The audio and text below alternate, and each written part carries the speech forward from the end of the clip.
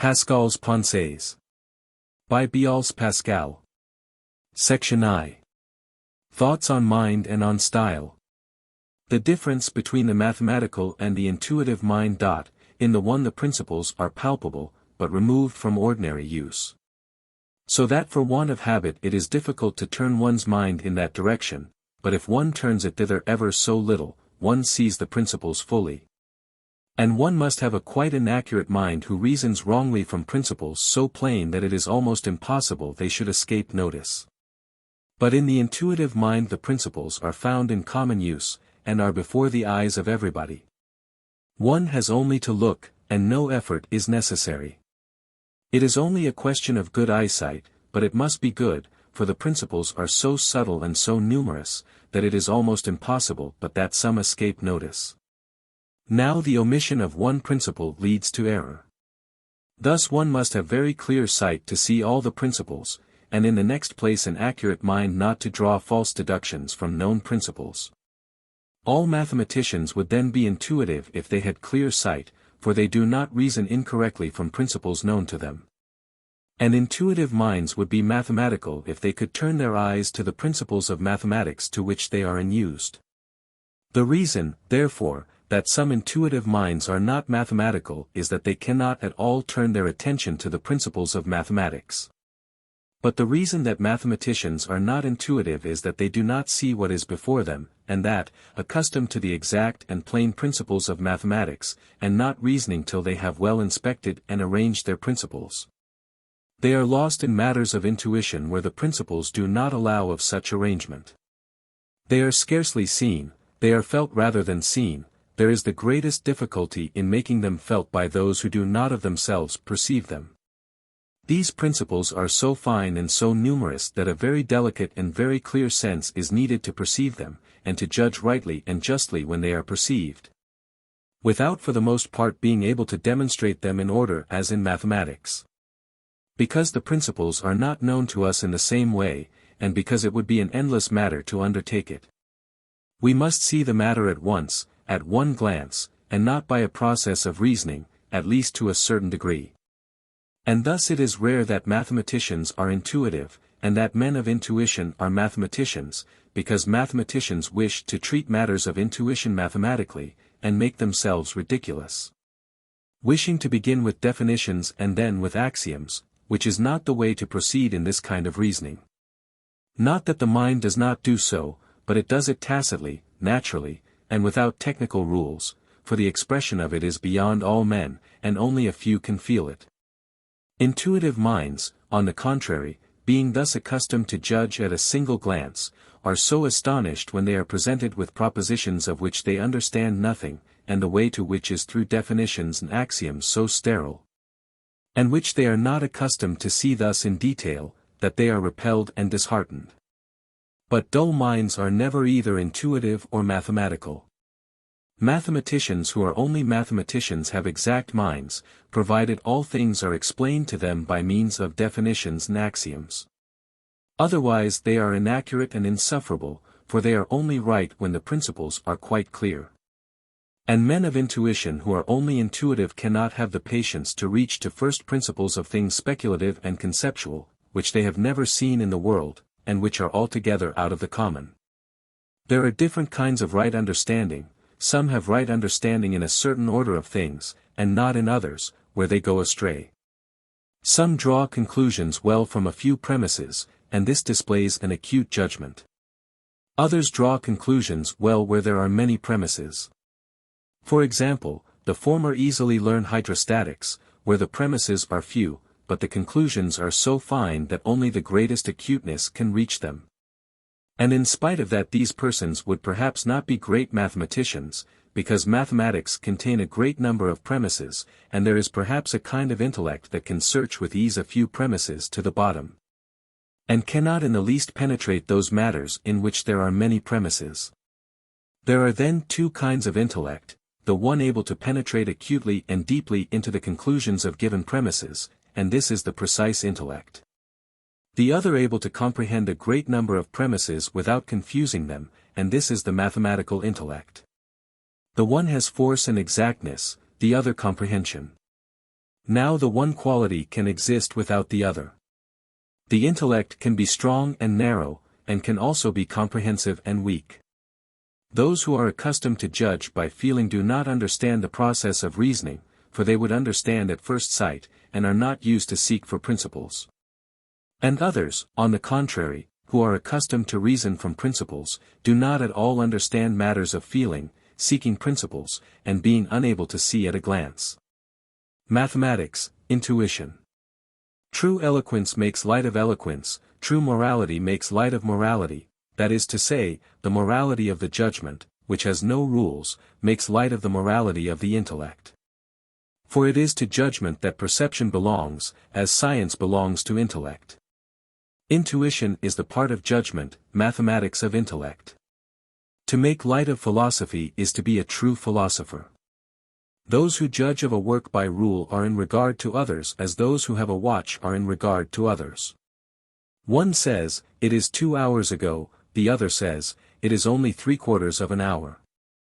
I look at my watch, and say to the one, "You are weary," and to the other, "Time gallops with you, for it is only an hour and a half ago," and I laugh at those who tell me that time goes slowly with me, and that I judge by imagination. They do not know that I judge by my watch. Just as we harm the understanding, we harm the feelings also. The understanding and the feelings are molded by intercourse, the understanding and feelings are corrupted by intercourse. Thus good or bad society improves or corrupts them. It is, then, all important to know how to choose in order to improve and not to corrupt them, and we cannot make this choice, if they be not already improved and not corrupted. Thus a circle is formed, and those are fortunate who escape it. The greater intellect one has, the more originality one finds in men. Ordinary persons find no difference between men. There are many people who listen to a sermon in the same way as they listen to vespers. When we wish to correct with advantage, and to show another that he errs, we must notice from what side he views the matter, for on that side it is usually true, and admit that truth to him, but reveal to him the side on which it is false. He is satisfied with that, for he sees that he was not mistaken, and that he only failed to see all sides. Now, no one is offended at not seeing everything. But one does not like to be mistaken, and that perhaps arises from the fact that man naturally cannot see everything, and that naturally he cannot err in the side he looks at, since the perceptions of our senses are always true. People are generally better persuaded by the reasons which they have themselves discovered than by those which have come into the mind of others. All great amusements are dangerous to the Christian life. But among all those which the world has invented there is none more to be feared than the theatre. It is a representation of the passions so natural and so delicate that it excites them and gives birth to them in our hearts, and, above all, to that of love, principally when it is represented as very chaste and virtuous. For the more innocent it appears to innocent souls, the more they are likely to be touched by it. Its violence pleases our self-love, which immediately forms a desire to produce the same effects which are seen so well represented. And, at the same time, we make ourselves a conscience founded on the propriety of the feelings which we see there, by which the fear of pure souls is removed. Since they imagine that it cannot hurt their purity to love with a love which seems to them so reasonable. So we depart from the theatre with our hearts so filled with all the beauty and tenderness of love, the soul and the mind so persuaded of its innocence, that we are quite ready to receive its first impressions. Or rather to seek an opportunity of awakening them in the heart of another, in order that we may receive the same pleasures and the same sacrifices which we have seen so well represented in the theatre. Scaramouch, who only thinks of one thing. The doctor, who speaks for a quarter of an hour after he has said everything, so full is he of the desire of talking. One likes to see the error, the passion of Cleobuline, because she is unconscious of it. She would be displeasing, if she were not deceived. When a natural discourse paints a passion or an effect, one feels within oneself the truth of what one reads, which was there before, although one did not know it. Hence one is inclined to love him who makes us feel it, for he has not shown us his own riches, but ours.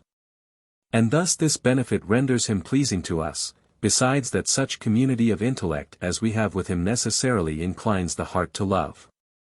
Eloquence, which persuades by sweetness, not by authority, as a tyrant, not as a king. Eloquence is an art of saying things in such a way, 1. That those to whom we speak may listen to them without pain and with pleasure, 2. That they feel themselves interested, so that self-love leads them more willingly to reflection upon it. It consists, then, in a correspondence which we seek to establish between the head and the heart of those to whom we speak on the one hand, and, on the other, between the thoughts and the expressions which we employ. This assumes that we have studied well the heart of man so as to know all its powers, and then to find the just proportions of the discourse which we wish to adapt to them. We must put ourselves in the place of those who are to hear us, and make trial on our own heart of the turn which we give to our discourse in order to see whether one is made for the other. And whether we can assure ourselves that the hearer will be, as it were, forced to surrender. We ought to restrict ourselves, so far as possible, to the simple and natural, and not to magnify that which is little, or belittle that which is great. It is not enough that a thing be beautiful. It must be suitable to the subject, and there must be in it nothing of excess or defect. Rivers are roads which move, and which carry us whither we desire to go. When we do not know the truth of a thing, it is of advantage that there should exist a common error which determines the mind of man, as, for example, the moon, to which is attributed the change of seasons, the progress of diseases, etc. For the chief malady of man is restless curiosity about things which he cannot understand, and it is not so bad for him to be in error as to be curious to no purpose. The manner in which Epictetus, Montaigne, and Salomon de Tolti wrote, is the most usual, the most suggestive, the most remembered, and the oftenest quoted, because it is entirely composed of thoughts born from the common talk of life. As when we speak of the common error which exists among men that the moon is the cause of everything, we never fail to say that Salomon de Tolti says that when we do not know the truth of a thing, it is of advantage that there should exist a common error, etc. Which is the thought above. The last thing one settles in writing a book is what one should put in first. Order. Why should I undertake to divide my virtues into 4 rather than into 6? Why should I rather establish virtue in 4, in 2, in 1? Why into abstain et sustain rather than into follow nature, or conduct your private affairs without injustice, as Plato, or anything else? But there, you will say, everything is contained in one word. Yes, but it is useless without explanation, and when we come to explain it, as soon as we unfold this maxim which contains all the rest, they emerge in that first confusion which you desired to avoid. So, when they are all included in one, they are hidden and useless, as in a chest, and never appear save in their natural confusion. Nature has established them all without including one in the other. Nature has made all her truths independent of one another. Our art makes one dependent on the other. But this is not natural. Each keeps its own place. Let no one say that I have said nothing new, the arrangement of the subject is new. When we play tennis, we both play with the same ball, but one of us places it better. I had as soon it said that I used words employed before. And in the same way, if the same thoughts in a different arrangement do not form a different discourse, no more do the same words in their different arrangement form different thoughts. Words differently arranged have a different meaning, and meanings differently arranged have different effects. Language. We should not turn the mind from one thing to another, except for relaxation, and that when it is necessary in the time suitable, and not otherwise. For he that relaxes out of season wearies, and he who wearies us out of season makes us languid, since we turn quite away. So much does our perverse lust like to do the contrary of what those wish to obtain from us without giving us pleasure, the coin for which we will do whatever is wanted. Eloquence. It requires the pleasant and the real. But the pleasant must itself be drawn from the true. Eloquence is a painting of thought, and thus those who, after having painted it, add something more, make a picture instead of a portrait. Miscellaneous. Language. Those who make antitheses by forcing words are like those who make false windows for symmetry. Their rule is not to speak accurately, but to make apt figures of speech. Symmetry is what we see at a glance. Based on the fact that there is no reason for any difference, and based also on the face of man, whence it happens that symmetry is only wanted in breadth, not in height or depth. When we see a natural style, we are astonished and delighted. For we expected to see an author, and we find a man. Whereas those who have good taste, and who seeing a book expect to find a man, are quite surprised to find an author. Plus poetis quam humane locutus es. Those honor nature well, who teach that she can speak on everything, even on theology. We only consult the ear because the heart is wanting. The rule is uprightness. Beauty of omission, of judgment. All the false beauties which we blame in Cicero have their admirers, and in great number. There is a certain standard of grace and beauty which consists in a certain relation between our nature, such as it is, weak or strong, and the thing which pleases us. Whatever is formed according to this standard pleases us, be it house, song, discourse, verse, prose, woman, birds, rivers, trees, rooms, dress, etc. Whatever is not made according to this standard displeases those who have good taste. And as there is a perfect relation between a song and a house which are made after a good model, because they are like this good model, though each after its kind, even so there is a perfect relation between things made after a bad model. Not that the bad model is unique, for there are many, but each bad sonnet, for example, on whatever false model it is formed, is just like a woman dressed after that model. Nothing makes us understand better the ridiculousness of a false sonnet than to consider nature and the standard, and then to imagine a woman or a house made according to that standard. Poetical beauty. As we speak of poetical beauty, so ought we to speak of mathematical beauty in medical beauty. But we do not do so. And the reason is that we know well what is the object of mathematics, and that it consists in proofs, and what is the object of medicine, and that it consists in healing. But we do not know in what grace consists, which is the object of poetry. We do not know the natural model which we ought to imitate, and through lack of this knowledge, we have coined fantastic terms, the golden age, the wonder of our times, fatal, etc., and call this jargon poetical beauty.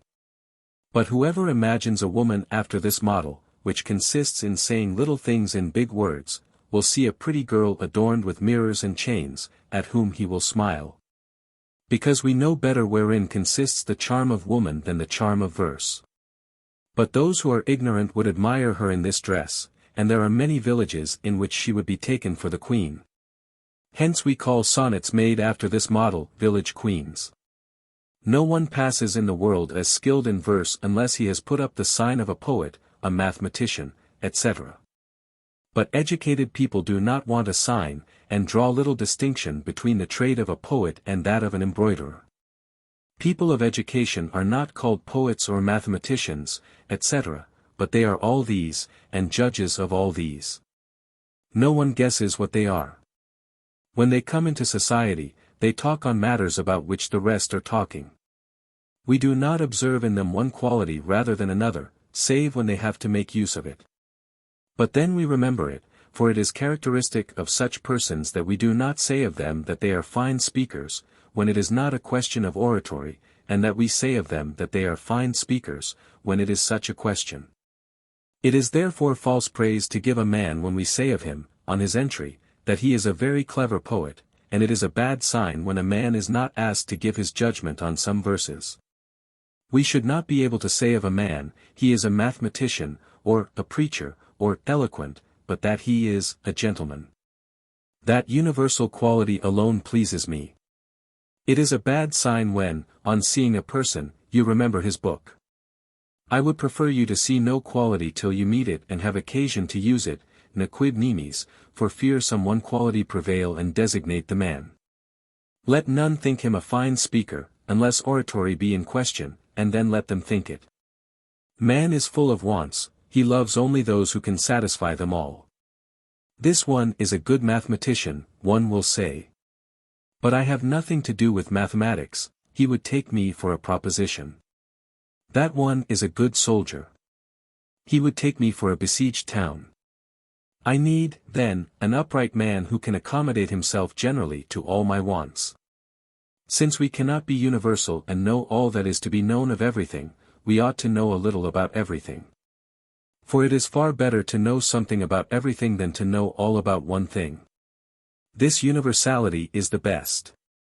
If we can have both, still better, but if we must choose, we ought to choose the former. And the world feels this and does so. For the world is often a good judge. A poet and not an honest man. If lightning fell on low places, etc., poets, and those who can only reason about things of that kind, would lack proofs. If we wish to prove the examples which we take to prove other things, we should have to take those other things to be examples. For, as we always believe the difficulty is in what we wish to prove, we find the examples clearer and a help to demonstration. Thus when we wish to demonstrate a general theorem, we must give the rule as applied to a particular case. But if we wish to demonstrate a particular case, we must begin with the general rule. For we always find the thing obscure which we wish to prove, and that clear which we use for the proof. For, when a thing is put forward to be proved, we first fill ourselves with the imagination that it is therefore obscure, and on the contrary that what is to prove it is clear, and so we understand it easily. Epigrams of Martial. Man loves malice, but not against one-eyed men nor the unfortunate, but against the fortunate and proud. People are mistaken in thinking otherwise. For lust is the source of all our actions, and humanity, etc. We must please those who have humane and tender feelings. That epigram about two one-eyed people is worthless, for it does not console them, and only gives a point to the author's glory. All that is only for the sake of the author is worthless. Ambitiosa resident ornamenta. To call a king, prince, is pleasing, because it diminishes his rank. Certain authors, speaking of their works, say, my book, my commentary, my history, etc. They resemble middle-class people who have a house of their own, and always have, my house, on their tongue. They would do better to say, our book, our commentary, our history, etc. Because there is in them usually more of other people's than their own. Do you wish people to believe good of you? Don't speak. Languages are ciphers, wherein letters are not changed into letters, but words into words, so that an unknown language is decipherable. A maker of witticisms, a bad character. There are some who speak well and write badly. For the place and the audience warm them, and draw from their minds more than they think of without that warmth. When we find words repeated in a discourse, and, in trying to correct them, discover that they are so appropriate that we would spoil the discourse, we must leave them alone. This is the test. And our attempt is the work of envy, which is blind, and does not see that repetition is not in this place a fault, for there is no general rule. To mask nature and disguise her. No more king, pope, bishop, but august monarch, etc. Not Paris, the capital of the kingdom. There are places in which we ought to call Paris, Paris, and others in which we ought to call it the capital of the kingdom. The same meaning changes with the words which express it.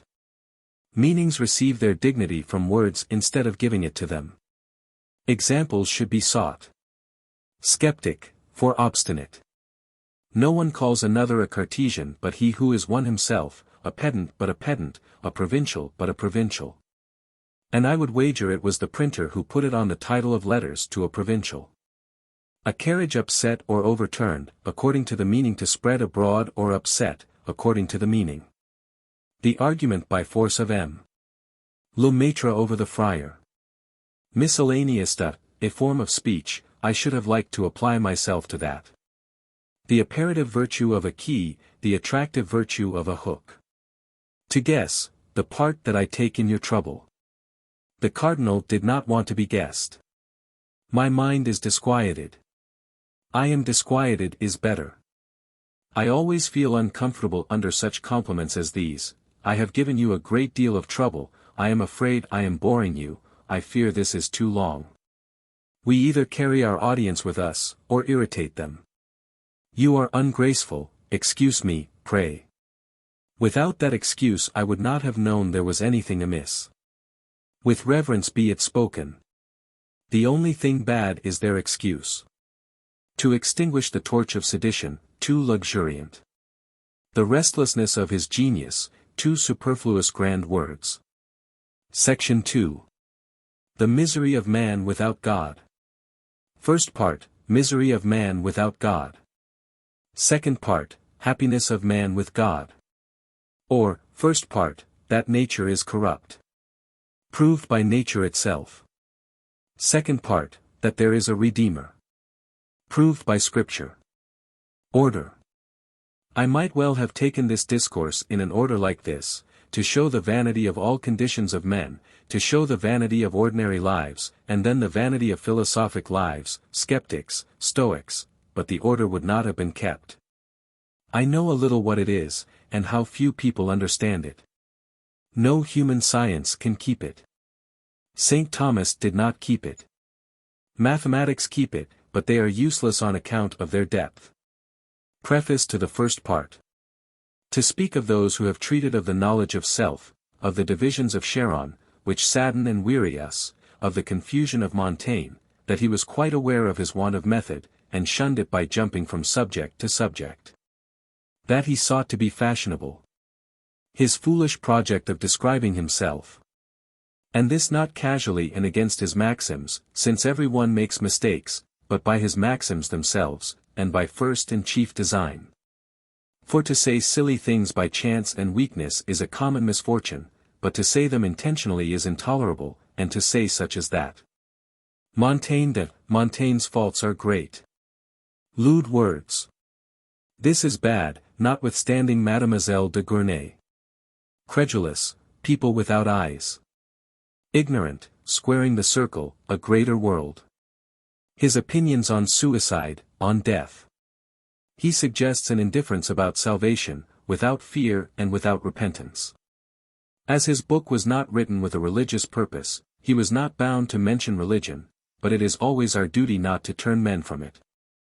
One can excuse his rather free and licentious opinions on some relations of life, 730,231, but one cannot excuse his thoroughly pagan views on death, for a man must renounce piety altogether, if he does not at least wish to die like a Christian. Now, through the whole of his book his only conception of death is a cowardly and effeminate one.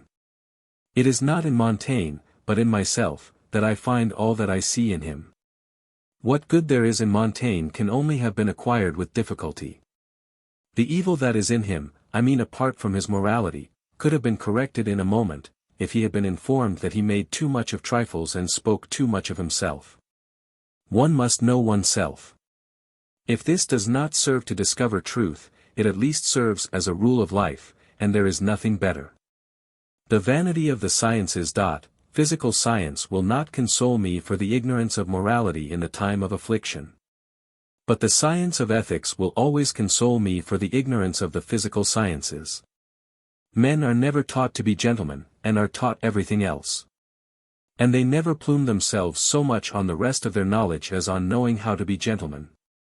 They only plume themselves on knowing the one thing they do not know. The infinites, the mean. When we read too fast or too slowly, we understand nothing. Nature has set us so well in the center, that if we change one side of the balance, we change the other also. I act. Tau zeta alpha tau rho chi epsilon iota. This makes me believe that the springs in our brain are so adjusted that he who touches one touches also its contrary. Too much and too little wine. Give him none, he cannot find truth, give him too much, the same. Man's disproportion. This is where our innate knowledge leads us. If it be not true, there is no truth in man, and if it be true, he finds therein great cause for humiliation, being compelled to abase himself in one way or another. And since he cannot exist without this knowledge, I wish that, before entering on deeper researches into nature, he would consider her both seriously and at leisure, that he would reflect upon himself also, and knowing what proportion there is. Let man then contemplate the whole of nature in her full and grand majesty, and turn his vision from the low objects which surround him. Let him gaze on that brilliant light, set like an eternal lamp to illumine the universe. Let the earth appear to him a point in comparison with the vast circle described by the sun. And let him wonder at the fact that this vast circle is itself but a very fine point in comparison with that described by the stars in their revolution round the firmament. But if our view be arrested there, let our imagination pass beyond. It will sooner exhaust the power of conception than nature that of supplying material for conception. The whole visible world is only an imperceptible atom in the ample bosom of nature. No idea approaches it. We may enlarge our conceptions beyond all imaginable space, we only produce atoms in comparison with the reality of things. It is an infinite sphere, the center of which is everywhere, the circumference nowhere. In short, it is the greatest sensible mark of the almighty power of God, that imagination loses itself in that thought. Returning to himself, let man consider what he is in comparison with all existence. Let him regard himself as lost in this remote corner of nature, and from the little cell in which he finds himself lodged, I mean the universe, let him estimate at their true value the earth, kingdoms, cities, and himself. What is a man in the infinite? But to show him another prodigy equally astonishing, let him examine the most delicate things he knows. Let a mite be given him, with its minute body in parts incomparably more minute, limbs with their joints, veins in the limbs, blood in the veins, humors in the blood, drops in the humors, vapors in the drops. Dividing these last things again, let him exhaust his powers of conception, and let the last object at which he can arrive be now that of our discourse. Perhaps he will think that here is the smallest point in nature. I will let him see therein a new abyss. I will paint for him not only the visible universe, but all that he can conceive of nature's immensity in the womb of this abridged atom. Let him see therein an infinity of universes, each of which has its firmament, its planets, its earth, in the same proportion as in the visible world. In each earth animals, and in the last mites, in which he will find again all that the first had, finding still in these others the same thing without end and without cessation. Let him lose himself in wonders as amazing in their littleness as the others in their vastness. For who will not be astounded at the fact that our body, which a little while ago was imperceptible in the universe, itself imperceptible in the bosom of the whole, is now a colossus, a world, or rather a whole? In respect of the nothingness which we cannot reach? He who regards himself in this light will be afraid of himself, and observing himself sustained in the body given him by nature between those two abysses of the infinite and nothing, will tremble at the sight of these marvels. And I think that, as his curiosity changes into admiration, he will be more disposed to contemplate them in silence than to examine them with presumption. For in fact, what is man in nature? A nothing in comparison with the infinite, an all in comparison with the nothing, a mean between nothing and everything. Since he is infinitely removed from comprehending the extremes, the end of things and their beginning are hopelessly hidden from him in an impenetrable secret, he is equally incapable of seeing the nothing from which he was made, and the infinite in which he is swallowed up. What will he do then, but perceive the appearance of the middle of things, in an eternal despair of knowing either their beginning or their end? All things proceed from the nothing, and are born towards the infinite. Who will follow these marvelous processes? The author of these wonders understands them. None other can do so. Through failure to contemplate these infinites, men have rashly rushed into the examination of nature, as though they bore some proportion to her. It is strange that they have wished to understand the beginnings of things, and thence to arrive at the knowledge of the whole, with a presumption as infinite as their object. For surely this design cannot be formed without presumption or without a capacity infinite like nature. If we are well informed, we understand that, as nature has graven her image and that of her author on all things, they almost all partake of her double infinity. Thus we see that all the sciences are infinite in the extent of their researches. For who doubts that geometry, for instance, has an infinite infinity of problems to solve? They are also infinite in the multitude and fineness of their premises.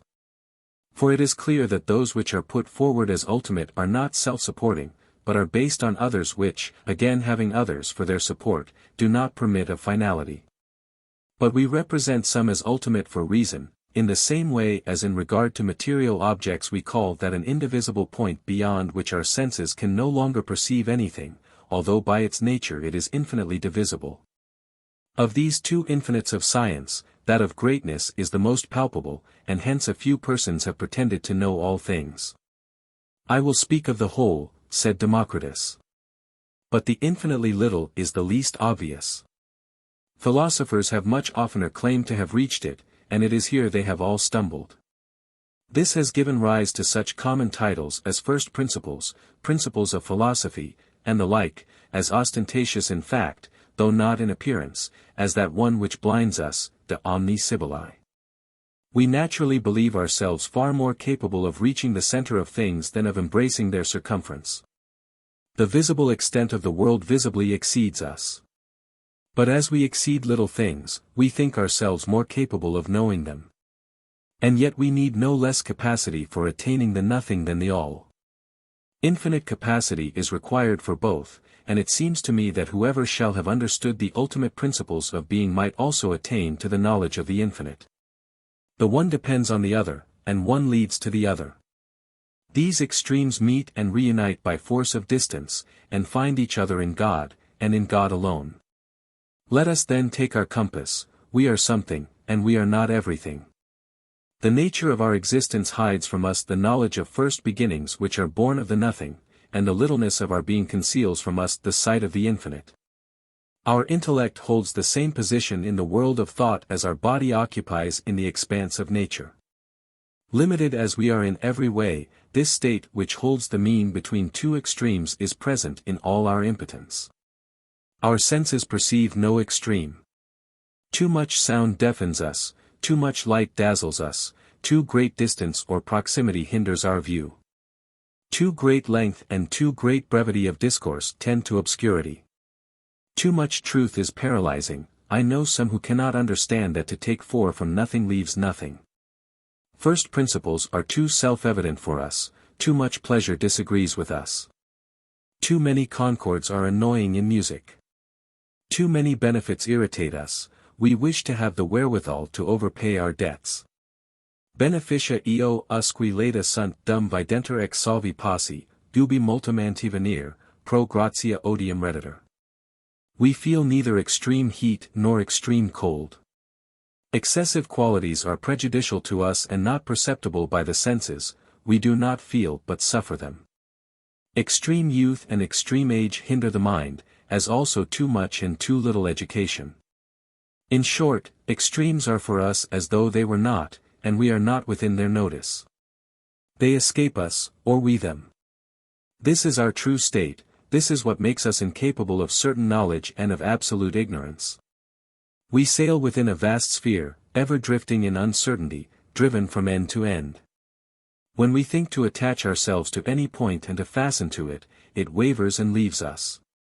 And if we follow it, it eludes our grasp, slips past us, and vanishes forever. Nothing stays for us. This is our natural condition, and yet most contrary to our inclination. We burn with desire to find solid ground and an ultimate sure foundation whereon to build a tower reaching to the infinite. But our whole groundwork cracks, and the earth opens to abysses. Let us therefore not look for certainty and stability. Our reason is always deceived by fickle shadows, nothing can fix the finite between the two infinites, which both enclose and fly from it. If this be well understood, I think that we shall remain at rest, each in the state wherein nature has placed him. As this sphere which has fallen to us as our lot is always distant from either extreme, what matters it that man should have a little more knowledge of the universe? If he has it, he but gets a little higher. Is he not always infinitely removed from the end, and is not the duration of our life equally removed from eternity, even if it lasts 10 years longer? In comparison with these infinites all finites are equal, and I see no reason for fixing our imagination on one more than on another. The only comparison which we make of ourselves to the finite is painful to us. If man made himself the first object of study, he would see how incapable he is of going further. How can a part know the whole? But he may perhaps aspire to know at least the parts to which he bears some proportion. But the parts of the world are all so related and linked to one another, that I believe it impossible to know one without the other and without the whole. Man, for instance, is related to all he knows. He needs a place wherein to abide, time through which to live, motion in order to live, elements to compose him, warmth and food to nourish him, air to breathe.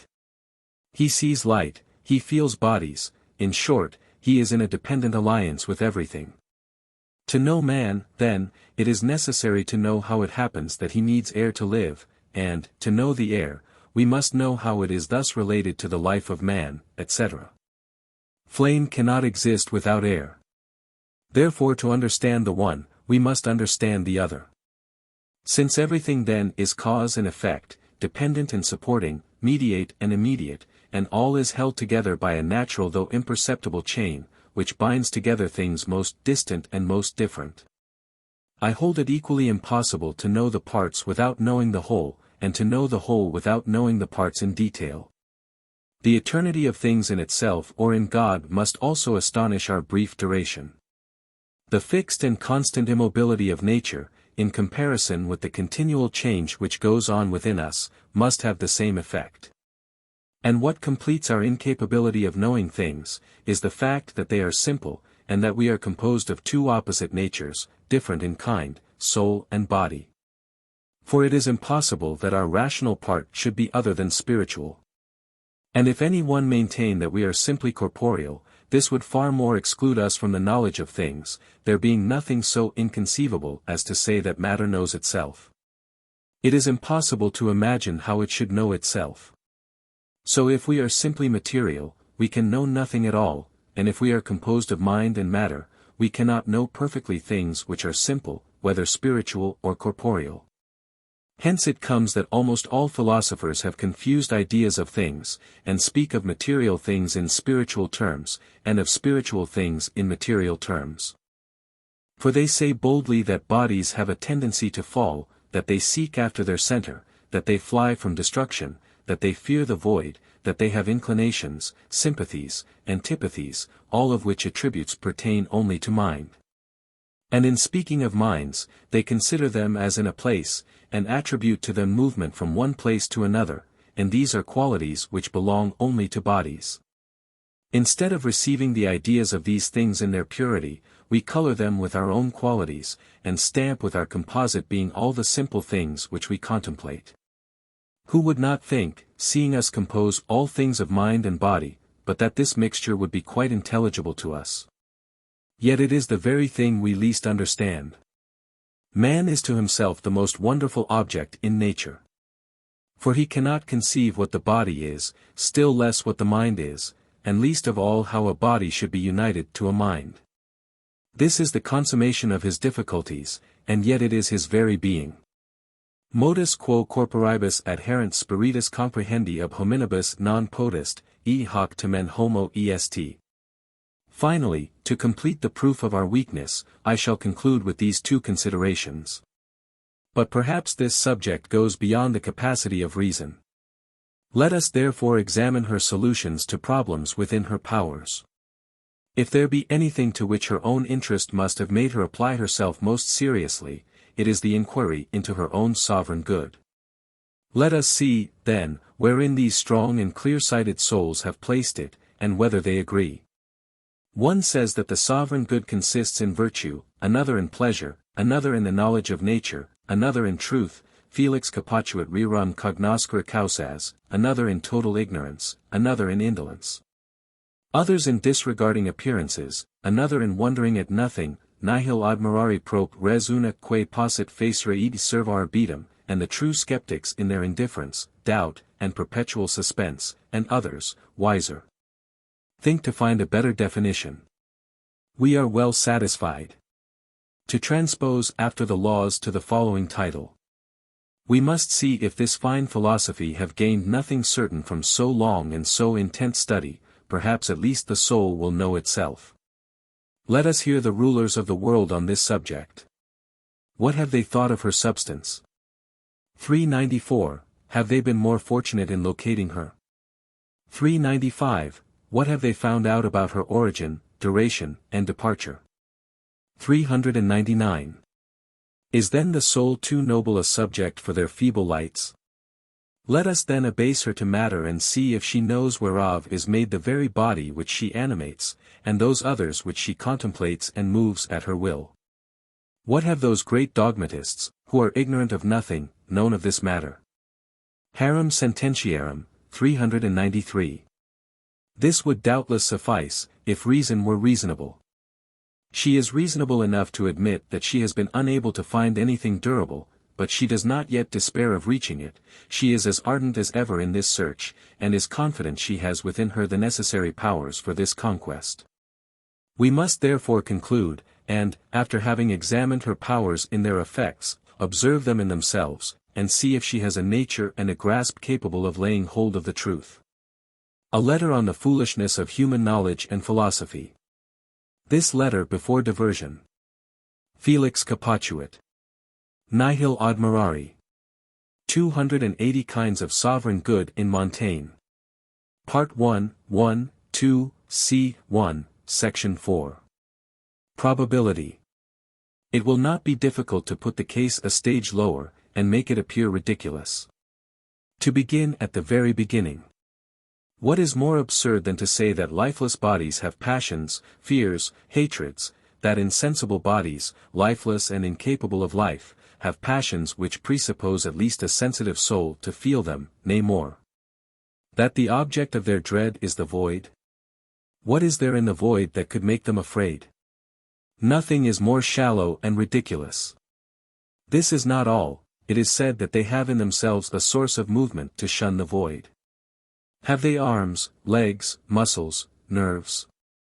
To write against those who made too profound a study of science, Descartes. I cannot forgive Descartes. In all his philosophy he would have been quite willing to dispense with God. But he had to make him give a fillip to set the world in motion. Beyond this, he has no further need of God. Descartes useless and uncertain. Descartes. We must say summarily, this is made by figure and motion, for it is true. But to say what these are, and to compose the machine, is ridiculous. For it is useless, uncertain, and painful. And were it true, we do not think all philosophy is worth 1 hour of pain.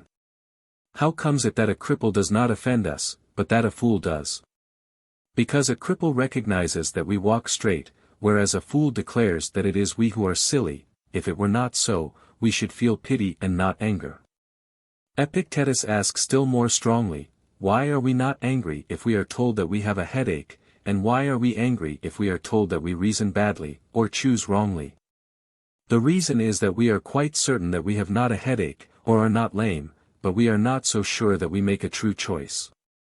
So having assurance only because we see with our whole sight, it puts us into suspense and surprise when another with his whole sight sees the opposite, and still more so when 1,000 others deride our choice.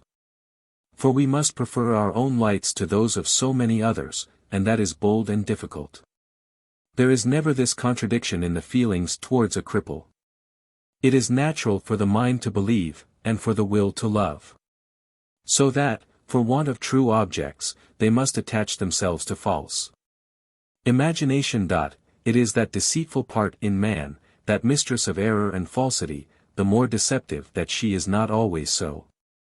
For she would be an infallible rule of truth, if she were an infallible rule of falsehood. But being most generally false, she gives no sign of her nature, impressing the same character on the true and the false.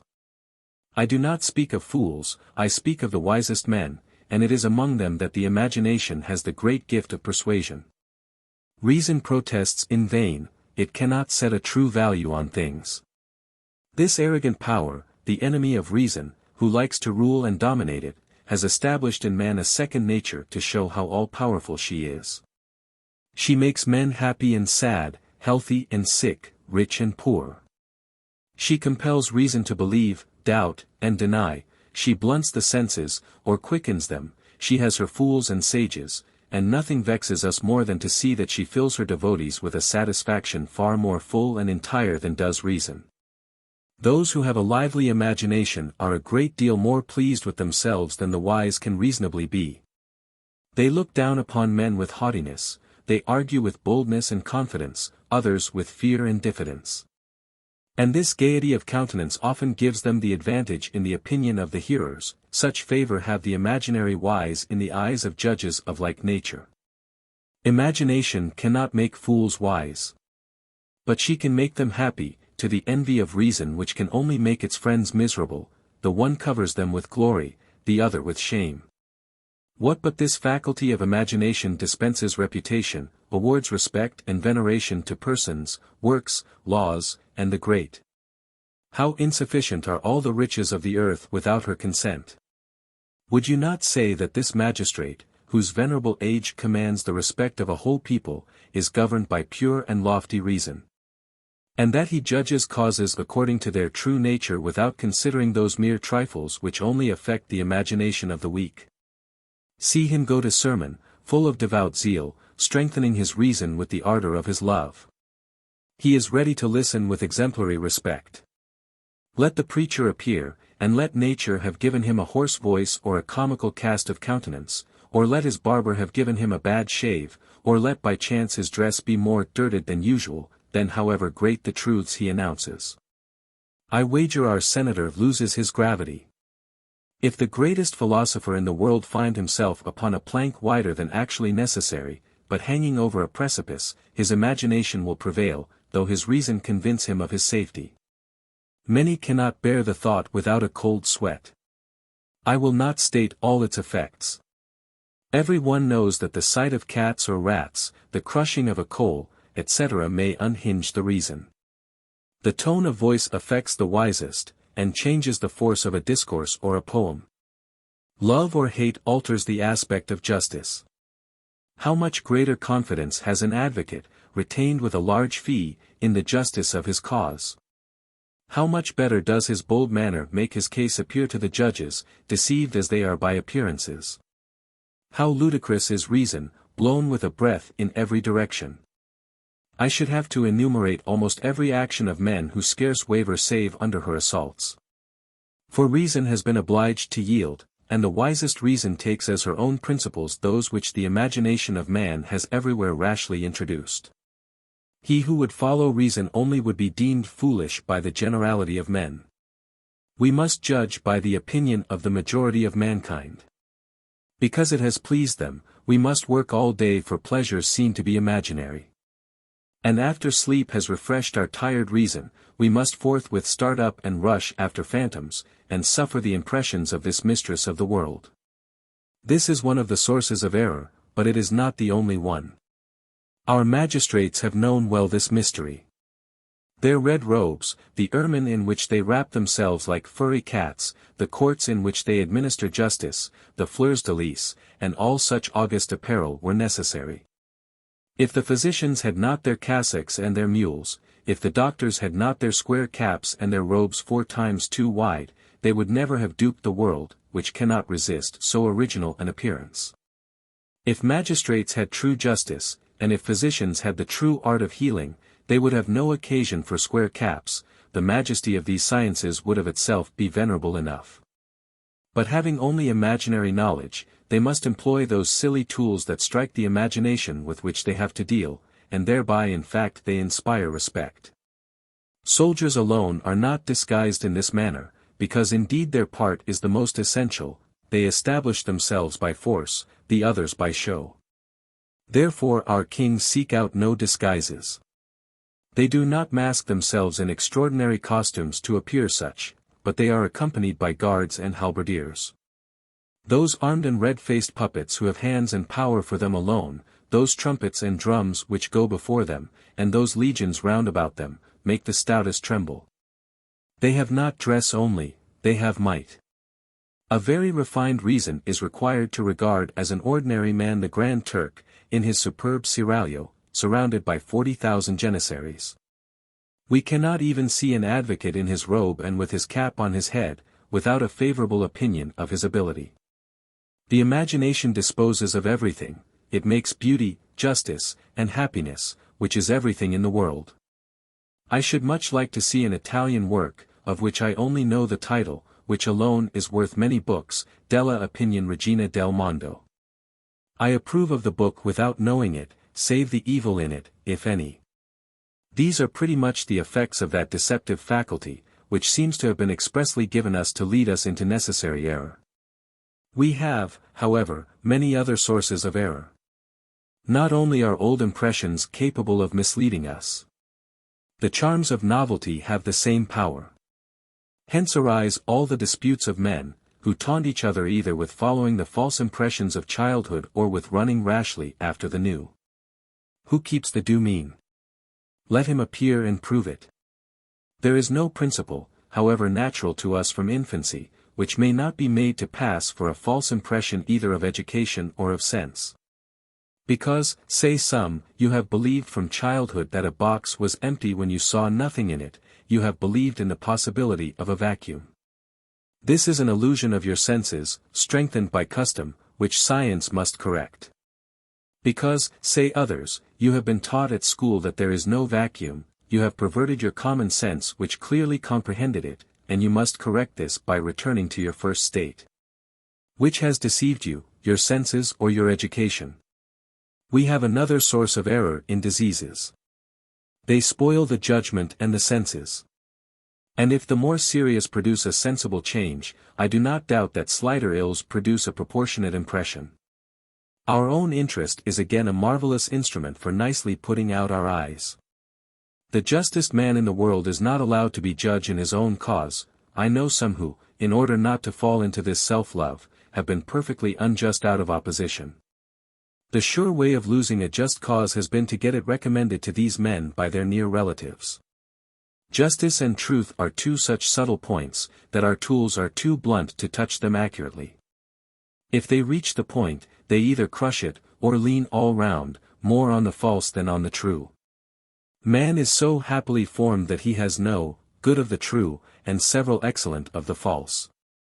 Let us now see how much. But the most powerful cause of error is the war existing between the senses and reason. We must thus begin the chapter on the deceptive powers. Man is only a subject full of error, natural and ineffaceable, without grace. Nothing shows him the truth. Everything deceives him. These two sources of truth, reason and the senses, besides being both wanting in sincerity, deceive each other in turn. The senses mislead the reason with false appearances, and receive from reason in their turn the same trickery which they apply to her. Reason has her revenge.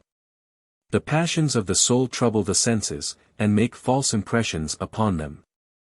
They rival each other in falsehood and deception. But besides those errors which arise accidentally and through lack of intelligence, with these heterogeneous faculties, the imagination enlarges little objects so as to fill our souls with a fantastic estimate, and, with rash insolence, it belittles the great to its own measure, as when talking of God. Things which have most hold on us, as the concealment of our few possessions, are often a mere nothing. It is a nothing which our imagination magnifies into a mountain. Another turn of the imagination would make us discover this without difficulty. My fancy makes me hate a croaker, and one who pants when eating. Fancy has great weight. Shall we profit by it? Shall we yield to this weight because it is natural? No, but by resisting it. Ne ist magno conata magnas nugas dixerit. Quasi quidquam infelicius sit homini cui sua figmenta dominantur. Plin.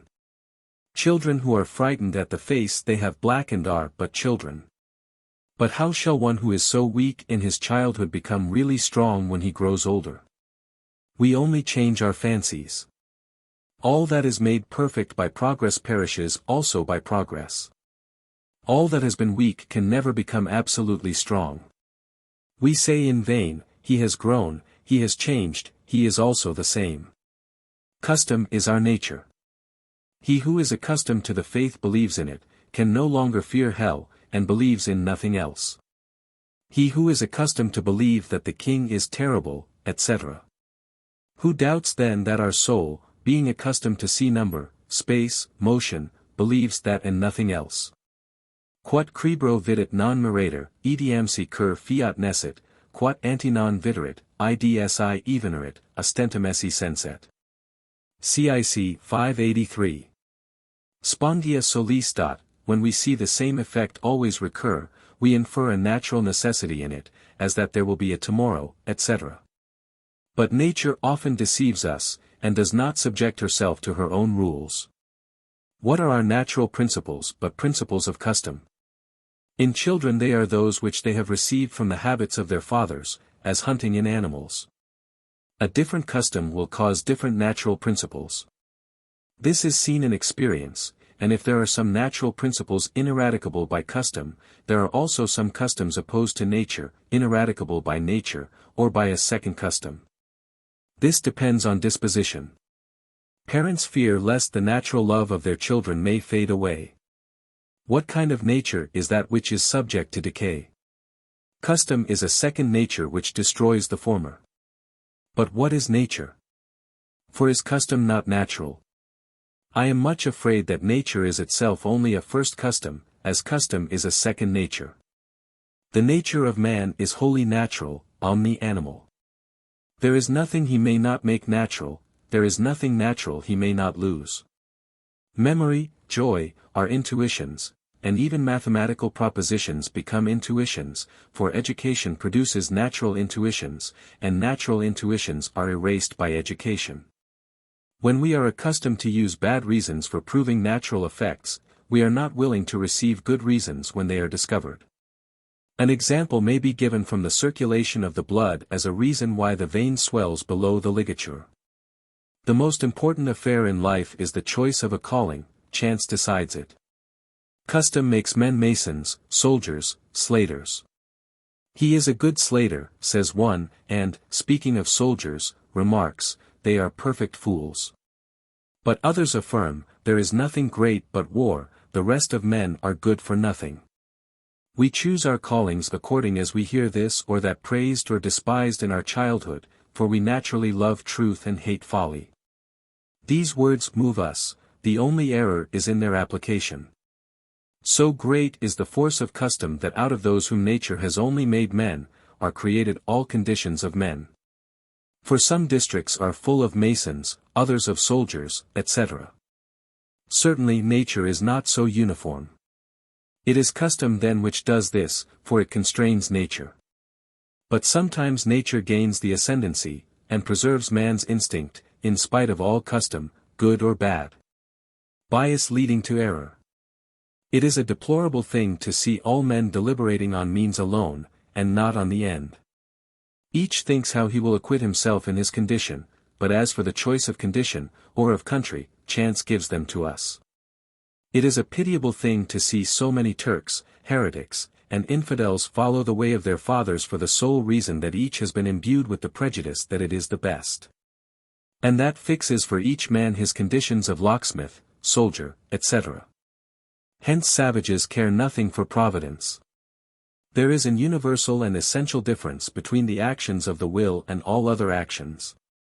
The will is one of the chief factors in belief, not that it creates belief, but because things are true or false according to the aspect in which we look at them. The will, which prefers one aspect to another, turns away the mind from considering the qualities of all that it does not like to see. And thus the mind, moving in accord with the will, stops to consider the aspect which it likes, and so judges by what it sees. Self-love. The nature of self-love and of this human ego is to love self only and consider self only. But what will man do? He cannot prevent this object that he loves from being full of faults and wants. He wants to be great, and he sees himself small. He wants to be happy, and he sees himself miserable. He wants to be perfect, and he sees himself full of imperfections. He wants to be the object of love and esteem among men, and he sees that his faults merit only their hatred and contempt. This embarrassment in which he finds himself produces in him the most unrighteous and criminal passion that can be imagined, for he conceives a mortal enmity against that truth which reproves him, and which convinces him of his faults. He would annihilate it, but, unable to destroy it in its essence, he destroys it as far as possible in his own knowledge and in that of others. That is to say, he devotes all his attention to hiding his faults both from others and from himself, and he cannot endure either that others should point them out to him, or that they should see them. Truly it is an evil to be full of faults. But it is a still greater evil to be full of them, and to be unwilling to recognize them, since that is to add the further fault of a voluntary illusion. We do not like others to deceive us. We do not think it fair that they should be held in higher esteem by us than they deserve. It is not then fair that we should deceive them, and should wish them to esteem us more highly than we deserve. Thus, when they discover only the imperfections and vices which we really have, it is plain they do us no wrong, since it is not they who cause them. They rather do us good, since they help us to free ourselves from an evil, namely, the ignorance of these imperfections. We ought not to be angry at their knowing our faults and despising us. It is but right that they should know us for what we are, and should despise us, if we are contemptible. Such are the feelings that would arise in a heart full of equity and justice. What must we say then of our own heart, when we see in it a wholly different disposition? For is it not true that we hate truth and those who tell it us, and that we like them to be deceived in our favor, and prefer to be esteemed by them as being other than what we are in fact? One proof of this makes me shudder. The Catholic religion does not bind us to confess our sins indiscriminately to everybody. It allows them to remain hidden from all other men save one, to whom she bids us reveal the innermost recesses of our heart, and show ourselves as we are. There is only this one man in the world whom she orders us to undeceive, and she binds him to an inviolable secrecy, which makes this knowledge to him as if it were not. Can we imagine anything more charitable and pleasant? And yet the corruption of man is such that he finds even this law harsh, and it is one of the main reasons which has caused a great part of Europe to rebel against the Church. How unjust and unreasonable is the heart of man, which feels it disagreeable to be obliged to do in regard to one man what in some measure it were right to do to all men. For is it right that we should deceive men? There are different degrees in this aversion to truth, but all may perhaps be said to have it in some degree, because it is inseparable from self-love. It is this false delicacy which makes those who are under the necessity of reproving others choose so many windings and middle courses to avoid offense. They must lessen our faults, appear to excuse them, intersperse praises and evidence of love and esteem. Despite all this, the medicine does not cease to be bitter to self-love. It takes as little as it can, always with disgust, and often with a secret spite against those who administer it. Hence it happens that if any have some interest in being loved by us, they are averse to render us a service which they know to be disagreeable. They treat us as we wish to be treated. We hate the truth, and they hide it from us. We desire flattery, and they flatter us. We like to be deceived, and they deceive us. So each degree of good fortune which raises us in the world removes us farther from truth, because we are most afraid of wounding those whose affection is most useful and whose dislike is most dangerous. A prince may be the byword of all Europe, and he alone will know nothing of it. I am not astonished. To tell the truth is useful to those to whom it is spoken, but disadvantageous to those who tell it, because it makes them disliked.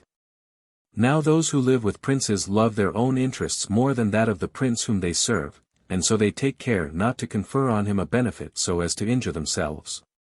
This evil is no doubt greater and more common among the higher classes, but the lower are not exempt from it, since there is always some advantage in making men love us.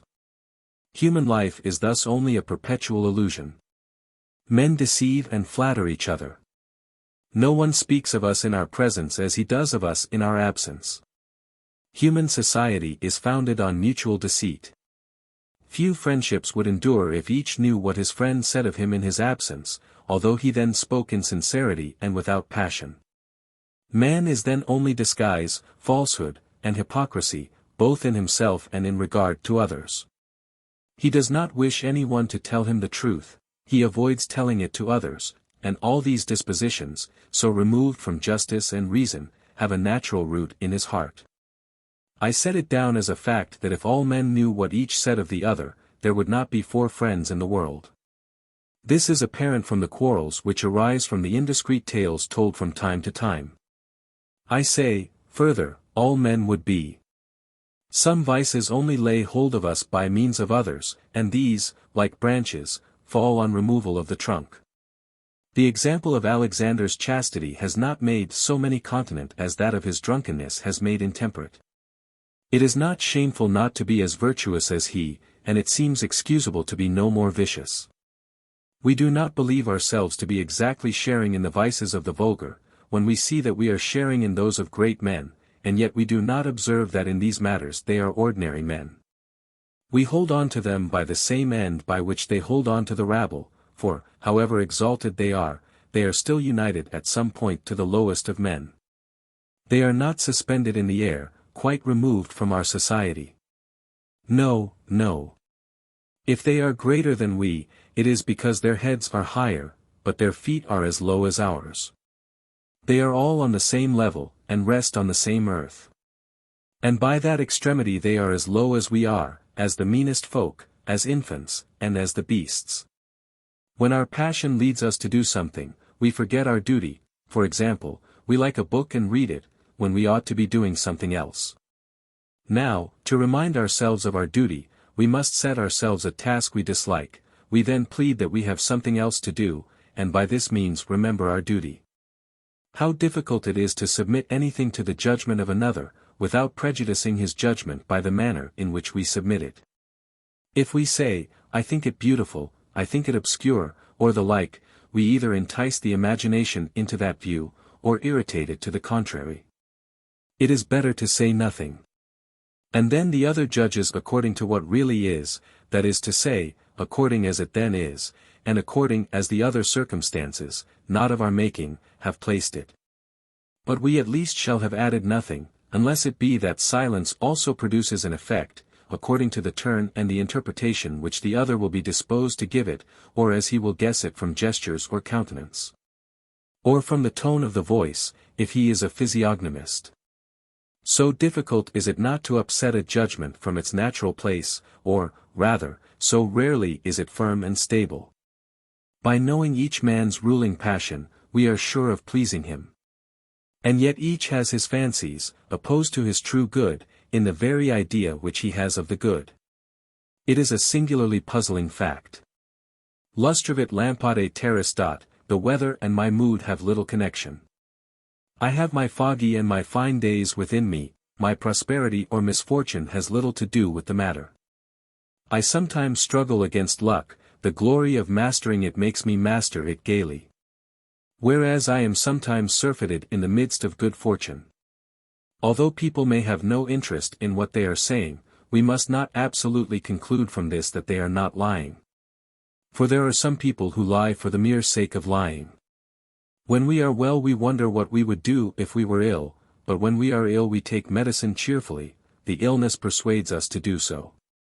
We have no longer the passions and desires for amusements and promenades which health gave to us, but which are incompatible with the necessities of illness. Nature gives us, then, passions and desires suitable to our present state. We are only troubled by the fears which we, and not nature, give ourselves, for they add to the state in which we are the passions of the state in which we are not. As nature makes us always unhappy in every state, our desires picture to us a happy state, because they add to the state in which we are the pleasures of the state in which we are not. And if we attain to these pleasures, we should not be happy after all, because we should have other desires natural to this new state. We must particularize this general proposition. The consciousness of the falsity of present pleasures, and the ignorance of the vanity of absent pleasures, cause inconstancy. Inconstancy. We think we are playing on ordinary organs when playing upon man. Men are organs, it is true, but, odd, changeable, variable, with pipes not arranged in proper order. Those who only know how to play on ordinary organs, will not produce harmonies on these. We must know where the keys are. Inconstancy. Things have different qualities, and the soul different inclinations, for nothing is simple which is presented to the soul, and the soul never presents itself simply to any object. Hence it comes that we weep and laugh at the same thing. Inconstancy and oddity. To live only by work, and to rule over the most powerful state in the world, are very opposite things. They are united in the person of the great Sultan of the Turks. Variety is as abundant as all tones of the voice, all ways of walking, coughing, blowing the nose, sneezing. We distinguish vines by their fruit, and call them the chondrion, the dizargue, and such a stock. Is this all? Has a vine ever produced two bunches exactly the same, and has a bunch two grapes alike? Etc. I can never judge of the same thing exactly in the same way. I cannot judge of my work, while doing it. I must do as the artists, stand at a distance, but not too far. How far, then? Guess. Variety. Theology is a science, but at the same time how many sciences? A man is a whole. But if we dissect him, will he be the head, the heart, the stomach, the veins, each vein, each portion of a vein, the blood, each humor in the blood? A town, a country place, is from afar a town and a country place. But, as we draw near, there are houses, trees, tiles, leaves, grass, ants, limbs of ants, in infinity. All this is contained under the name of country place. Thoughts that, all is one, all is different. How many natures exist in man? How many vocations? And by what chance does each man ordinarily choose what he has heard praised? A well-turned heel. The heel of a slipper. Ah! How well this is turned! Here is a clever workman. How brave is this soldier! This is the source of our inclinations, and of the choice of conditions. How much this man drinks! How little that one! This makes people sober or drunk, soldiers, cowards, etc. Chief talent, that which rules the rest. Nature imitates herself. A seed sown in good ground brings forth fruit. A principle, instilled into a good mind, brings forth fruit. Numbers imitate space, which is of a different nature. All is made and led by the same master, root, branches, and fruits. Principles and consequences. Nature diversifies and imitates, art imitates and diversifies. Nature always begins the same things again, the years, the days, the hours, in like manner spaces and numbers follow each other from beginning to end. Thus is made a kind of infinity and eternity. Not that anything in all this is infinite and eternal, but these finite realities are infinitely multiplied. Thus it seems to me to be only the number which multiplies them that is infinite. Time heals griefs and quarrels, for we change and are no longer the same persons. Neither the offender nor the offended are any more themselves. It is like a nation which we have provoked, but meet again after 2 generations. They are still Frenchmen, but not the same. He no longer loves the person whom he loved 10 years ago. I quite believe it. She is no longer the same, nor is he. He was young, and she also, she is quite different. He would perhaps love her yet, if she were what she was then. We view things not only from different sides, but with different eyes, we have no wish to find them alike. Contraries. Man is naturally credulous and incredulous, timid and rash. Description of man, dependency, desire of independence, need. Condition of man, inconstancy, weariness, unrest. The weariness which is felt by us in leaving pursuits to which we are attached. A man dwells at home with pleasure. But if he sees a woman who charms him, or if he enjoys himself in play for 5 or 6 days, he is miserable if he returns to his former way of living. Nothing is more common than that. Our nature consists in motion, complete rest is death. Restlessness. If a soldier, or laborer, complain of the hardship of his lot, set him to do nothing. Weariness. Nothing is so insufferable to man as to be completely at rest, without passions, without business, without diversion, without study. He then feels his nothingness, his forlornness, his insufficiency, his dependence, his weakness, his emptiness. There will immediately arise from the depth of his heart weariness, gloom, sadness, fretfulness, vexation, despair. Methinks Caesar was too old to set about amusing himself with conquering the world. Such sport was good for Augustus or Alexander. They were still young men, and thus difficult to restrain. But Caesar should have been more mature. Two faces which resemble each other, make us laugh, when together, by their resemblance, though neither of them by itself makes us laugh. How useless is painting, which attracts admiration by the resemblance of things, the originals of which we do not admire. The struggle alone pleases us, not the victory. We love to see animals fighting, not the victor infuriated over the vanquished. We would only see the victorious end, and, as soon as it comes, we are satiated. It is the same in play, and the same in the search for truth. In disputes we like to see the clash of opinions, but not at all to contemplate truth when found. To observe it with pleasure, we have to see it emerge out of strife. So in the passions, there is pleasure in seeing the collision of two contraries, but when one acquires the mastery, it becomes only brutality. We never seek things for themselves, but for the search. Likewise in plays, scenes which do not rouse the emotion of fear are worthless, so are extreme and hopeless misery, brutal lust, and extreme cruelty. A mere trifle consoles us, for a mere trifle distresses us.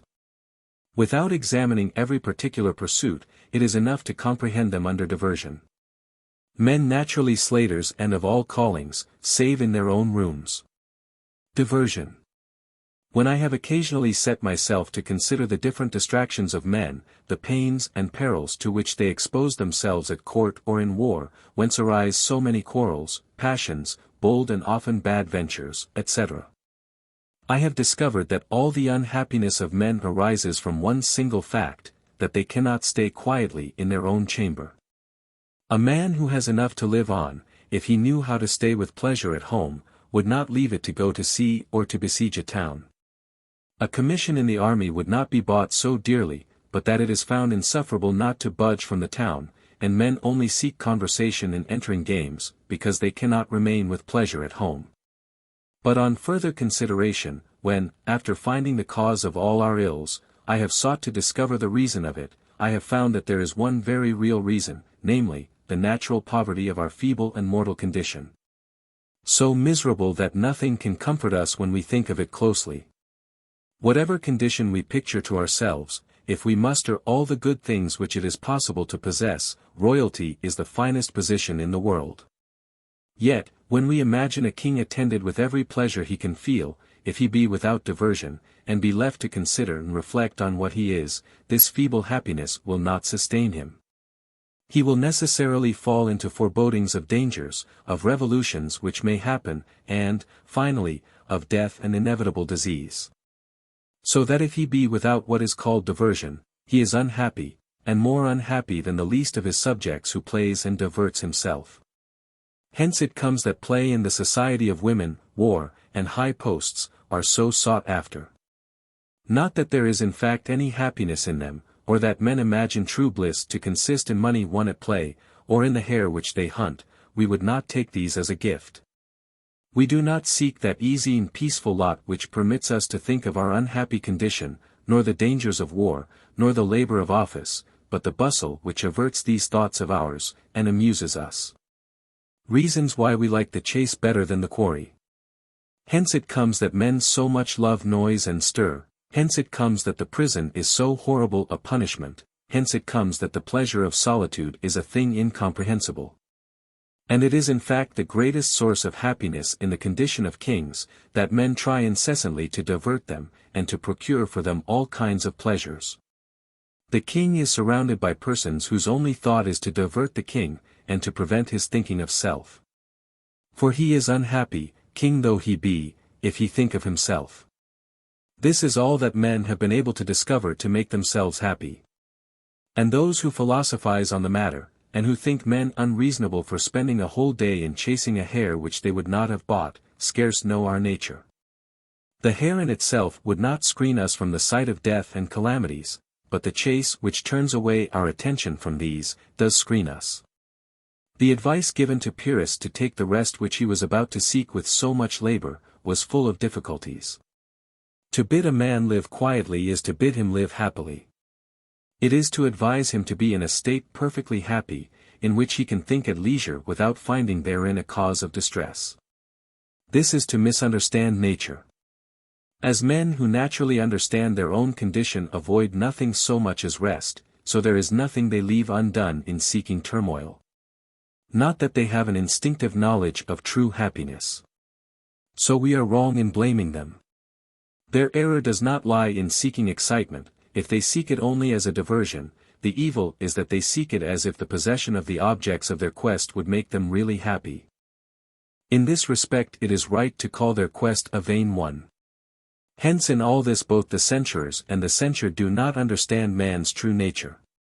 And thus, when we take the exception against them, that what they seek with such fervor cannot satisfy them.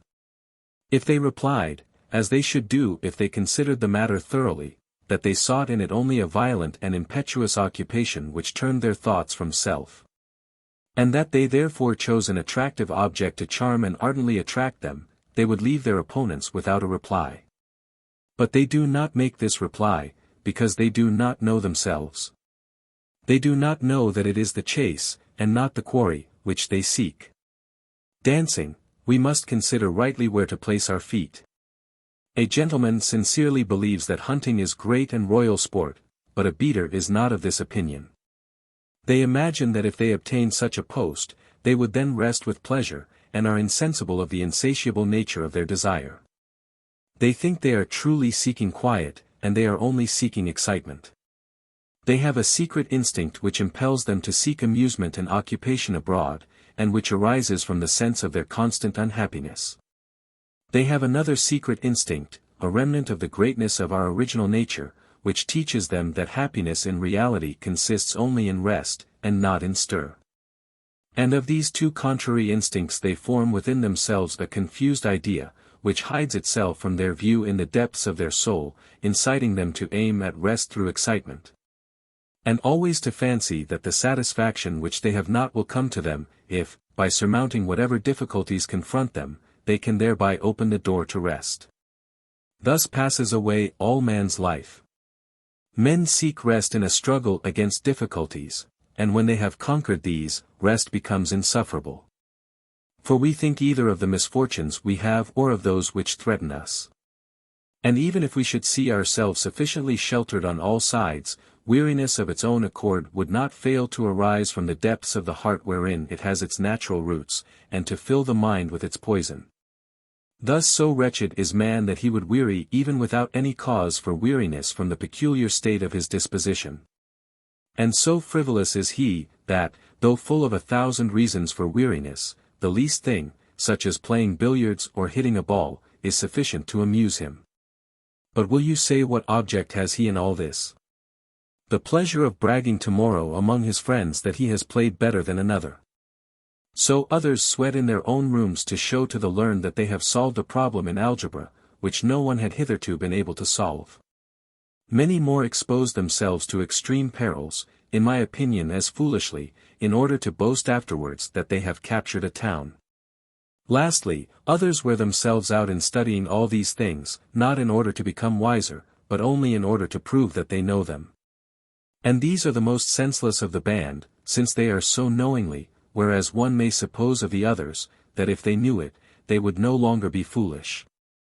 This man spends his life without weariness in playing every day for a small stake. Give him each morning the money he can win each day, on condition he does not play, you make him miserable. It will perhaps be said that he seeks the amusement of play and not the winnings. Make him then play for nothing, he will not become excited over it, and will feel bored. It is then not the amusement alone that he seeks. A languid and passionless amusement will weary him. He must get excited over it, and deceive himself by the fancy that he will be happy to win what he would not have as a gift on condition of not playing. And he must make for himself an object of passion, and excite over it his desire, his anger, his fear, to obtain his imagined end, as children are frightened at the face they have blackened.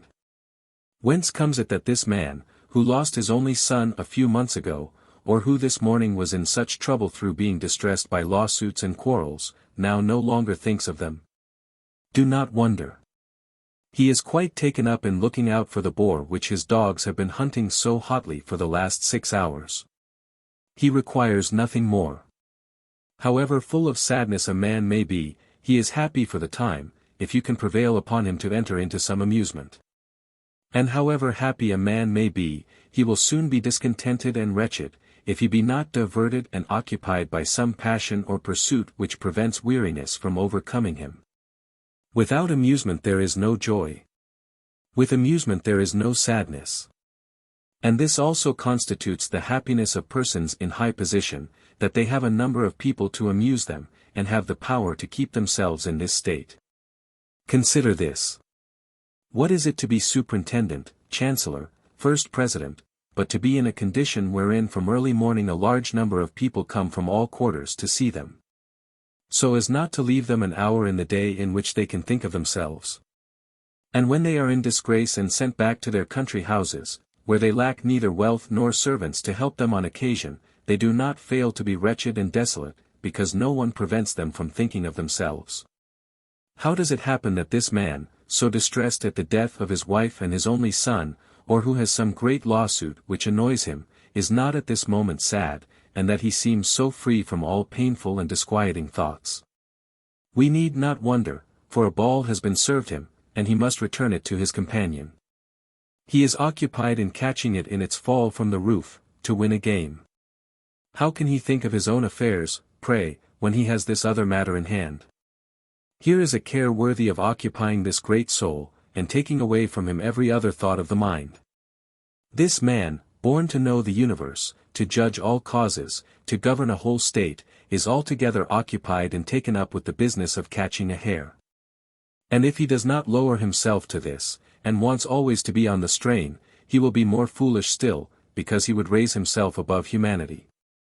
And after all he is only a man, that is to say capable of little and of much, of all and of nothing. He is neither angel nor brute, but man. Men spend their time in following a ball or a hare, it is the pleasure even of kings. Diversion. Is not the royal dignity sufficiently great in itself to make its possessor happy by the mere contemplation of what he is? Must he be diverted from this thought like ordinary folk? I see well that a man is made happy by diverting him from the view of his domestic sorrows so as to occupy all his thoughts with the care of dancing well. But will it be the same with a king, and will he be happier in the pursuit of these idle amusements than in the contemplation of his greatness? And what more satisfactory object could be presented to his mind? Would it not be a deprivation of his delight for him to occupy his soul with the thought of how to adjust his steps to the cadence of an air, or of how to throw a ball skillfully, instead of leaving it to enjoy quietly the contemplation of the majestic glory which encompasses him? Let us make the trial. Let us leave a king all alone to reflect on himself quite at leisure, without any gratification of the senses, without any care in his mind, without society. And we will see that a king without diversion is a man full of wretchedness.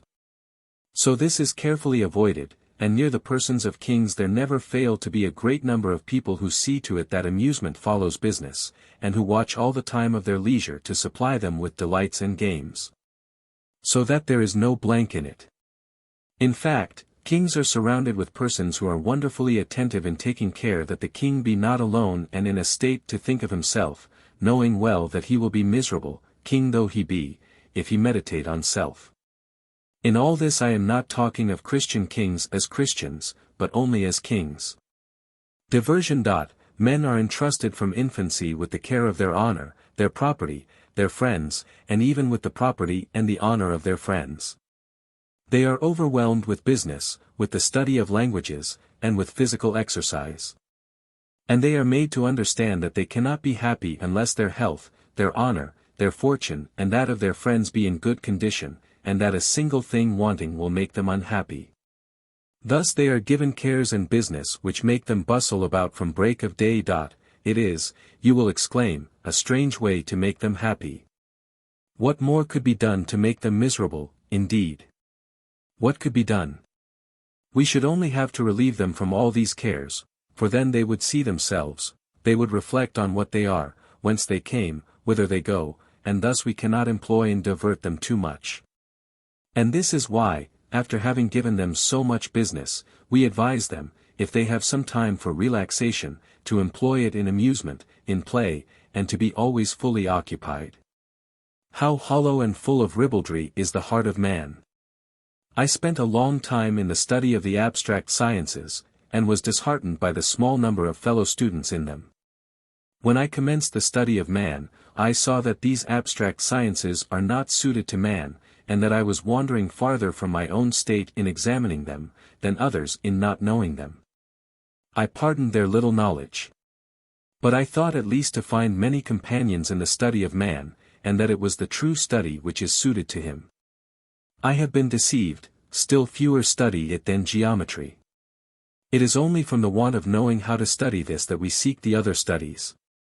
But is it not that even here is not the knowledge which man should have, and that for the purpose of happiness it is better for him not to know himself? One thought alone occupies us, we cannot think of two things at the same time. This is lucky for us according to the world, not according to God. Man is obviously made to think. It is his whole dignity and his whole merit. And his whole duty is to think as he ought.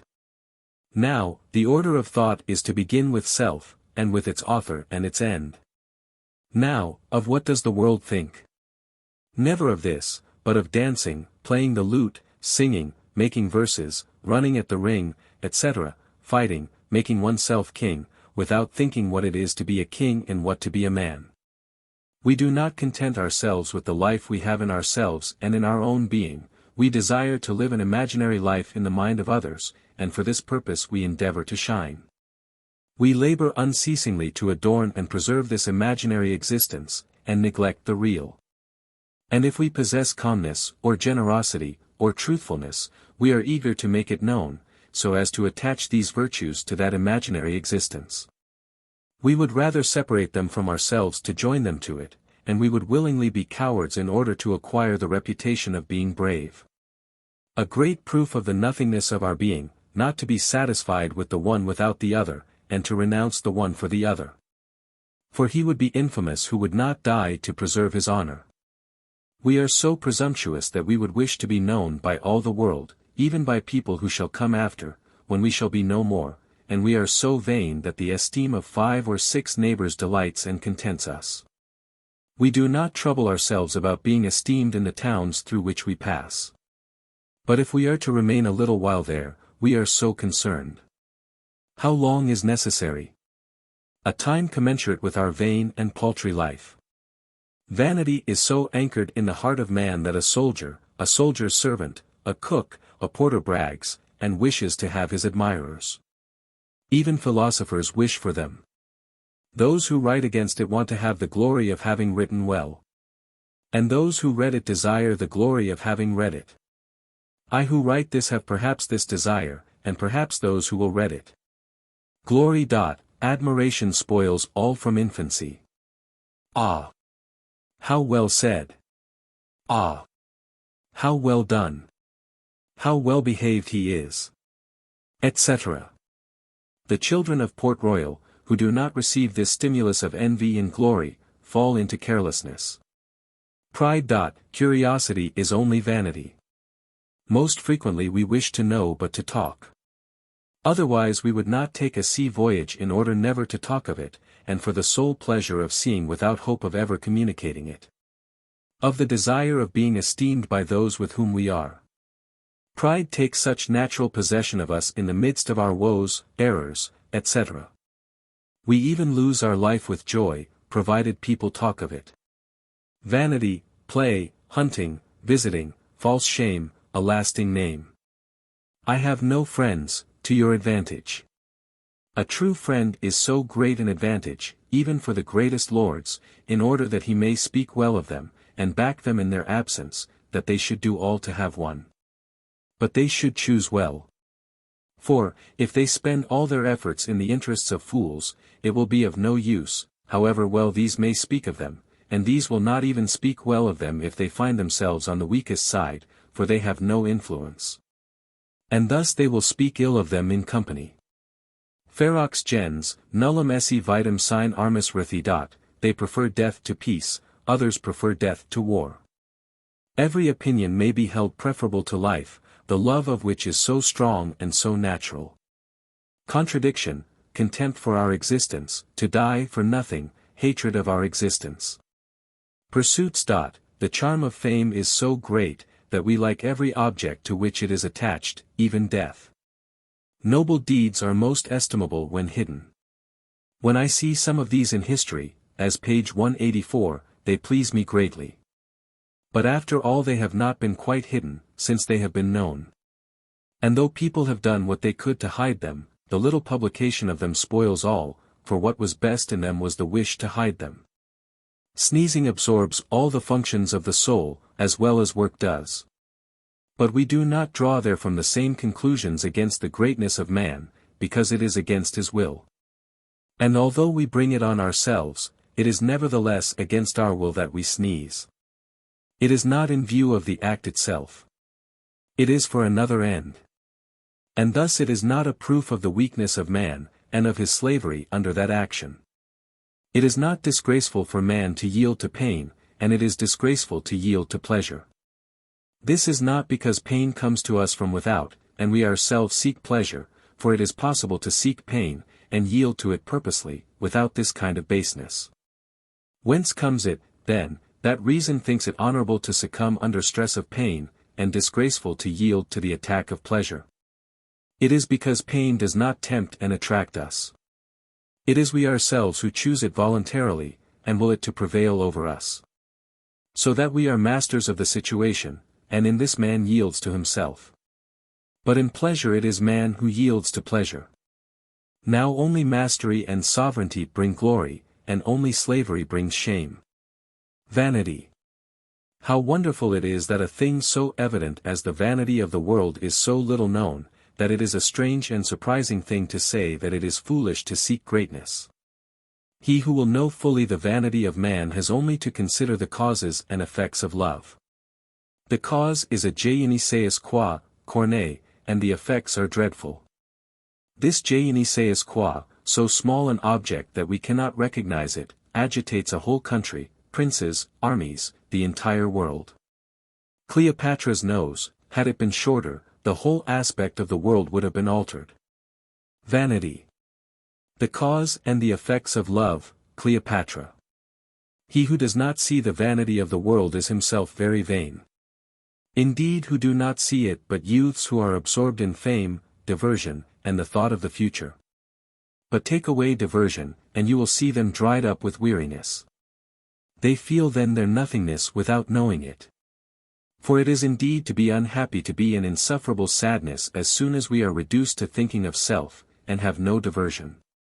Thoughts. In omnibus requiem qui sivi. If our condition were truly happy, we would not need diversion from thinking of it in order to make ourselves happy. Diversion. Death is easier to bear without thinking of it, than is the thought of death without peril. The miseries of human life have established all this, as men have seen this, they have taken up diversion. Diversion. As men are not able to fight against death, misery, ignorance, they have taken it into their heads, in order to be happy, not to think of them at all. Despite these miseries, man wishes to be happy, and only wishes to be happy, and cannot wish not to be so. But how will he set about it? To be happy he would have to make himself immortal. But, not being able to do so, it has occurred to him to prevent himself from thinking of death. Diversion. If man were happy, he would be the more so, the less he was diverted, like the saints and God. Yes. But is it not to be happy to have a faculty of being amused by diversion? No, for that comes from elsewhere and from without, and thus is dependent, and therefore subject to be disturbed by 1,000 accidents, which bring inevitable griefs. Misery. The only thing which consoles us for our miseries is diversion, and yet this at the greatest of our miseries. For it is this which principally hinders us from reflecting upon ourselves, and which makes us insensibly ruin ourselves. Without this we should be in a state of weariness, and this weariness would spur us to seek a more solid means of escaping from it. But diversion amuses us, and leads us unconsciously to death. We do not rest satisfied with the present. We anticipate the future as too slow in coming, as if in order to hasten its course, or we recall the past, to stop its too rapid flight. So imprudent are we that we wander in the times which are not ours, and do not think of the only one which belongs to us, and so idle are we that we dream of those times which are no more, and thoughtlessly overlook that which alone exists. For the present is generally painful to us. We conceal it from our sight, because it troubles us, and if it be delightful to us, we regret to see it pass away. We try to sustain it by the future, and think of arranging matters which are not in our power, for a time which we have no certainty of reaching. Let each one examine his thoughts, and he will find them all occupied with the past and the future. We scarcely ever think of the present, and if we think of it, it is only to take light from it to arrange the future. The present is never our end. The past and the present are our means, the future alone is our end. So we never live, but we hope to live, and, as we are always preparing to be happy, it is inevitable we should never be so. They say that eclipses foretoken misfortune, because misfortunes are common, so that, as evil happens so often, they often foretell it, whereas if they said that they predict good fortune, they would often be wrong. They attribute good fortune only to rare conjunctions of the heavens, so they seldom fail in prediction. Misery. Solomon and Job have best known and best spoken of the misery of man. The former the most fortunate, and the latter the most unfortunate of men, the former knowing the vanity of pleasures from experience, the latter the reality of evils. We know ourselves so little, that many think they are about to die when they are well, and many think they are well when they are near death, unconscious of approaching fever, or of the abscess ready to form itself. Cromwell was about to ravage all Christendom, the royal family was undone, and his own for ever established, save for a little grain of sand which formed in his ureter. Rome herself was trembling under him. But this small piece of gravel having formed there, he is dead, his family cast down, all is peaceful, and the king is restored. Three hosts. Would he who had possessed the friendship of the King of England, the King of Poland, and the Queen of Sweden, have believed he would lack a refuge and shelter in the world. Macrobius, on the innocents slain by Herod. When Augustus learnt that Herod's own son was amongst the infants under 2 years of age, whom he had caused to be slain, he said that it was better to be Herod's pig than his son. Macrobius, Saturday, Book 2, Chapter 4. The great and the humble have the same misfortunes, the same griefs, the same passions, but the one is at the top of the wheel, and the other near the center, and so less disturbed by the same revolutions. We are so unfortunate that we can only take pleasure in a thing on condition of being annoyed if it turn out ill, as 1,000 things can do, and do every hour. He who should find the secret of rejoicing in the good, without troubling himself with its contrary evil, would have hit the mark. It is perpetual motion. Those who have always good hope in the midst of misfortunes, and who are delighted with good luck, are suspected of being very pleased with the ill success of the affair, if they are not equally distressed by bad luck. And they are overjoyed to find these pretexts of hope, in order to show that they are concerned and to conceal by the joy which they feign to feel that which they have at seeing the failure of the matter. We run carelessly to the precipice, after we have put something before us to prevent us seeing it. Section 3. Of the necessity of the wager. A letter to incite to the search after God. And then to make people seek him among the philosophers, skeptics, and dogmatists, who disquiet him who inquires of them. The conduct of God, who disposes all things kindly, is to put religion into the mind by reason, and into the heart by grace. But to will to put it into the mind and heart by force and threats is not to put religion there, but terrorem podius quam religionem. Nisi terrorenter et non docerenter, improba quasi dominatio videretur, August, E.P. 48 or 49, contra mendatium ad consentium. Order. Men despise religion, they hate it, and fear it is true. To remedy this, we must begin by showing that religion is not contrary to reason, that it is venerable, to inspire respect for it.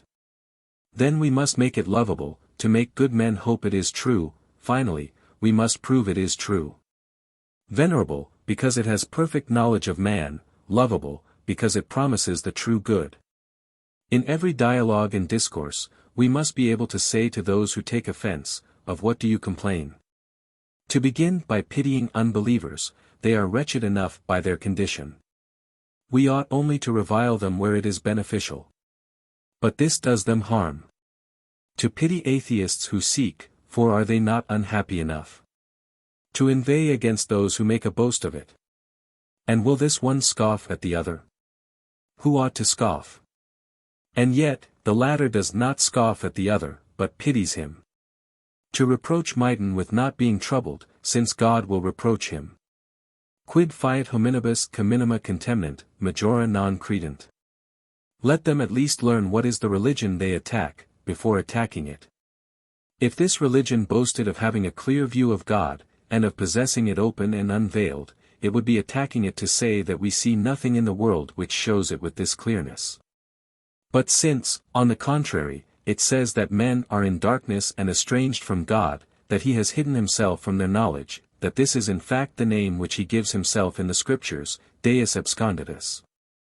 And finally, if it endeavors equally to establish these two things, that God has set up in the Church visible signs to make himself known to those who should seek him sincerely, and that he has nevertheless so disguised them that he will only be perceived by those who seek him with all their heart. What advantage can they obtain, when, in the negligence with which they make profession of being in search of the truth, they cry out that nothing reveals it to them? And since that darkness in which they are, and with which they upbraid the Church, establishes only one of the things which she affirms, without touching the other, and, very far from destroying, proves her doctrine. In order to attack it, they should have protested that they had made every effort to seek him everywhere, and even in that which the Church proposes for their instruction, but without satisfaction. If they talked in this manner, they would in truth be attacking one of her pretensions. But I hope here to show that no reasonable person can speak thus, and I venture even to say that no one has ever done so. We know well enough how those who are of this mind behave. They believe they have made great efforts for their instruction, when they have spent a few hours in reading some book of Scripture, and have questioned some priest on the truths of the faith. After that, they boast of having made vain search in books and among men. But, verily, I will tell them what I have often said, that this negligence is insufferable. We are not here concerned with the trifling interests of some stranger, that we should treat it in this fashion, the matter concerns ourselves and our all. The immortality of the soul is a matter which is of so great consequence to us, and which touches us so profoundly, that we must have lost all feeling to be indifferent as to knowing what it is. All our actions and thoughts must take such different courses, according as there are or are not eternal joys to hope for, that it is impossible to take one step with sense and judgment. Unless we regulate our course by our view of this point which ought to be our ultimate end. Thus our first interest and our first duty is to enlighten ourselves on this subject, whereon depends all our conduct. Therefore among those who do not believe, I make a vast difference between those who strive with all their power to inform themselves, and those who live without troubling or thinking about it. I can have only compassion for those who sincerely bewail their doubt, who regard it as the greatest of misfortunes, and who, sparing no effort to escape it, make of this inquiry their principal and most serious occupations.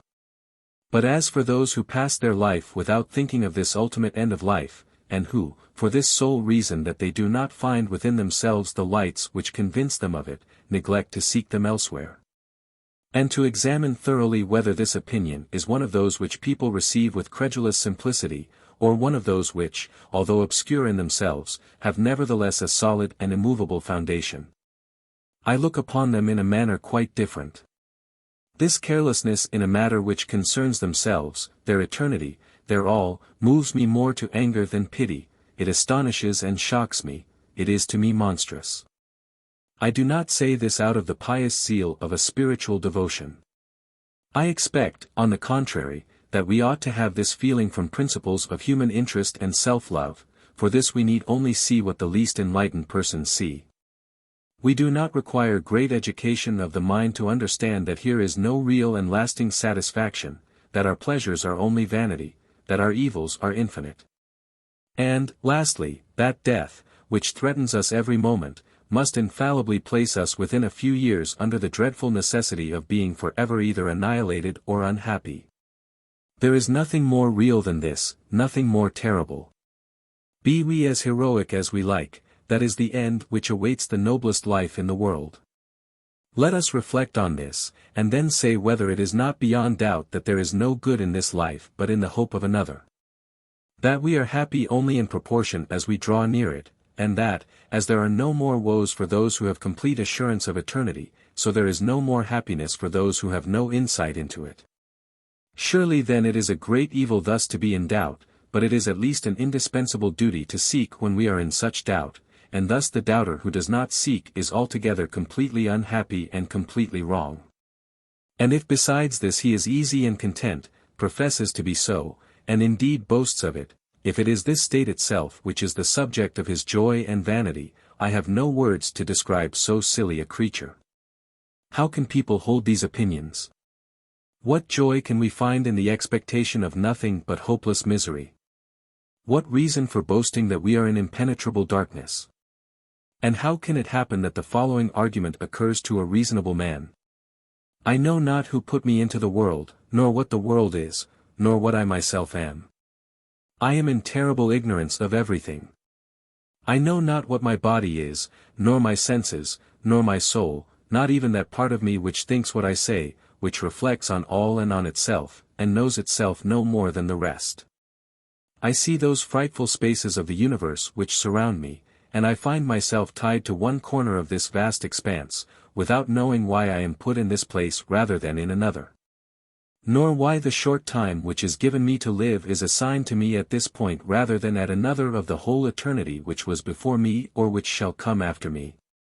I see nothing but infinites on all sides, which surround me as an atom, and as a shadow which endures only for an instant and returns no more. All I know is that I must soon die, but what I know least is this very death which I cannot escape. As I know not whence I come, so I know not whither I go. I know only that, in leaving this world, I fall forever either into annihilation or into the hands of an angry God, without knowing to which of these two states I shall be forever assigned. Such is my state, full of weakness and uncertainty. And from all this I conclude that I ought to spend all the days of my life without caring to inquire into what must happen to me. Perhaps I might find some solution to my doubts, but I will not take the trouble, nor take a step to seek it. And after treating with scorn those who are concerned with this care, I will go without foresight and without fear to try the great event, and let myself be led carelessly to death, uncertain of the eternity of my future state. Who would desire to have for a friend a man who talks in this fashion? Who would choose him out from others to tell him of his affairs? Who would have recourse to him in affliction? And indeed to what use in life could one put him? In truth, it is the glory of religion to have for enemies men so unreasonable, and their opposition to it is so little dangerous that it serves on the contrary to establish its truths. For the Christian faith goes mainly to establish these two facts, the corruption of nature, and redemption by Jesus Christ. Now I contend that if these men do not serve to prove the truth of the redemption by the holiness of their behavior, they at least serve admirably to show the corruption of nature by sentiments so unnatural. Nothing is so important to man as his own state, nothing is so formidable to him as eternity, and thus it is not natural that there should be men indifferent to the loss of their existence, and to the perils of everlasting suffering. They are quite different with regard to all other things. They are afraid of mere trifles, they foresee them, they feel them. And this same man who spends so many days and nights in rage and despair for the loss of office, or for some imaginary insult to his honor, is the very one who knows without anxiety and without emotion that he will lose all by death. It is a monstrous thing to see in the same heart and at the same time this sensibility to trifles and this strange insensibility to the greatest objects. It is an incomprehensible enchantment, and a supernatural slumber, which indicates as its cause an all-powerful force. There must be a strange confusion in the nature of man, that he should boast of being in that state in which it seems incredible that a single individual should be. However, experience has shown me so great a number of such persons that the fact would be surprising, if we did not know that the greater part of those who trouble themselves about the matter are disingenuous, and not in fact what they say. They are people who have heard it said that it is the fashion to be thus daring. It is what they call shaking off the yoke, and they try to imitate this. But it would not be difficult to make them understand how greatly they deceive themselves in thus seeking esteem. This is not the way to gain it, even I say among those men of the world who take a healthy view of things, and who know that the only way to succeed in this life is to make ourselves appear honorable, faithful, judicious, and capable of useful service to a friend. Because naturally men love only what may be useful to them. Now, what do we gain by hearing it said of a man that he has now thrown off the yoke, that he does not believe there is a God who watches our actions, that he considers himself the sole master of his conduct, and that he thinks he is accountable for it only to himself? Does he think that he has thus brought us to have henceforth complete confidence in him, and to look to him for consolation, advice, and help in every need of life? Do they profess to have delighted us by telling us that they hold our soul to be only a little wind and smoke, especially by telling us this in a haughty and self-satisfied tone of voice? Is this a thing to say gaily? Is it not, on the contrary, a thing to say sadly, as the saddest thing in the world? If they thought of it seriously, they would see that this is so bad a mistake, so contrary to good sense, so opposed to decency and so removed in every respect from that good breeding which they seek, that they would be more likely to correct than to pervert those who had an inclination to follow them. And indeed, make them give an account of their opinions, and of the reasons which they have for doubting religion, and they will say to you things so feeble and so petty, that they will persuade you of the contrary. The following is what a person one day said to such a one very appositely: "If you continue to talk in this manner, you will really make me religious." And he was right, for who would not have a horror of holding opinions in which he would have such contemptible persons as companions? Thus those who only feign these opinions would be very unhappy, if they restrained their natural feelings in order to make themselves the most conceited of men. If, at the bottom of their heart, they are troubled at not having more light, let them not disguise the fact. This avowal will not be shameful. The only shame is to have none. Nothing reveals more an extreme weakness of mind than not to know the misery of a godless man. Nothing is more indicative of a bad disposition of heart than not to desire the truth of eternal promises. Nothing is more dastardly than to act with bravado before God. Let them then leave these impieties to those who are sufficiently ill-bred to be really capable of them. Let them at least be honest men, if they cannot be Christians. Finally, let them recognize that there are two kinds of people one can call reasonable: those who serve God with all their heart because they know Him, and those who seek Him with all their heart because they do not know Him. But as for those who live without knowing Him and without seeking Him, they judge themselves so little worthy of their own care, that they are not worthy of the care of others. And it needs all the charity of the religion which they despise, not to despise them even to the point of leaving them to their folly. But because this religion obliges us always to regard them, so long as they are in this life, as capable of the grace which can enlighten them, and to believe that they may, in a little time, be more replenished with faith than we are, and that, on the other hand, we may fall into the blindness wherein they are, we must do for them what we would they should do for us if we were in their place, and call upon them to have pity upon themselves, and to take at least some steps in the endeavor to find light. Let them give to reading this some of the hours which they otherwise employ so uselessly. Whatever aversion they may bring to the task, they will perhaps gain something, and at least will not lose much. But as for those who bring to the task perfect sincerity and a real desire to meet with truth, those I hope will be satisfied and convinced of the proofs of a religion so divine, which I have here collected, and in which I have followed somewhat after this order. Before entering into the proofs of the Christian religion, I find it necessary to point out the sinfulness of those men who live in indifference to the search for truth in a matter which is so important to them, and which touches them so nearly. Of all their errors, this doubtless is the one which most convicts them of foolishness and blindness, and in which it is easiest to confound them by the first glimmerings of common sense, and by natural feelings. For it is not to be doubted that the duration of this life is but a moment, that the state of death is eternal, whatever may be its nature. And that thus all our actions and thoughts must take such different directions according to the state of that eternity, that it is impossible to take one step with sense and judgment, unless we regulate our course by the truth of that point which ought to be our ultimate end. There is nothing clearer than this, and thus, according to the principles of reason, the conduct of men is wholly unreasonable, if they do not take another course. On this point, therefore, we condemn those who live without thought of the ultimate end of life, who let themselves be guided by their own inclinations and their own pleasures without reflection and without concern, and, as if they could annihilate eternity by turning away their thought from it, think only of making themselves happy for the moment. Yet this eternity exists, and death, which must open into it, and threatens them every hour, must in a little time infallibly put them under the dreadful necessity of being either annihilated or unhappy for ever, without knowing which of these eternities is for ever prepared for them. This is a doubt of terrible consequence. They are in peril of eternal woe.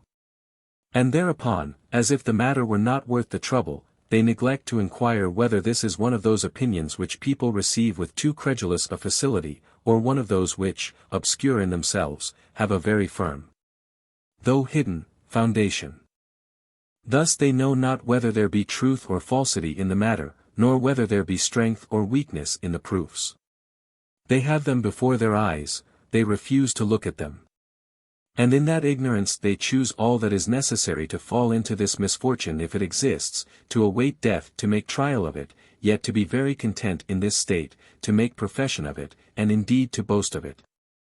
Can we think seriously on the importance of this subject without being horrified at conduct so extravagant? This resting in ignorance is a monstrous thing, and they who pass their life in it must be made to feel its extravagance and stupidity, by having it shown to them, so that they may be confounded by the sight of their folly.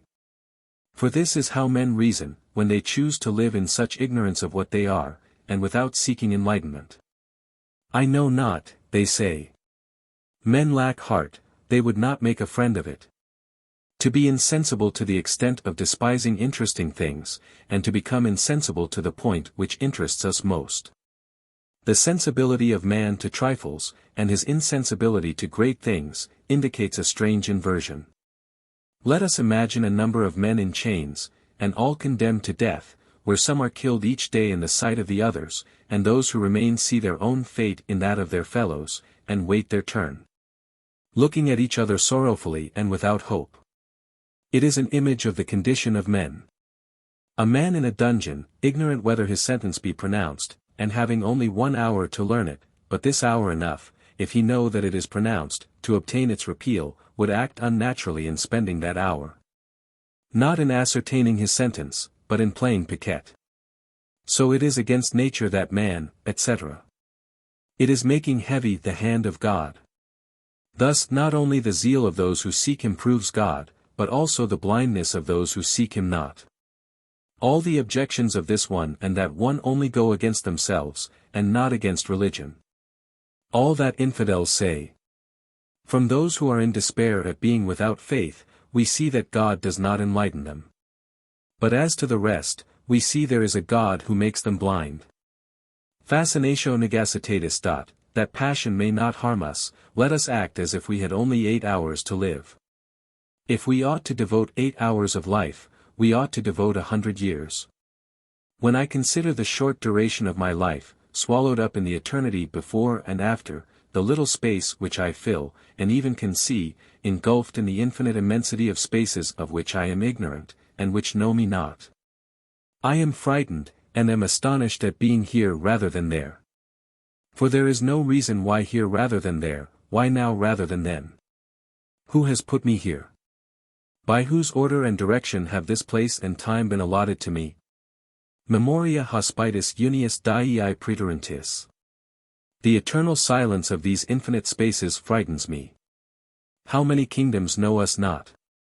Why is my knowledge limited? Why my stature? Why my life to 100 years rather than to 1,000? What reason has nature had for giving me such, and for choosing this number rather than another in the infinity of those from which there is no more reason to choose one than another, trying nothing else? Art thou less a slave by being loved and favored by thy master? Thou art indeed well off, slave. Thy master favors thee, he will soon beat thee. The last act is tragic, however happy all the rest of the play is. At the last a little earth is thrown upon our head, and that is the end forever. We are fools to depend upon the society of our fellow men. Wretched as we are, powerless as we are, they will not aid us, we shall die alone. We should therefore act as if we were alone, and in that case should we build fine houses, etc. We should seek the truth without hesitation, and, if we refuse it, we show that we value the esteem of men more than the search for truth. Instability. It is a horrible thing to feel all that we possess slipping away. Between us and heaven or hell there is only life, which is the friendliest thing in the world. Injustice. That presumption should be joined to meanness is extreme injustice. To fear death without danger, and not in danger, for one must be a man.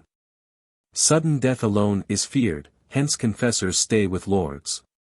An heir finds the title deeds of his house. Will he say, perhaps they are forged, and neglect to examine them? Dungeon. I approve of not examining the opinion of Copernicus, but this. It concerns all our life to know whether the soul be mortal or immortal. It is certain that the mortality or immortality of the soul must make an entire difference to morality. And yet philosophers have constructed their ethics independently of this, they discuss to pass an hour. Plato, to incline to Christianity. The fallacy of philosophers who have not discussed the immortality of the soul.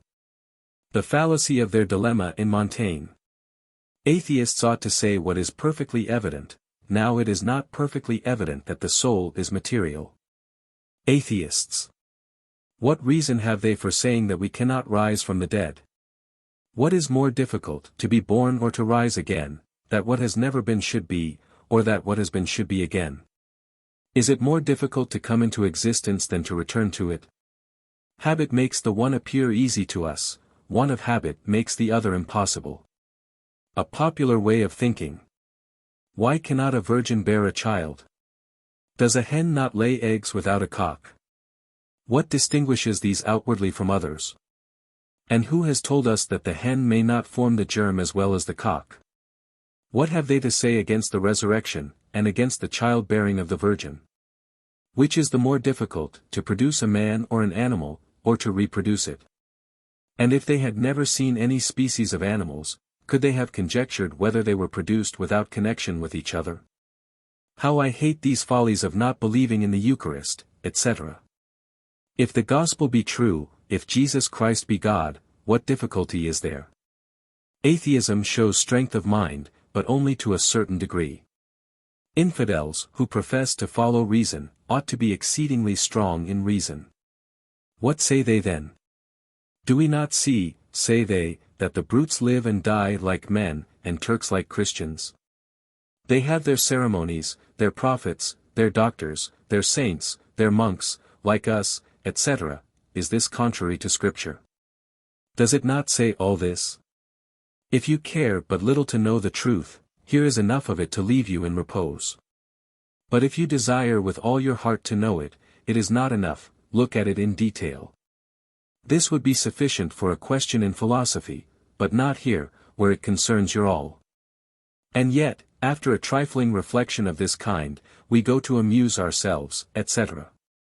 Let us inquire of this same religion whether it does not give a reason for this obscurity, perhaps it will teach it to us. Order by dialogues. What ought I to do? I see only darkness everywhere. Shall I believe I am nothing? Shall I believe I am God? All things change and succeed each other. You are mistaken, there is. Objection of atheists, but we have no light. This is what I see and what troubles me. I look on all sides, and I see only darkness everywhere. Nature presents to me nothing which is not matter of doubt and concern.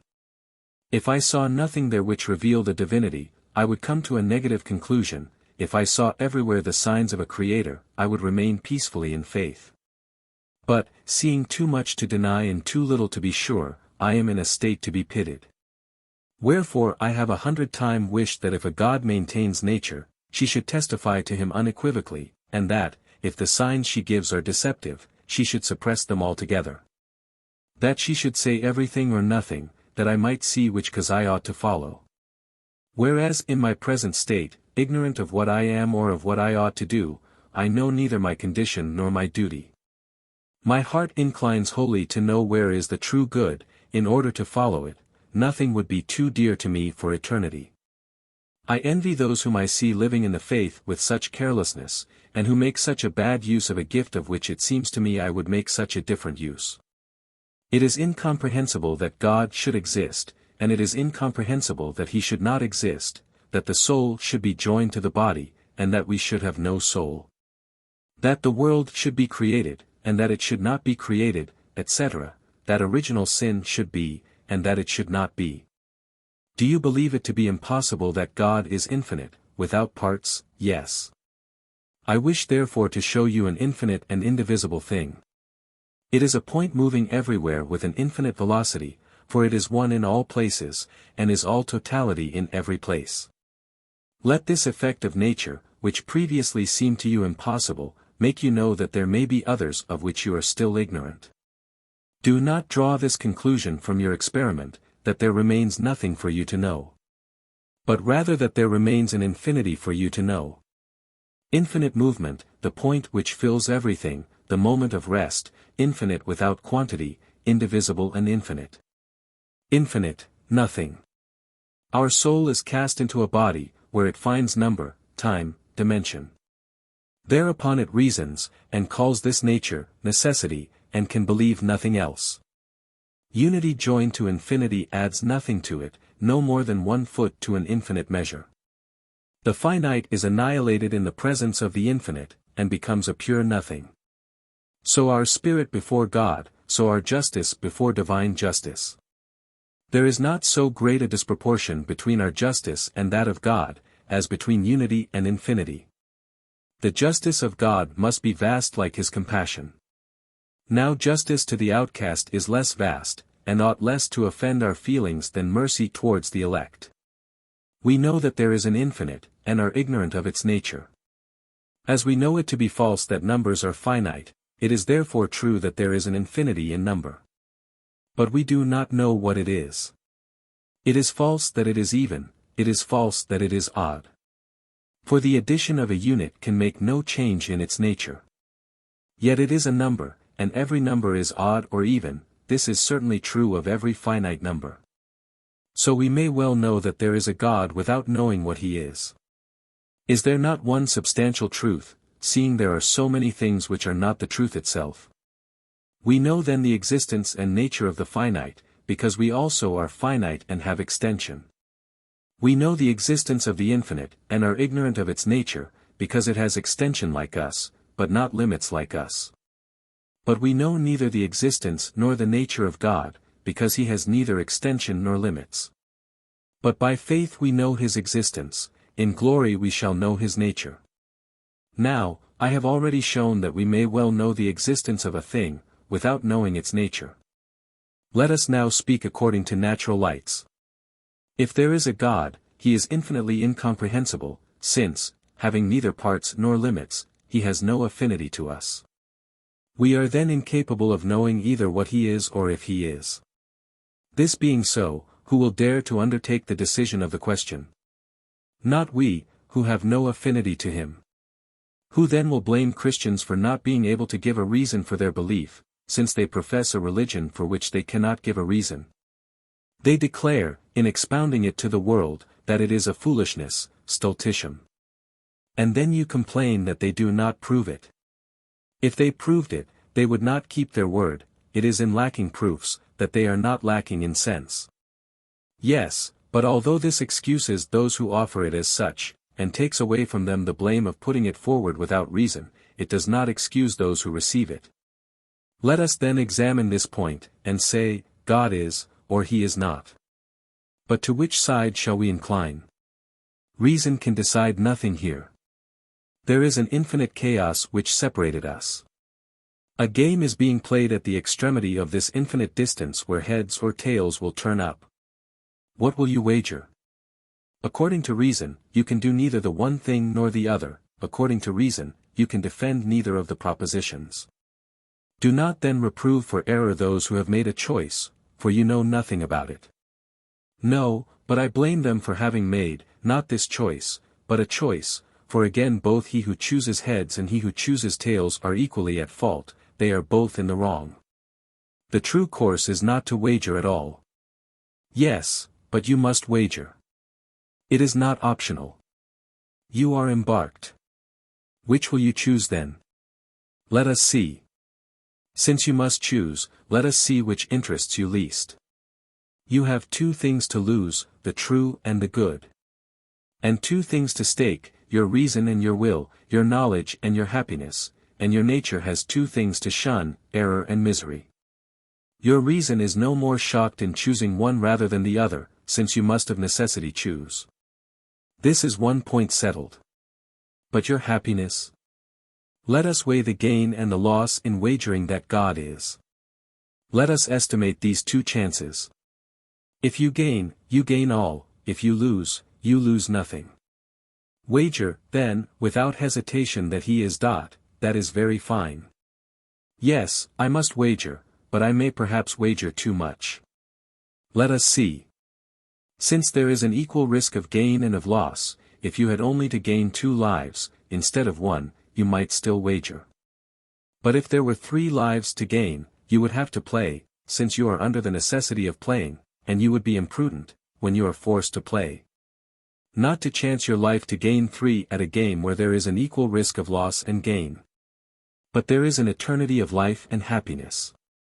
And this being so, if there were an infinity of chances, of which one only would be for you, you would still be right in wagering 1 to win 2, and you would act stupidly, being obliged to play. By refusing to stake 1 life against 3 at a game in which out of an infinity of chances there is 1 for you, if there were an infinity of an infinitely happy life to gain. But there is here an infinity of an infinitely happy life to gain, a chance of gain against a finite number of chances of loss, and what you stake is finite.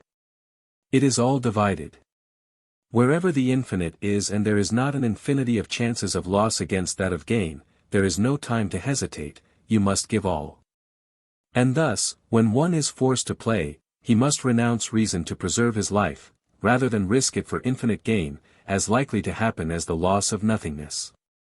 For it is no use to say it is uncertain if we will gain, and it is certain that we risk, and that the infinite distance between the certainty of what is staked and the uncertainty of what will be gained equals the finite good which is certainly staked against the uncertain infinite. It is not so, as every player stakes a certainty to gain an uncertainty, and yet he stakes a finite certainty to gain a finite uncertainty, without transgressing against reason. There is not an infinite distance between the certainty staked and the uncertainty of the gain, that is untrue. In truth, there is an infinity between the certainty of gain and the certainty of loss. But the uncertainty of the gain is proportioned to the certainty of the stake according to the proportion of the chances of gain and loss. Hence it comes that, if there are as many risks on one side as on the other, the course is to play even. And then the certainty of the stake is equal to the uncertainty of the gain, so far is it from fact that there is an infinite distance between them. And so our proposition is of infinite force, when there is the finite to stake in a game where there are equal risks of gain and of loss, and the infinite to gain. This is demonstrable, and if men are capable of any truths, this is one. I confess it, I admit it. But, still, is there no means of seeing the faces of the cards? Yes, Scripture and the rest, etc. Yes, but I have my hands tied and my mouth closed, I am forced to wager, and am not free. I am not released, and am so made that I cannot believe. What, then, would you have me do? True. But at least learn your inability to believe, since reason brings you to this, and yet you cannot believe. Endeavor then to convince yourself, not by increase of proofs of God, but by the abatement of your passions. You would like to attain faith, and do not know the way, you would like to cure yourself of unbelief, and ask the remedy for it.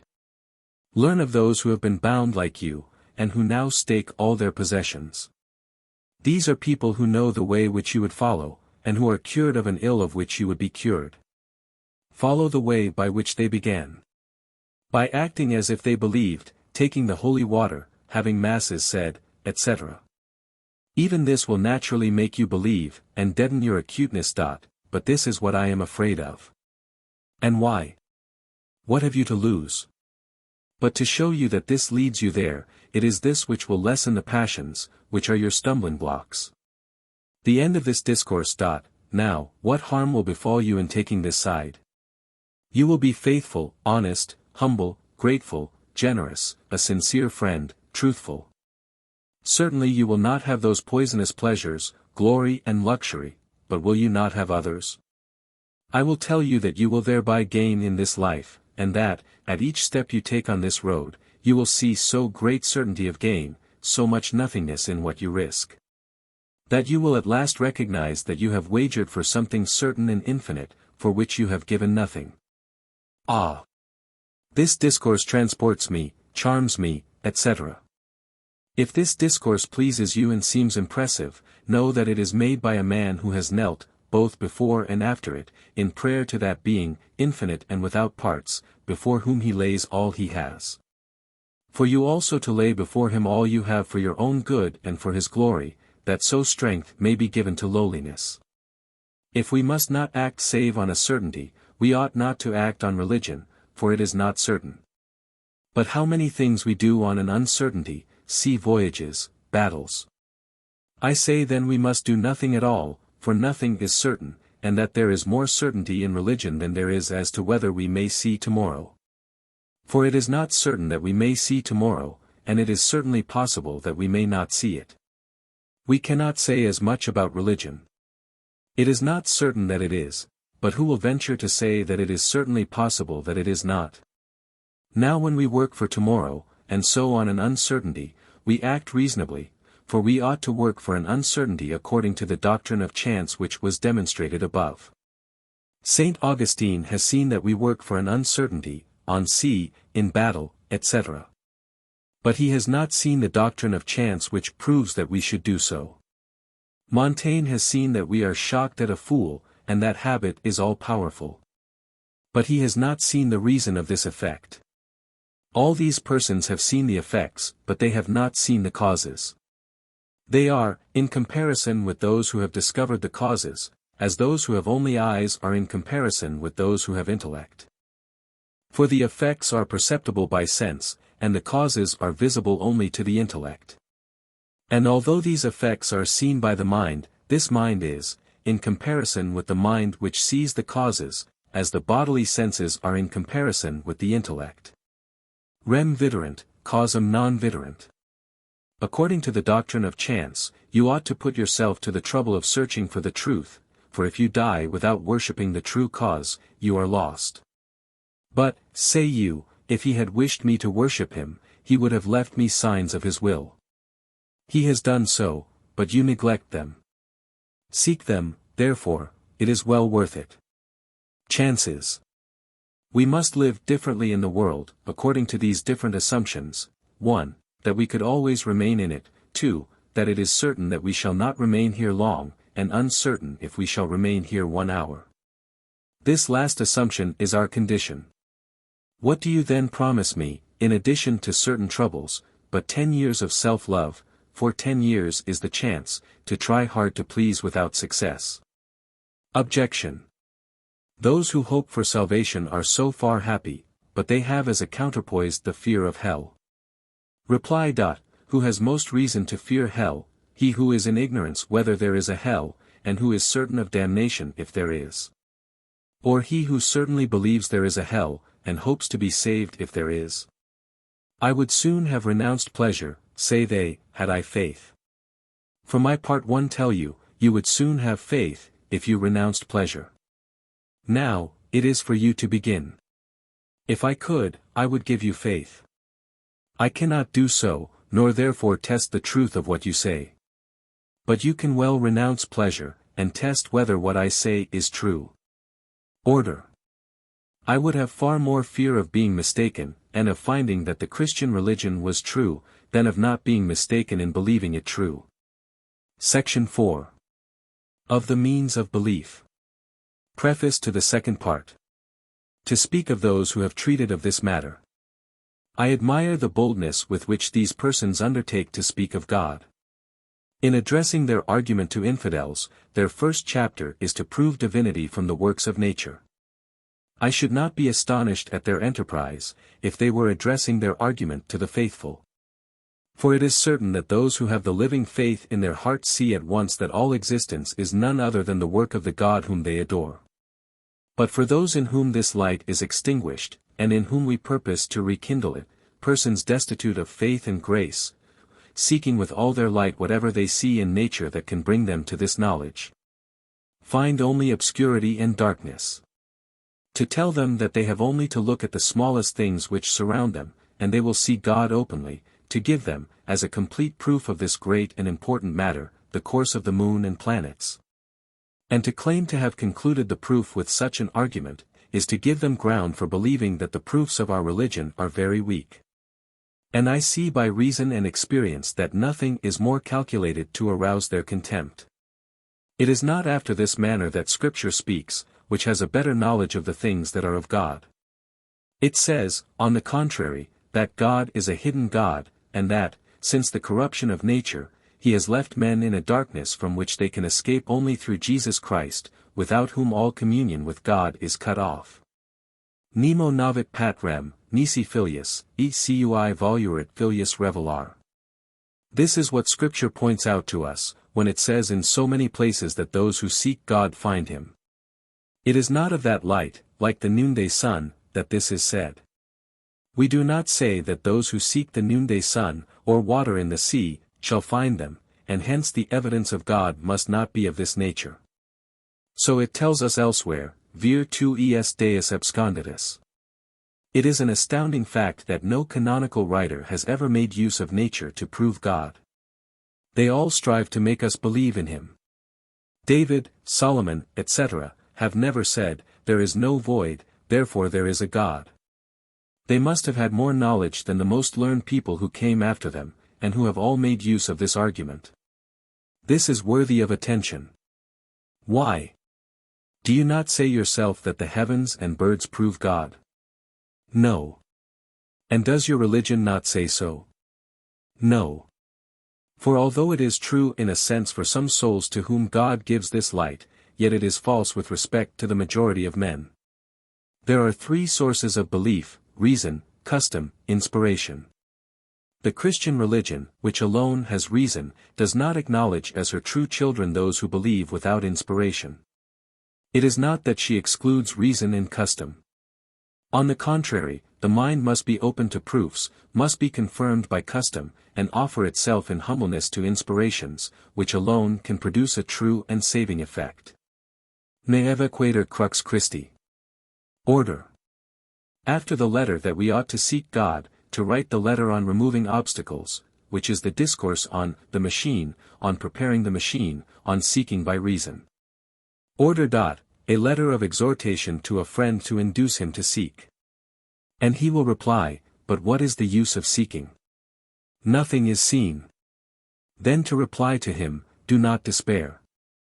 And he will answer that he would be glad to find some light, but that, according to this very religion, if he believed in it, it will be of no use to him, and that therefore he prefers not to seek. And to answer to that, the machine. A letter which indicates the use of proofs by the machine. Faith is different from proof, the one is human, the other is a gift of God. Justus ex fide vivit. It is this faith that God himself puts into the heart, of which the proof is often the instrument, fides ex auditu, but this faith is in the heart, and makes us not say scio, but credo.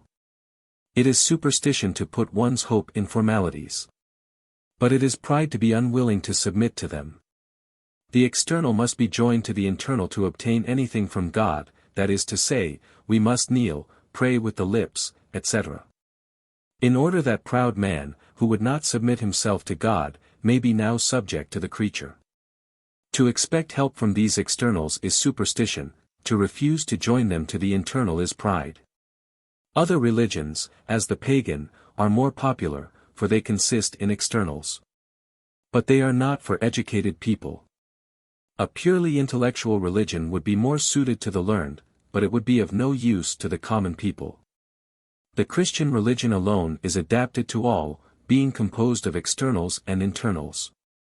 It raises the common people to the internal, and humbles the proud to the external. It is not perfect without the two, for the people must understand the spirit of the letter, and the learned must submit their spirit to the letter. For we must not misunderstand ourselves, we are as much automatic as intellectual. And hence it comes that the instrument by which conviction is attained is not demonstrated alone. How few things are demonstrated. Proofs only convince the mind. Custom is the source of our strongest and most believed proofs. It bends the automaton, which persuades the mind without its thinking about the matter. Who has demonstrated that there will be a tomorrow, and that we shall die? And what is more believed? It is, then, custom which persuades us of it. It is custom that makes so many men Christians, custom that makes them Turks, heathens, artisans, soldiers, etc. Faith in baptism is more received among Christians than among Turks. Finally, we must have recourse to it when once the mind has seen where the truth is, in order to quench our thirst, and steep ourselves in that belief, which escapes us at every hour, for always to have proofs ready is too much trouble. We must get an easier belief, which is that of custom, which, without violence, without art, without argument, makes us believe things, and inclines all our powers to this belief, so that our soul falls naturally into it.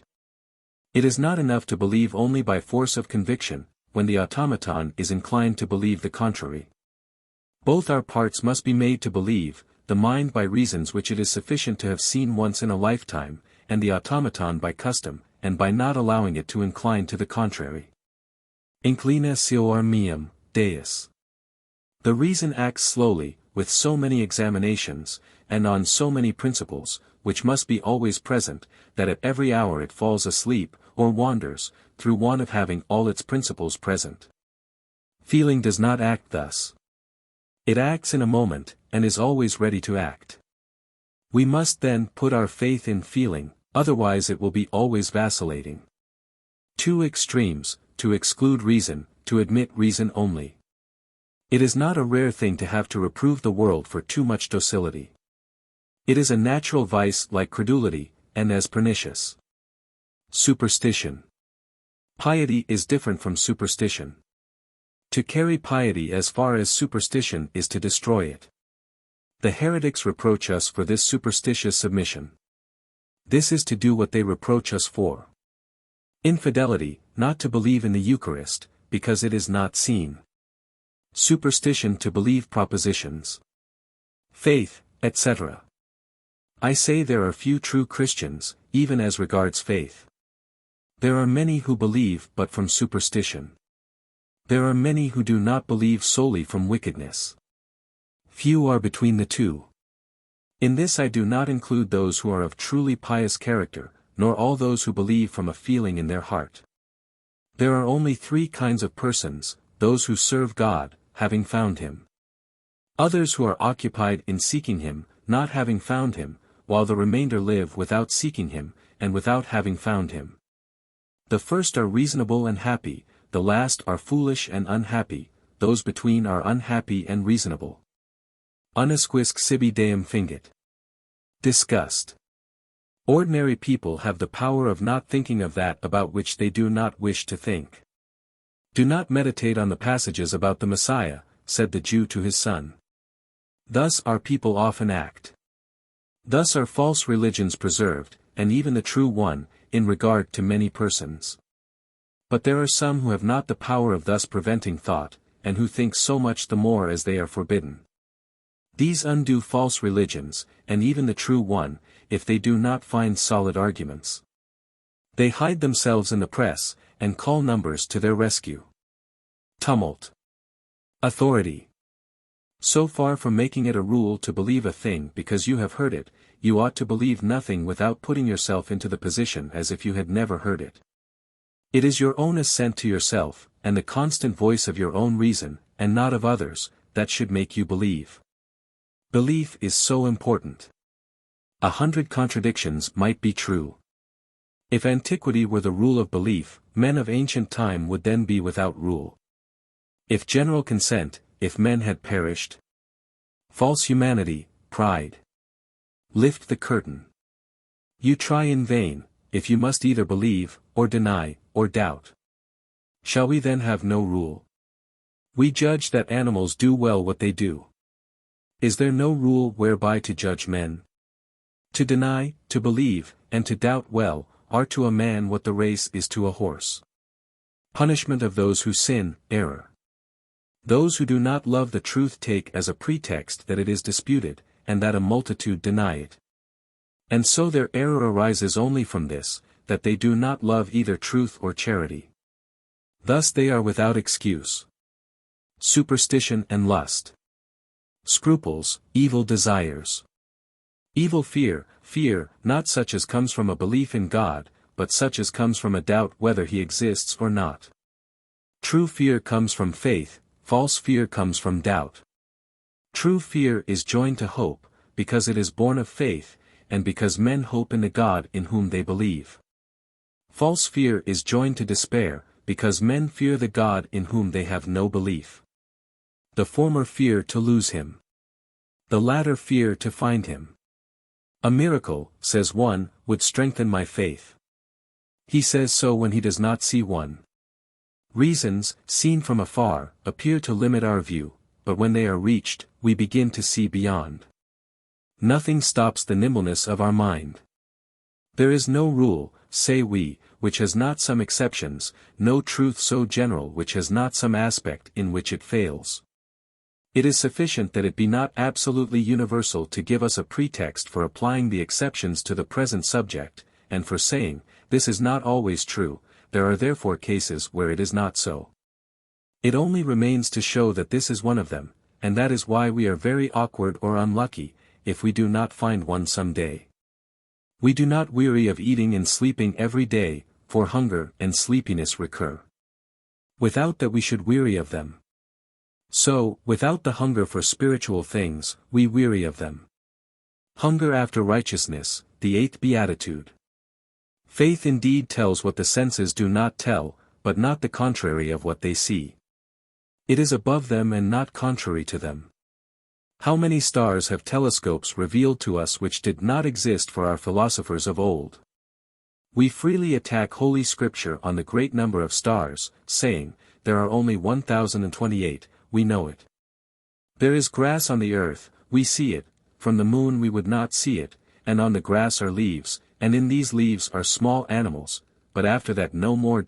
O presumptuous man, the compounds are composed of elements, and the elements not. O presumptuous man! Here is a fine reflection. We must not say that there is anything which we do not see. We must then talk like others, but not think like them. The last proceeding of reason is to recognize that there is an infinity of things which are beyond it. It is but feeble if it does not see so far as to know this. But if natural things are beyond it, what will be said of supernatural? Submission. We must know where to doubt, where to feel certain, where to submit. He who does not do so, understands not the force of reason. There are some who offend against these three rules, either by affirming everything as demonstrative, from want of knowing what demonstration is, or by doubting everything, from want of knowing where to submit. Or by submitting in everything, from want of knowing where they must judge. Submission is the use of reason in which consists true Christianity. St. Augustine. Reason would never submit, if it did not judge that there are some occasions on which it ought to submit. It is then right for it to submit, when it judges that it ought to submit.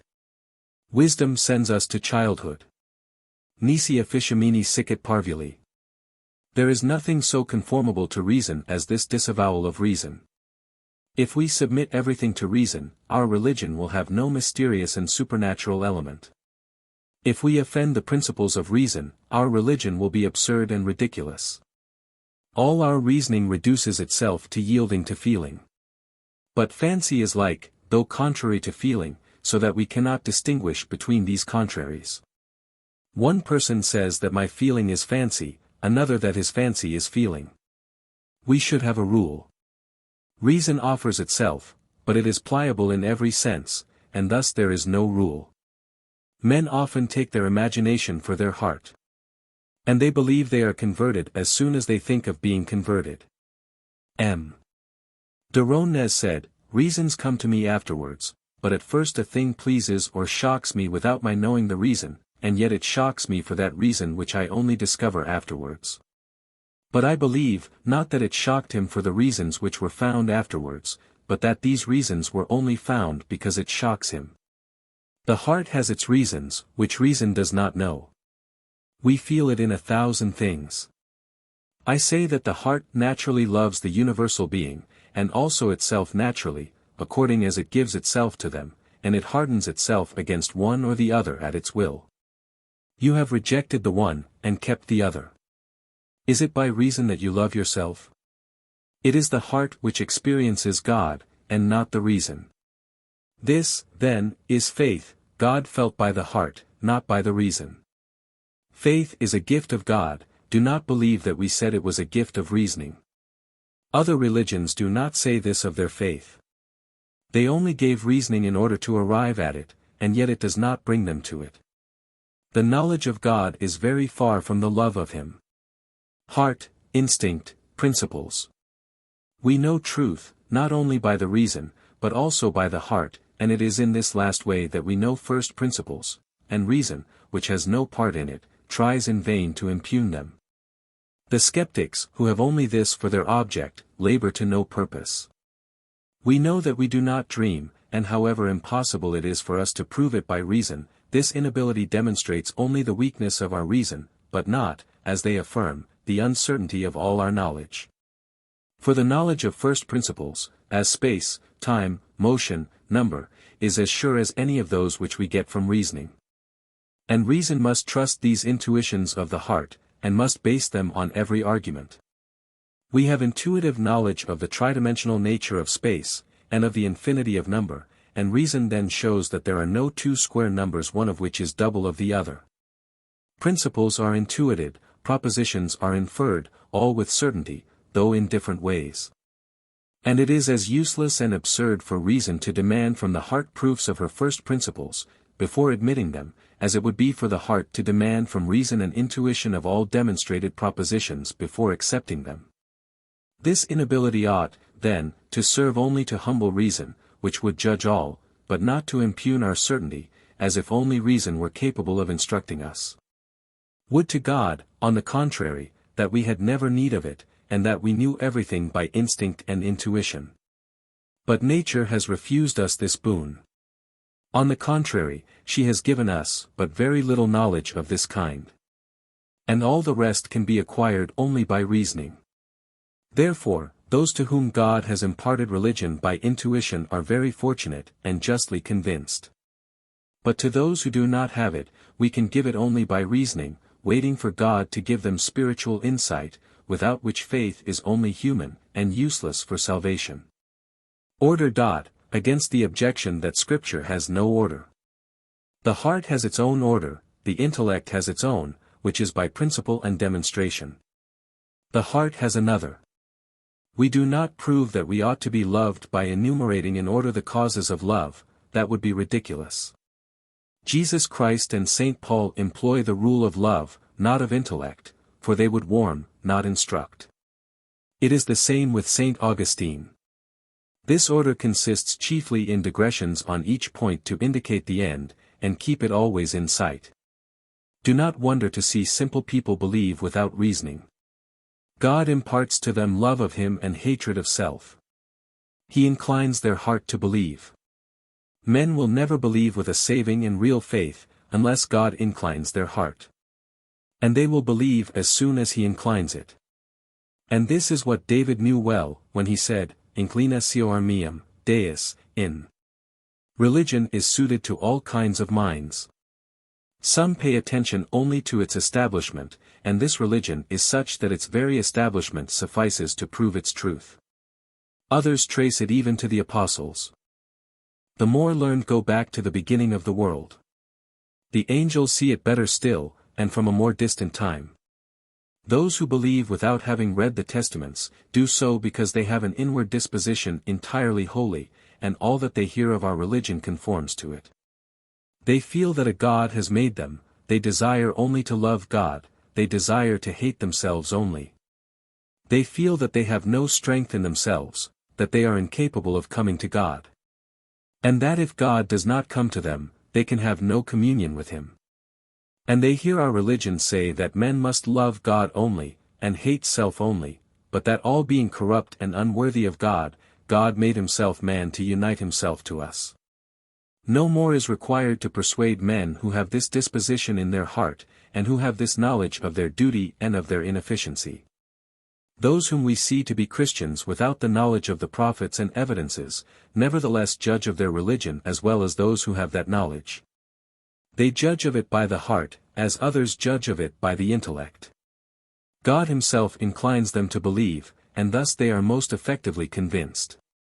I confess indeed that one of those Christians who believe without proofs will not perhaps be capable of convincing an infidel who will say the same of himself. But those who know the proofs of religion will prove without difficulty that such a believer is truly inspired by God, though he cannot prove it himself. For God having said in his prophecies, which are undoubtedly prophecies, that in the reign of Jesus Christ he would spread his Spirit abroad among nations, and that the youths and maidens and children of the church would prophesy. It is certain that the Spirit of God is in these, and not in the others. Instead of complaining that God had hidden himself, you will give him thanks for having revealed so much of himself. And you will also give him thanks for not having revealed himself to haughty sages, unworthy to know so holy a God. Two kinds of persons know him, those who have a humble heart, and who love lowliness, whatever kind of intellect they may have, high or low, and those who have sufficient understanding to see the truth, whatever opposition they may have to it. Proof. 1. The Christian religion, by its establishment, having established itself so strongly, so gently, whilst contrary to nature. 2. The sanctity, the dignity, and the humility of a Christian soul. 3. The miracles of Holy Scripture. 4. Jesus Christ in particular. 5. The Apostles in particular. 6. Moses and the Prophets in particular. 7. The Jewish people. 8. The prophecies. 9. Perpetuity, no religion has perpetuity. 10. The doctrine which gives a reason for everything. 11. The sanctity of this law.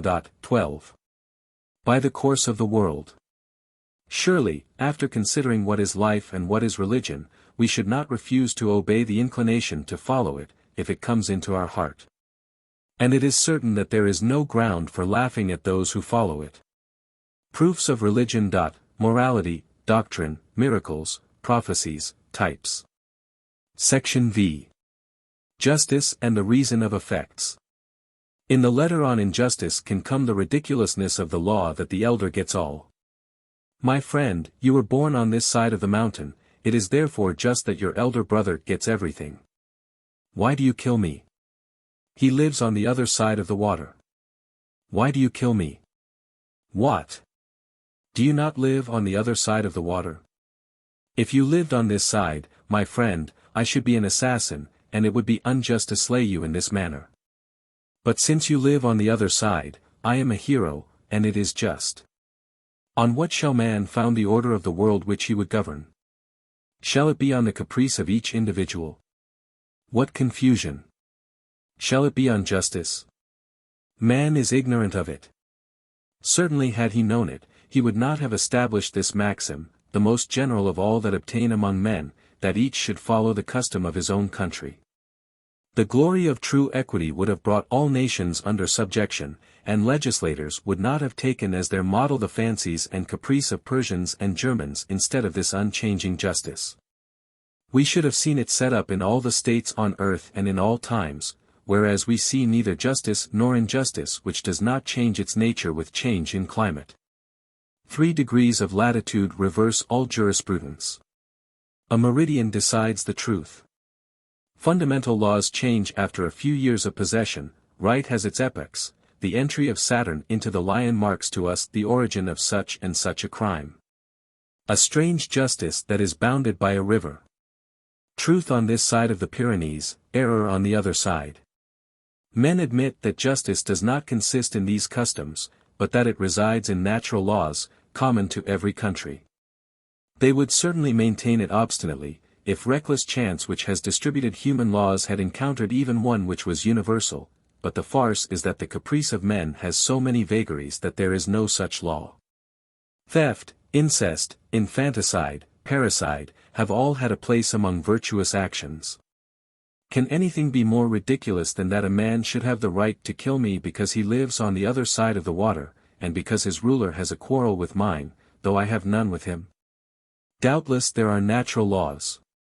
But good reason once corrupted has corrupted all. Nihil amplius nostrum est, quod nostrum dissimus, artis est ex senatus, consultes eti plebiscitus crimina exercenter. Ut olim vidius, sic nunc legibus laboramus.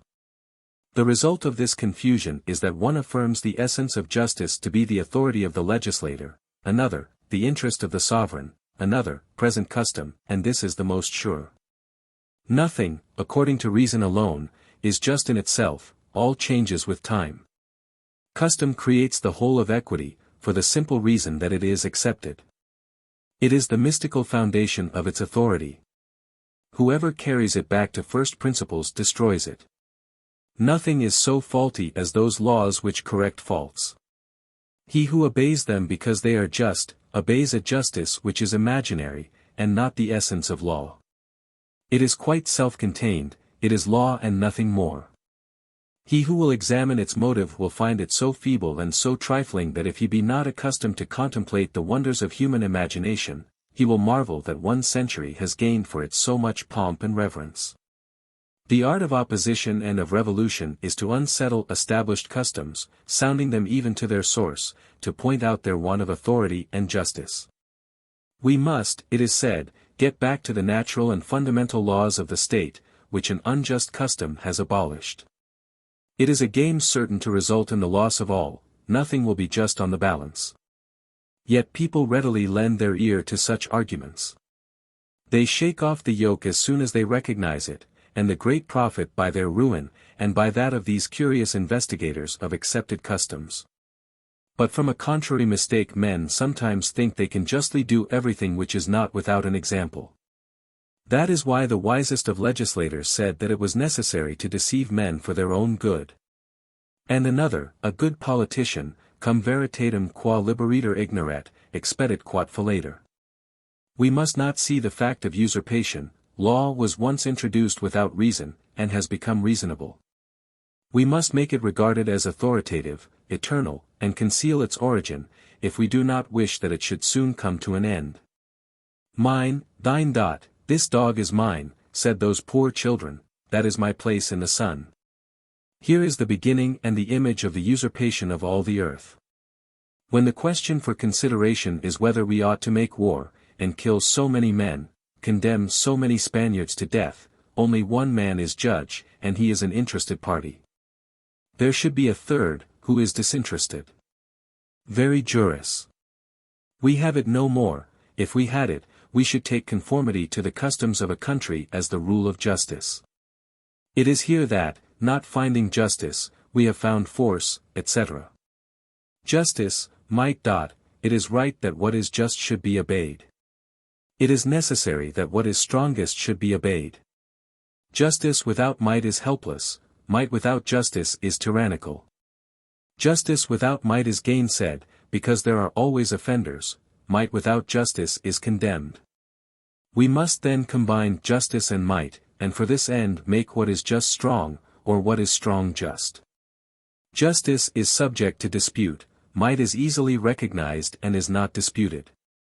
So we cannot give might to justice, because might has gainsaid justice, and has declared that it is she herself who is just. And thus being unable to make what is just strong, we have made what is strong just. The only universal rules are the laws of the country in ordinary affairs, and of the majority in others. Whence comes this? From the might which is in them. Hence it comes that kings, who have power of a different kind, do not follow the majority of their ministers. No doubt equality of goods is just, but, being unable to cause might to obey justice, men have made it just to obey might. Unable to strengthen justice, they have justified might, so that the just and the strong should unite, and there should be peace, which is the sovereign good. When a strong man armed keepeth his goods are in peace. Why do we follow the majority? It is because they have more reason. No, because they have more power. Why do we follow the ancient laws and opinions? Is it because they are more sound? No, but because they are unique, and remove from us the root of difference. It is the effect of might, not of custom. For those who are capable of originality are few.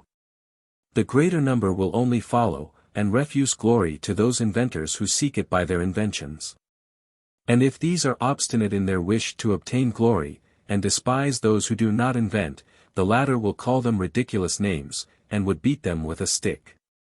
Let no one then boast of his subtlety, or let him keep his complacency to himself.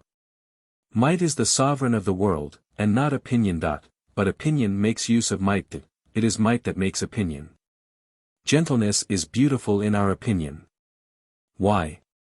Because he who will dance on a rope will be alone, and I will gather a stronger mob of people who will say that it is unbecoming. The cords which bind the respect of men to each other are in general cords of necessity. For there must be different degrees, all men wishing to rule, and not all being able to do so, but some being able. Let us then imagine we see society in the process of formation. Men will doubtless fight till the stronger party overcomes the weaker, and a dominant party is established. But when this is once determined, the masters, who do not desire the continuation of strife, then decree that the power which is in their hands shall be transmitted as they please. Some place it in election by the people, others in hereditary succession, etc. And this is the point where imagination begins to play its part. Till now power makes fact. Now power is sustained by imagination in a certain party, in France in the nobility, in Switzerland in the burgesses, etc. These cords which bind the respect of men to such and such an individual are therefore the cords of imagination. The Swiss are offended by being called gentlemen, and prove themselves true plebeians in order to be thought worthy of great office.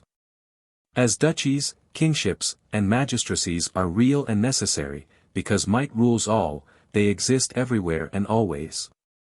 But since only caprice makes such and such a one a ruler, the principle is not constant, but subject to variation, etc.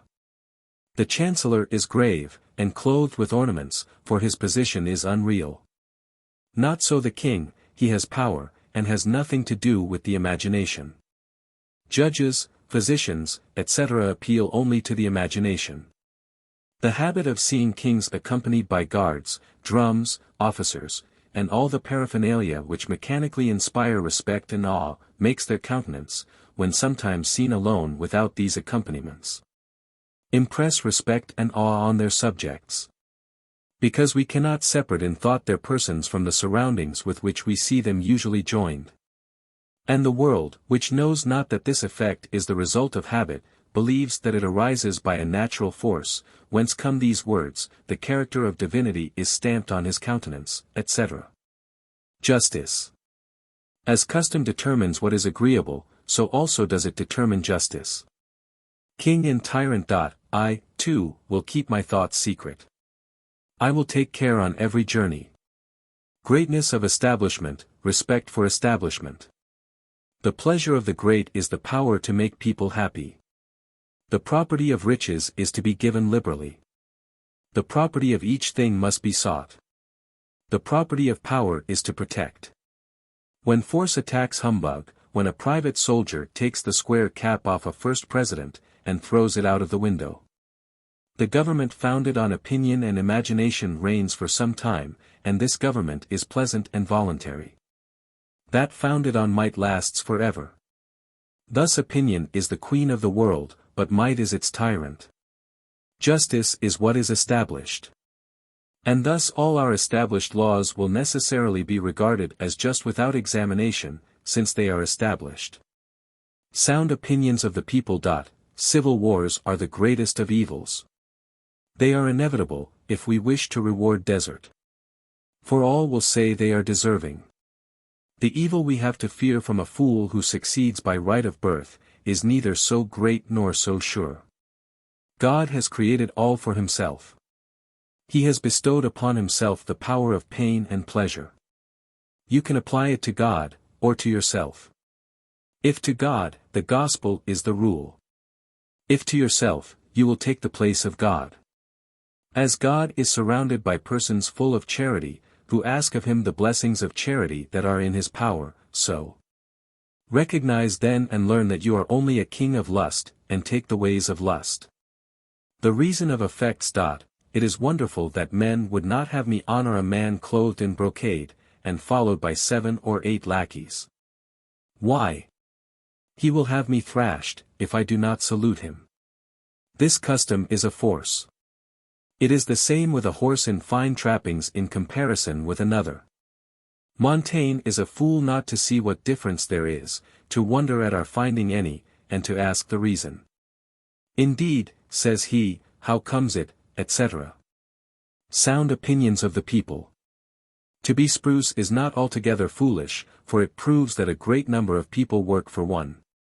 It shows by one's hair, that one has a valet, a perfumer, etc., by one's band, thread, lace, etc.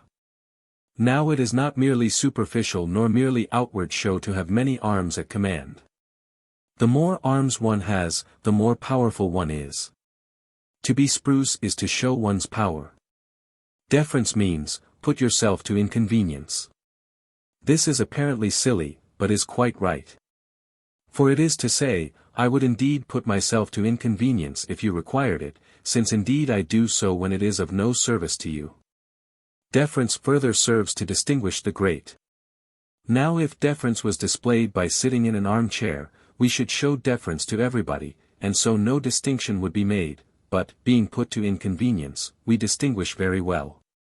He has 4 lackeys. How rightly do we distinguish men by external appearances rather than by internal qualities? Which of us two shall have precedence? Who will give place to the other? The least clever. But I am as clever as he. We should have to fight over this. He has 4 lackeys, and I have only 1. This can be seen, we have only to count. It falls to me to yield, and I am a fool if I contest the matter. By this means we are at peace, which is the greatest of boons. The most unreasonable things in the world become most reasonable, because of the unruliness of men. What is less reasonable than to choose the eldest son of a queen to rule a state? We do not choose as captain of a ship the passenger who is of the best family. This law would be absurd and unjust, but because men are so themselves, and always will be so, it becomes reasonable and just. For whom will men choose, as the most virtuous and able? We at once come to blows, as each claims to be the most virtuous and able. Let us then attach this quality to something indisputable. This is the king's eldest son. That is clear, and there is no dispute. Reason can do no better, for civil war is the greatest of evils. Children are astonished to see their comrades respected. To be of noble birth is a great advantage. In 18 years it places a man within the select circle, known and respected, as another would have merited in 50 years. It is a gain of 30 years without trouble. What is the ego?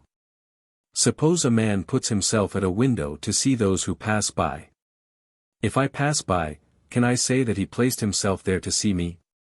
No, for he does not think of me in particular. But does he who loves someone on account of beauty really love that person? No, for the smallpox, which will kill beauty without killing the person, will cause him to love her no more. And if one loves me for my judgment, memory, he does not love me, for I can lose these qualities without losing myself. Where, then, is this ego, if it be neither in the body nor in the soul? And how love the body or the soul, except for these qualities which do not constitute me, since they are perishable? For it is impossible and would be unjust to love the soul of a person in the abstract, and whatever qualities might be therein. We never, then, love a person, but only qualities. Let us, then, jeer no more at those who are honored on account of rank and office, for we love a person only on account of borrowed qualities. The people have very sound opinions, for example. 1. In having preferred diversion and hunting to poetry. The half-learned laugh at it, and glory in being above the folly of the world, but the people are right for a reason which these do not fathom. 2. In having distinguished men by external marks, as birth or wealth. The world again exults in showing how unreasonable this is, but it is very reasonable. Savages laugh at an infant king. 3. In being offended at a blow, on in desiring glory so much. But it is very desirable on account of the other essential goods which are joined to it, and a man who has received a blow, without resenting it, is overwhelmed with taunts and indignities. 4. In working for the uncertain, in sailing on the sea. In walking over a plank. Montaigne is wrong. Custom should be followed only because it is custom, and not because it is reasonable or just. But people follow it for this sole reason, that they think it just. Otherwise they would follow it no longer, although it were the custom, for they will only submit to reason or justice. Custom without this would pass for tyranny, but the sovereignty of reason and justice is no more tyrannical than that of desire. They are principles natural to man. It would therefore be right to obey laws and customs, because they are laws. But we should know that there is neither truth nor justice to introduce into them, that we know nothing of these, and so must follow what is accepted. By this means we would never depart from them. But people cannot accept this doctrine.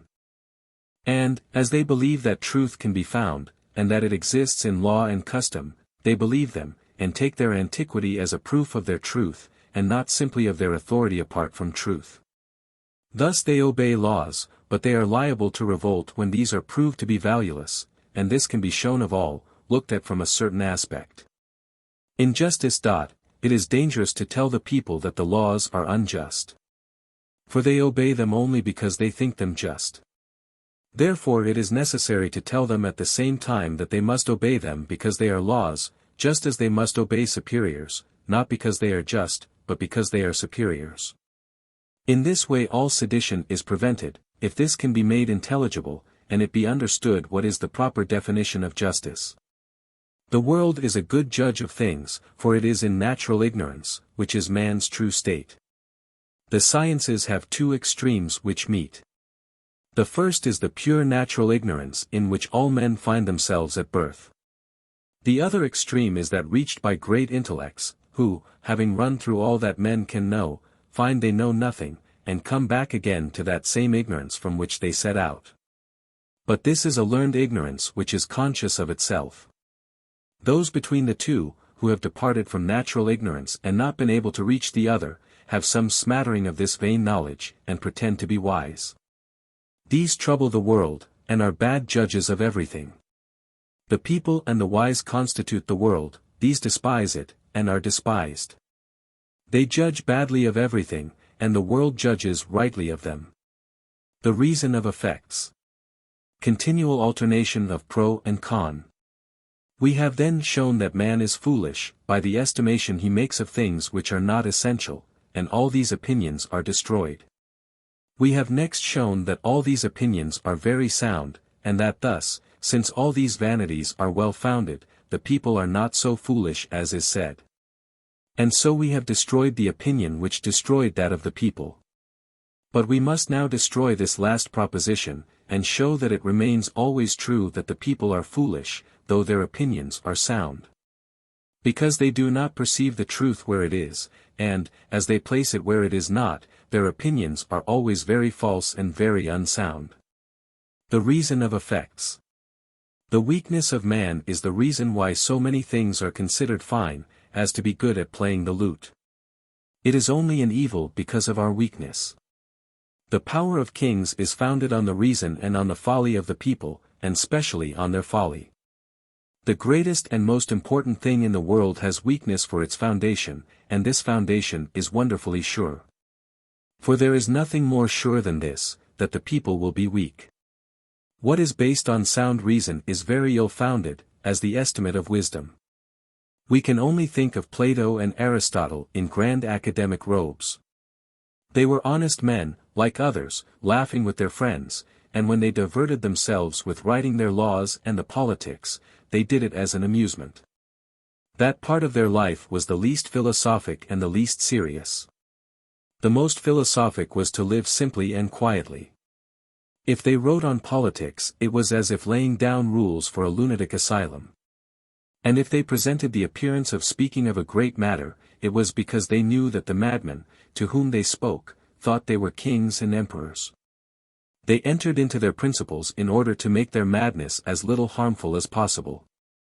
Tyranny consists in the desire of universal power beyond its scope. There are different assemblies of the strong, the fair, the sensible, the pious, in which each man rules at home, not elsewhere. And sometimes they meet, and the strong and the fair foolishly fight as to who shall be master, for their mastery is of different kinds. They do not understand one another, and their fault is the desire to rule everywhere. Nothing can effect this, not even might, which is of no use in the kingdom of the wise, and is only mistress of external actions. Tyranny. So these expressions are false and tyrannical. I am fair, therefore I must be feared. I am strong, therefore I must be loved. I am. Tyranny is the wish to have in one way what can only be had in another. We render different duties to different merits, the duty of love to the pleasant, the duty of fear to the strong, the duty of belief to the learned. We must render these duties. It is unjust to refuse them, and unjust to ask others. And so it is false and tyrannical to say, he is not strong, therefore I will not esteem him. He is not able, therefore I will not fear him. Have you never seen people who, in order to complain of the little fuss you make about them, parade before you the example of great men who esteem them? In answer I reply to them, show me the merit whereby you have charmed these persons, and I also will esteem you. The reason of effects. Lust and force are the source of all our actions. Lust causes voluntary actions, force involuntary ones. The reason of effects. It is then true to say that all the world is under a delusion, for, although the opinions of the people are sound, they are not so as conceived by them, since they think the truth to be where it is not. Truth is indeed in their opinions, but not at the point where they imagine it. Thus, it is true that we must honor noblemen, but not because noble birth is real superiority, etc. The reason of effects.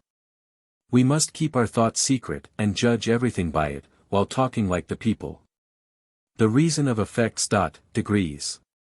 The people honor persons of high birth. The semi-learned despise them, saying that birth is not a personal, but a chance superiority. The learned honor them, not for popular reasons, but for secret reasons. Devout persons, who have more zeal than knowledge, despise them, in spite of that consideration which makes them honored by the learned, because they judge them by a new light which piety gives them. But perfect Christians honor them by another and higher light. So arise a succession of opinions for and against, according to the light one has. True Christians nevertheless comply with folly, not because they respect folly, but the command of God, who for the punishment of men has made them subject to these follies. Omnis creatura subjecta est vanitati. Liberabiter. Thus St. Thomas explains the passage in St. James on giving place to the rich, that if they do it not in the sight of God, they depart from the command of religion. Section 6. The Philosophers. I can well conceive a man without hands, feet, head, for it is only experience which teaches us that the head is more necessary than feet. But I cannot conceive man without thought, he would be a stone or a brute. The arithmetical machine produces effects which approach nearer to thought than all the actions of animals. But it does nothing which would enable us to attribute will to it, as to the animals. The account of the pike and frog of Lioncourt. They do it always, and never otherwise, nor any other thing showing mind. If an animal did by mind what it does by instinct, and if it spoke by mind what it speaks by instinct, in hunting, and in warning its mates that the prey is found or lost, it would indeed also speak in regard to those things which affect it closer, as example, gnaw me this cord which is wounding me, and which I cannot reach. The beak of the parrot, which it wipes, although it is clean. Instinct and reason, marks of two natures. Reason commands us far more imperiously than a master, for in disobeying the one we are unfortunate, and in disobeying the other we are fools. Thought constitutes the greatness of man. Man is but a reed, the most feeble thing in nature, but he is a thinking reed. The entire universe need not arm itself to crush him. A vapor, a drop of water suffices to kill him. But, if the universe were to crush him, man would still be more noble than that which killed him, because he knows that he dies and the advantage which the universe has over him, the universe knows nothing of this. All our dignity consists, then, in thought. By it we must elevate ourselves, and not by space and time which we cannot fill. Let us endeavor, then, to think well. This is the principle of morality. A thinking reed. It is not from space that I must seek my dignity, but from the government of my thought.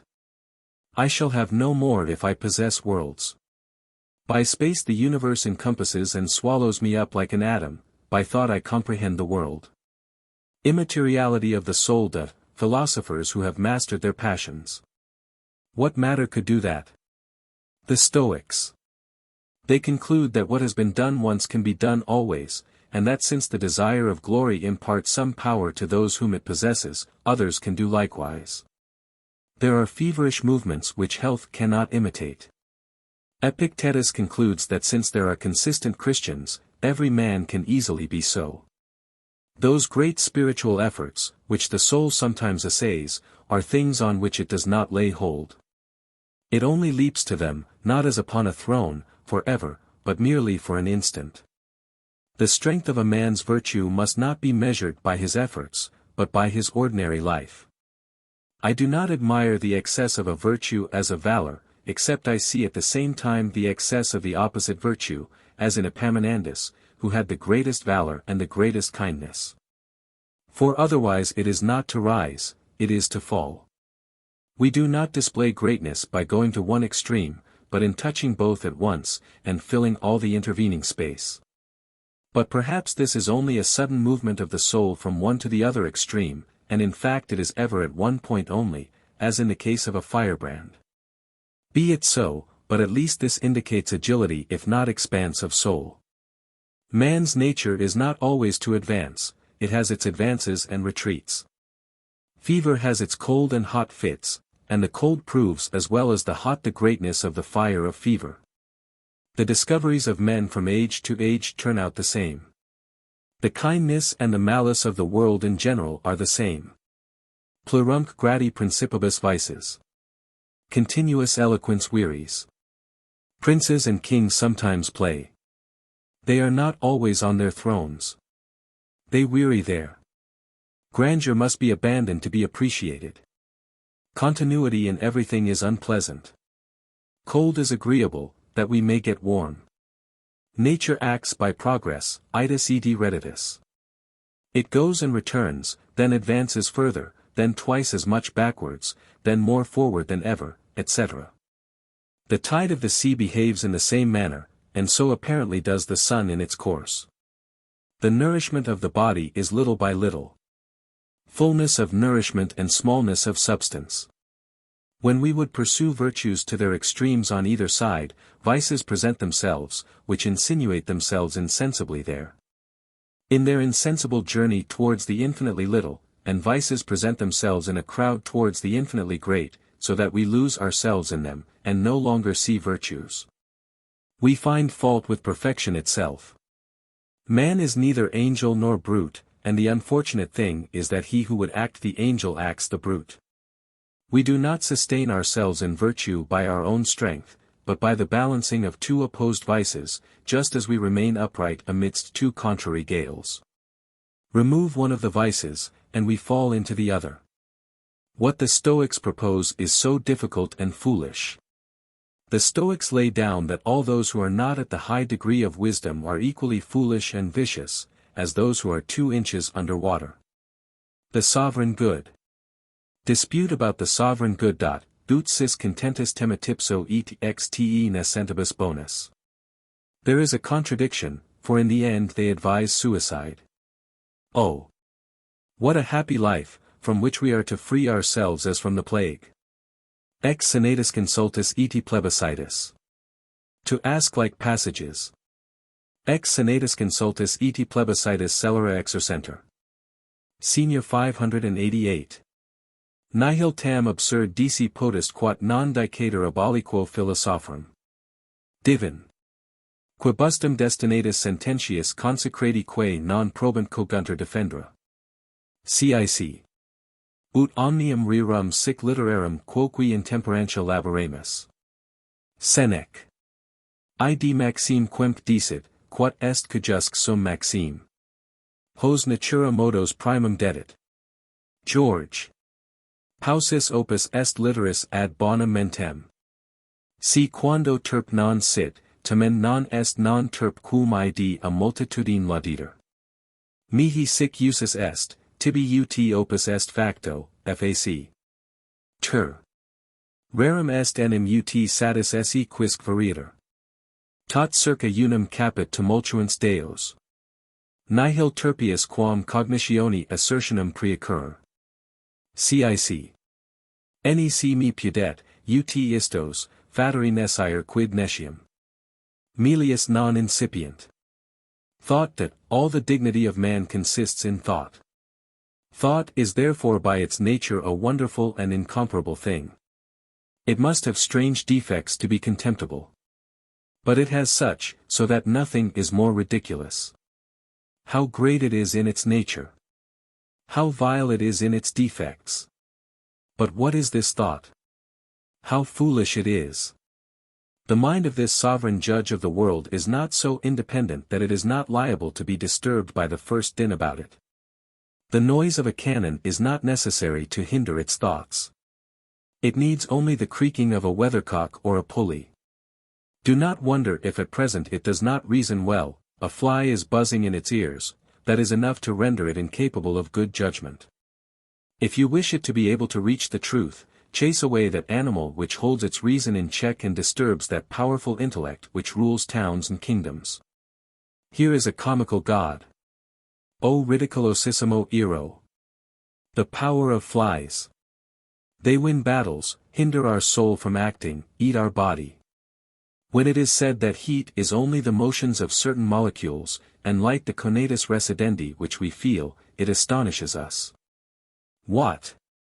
Is pleasure only the ballet of our spirits? We have conceived so different an idea of it. And these sensations seem so removed from those others which we say are the same as those with which we compare them. The sensation from the fire, that warmth which affects us in a manner wholly different from touch, the reception of sound and light, all this appears to us mysterious, and yet it is material like the blow of a stone. It is true that the smallness of the spirits which enter into the pores touches other nerves, but there are always some nerves touched. Memory is necessary for all the operations of reason. Chance gives rise to thoughts, and chance removes them. No art can keep or acquire them. A thought has escaped me. I wanted to write it down.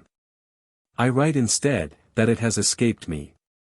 When I was small, I hugged my book, and because it sometimes happened to me to. In believing I hugged it, I doubted.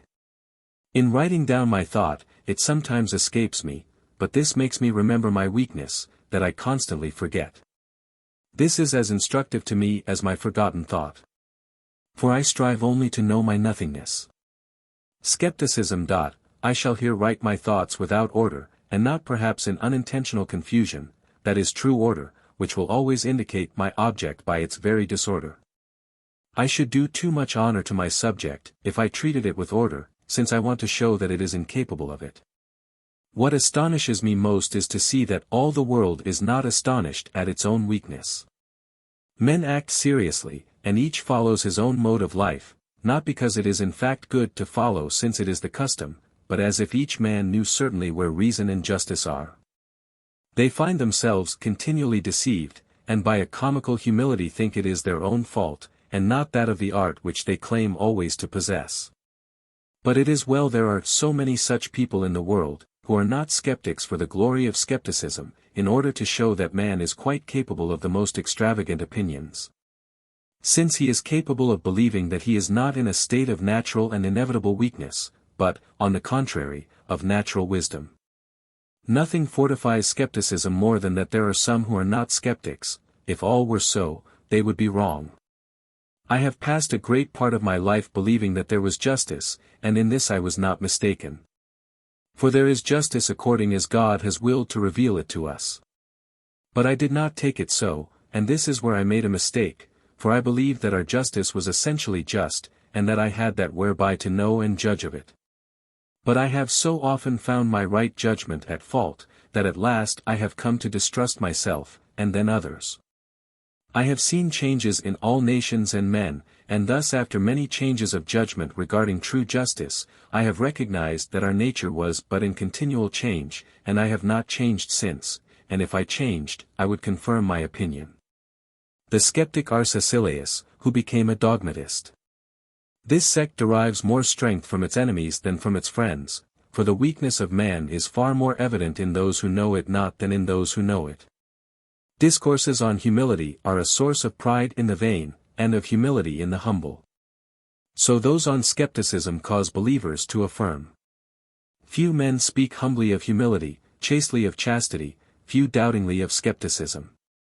We are only falsehood, duplicity, contradiction, we both conceal and disguise ourselves from ourselves. Skepticism. Excess, like defect of intellect, is accused of madness. Nothing is good but mediocrity. The majority has settled that, and finds fault with him who escapes it at whichever end. I will not oppose it. I quite consent to put myself there, and refuse to be at the lower end, not because it is low, but because it is an end. For I would likewise refuse to be placed at the top. To leave the mean is to abandon humanity. The greatness of the human soul consists in knowing how to preserve the mean. So far from greatness consisting in leaving it, it consists in not leaving it. It is not good to have too much liberty. It is not good to have all one wants. All good maxims are in the world. We only need to apply them. For instance, we do not doubt that we ought to risk our lives in defense of the public good, but for religion, no. It is true there must be inequality among men. But if this be conceded, the door is opened not only to the highest power, but to the highest tyranny. We must relax our minds a little, but this opens the door to the greatest debauchery. Let us mark the limits.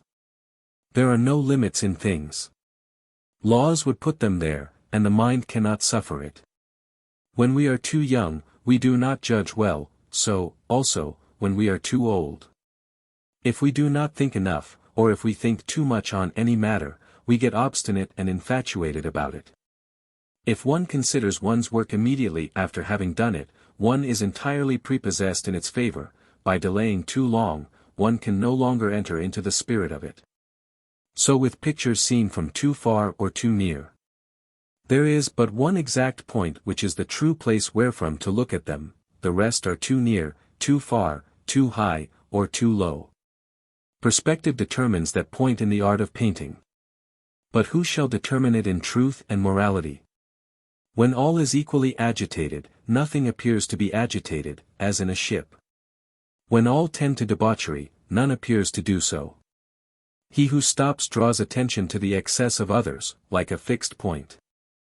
The licentious tell men of orderly lives that they stray from nature's path, while they themselves follow it, as people in a ship think those move who are on the shore. On all sides the language is similar. We must have a fixed point in order to judge. The harbor decides for those who are in a ship, but where shall we find a harbor in morality? Contradiction is a bad sign of truth. Several things which are certain are contradicted. Several things which are false pass without contradiction. Contradiction is not a sign of falsity, nor the want of contradiction a sign of truth. Skepticism. Each thing here is partly true and partly false. Essential truth is not so.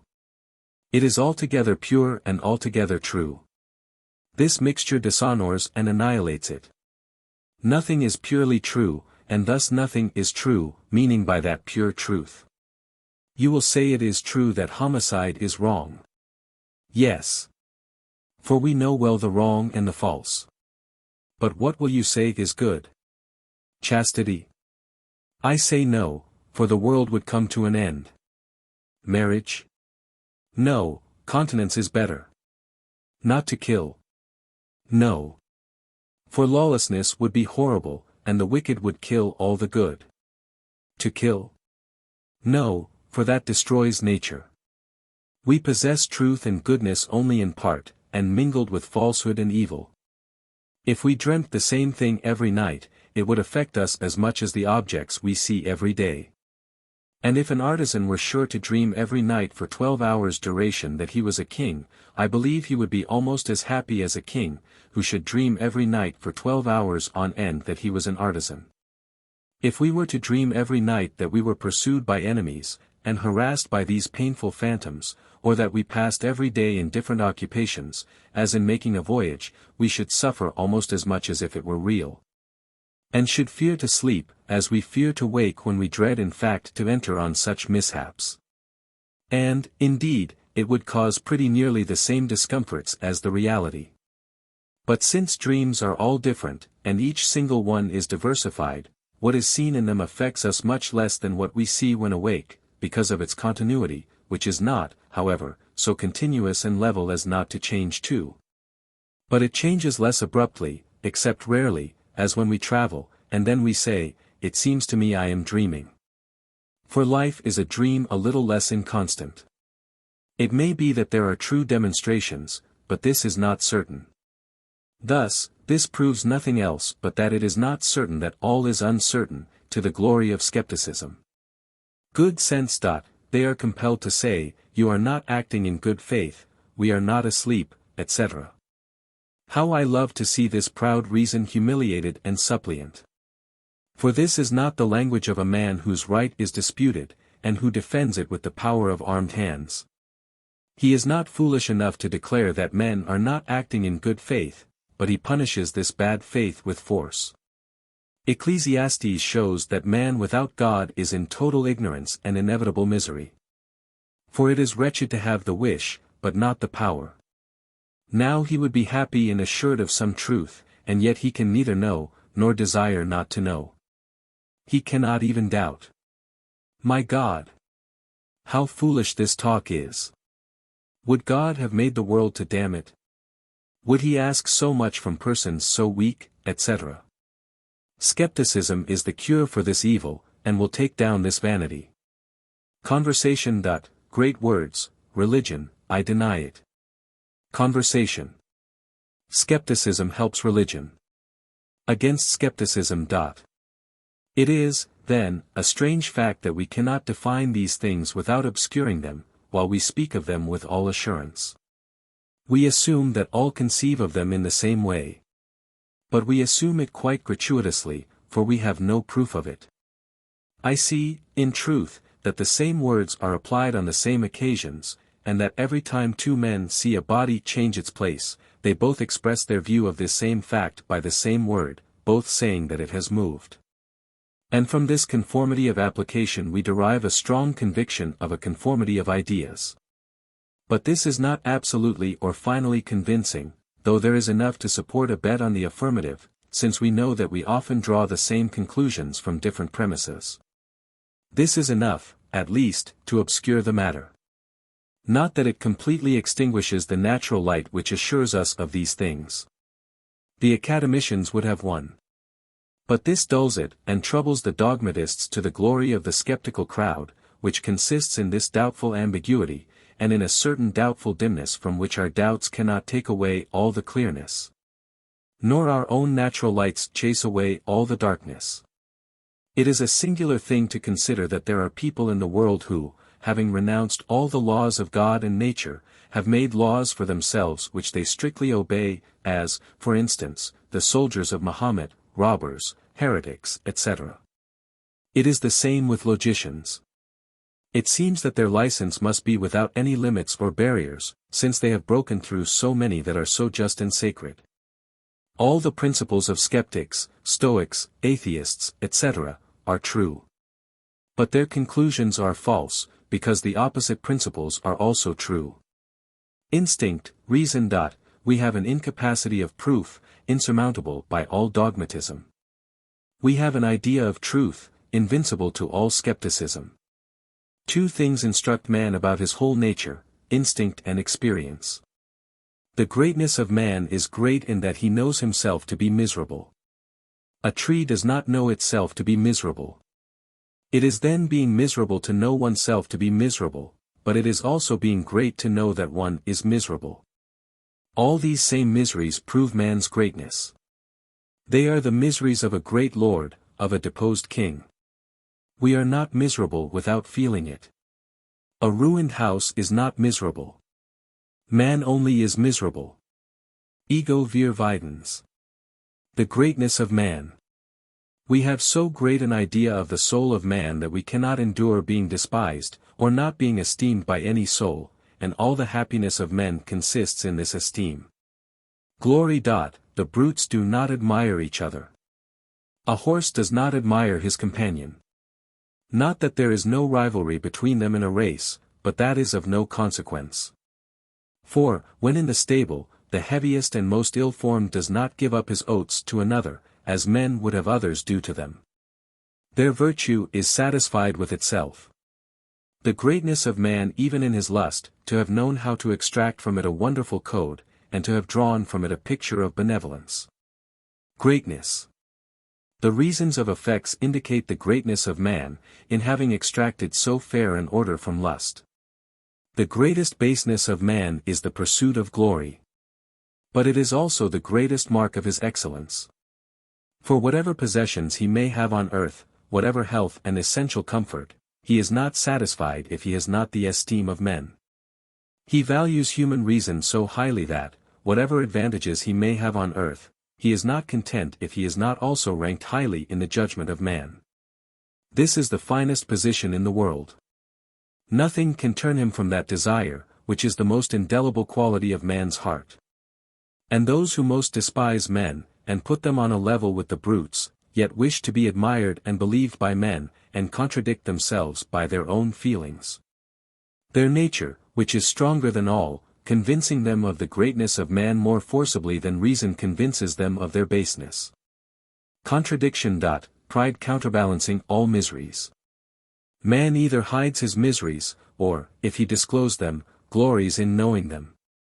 Pride counterbalances and takes away all miseries. Here is a strange monster, and a very plain aberration.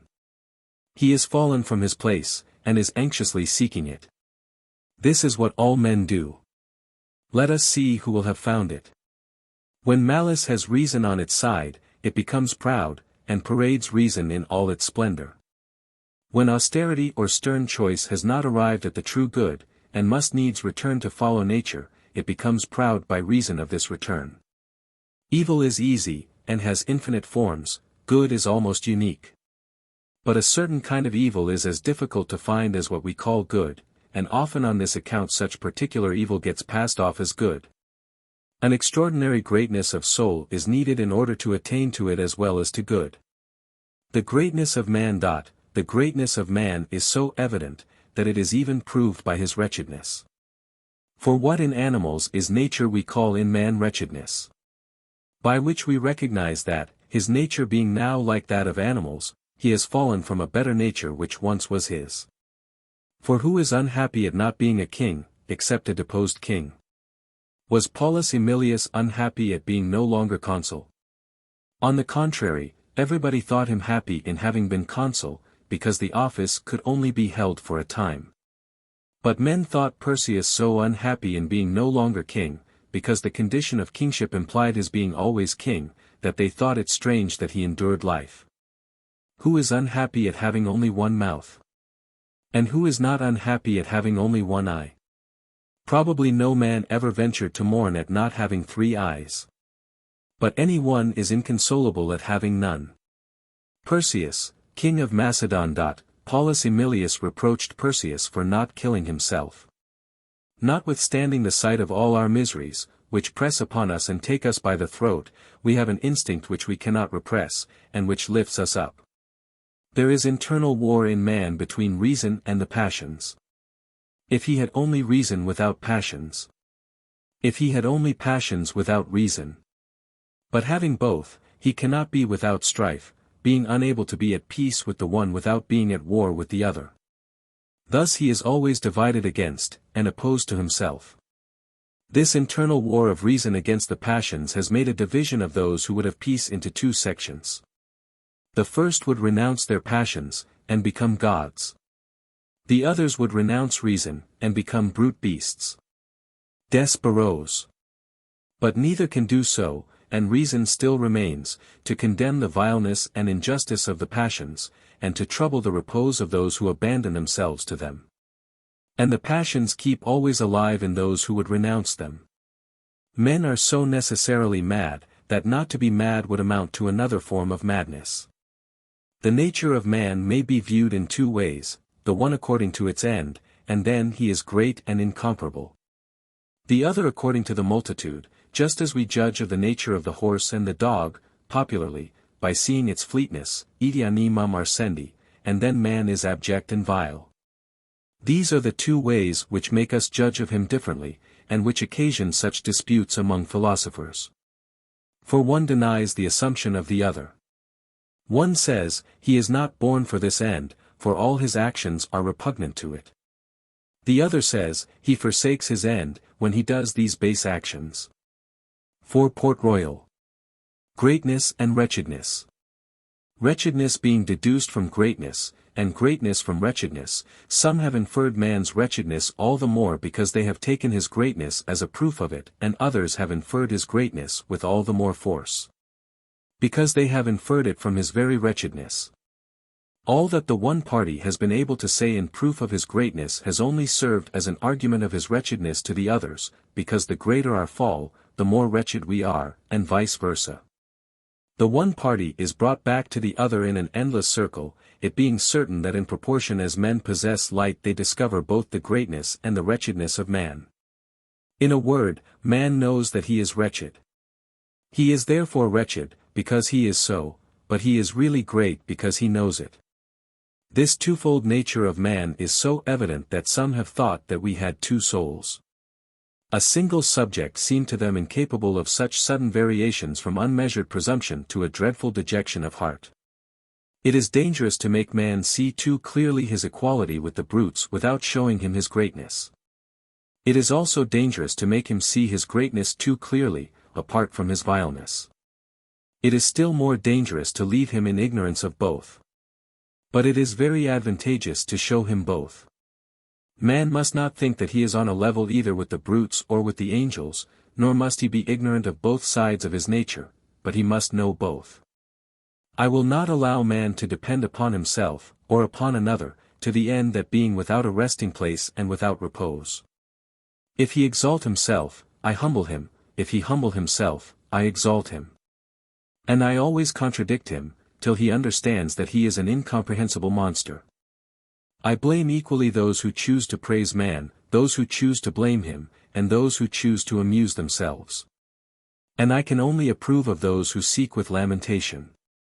It is good to be tired and wearied by the vain search after the true good, that we may stretch out our arms to the Redeemer. Contraries. After having shown the vileness and the greatness of man, let man now know his value. Let him love himself, for there is in him a nature capable of good, but let him not for this reason love the vileness which is in him. Let him despise himself, for this capacity is barren, but let him not therefore despise this natural capacity. Let him hate himself, let him love himself. He has within him the capacity of knowing the truth and of being happy, but he possesses no truth, either constant or satisfactory. I would then lead man to the desire of finding truth. To be free from passions, and ready to follow it where he may find it, knowing how much his knowledge is obscured by the passions. I would indeed that he should hate in himself the lust which determined his will by itself, so that it may not blind him in making his choice, and may not hinder him when he has chosen. All these contradictions, which seem most to keep me from the knowledge of religion, have led me most quickly to the true one. Section 7. Morality and Doctrine. Second part. That man without faith cannot know the true good, nor justice. All men seek happiness. This is without exception. Whatever different means they employ, they all tend to this end. The cause of some going to war, and of others avoiding it, is the same desire in both, attended with different views. The will never takes the least step but to this object. This is the motive of every action of every man, even of those who hang themselves. And yet after such a great number of years, no one without faith has reached the point to which all continually look. All complain, princes and subjects, noblemen and commoners, old and young, strong and weak, learned and ignorant, healthy and sick, of all countries, all times, all ages, and all conditions. A trial so long, so continuous, and so uniform, should certainly convince us of our inability to reach the good by our own efforts. But example teaches us little. No resemblance is ever so perfect that there is not some slight difference. And hence we expect that our hope will not be deceived on this occasion as before. And thus, while the present never satisfies us, experience dupes us, and from misfortune to misfortune leads us to death, their eternal crown. What is it then that this desire and this inability proclaim to us, but that there was once in man a true happiness of which there now remain to him only the mark and empty trace, which he in vain tries to fill from all his surroundings? Seeking from things absent the help he does not obtain in things present. But these are all inadequate, because the infinite abyss can only be filled by an infinite and immutable object, that is to say, only by God himself. He only is our true good, and since we have forsaken him, it is a strange thing that there is nothing in nature which has not been serviceable in taking his place. The stars, the heavens, earth, the elements, plants, cabbages, leeks, animals, insects, calves, serpents, fever, pestilence, war, famine, vices, adultery, incest. And since man has lost the true good, everything can appear equally good to him, even his own destruction, though so opposed to God, to reason, and to the whole course of nature. Some seek good in authority, others in scientific research, others in pleasure. Others, who are in fact nearer the truth, have considered it necessary that the universal good, which all men desire, should not consist in any of the particular things which can only be possessed by one man, and which, when shared, afflict their possessor more by the want of the part he has not, than they please him by the possession of what he has. They have learned that the true good should be such as all can possess at once, without diminution and without envy, and which no one can lose against his will. And their reason is that this desire being natural to man, since it is necessarily in all, and that it is impossible not to have it, they infer from it. True nature being lost, everything becomes its own nature. As the true good being lost, everything becomes its own true good. Man does not know in what rank to place himself. He has plainly gone astray, and fallen from his true place without being able to find it again. He seeks it anxiously and unsuccessfully everywhere in impenetrable darkness. If it is a sign of weakness to prove God by nature, do not despise Scripture; if it is a sign of strength to have known these contradictions, esteem Scripture. The vileness of man in submitting himself to the brutes, and in even worshipping them. For Port Royal. The beginning, after having explained the incomprehensibility. The greatness and the wretchedness of man are so evident that the true religion must necessarily teach us both that there is in man some great source of greatness, and a great source of wretchedness. It must then give us a reason for these astonishing contradictions. In order to make man happy, it must prove to him that there is a God, that we ought to love him, that our true happiness is to be in him, and our sole evil to be separated from him. It must recognize that we are full of darkness which hinders us from knowing and loving him, and that thus, as our duties compel us to love God, and our lusts turn us away from him, we are full of unrighteousness. It must give us an explanation of our opposition to God and to our own good. It must teach us the remedies for these infirmities, and the means of obtaining these remedies. Let us therefore examine all the religions of the world, and see if there be any other than the Christian which is sufficient for this purpose. Shall it be that of the philosophers, who put forward as the chief good, the good which is in ourselves? Is this the true good? Have they found the remedy for our ills? Is man's pride cured by placing him on an equality with God? Have those who have made us equal to the brutes, or the Mohammedans who have offered us earthly pleasures as the chief good even in eternity, produced the remedy for our lusts? What religion, then, will teach us to cure pride and lust? What religion will in fact teach us our good, our duties, the weakness which turns us from them, the cause of this weakness, the remedies which can cure it, and the means of obtaining these remedies? All other religions have not been able to do so. Let us see what the wisdom of God will do. Expect neither truth, she says, nor consolation from men. I am she who formed you, and who alone can teach you what you are. But you are now no longer in the state in which I formed you. I created man holy, innocent, perfect. I filled him with light and intelligence. I communicated to him my glory and my wonders. The eye of man saw then the majesty of God. He was not then in the darkness which blinds him, nor subject to mortality and the woes which afflict him. But he has not been able to sustain so great glory without falling into pride. He wanted to make himself his own center, and independent of my help. He withdrew himself from my rule, and, on his making himself equal to me by the desire of finding his happiness in himself, I abandoned him to himself. And setting in revolt the creatures that were subject to him, I made them his enemies, so that man is now become like the brutes, and so estranged from me that there scarce remains to him a dim vision of his author. So far has all his knowledge been extinguished or disturbed. The senses, independent of reason, and often the masters of reason, have led him into pursuit of pleasure. All creatures either torment or tempt him, and domineer over him, either subduing him by their strength, or fascinating him by their charms, a tyranny more awful and more imperious.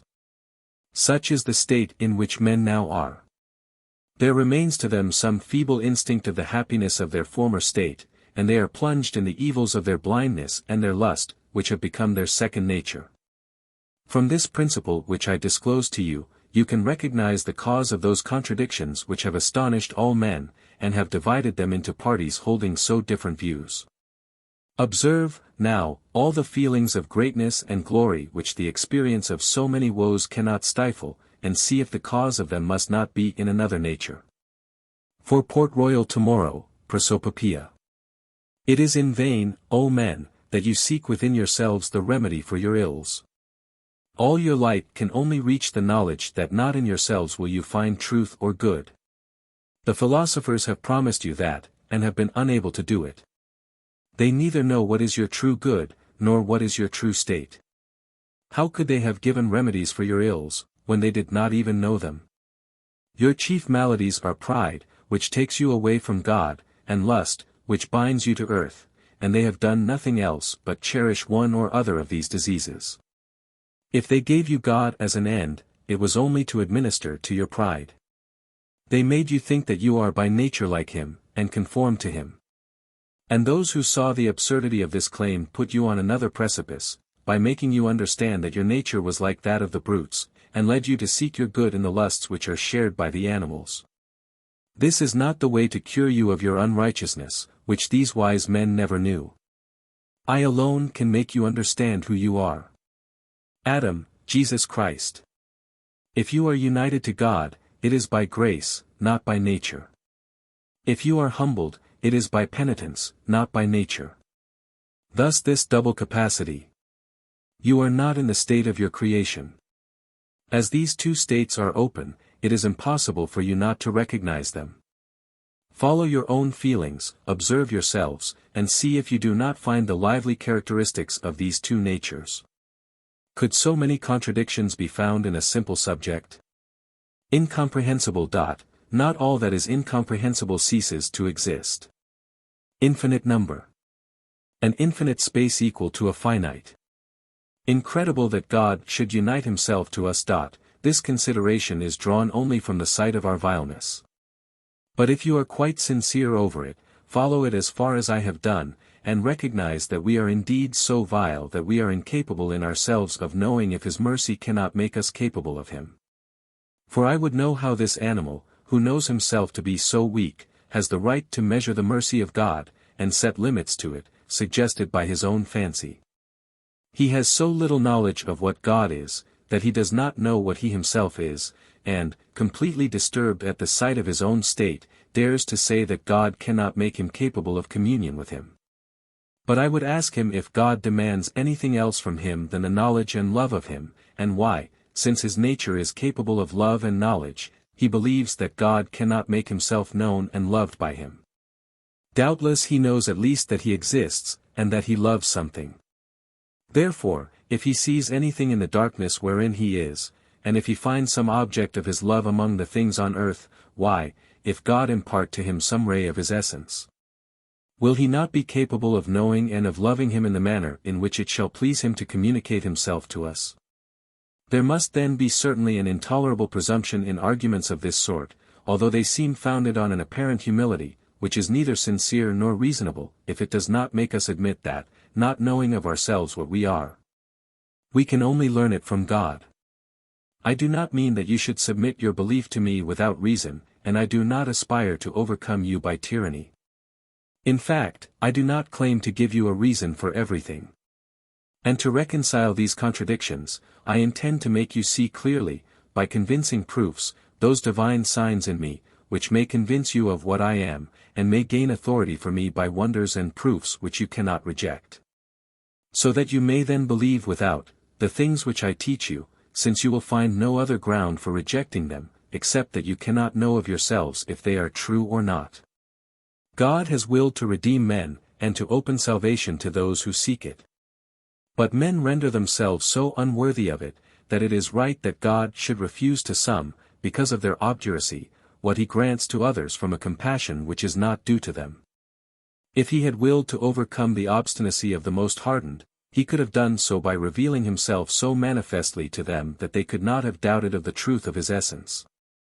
As it will appear at the last day, with such thunders and such a convulsion of nature, that the dead will rise again, and the blindest will see him. It is not in this manner that he has willed to appear in his advent of mercy, because, as so many make themselves unworthy of his mercy, he has willed to leave them in the loss of the good which they do not want.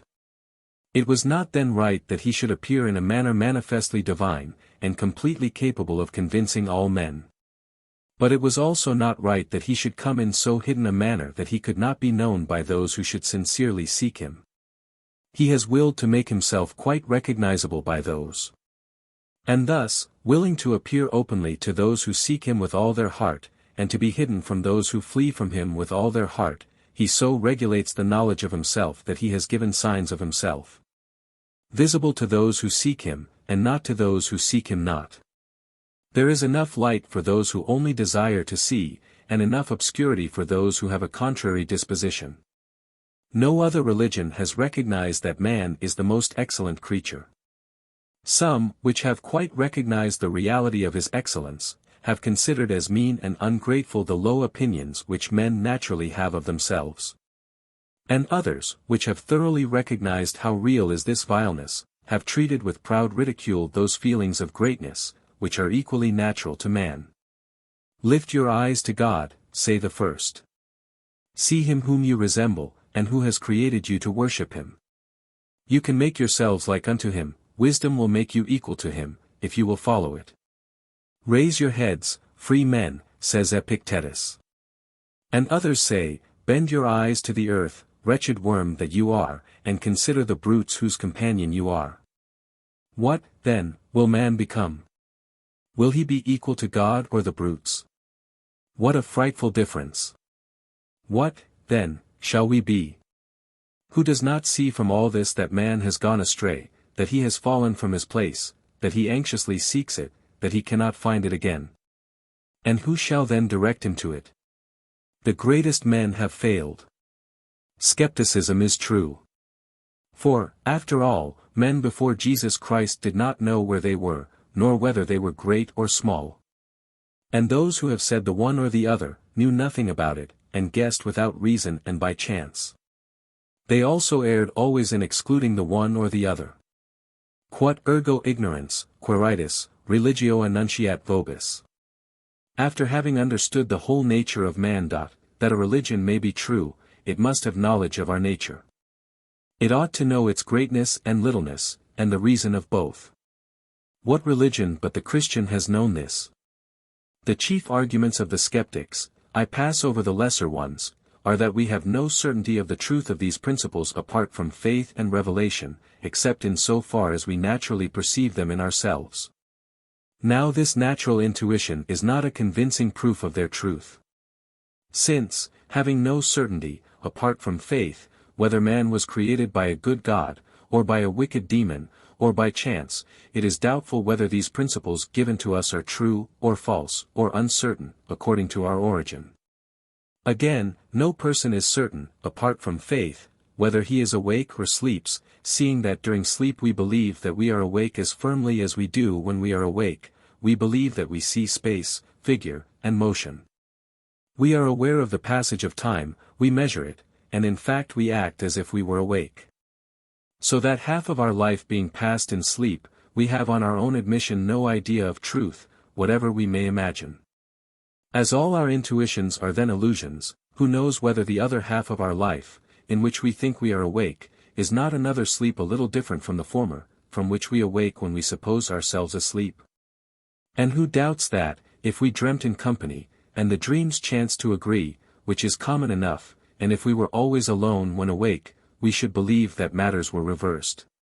In short, as we often dream that we dream, heaping dream upon dream, may it not be that this half of our life, wherein we think ourselves awake, is itself only a dream on which the others are grafted, from which we wake at death?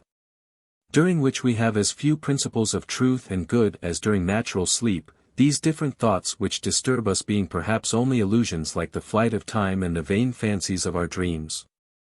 These are the chief arguments on one side and the other. I omit minor ones, such as the skeptical talk against the impressions of custom, education, manners, country, and the like.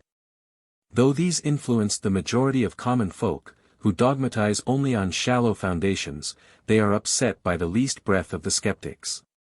We have only to see their books if we are not sufficiently convinced of this, and we shall very quickly become so, perhaps too much. I notice the only strong point of the dogmatists, namely, that, speaking in good faith and sincerely, we cannot doubt natural principles. Against this the skeptics set up in one word the uncertainty of our origin, which includes that of our nature.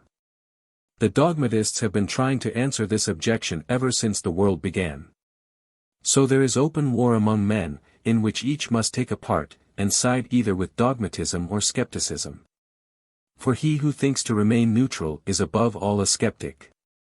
This neutrality is the essence of the sect, he who is not against them is essentially for them. In this appears their advantage. They are not for themselves.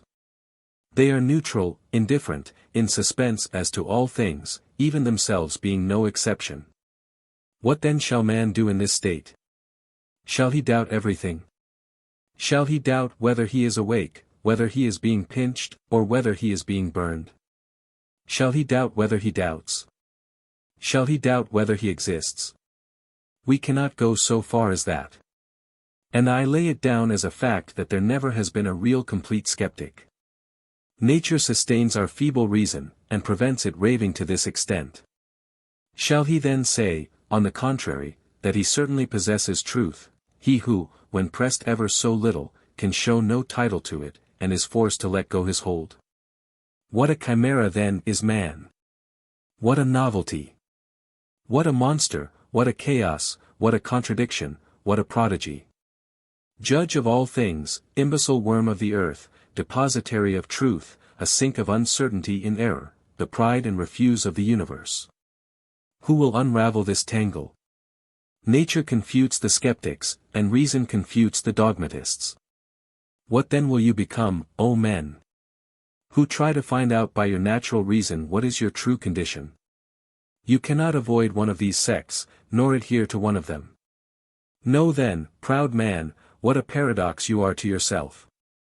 Humble yourself, weak reason, be silent, foolish nature, learn that man infinitely transcends man, and learn from your master your true condition, of which you are ignorant.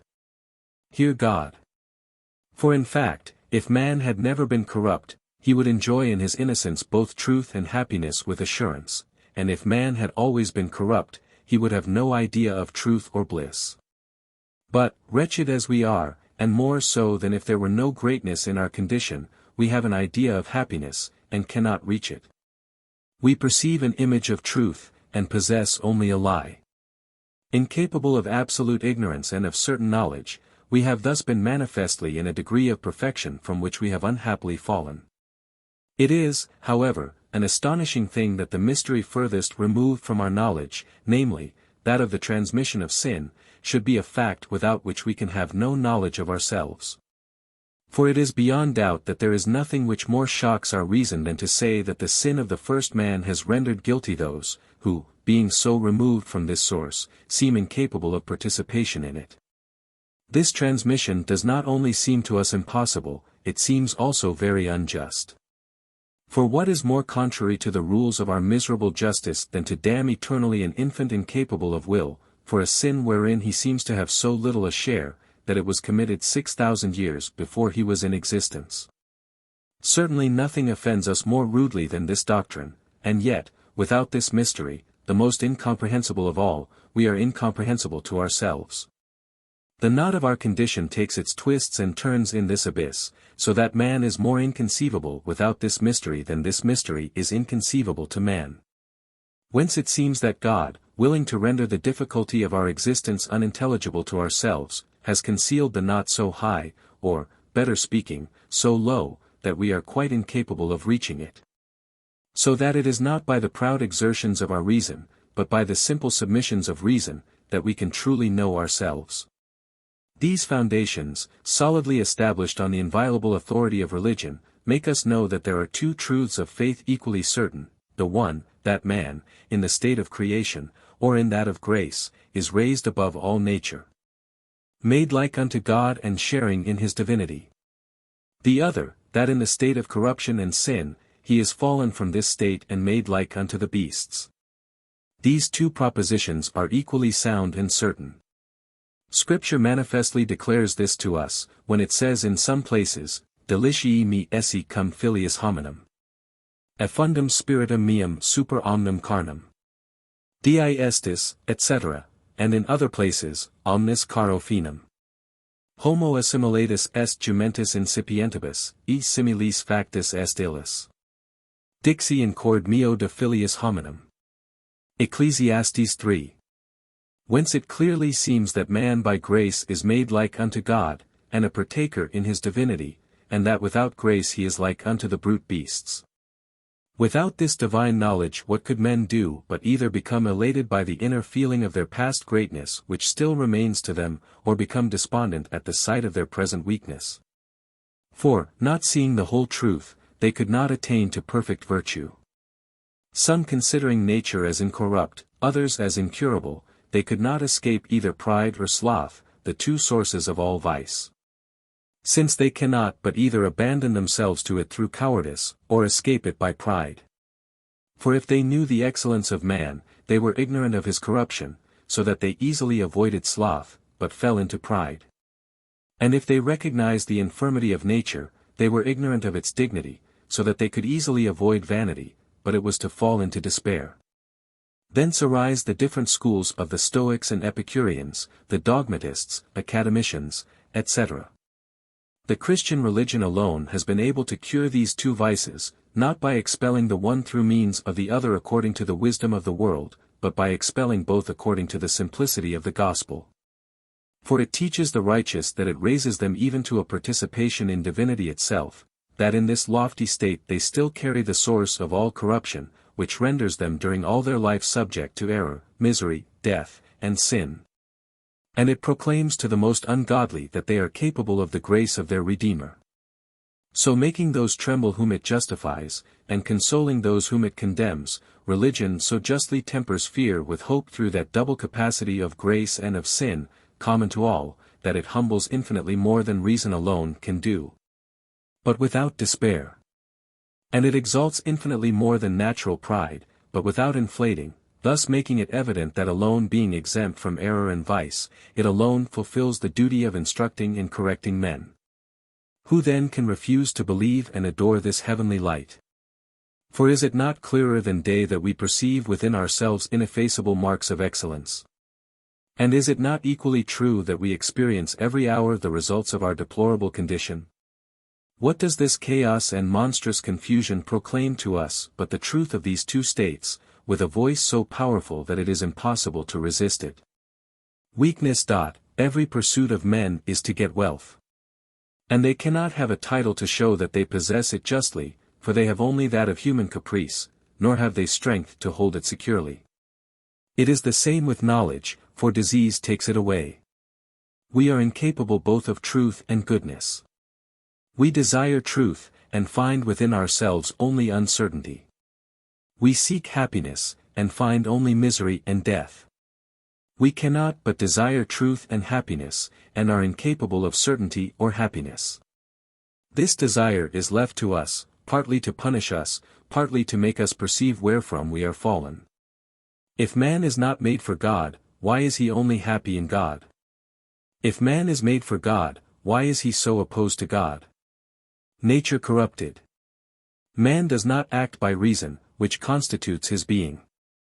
The corruption of reason is shown by the existence of so many different and extravagant customs. It was necessary that truth should come, in order that man should no longer dwell within himself. For myself, I confess that so soon as the Christian religion reveals the principle that human nature is corrupt and fallen from God, that opens my eyes to see everywhere the mark of this truth, for nature is such that she testifies everywhere, both within man and without him, to a lost God and a corrupt nature. Man's true nature, his true good, true virtue, and true religion, are things of which the knowledge is inseparable. Greatness, wretchedness. The more light we have, the more greatness and the more baseness we discover in man. Ordinary men, those who are more educated, philosophers, they astonish ordinary men; Christians, they astonish philosophers. Who will then be surprised to see that religion only makes us know profoundly what we already know in proportion to our light? This religion taught to her children what men have only been able to discover by their greatest knowledge. Original sin is foolishness to men, but it is admitted to be such. You must not then reproach me for the want of reason in this doctrine, since I admit it to be without reason. But this foolishness is wiser than all the wisdom of men, sapientius est hominibus. For without this, what can we say that man is? His whole state depends on this imperceptible point. And how should it be perceived by his reason, since it is a thing against reason, and since reason, far from finding it out by her own ways, is averse to it when it is presented to her? Of original sin. Ample tradition of original sin according to the Jews. On the saying in Genesis 8:21, the imagination of man's heart is evil from his youth. R. Moses Hattershan, this evil leaven is placed in man from the time that he is formed. Maschet Sukkah, this evil leaven has 7 names in Scripture. It is called evil, the foreskin, uncleanness, an enemy, a scandal, a heart of stone, the north wind. All this signifies the malignity which is concealed and impressed in the heart of man. Midrash Tillim says the same thing, and that God will deliver the good nature of man from the evil. This malignity is renewed every day against man, as it is written, Psalm 37:32, the wicked watcheth the righteous, and seeketh to slay him. But God will not abandon him. This malignity tries the heart of man in this life, and will accuse him in the other. All this is found in the Talmud. Midrash Tillim on Psalm 4:4, stand in awe and sin not. Stand in awe and be afraid of your lust, and it will not lead you into sin. And on Psalm 36:1, the wicked has said within his own heart, let not the fear of God be before me. That is to say that the malignity natural to man has said that to the wicked. Midrash El Kohelet, better is a poor and wise child than an old and foolish king who cannot foresee the future. The child is virtue, and the king is the malignity of man. It is called king because all the members obey it, and old because it is in the human heart from infancy to old age, and foolish because it leads man in the way of perdition, which he does not foresee. The same thing is in Midrash Tillim. Bereshit Rabbah on Psalm 35:10, Lord, all my bones shall bless thee, which deliverest the poor from the tyrant. And is there a greater tyrant than the evil leaven? And on Proverbs 25:21, if thine enemy be hungry, give him bread to eat. That is to say, if the evil leaven hunger, give him the bread of wisdom of which it is spoken in Proverbs 9, and if he be thirsty, give him the water of which it is spoken in Isaiah LV. Midrash Tillim says the same thing, and that scripture in that passage, speaking of the enemy, means the evil leaven, and that, in giving him that bread and that water, we heap coals of fire on his head. Midrash El Kohelet on Ecclesiastes 9:14, a great king besieged a little city. This great king is the evil leaven, the great bulwarks built against it are temptations. And there has been found a poor wise man who has delivered it, that is to say, virtue.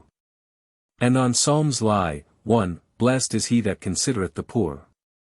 And on Psalm 78:39, the spirit passeth away, and cometh not again. Whence some have erroneously argued against the immortality of the soul. But the sense is that this spirit is the evil leaven, which accompanies man till death, and will not return at the resurrection. And on Psalm C the same thing. And on Psalm 16. Principles of Rabbinism, 2 Messiahs. Will it be said that, as men have declared that righteousness has departed the earth, they therefore knew of original sin? Nemo antiabatum beatus est, that is to say, they knew death to be the beginning of eternal and essential happiness. Myton sees well that nature is corrupt, and that men are averse to virtue, but he does not know why they cannot fly higher. Order. After corruption to say, it is right that all those who are in that state should know it, both those who are content with it, and those who are not content with it, but it is not right that all should see redemption. If we do not know ourselves to be full of pride, ambition, lust, weakness, misery, and injustice, we are indeed blind. And if, knowing this, we do not desire deliverance, what can we say of a man? What, then, can we have but esteem for a religion which knows so well the defects of man, and desire for the truth of a religion which promises remedies so desirable? All men naturally hate one another. They employ lust as far as possible in the service of the public weal. But this is only a pretense, and a false image of love, for at bottom it is only hate. To pity the unfortunate is not contrary to lust. On the contrary, we can quite well give such evidence of friendship, and acquire the reputation of kindly feeling, without giving anything. From lust men have found and extracted excellent rules of policy, morality, and justice. But in reality this vile root of man, this figmentum malum, is only covered, it is not taken away. In justice. They have not found any other means of satisfying lust without doing injury to others. Self is hateful. You, Myton, conceal it. You do not for that reason destroy it, you are, then, always hateful. No, for in acting as we do to oblige everybody, we give no more occasion for hatred of us. That is true, if we only hated in self the vexation which comes to us from it. But if I hate it because it is unjust, and because it makes itself the center of everything, I shall always hate it. In a word, the self has two qualities: it is unjust in itself since it makes itself the center of everything. It is inconvenient to others since it would enslave them, for each self is the enemy, and would like to be the tyrant of all others.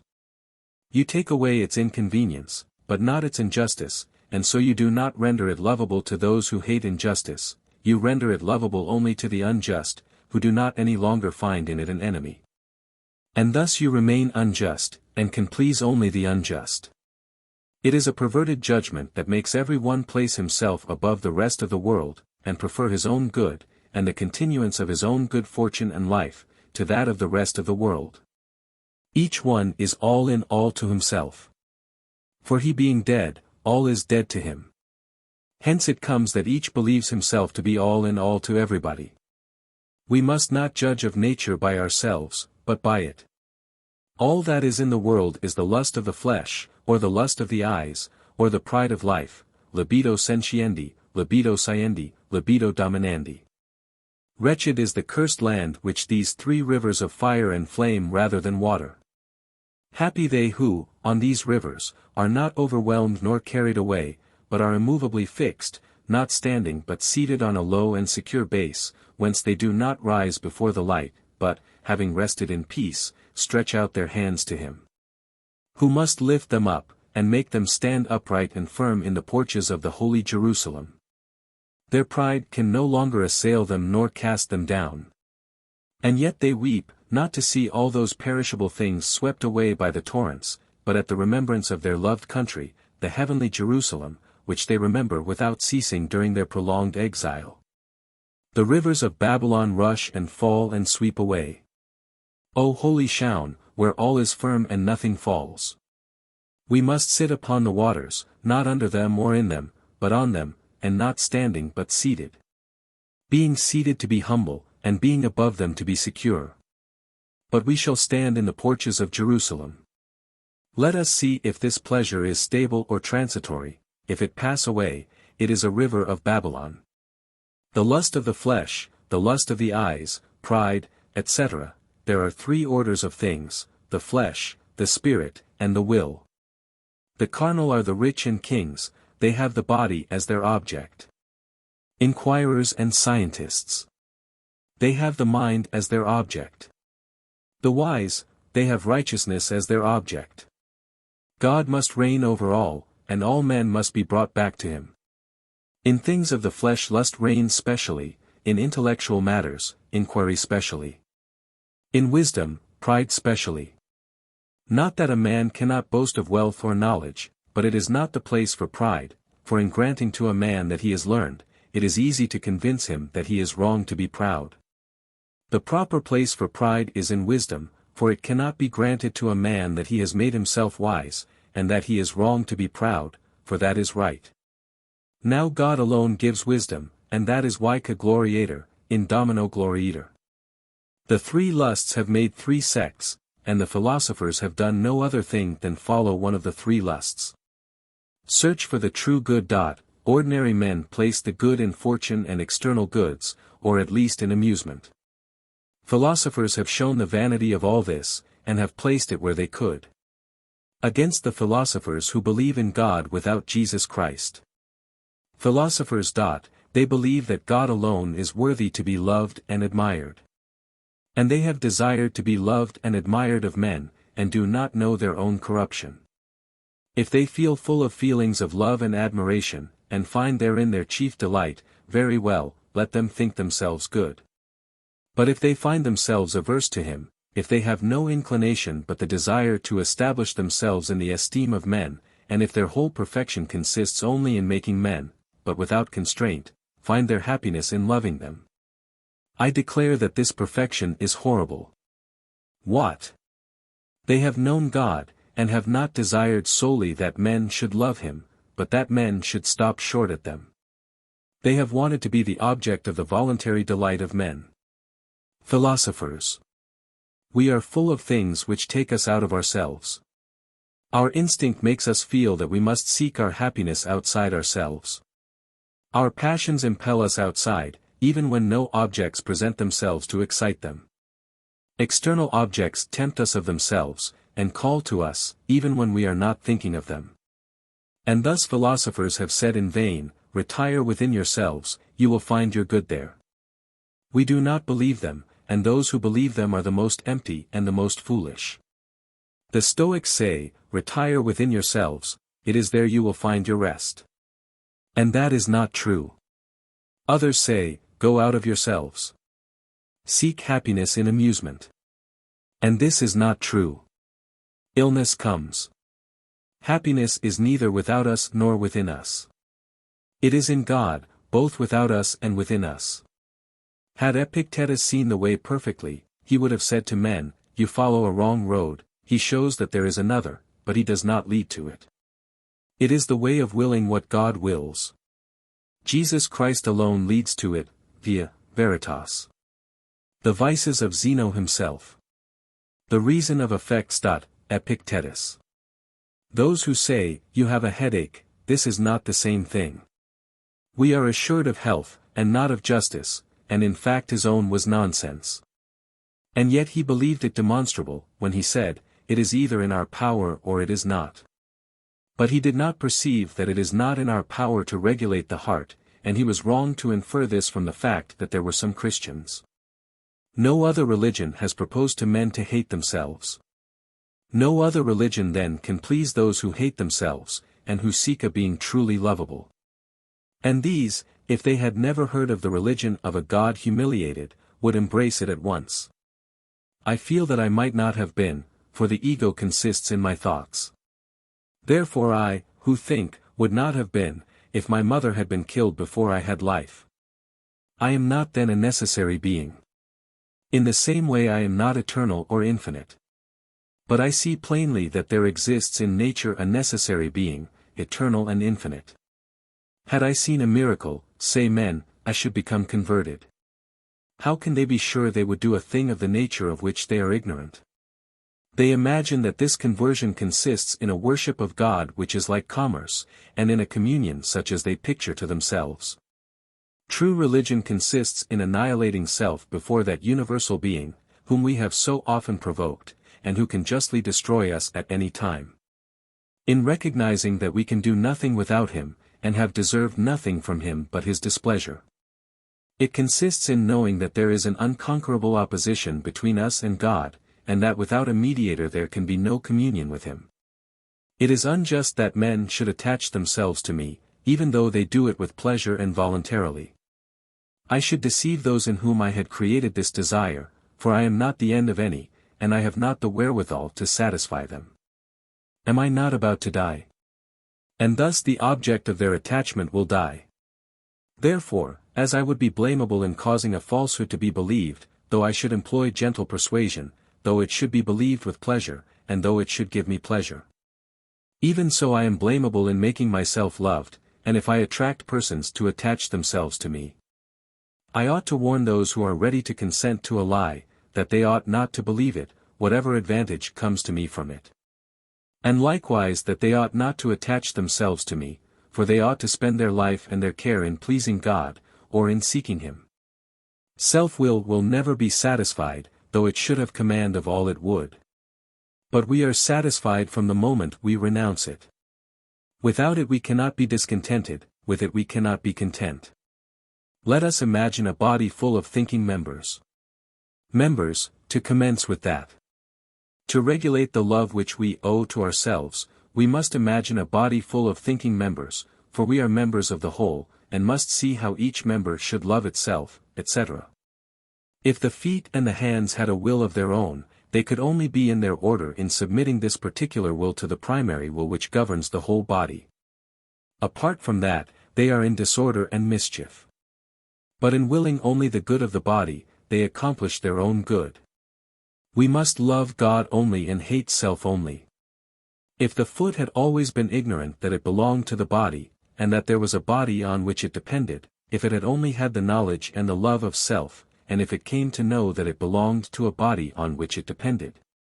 What regret, what shame for its past life, for having been useless to the body which inspired its life, which would have annihilated it if it had rejected it and separated it from itself, as it kept itself apart from the body. What prayers for its preservation in it! And with what submission would it allow itself to be governed by the will which rules the body, even to consenting, if necessary, to be cut off, or it would lose its character as member. For every member must be quite willing to perish for the body, for which alone the whole is. It is false that we are worthy of the love of others, it is unfair that we should desire it. If we were born reasonable and impartial, knowing ourselves and others, we should not give this bias to our will. However, we are born with it, therefore born unjust, for all tends to self. This is contrary to all order. We must consider the general good, and the propensity to self is the beginning of all disorder, in war, in politics, in economy, and in the particular body of man. The will is therefore depraved. If the members of natural and civil communities tend towards the weal of the body, the communities themselves ought to look to another more general body of which they are members. We ought therefore to look to the whole. We are therefore born unjust and depraved. When we want to think of God, is there nothing which turns us away, and tempts us to think of something else? All this is bad, and is born in us. If there is a God, we must love him only, and not the creatures of a day. The reasoning of the ungodly in the Book of Wisdom is only based upon the non-existence of God. On that supposition, say they, let us take delight in the creatures. That is the worst that can happen. But if there were a God to love, they would not have come to this conclusion, but to quite the contrary. And this is the conclusion of the wise: there is a God, let us therefore not take delight in the creatures. Therefore all that incites us to attach ourselves to the creatures is bad, since it prevents us from serving God if we know him, or from seeking him if we know him not. Now we are full of lust. Therefore we are full of evil. Therefore we ought to hate ourselves and all that excited us to attach ourselves to any other object than God only. To make the members happy, they must have one will, and submit it to the body. The examples of the noble deaths of the Lacedaemonians and others scarce touch us. For what good is it to us? But the example of the death of the martyrs touches us, for they are our members. We have a common tie with them. Their resolution can form ours, not only by example, but because it has perhaps deserved ours. There is nothing of this in the examples of the heathen. We have no tie with them. As we do not become rich by seeing a stranger who is so, but in fact by seeing a father or a husband who is so. Morality. God having made the heavens and the earth, which do not feel the happiness of their being, he has willed to make beings who should know it, and who should compose a body of thinking members. For our members do not feel the happiness of their union, of their wonderful intelligence, of the care which has been taken to infuse into them minds, and to make them grow and endure. How happy they would be if they saw and felt it.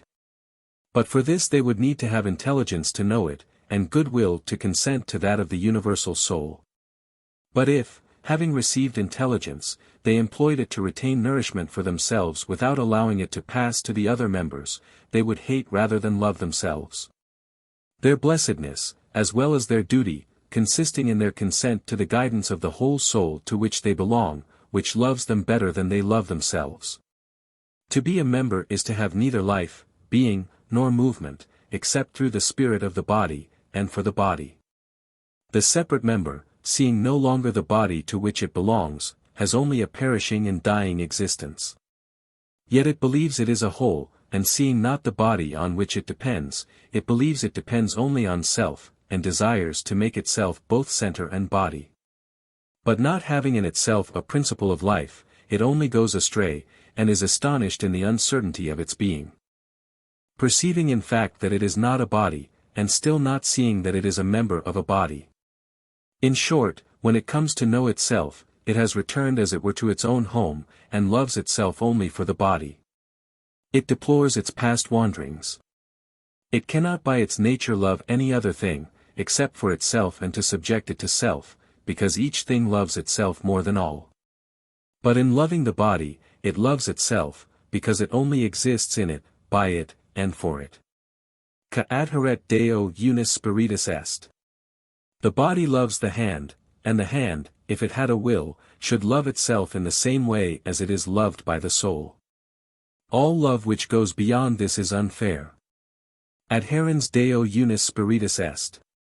We love ourselves, because we are members of Jesus Christ.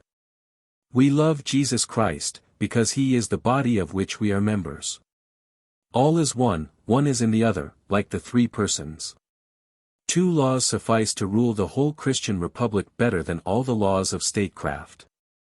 The true and only virtue, then, is to hate self, for we are hateful on account of lust, and to seek a truly lovable being to love.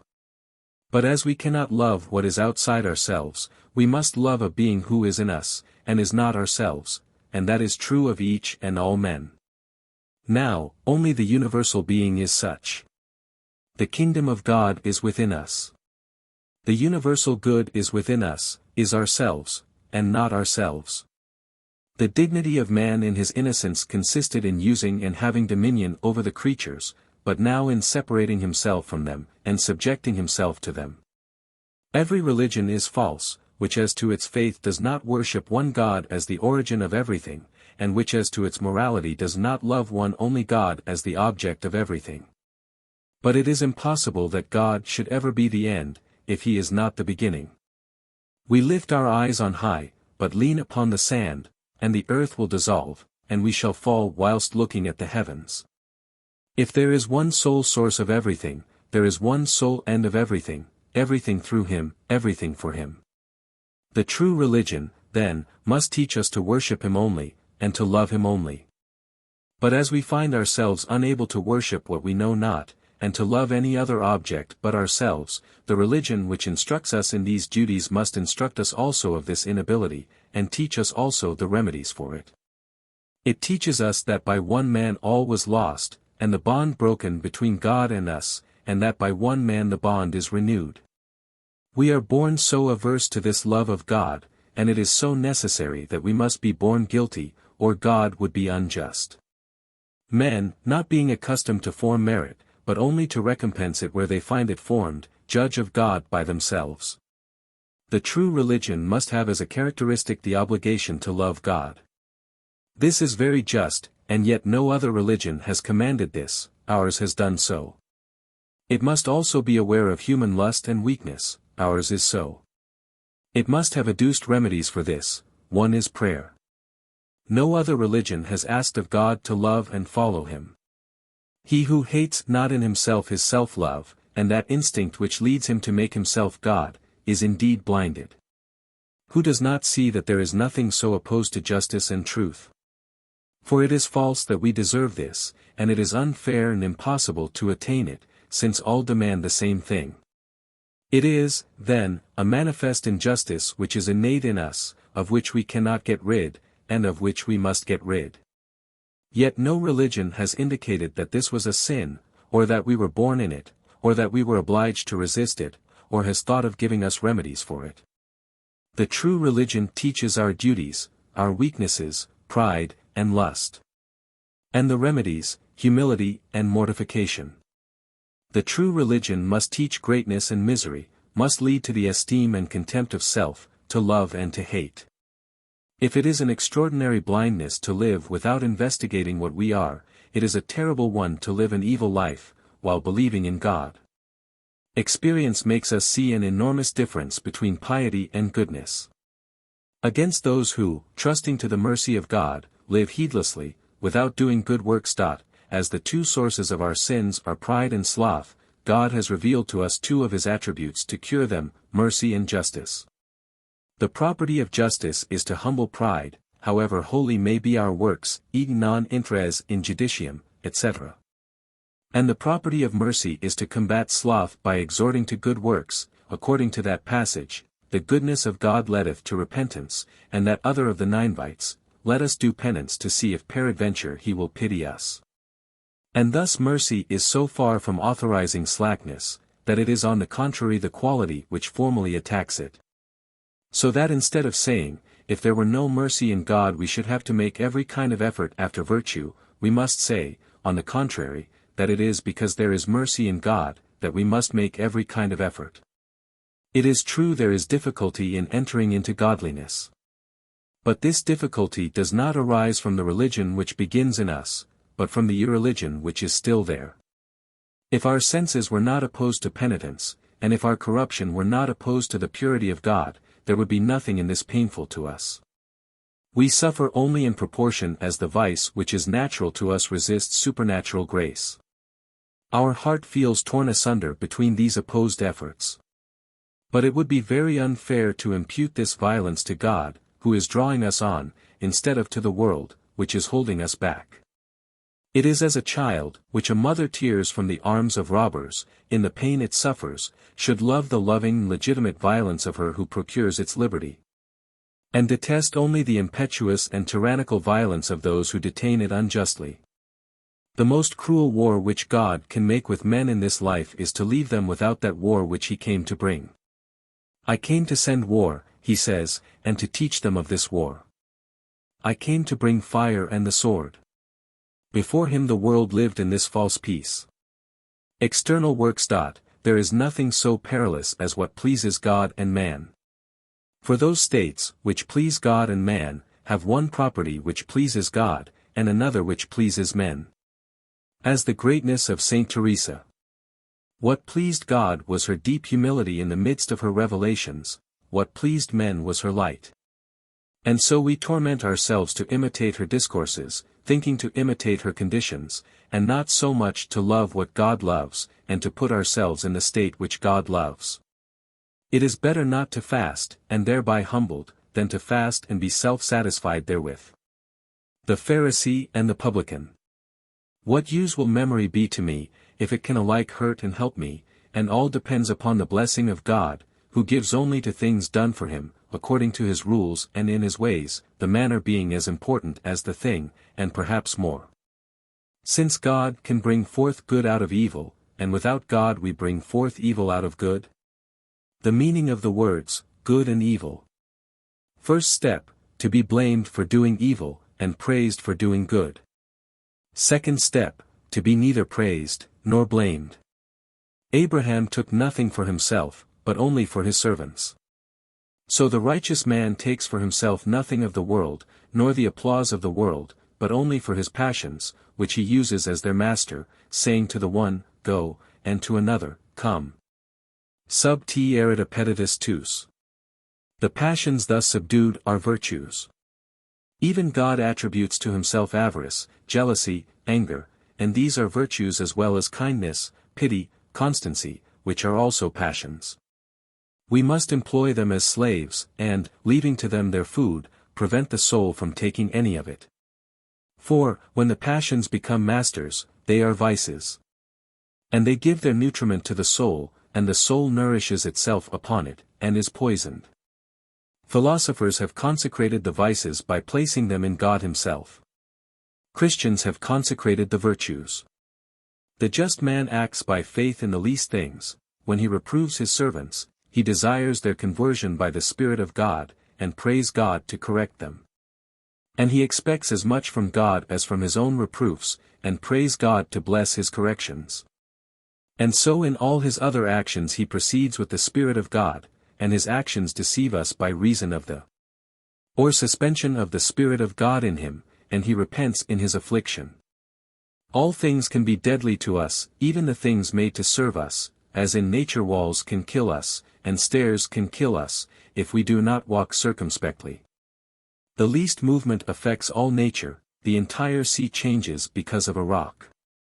Thus in grace, the least action affects everything by its consequences, therefore everything is important. In each action we must look beyond the action at our past, present, and future state, and at others whom it affects, and see the relations of all those things. And then we shall be very cautious. Let God not impute to us our sins, that is to say, all the consequences and results of our sins, which are dreadful, even those of the smallest faults, if we wish to follow them out mercilessly. The Spirit of grace, the hardness of the heart. External circumstances. Grace is indeed needed to turn a man into a saint, and he who doubts it does not know what a saint or a man is. Philosophers. A fine thing to cry to a man who does not know himself, that he should come of himself to God. And a fine thing to say so to a man who does know himself. Man is not worthy of God, but he is not incapable of being made worthy. It is unworthy of God to unite himself to wretched man, but it is not unworthy of God to pull him out of his misery. If we would say that man is too insignificant to deserve communion with God, we must indeed be very great to judge of it. It is, in peculiar phraseology, wholly the body of Jesus Christ, but it cannot be said to be the whole body of Jesus Christ. The union of two things without change does not enable us to say that one becomes the other, the soul thus being united to the body, the fire to the timber, without change. But change is necessary to make the form of the one become the form of the other, thus the union of the Word to man. Because my body without my soul would not make the body of a man. Therefore my soul united to any matter whatsoever will make my body. It does not distinguish the necessary condition from the sufficient condition. The union is necessary, but not sufficient. The left arm is not the right. Impenetrability is a property of matter. Identity de numers in regard to the same time requires the identity of matter. Thus if God united my soul to a body in China, the same body, idem numero, would be in China. The same river which runs there is idem numero as that which runs at the same time in China. Why God has established prayer. 1. To communicate to his creatures the dignity of causality. 2. To teach us from whom our virtue comes. 3. To make us deserve other virtues by work. But to keep his own preeminence, he grants prayer to whom he pleases. Objection: but we believe that we hold prayer of ourselves. This is absurd. For since, though having faith, we cannot have virtues, how should we have faith? Is there a greater distance between infidelity and faith than between faith and virtue? Merit. This word is ambiguous. Marut habira redemptorum. Marut tam sacra membra tanhere. Digno tam sacra membra tanhere. Non sum dignus. Commangicat indignus. Dignus est accipere. Dignare me. God is only bound according to his promises. He has promised to grant justice to prayers. He has never promised prayer only to the children of promise. Saint Augustine has distinctly said that strength would be taken away from the righteous. But it is by chance that he said it. For it might have happened that the occasion of saying it did not present itself. But his principles make us see that when the occasion for it presented itself, it was impossible that he should not say it, or that he should say anything to the contrary. It is then rather that he was forced to say it, when the occasion presented itself, than that he said it, when the occasion presented itself, the one being of necessity, the other of chance. But the two are all that we can ask. The elect will be ignorant of their virtues, and the outcast of the greatness of their sins, Lord, when saw we thee an hungered, thirsty, etc. Romans 3:27. Boasting is excluded. By what law? Of works? Nay, but by faith.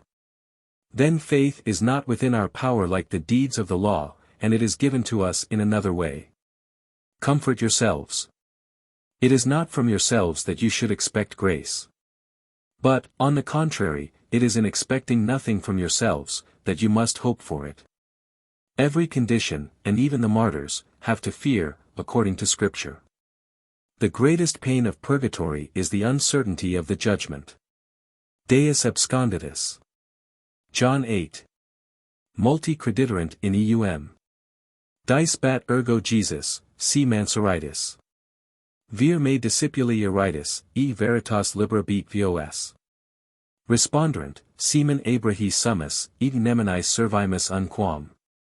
There is a great difference between disciples and true disciples. We recognize them by telling them that the truth will make them free.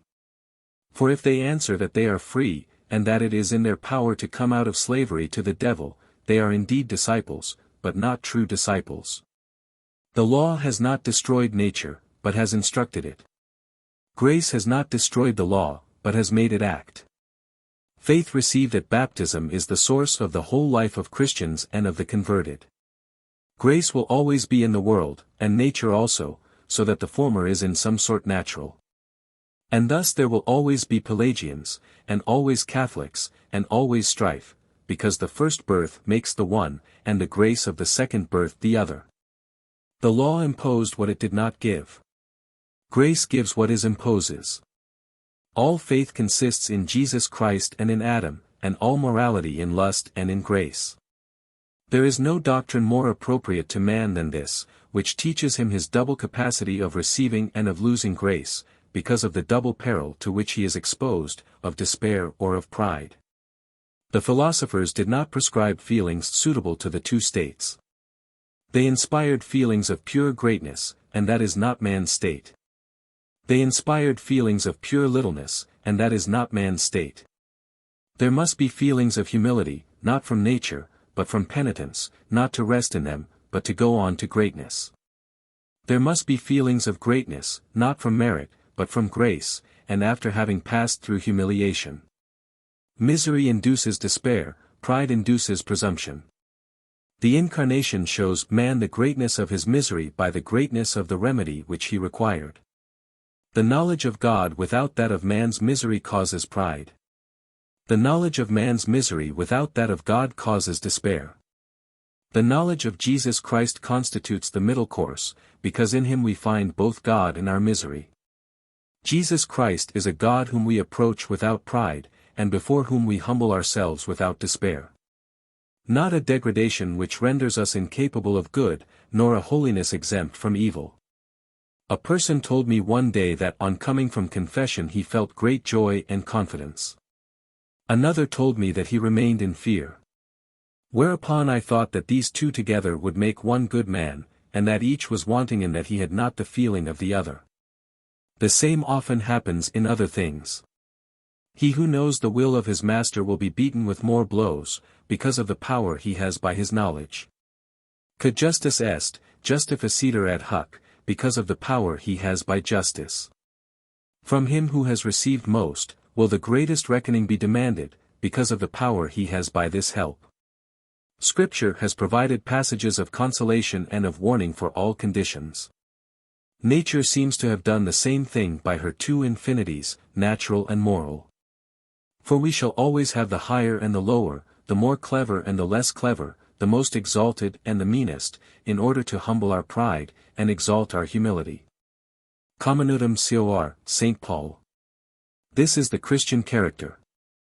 Alba has named you, I know you no more, Corneille. That is the inhuman character. The human character is the opposite. There are only two kinds of men, the righteous who believe themselves sinners. The rest, sinners, who believe themselves righteous. We owe a great debt to those who point out faults. For they mortify us. They teach us that we have been despised. They do not prevent our being so in the future.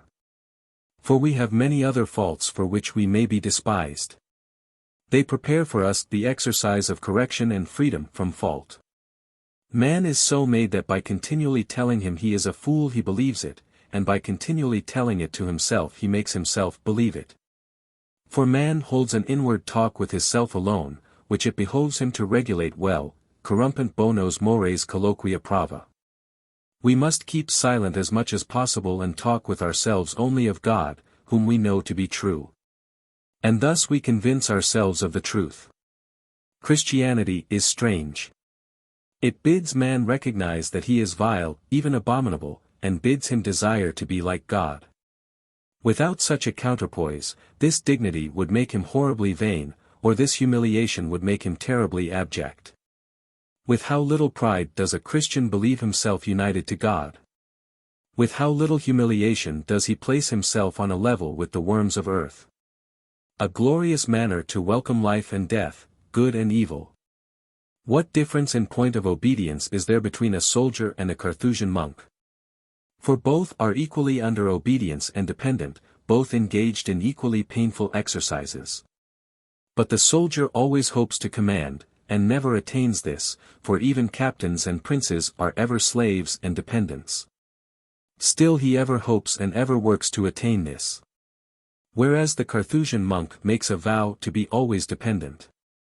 So they do not differ in their perpetual thraldom, in which both of them always exist, but in the hope, which one always has, and the other never. The hope which Christians have of possessing an infinite good is mingled with real enjoyment as well as with fear, for it is not as with those who should hope for a kingdom, of which they, being subjects, would have nothing. But they hope for holiness, for freedom from injustice, and they have something of this. None is so happy as a true Christian, nor so reasonable, virtuous, or amiable. The Christian religion alone makes man altogether lovable and happy. In honesty, we cannot perhaps be altogether lovable and happy. Preface. The metaphysical proofs of God are so remote from the reasoning of men, and so complicated, that they make little impression. And if they should be of service to some, it would be only during the moment that they see such demonstration, but an hour afterwards they fear they have been mistaken.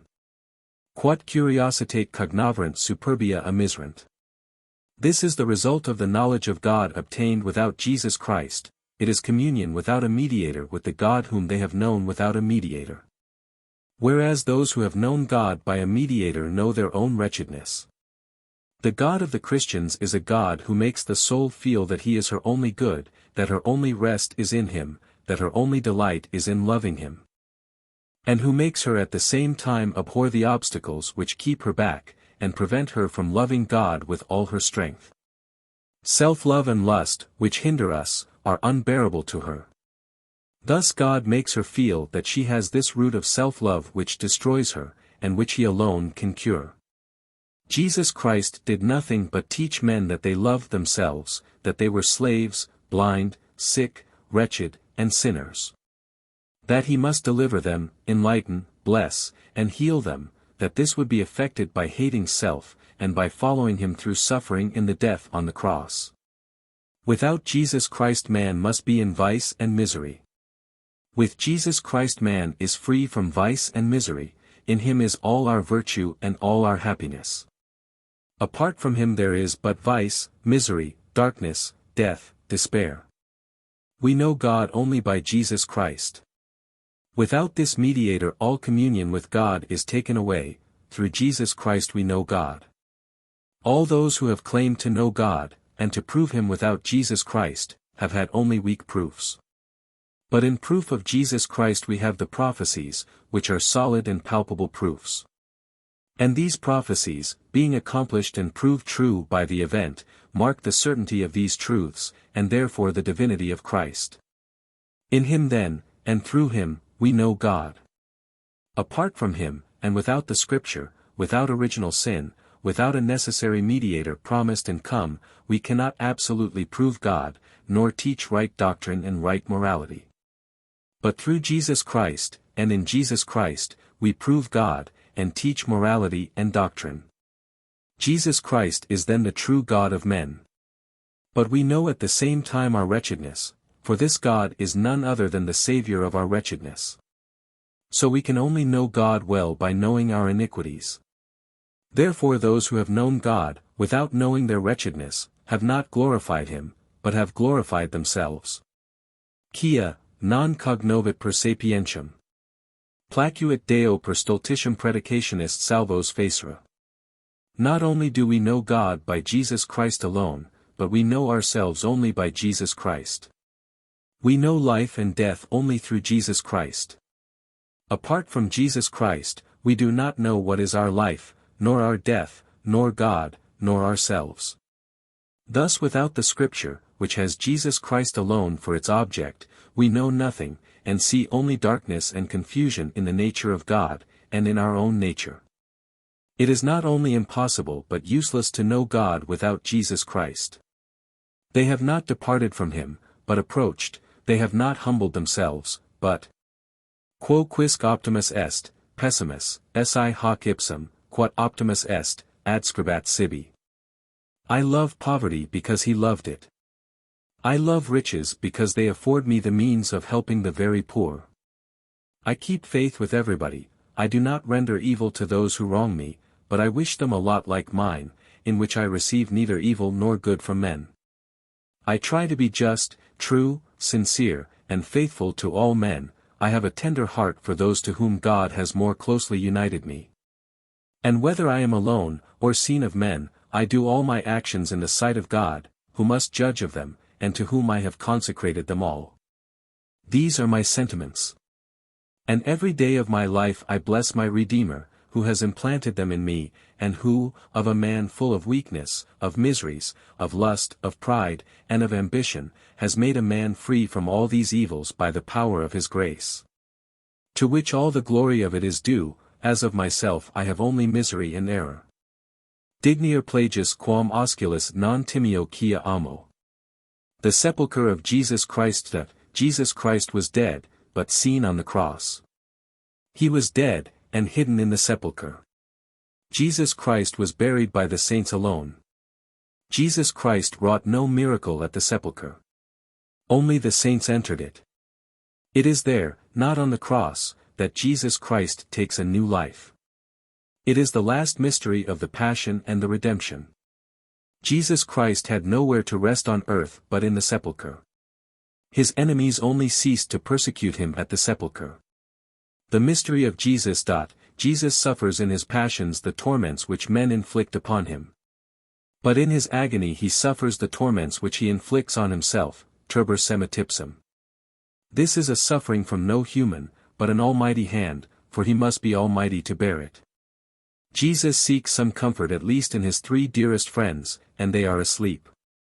He prays them to bear with him for a little, and they leave him with entire indifference, having so little compassion that it could not prevent their sleeping even for a moment.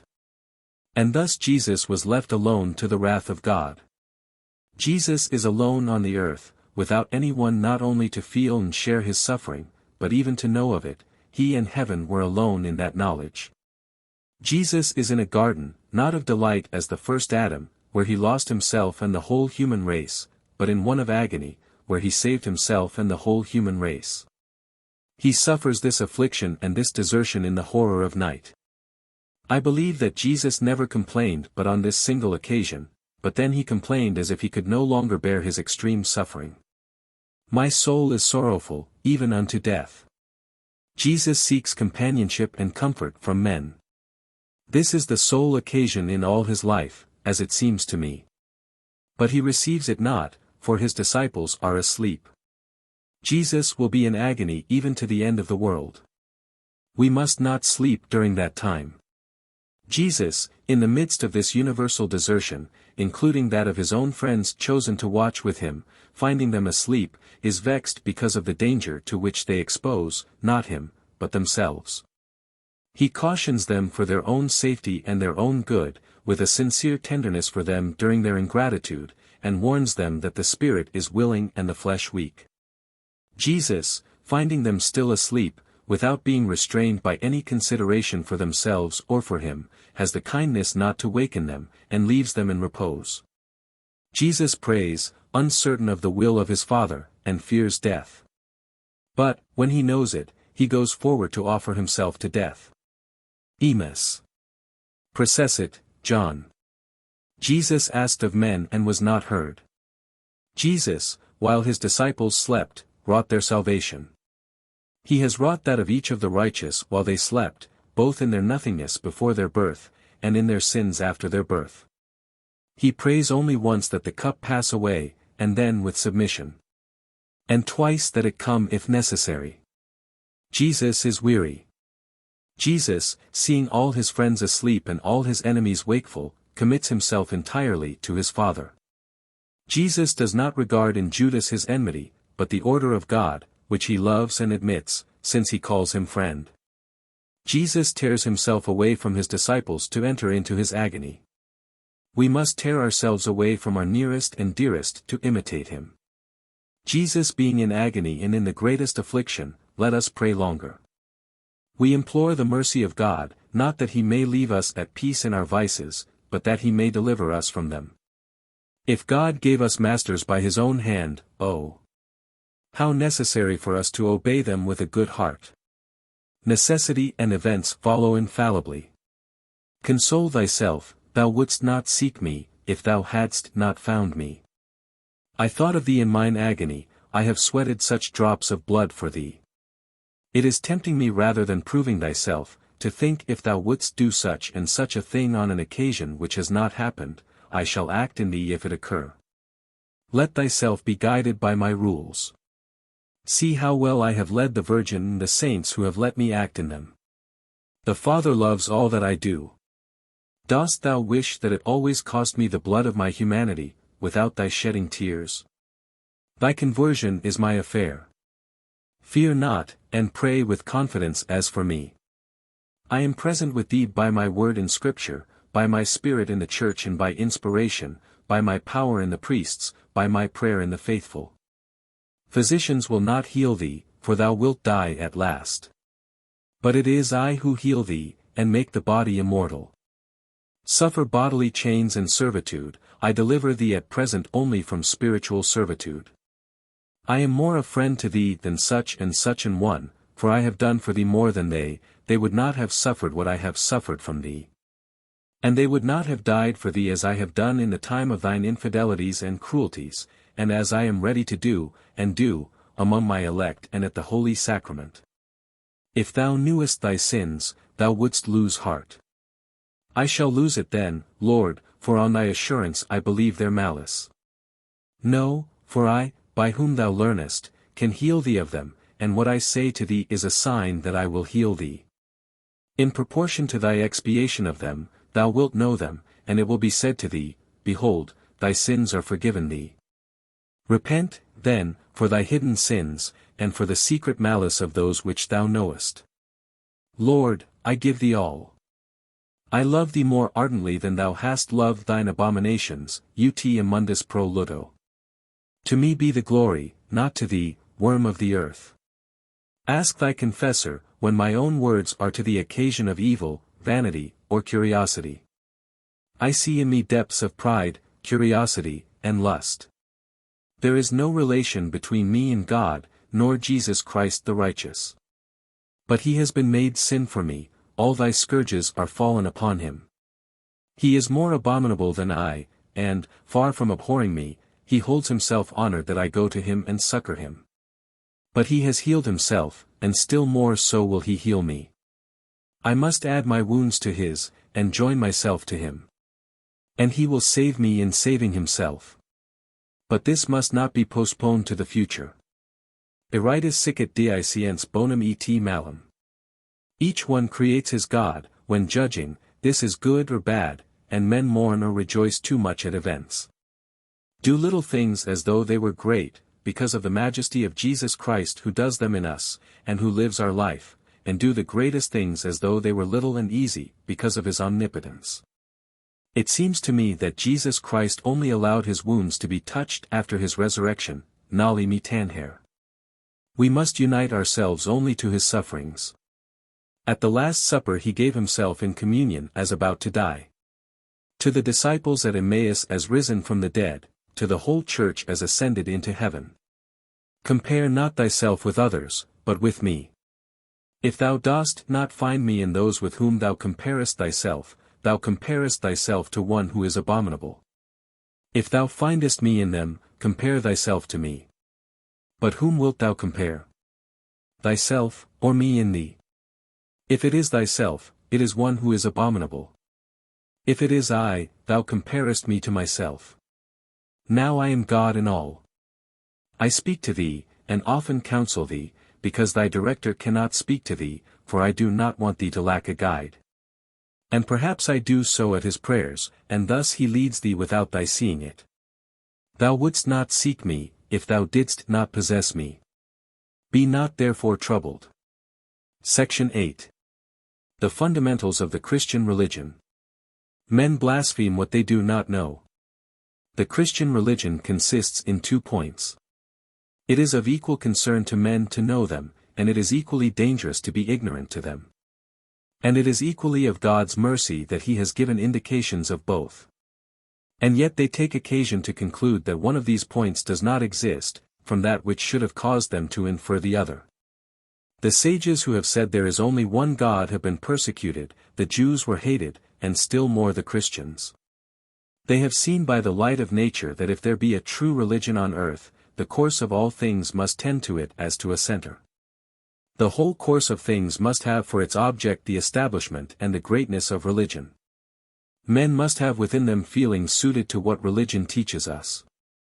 And, finally, religion must so be the object and center to which all things tend, that whoever knows the principles of religion can give an explanation both of the whole nature of man in particular, and of the whole course of the world in general.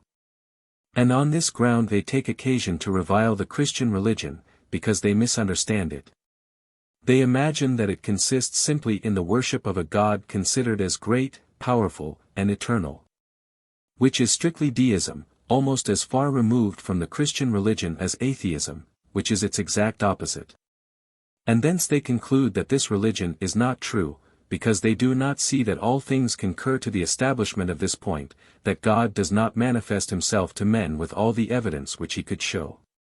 But let them conclude what they will against deism, they will conclude nothing against the Christian religion, which properly consists in the mystery of the Redeemer, who, uniting in himself the 2 natures, human and divine, has redeemed men from the corruption of sin in order to reconcile them in his divine person to God. The Christian religion, then, teaches men these 2 truths, that there is a God whom men can know, and that there is a corruption in their nature which renders them unworthy of him. It is equally important to men to know both these points. And it is equally dangerous for man to know God without knowing his own wretchedness, and to know his own wretchedness without knowing the Redeemer who can free him from it. The knowledge of only one of these points gives rise either to the pride of philosophers, who have known God, and not their own wretchedness, or to the despair of atheists, who know their own wretchedness, but not the Redeemer. And, as it is alike necessary to man to know these 2 points, so is it alike merciful of God to have made us know them. The Christian religion does this, it is in this that it consists. Let us herein examine the order of the world, and see if all things do not tend to establish these 2 chief points of this religion: Jesus Christ is the end of all, and the center to which all tends. Whoever knows him knows the reason of everything. Those who fall into error err only through failure to see one of these 2 things. We can then have an excellent knowledge of God without that of our own wretchedness, and of our own wretchedness without that of God. But we cannot know Jesus Christ without knowing at the same time both God and our own wretchedness. Therefore I shall not undertake here to prove by natural reasons either the existence of God, or the Trinity, or the immortality of the soul, or anything of that nature.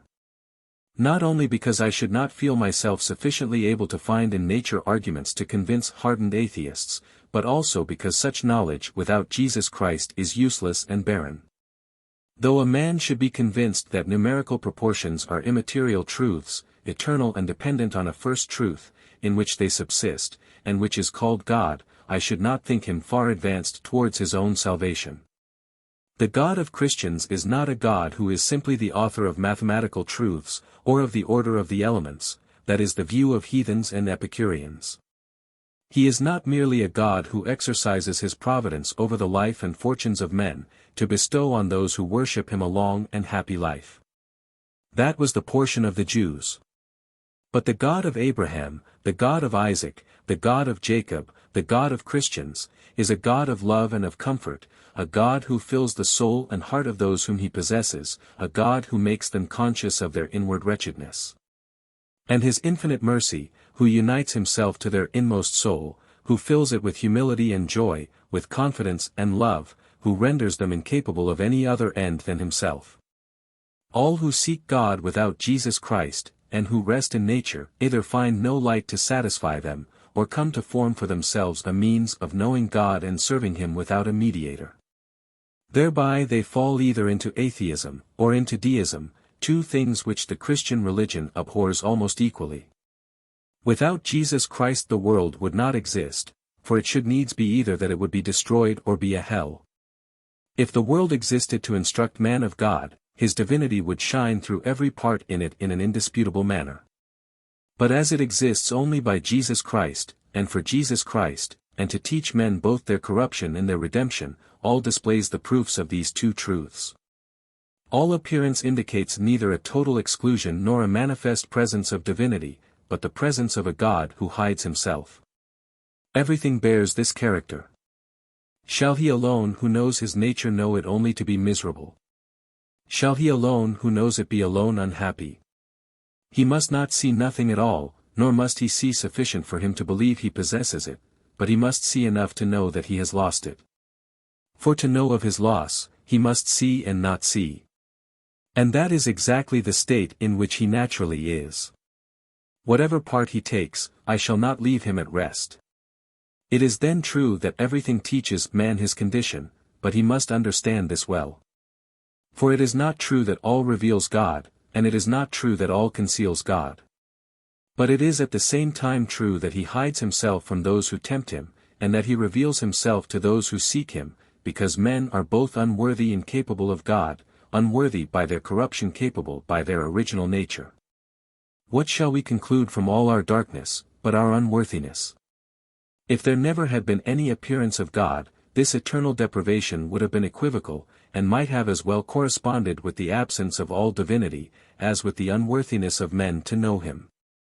But his occasional, though not continual, appearances remove the ambiguity.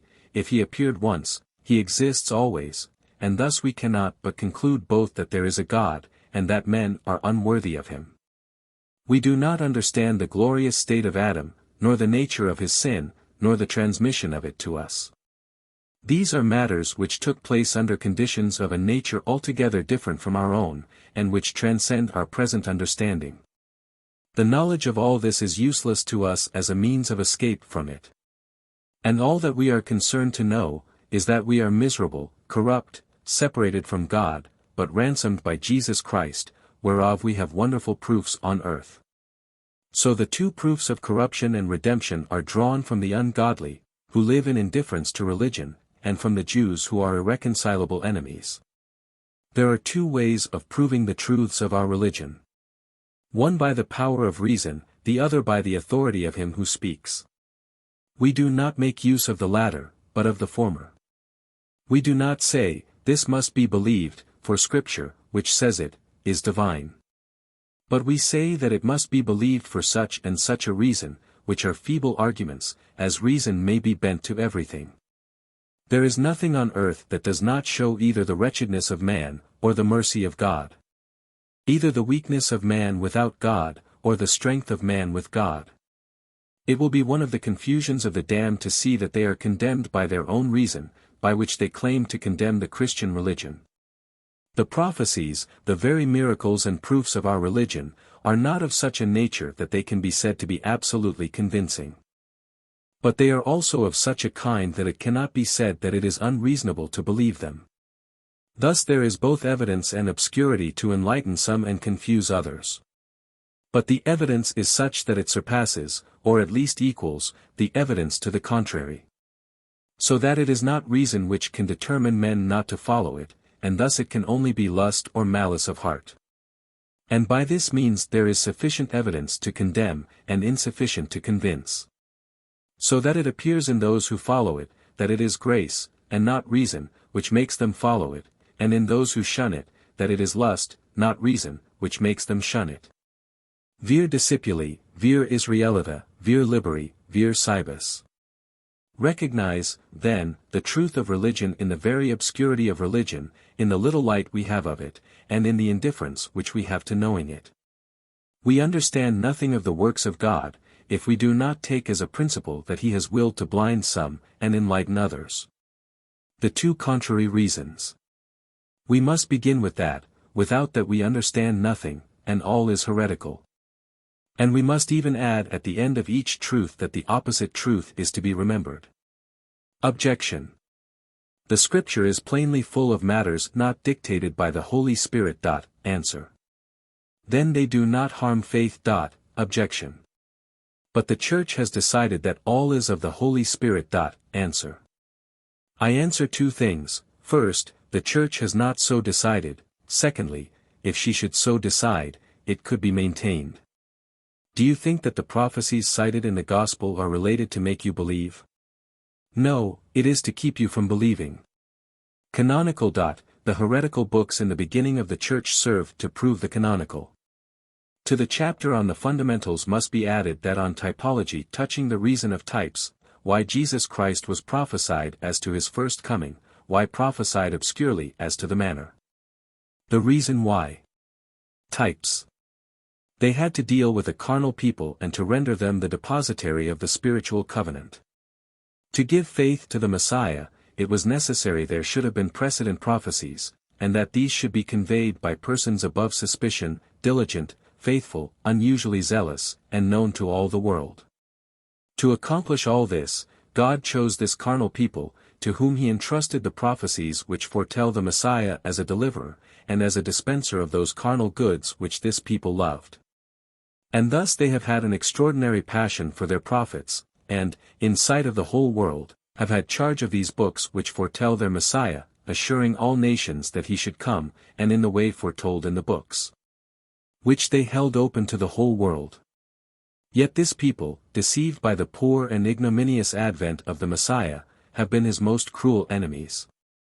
So that they, the people least open to suspicion in the world of favoring us, the most strict and most zealous that can be named for their law and their prophets, have kept the books incorrupt. Hence those who have rejected and crucified Jesus Christ, who has been to them an offense, are those who have charge of the books which testify of him, and state that he will be an offense and rejected. Therefore they have shown it was he by rejecting him, and he has been alike proved both by the righteous Jews who received him, and by the unrighteous who rejected him, both facts having been foretold. Wherefore the prophecies have a hidden and spiritual meaning, to which this people were hostile, under the carnal meaning which they loved. If the spiritual meaning had been revealed, they would not have loved it, and, unable to bear it, they would not have been zealous of the preservation of their books and their ceremonies. And if they had loved these spiritual promises, and had preserved them incorrupt till the time of the Messiah, their testimony would have had no force, because they had been his friends. Therefore it was well that the spiritual meaning should be concealed, but, on the other hand, if this meaning had been so hidden as not to appear at all, it could not have served as a proof of the Messiah. What then was done? In a crowd of passages it has been hidden under the temporal meaning, and in a few has been clearly revealed, besides that the time and the state of the world have been so clearly foretold that it is clearer than the sun. And in some places this spiritual meaning is so clearly expressed, that it would require a blindness like that which the flesh imposes on the spirit when it is subdued by it, not to recognize it. See, then, what has been the prudence of God. This meaning is concealed under another in an infinite number of passages, and in some, though rarely, it is revealed, but yet so that the passages in which it is concealed are equivocal, and can suit both meanings. Whereas the passages where it is disclosed are unequivocal, and can only suit the spiritual meaning. So that this cannot lead us into error, and could only be misunderstood by so carnal a people. For when blessings are promised in abundance, what was to prevent them from understanding the true blessings, but their covetousness, which limited the meaning to worldly goods? But those whose only good was in God referred them to God alone. For there are two principles, which divide the wills of men, covetousness and charity. Not that covetousness cannot exist along with faith in God, nor charity with worldly riches. But covetousness uses God, and enjoys the world, and charity is the opposite. Now the ultimate end gives names to things. All which prevents us from attaining it, is called an enemy to us.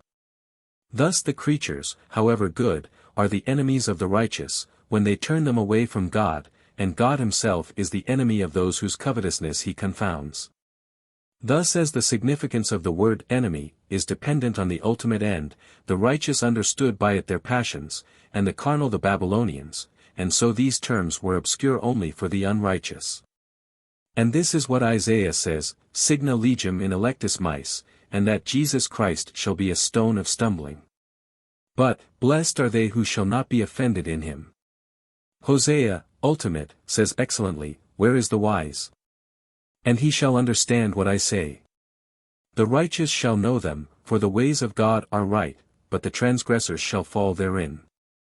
Hypothesis that the apostles were impostors. The time clearly, the manner obscurely. 5 typical proofs. 1,600 prophets. 2,000. 400 scattered. Blindness of Scripture. The Scripture, said the Jews, says that we shall not know whence Christ will come, John 7:27, and 12:34. The Scripture says that Christ abideth forever, and he said that he should die. Therefore, says St. John, they believed not, though he had done so many miracles, that the word of Isaiah might be fulfilled, he hath blinded them, etc. Greatness.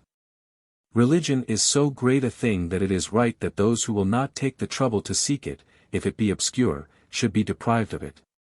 Why, then, do any complain, if it be such as can be found by seeking? All things work together for good to the elect, even the obscurities of Scripture, for they honor them because of what is divinely clear. And all things work together for evil to the rest of the world, even what is clear. For they revile such, because of the obscurities which they do not understand. The general conduct of the world towards the Church, God willing to blind and to enlighten. The event having proved the divinity of these prophecies, the rest ought to be believed. And thereby we see the order of the world to be of this kind. The miracles of the creation and the deluge being forgotten, God sends the law and the miracles of Moses, the prophets who prophesied particular things, and to prepare a lasting miracle, he prepares prophecies and their fulfillment. But, as the prophecies could be suspected, he desires to make them above suspicion, etc. God has made the blindness of this people subservient to the good of the elect. There is sufficient clearness to enlighten the elect, and sufficient obscurity to humble them. There is sufficient obscurity to blind the reprobate, and sufficient clearness to condemn them, and make them inexcusable. Saint Augustine, Montaigne, 7. The genealogy of Jesus Christ in the Old Testament is intermingled with so many others that are useless, that it cannot be distinguished. If Moses had kept only the record of the ancestors of Christ, that might have been too plain. If he had not noted that of Jesus Christ, it might not have been sufficiently plain. But, after all, whoever looks closely sees that of Jesus Christ expressly traced through Tamar, Ruth, etc. Those who ordained these sacrifices, knew their uselessness; those who have declared their uselessness, have not ceased to practice them. If God had permitted only one religion, it had been too easily known, but when we look at it closely, we clearly discern the truth amidst this confusion. The premise. Moses was a clever man. If, then, he ruled himself by his reason, he would say nothing clearly which was directly against reason. Thus all the very apparent weaknesses are strength. Example, the two genealogies in St. Matthew and St. Luke. What can be clearer than that this was not concerted? God, and the apostles, foreseeing that the seeds of pride would make heresies spring up, and being unwilling to give them occasion to arise from correct expressions, has put in Scripture and the prayers of the Church contrary words and sentences to produce their fruit in time. So in morals he gives charity, which produces fruits contrary to lust. Nature has some perfections to show that she is the image of God, and some defects to show that she is only his image. God prefers rather to incline the will than the intellect. Perfect clearness would be of use to the intellect, and would harm the will. To humble pride. We make an idol of truth itself, for truth apart from charity is not God, but his image and idol, which we must neither love nor worship. And still less must we love or worship its opposite, namely, falsehood. I can easily love total darkness. But if God keeps me in a state of semi-darkness, such partial darkness displeases me, and, because I do not see therein the advantage of total darkness, it is unpleasant to me. This is a fault and a sign that I make for myself an idol of darkness, apart from the order of God. Now only his order must be worshipped. The feeble-minded are people who know the truth, but only affirm it so far as consistent with their own interest. But, apart from that, they renounce it. The world exists for the exercise of mercy and judgment, not as if men were placed in it out of the hands of God, but as hostile to God. And to them he grants by grace sufficient light, that they may return to him, if they desire to seek and follow him, and also that they may be punished, if they refuse to seek or follow him. That God has willed to hide himself. If there were only one religion, God would indeed be manifest. The same would be the case, if there were no martyrs but in our religion. God being thus hidden, every religion which does not affirm that God is hidden, is not true. And every religion which does not give the reason of it, is not instructive. Our religion does, all this, vir tu es Deus absconditus. If there were no obscurity, man would not be sensible of his corruption. If there were no light, man would not hope for a remedy. Thus, it is not only fair, but advantageous to us, that God be partly hidden and partly revealed. Since it is equally dangerous to man to know God without knowing his own wretchedness, and to know his own wretchedness without knowing God. This religion, so great in miracles, saints, blameless fathers, learned and great witnesses, martyrs, established kings as David and Isaiah, a prince of the blood, and so great in science, after having displayed all her miracles and all her wisdom, rejects all this, and declares that she has neither wisdom nor signs, but only the cross and foolishness. For those, who, by these signs and that wisdom, have deserved your belief, and who have proved to you their character, declare to you that nothing of all this can change you, and render you capable of knowing and loving God. But the power of the foolishness of the cross without wisdom and signs, and not the signs without this power. Thus our religion is foolish in respect to the effective cause, and wise in respect to the wisdom which prepares it. Our religion is wise and foolish. Wise, because it is the most learned, and the most founded on miracles, prophecies, etc. Foolish, because it is not all this which makes us belong to it. This makes us indeed condemn those who do not belong to it, but it does not cause belief in those who do belong to it.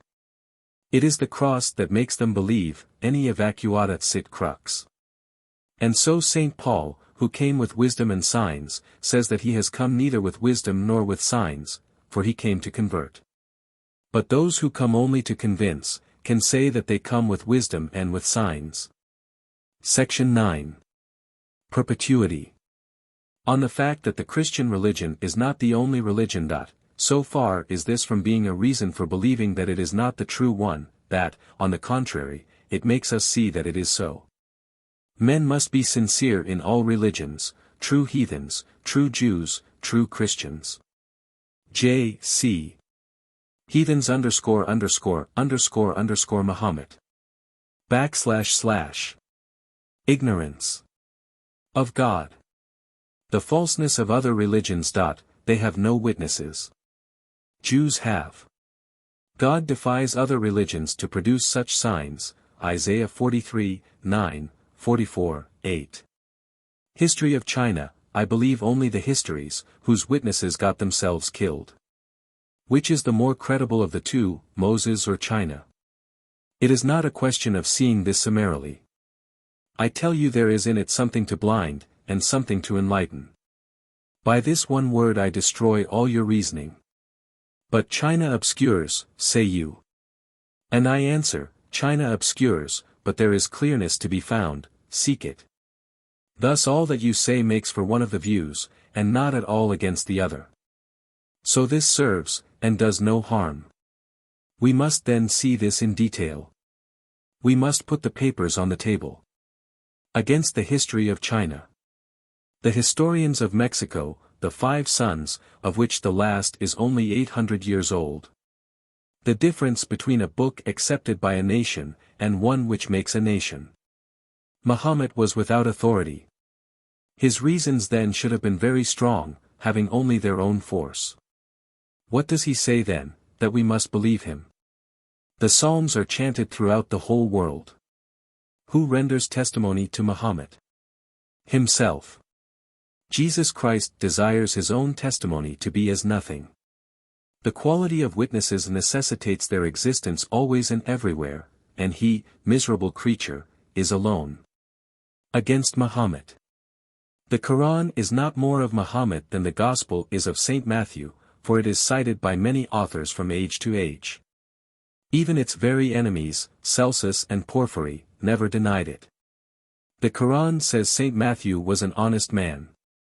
Therefore Muhammad was a false prophet for calling honest men wicked, or for not agreeing with what they have said of Jesus Christ.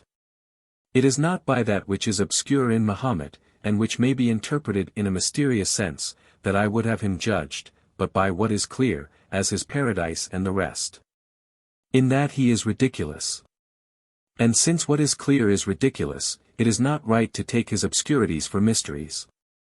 It is not the same with the Scripture. I agree that there are in it obscurities as strange as those of Muhammad. But there are admirably clear passages, and the prophecies are manifestly fulfilled. The cases are therefore not on a par. We must not confound, and put on one level things which only resemble each other in their obscurity, and not in the clearness, which requires us to reverence the obscurities.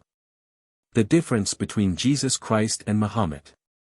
Muhammad was not foretold, Jesus Christ was foretold. Muhammad slew, Jesus Christ caused his own to be slain. Muhammad forbade reading, the apostles ordered reading. In fact the two are so opposed, that if Muhammad took the way to succeed from a worldly point of view, Jesus Christ, from the same point of view, took the way to perish. And instead of concluding that, since Muhammad succeeded, Jesus Christ might well have succeeded, we ought to say that since Muhammad succeeded, Jesus Christ should have failed. Any man can do what Muhammad has done. For he performed no miracles, he was not foretold. No man can do what Christ has done. The heathen religion has no foundation, at the present day. It is said once to have had a foundation by the oracles which spoke. But what are the books which assure us of this? Are they so worthy of belief on account of the virtue of their authors?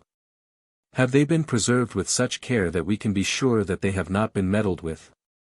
The Mahometan religion has for a foundation the Quran and Muhammad. But has this prophet, who was to be the last hope of the world, been foretold?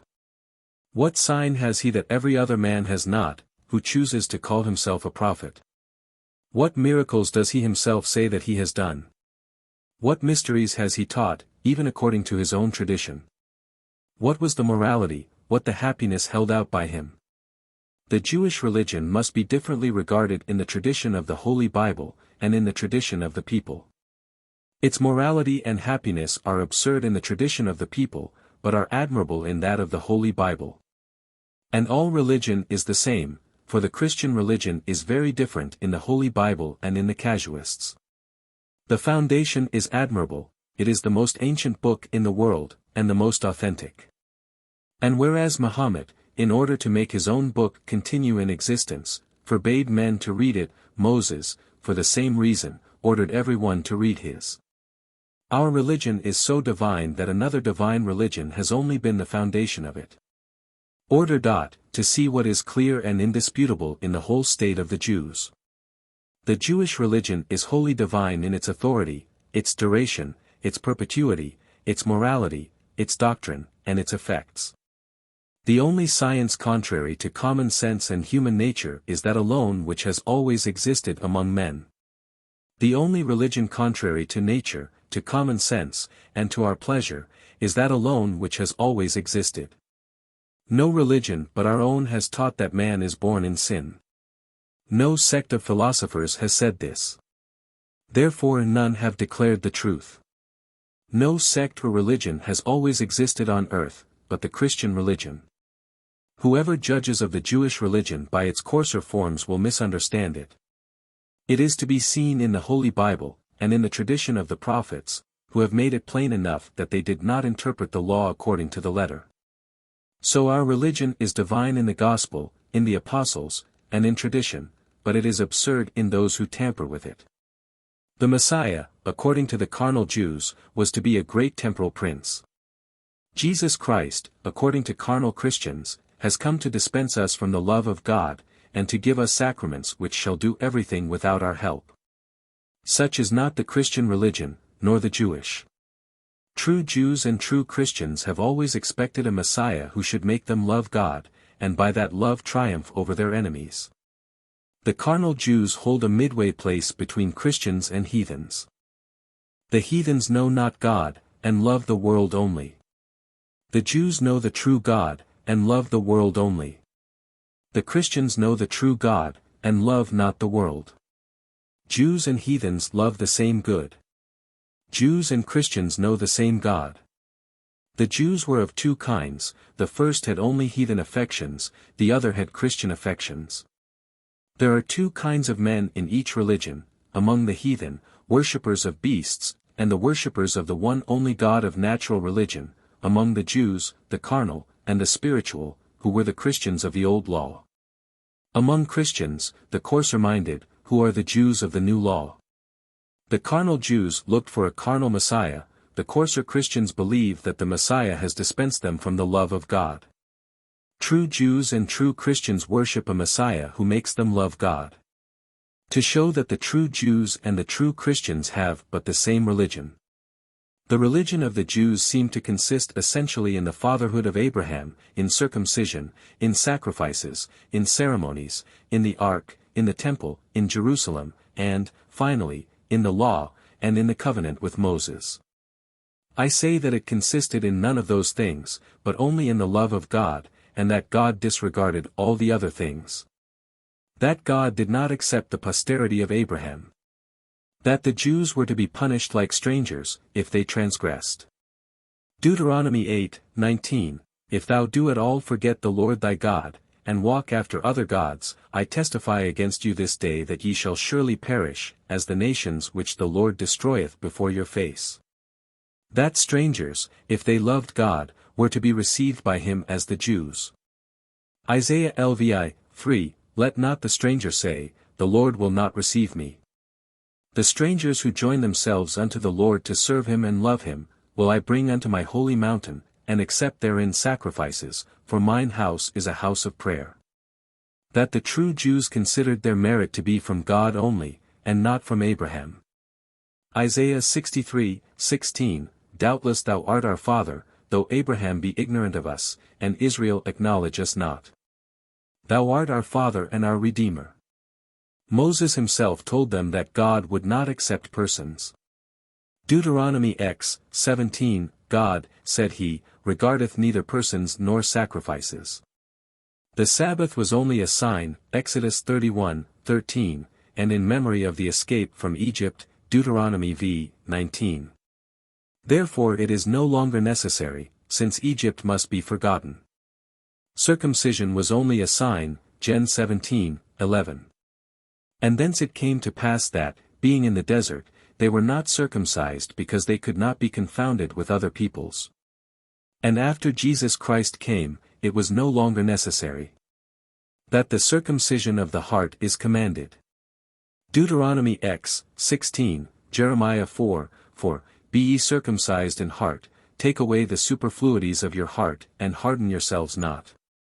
For your God is a mighty God, strong and terrible, who accepteth not persons. That God said he would one day do it.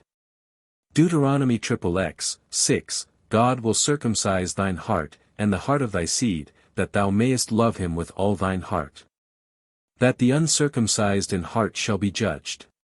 Jeremiah 9, 26, For God will judge the uncircumcised peoples, and all the people of Israel, because he is uncircumcised in heart. That the external is of no avail apart from the internal.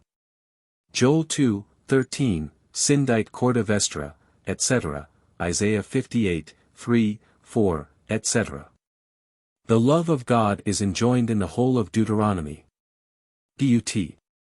XXX, 19, I call heaven and earth to record that I have set before you life and death, that you should choose life, and love God, and obey him, for God is your life. That the Jews, for lack of that love, should be rejected for their offenses, and the heathen chosen in their stead. Hosea I, 10, Deuteronomy 32, 20.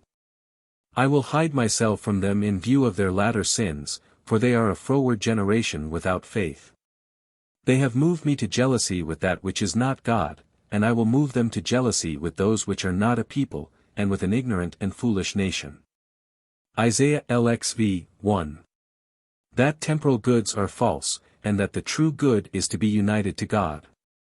Psalm Xlii, 15. That their feasts are displeasing to God.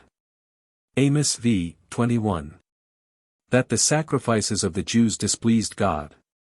Isaiah 66. 1-3, I, 2, J 6, 20. David, Miserere. Even on the part of the good, expectavi. Psalm 49, 8, 9, 10, 11, 12, 13 and 14. That he has established them only for their hardness. Micah, admirably, 6, 1 Kings 15, 22, Hosea 6, 6. That the sacrifices of the Gentiles will be accepted of God, and that God will take no pleasure in the sacrifices of the Jews. Malachi I, 2. That God will make a new covenant with the Messiah, and the old will be annulled.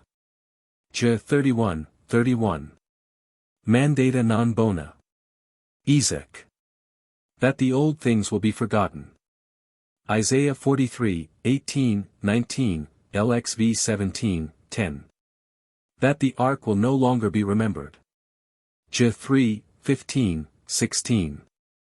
That the temple should be rejected. J 7, 12, 13, 14.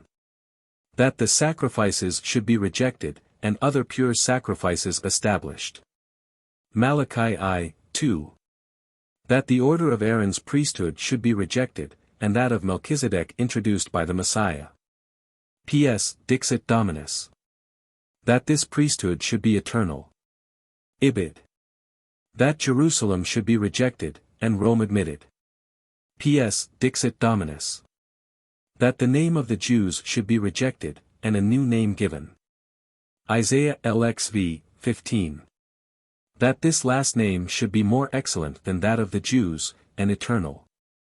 Isaiah LVI, 5. That the Jews should be without prophets, Amos, without a king, without princes, without sacrifice, without an idol. That the Jews should nevertheless always remain a people. J. 31, 36. Republic. The Christian Republic, and even the Jewish, has only had God for ruler, as Philo the Jew notices, on monarchy. When they fought, it was for God only.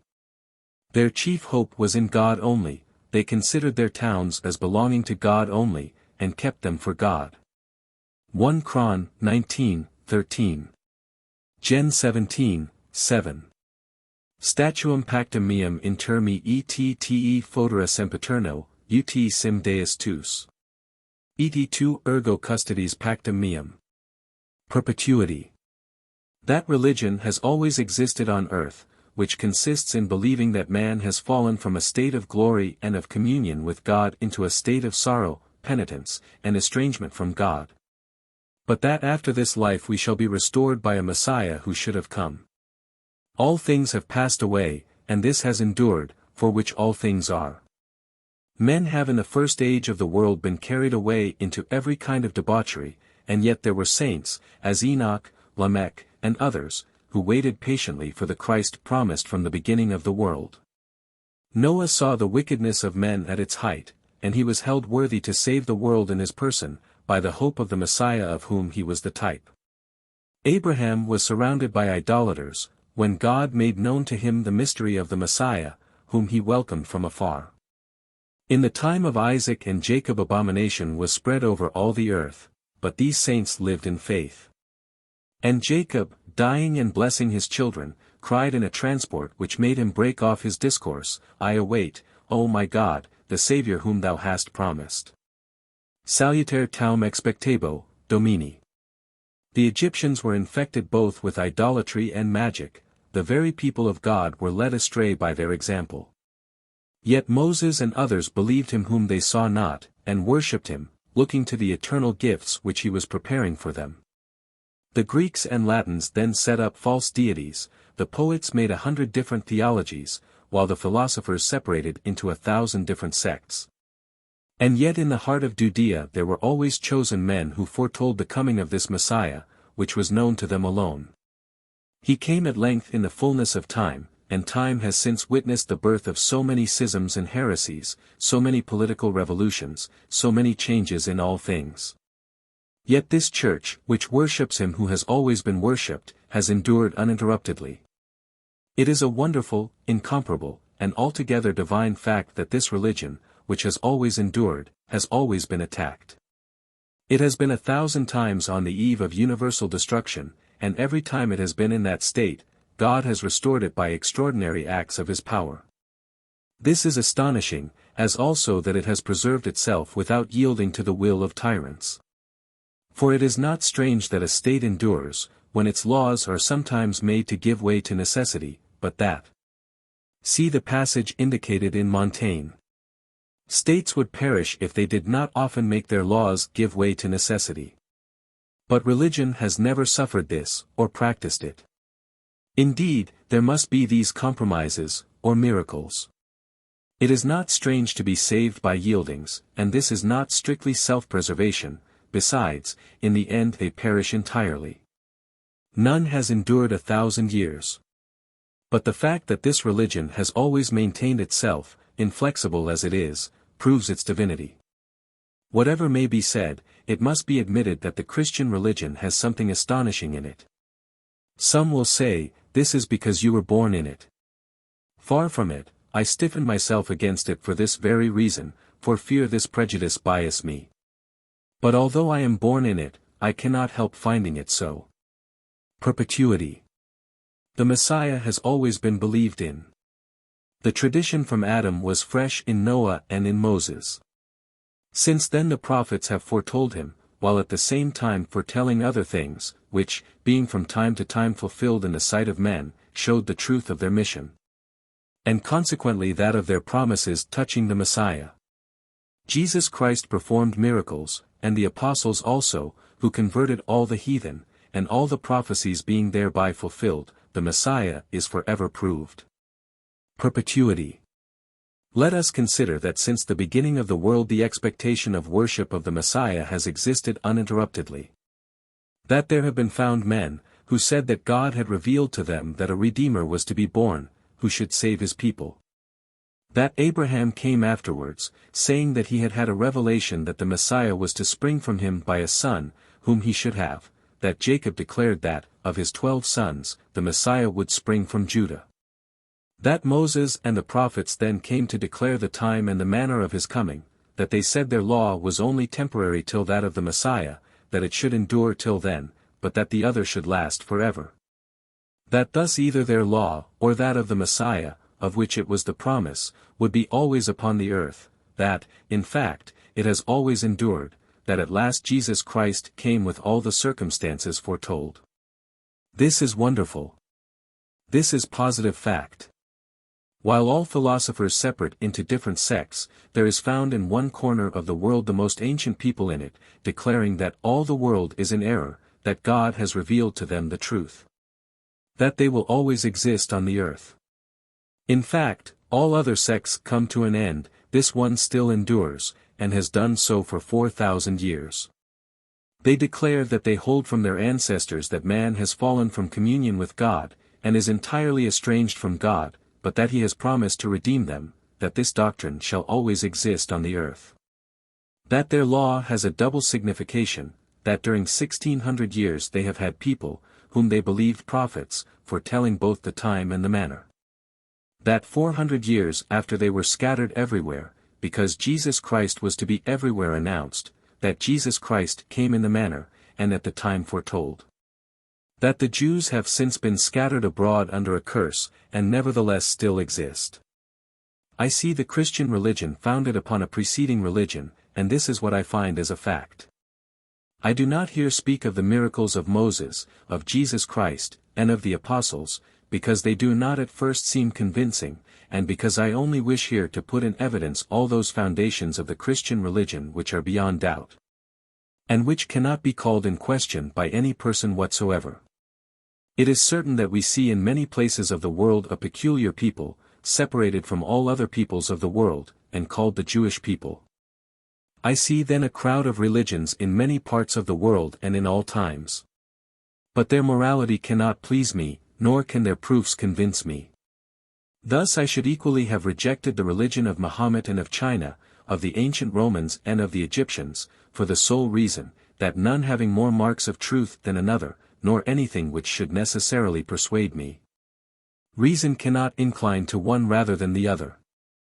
But, in thus considering this changeable and singular variety of morals and beliefs at different times, I find in one corner of the world a peculiar people, separated from all other peoples on earth, the most ancient of all, and whose histories are earlier by many generations than the most ancient which we possess. I find, then, this great and numerous people, sprung from a single man, who worship one God, and guide themselves by a law which they say that they obtain from his own hand. They maintain that they are the only people in the world to whom God has revealed his mysteries, that all men are corrupt and in disgrace with God. That they are all abandoned to their senses and their own imagination, whence come the strange errors and continual changes which happen among them, both of religions and of morals, whereas they themselves remain firm in their conduct.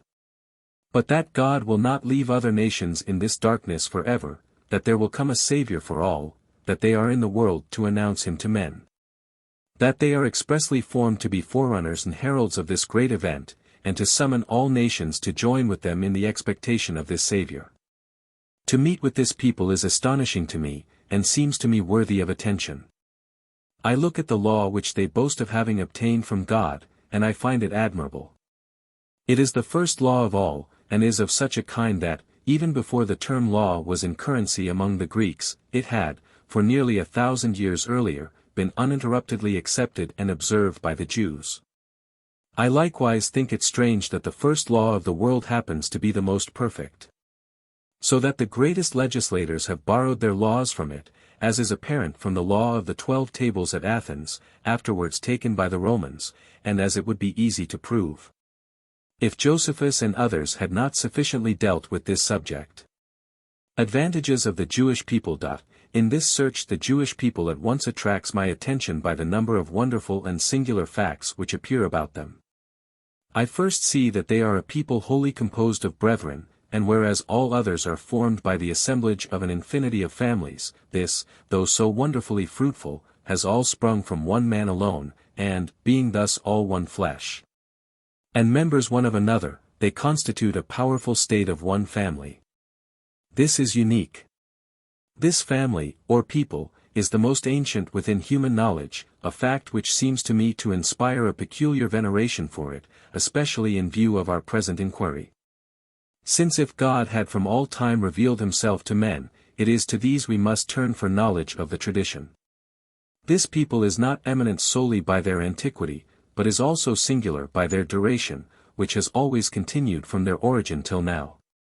For whereas the nations of Greece and of Italy, of Lacedaemon, of Athens and of Rome, and others who came long after, have long since perished, these ever remain. And in spite of the endeavors of many powerful kings who have 100 times tried to destroy them, as their historians testify, and as it is easy to conjecture from the natural order of things during so long a space of years, they have nevertheless been preserved, and this preservation has been foretold. And extending from the earliest times to the latest, their history comprehends in its duration all our histories, which it preceded by a long time.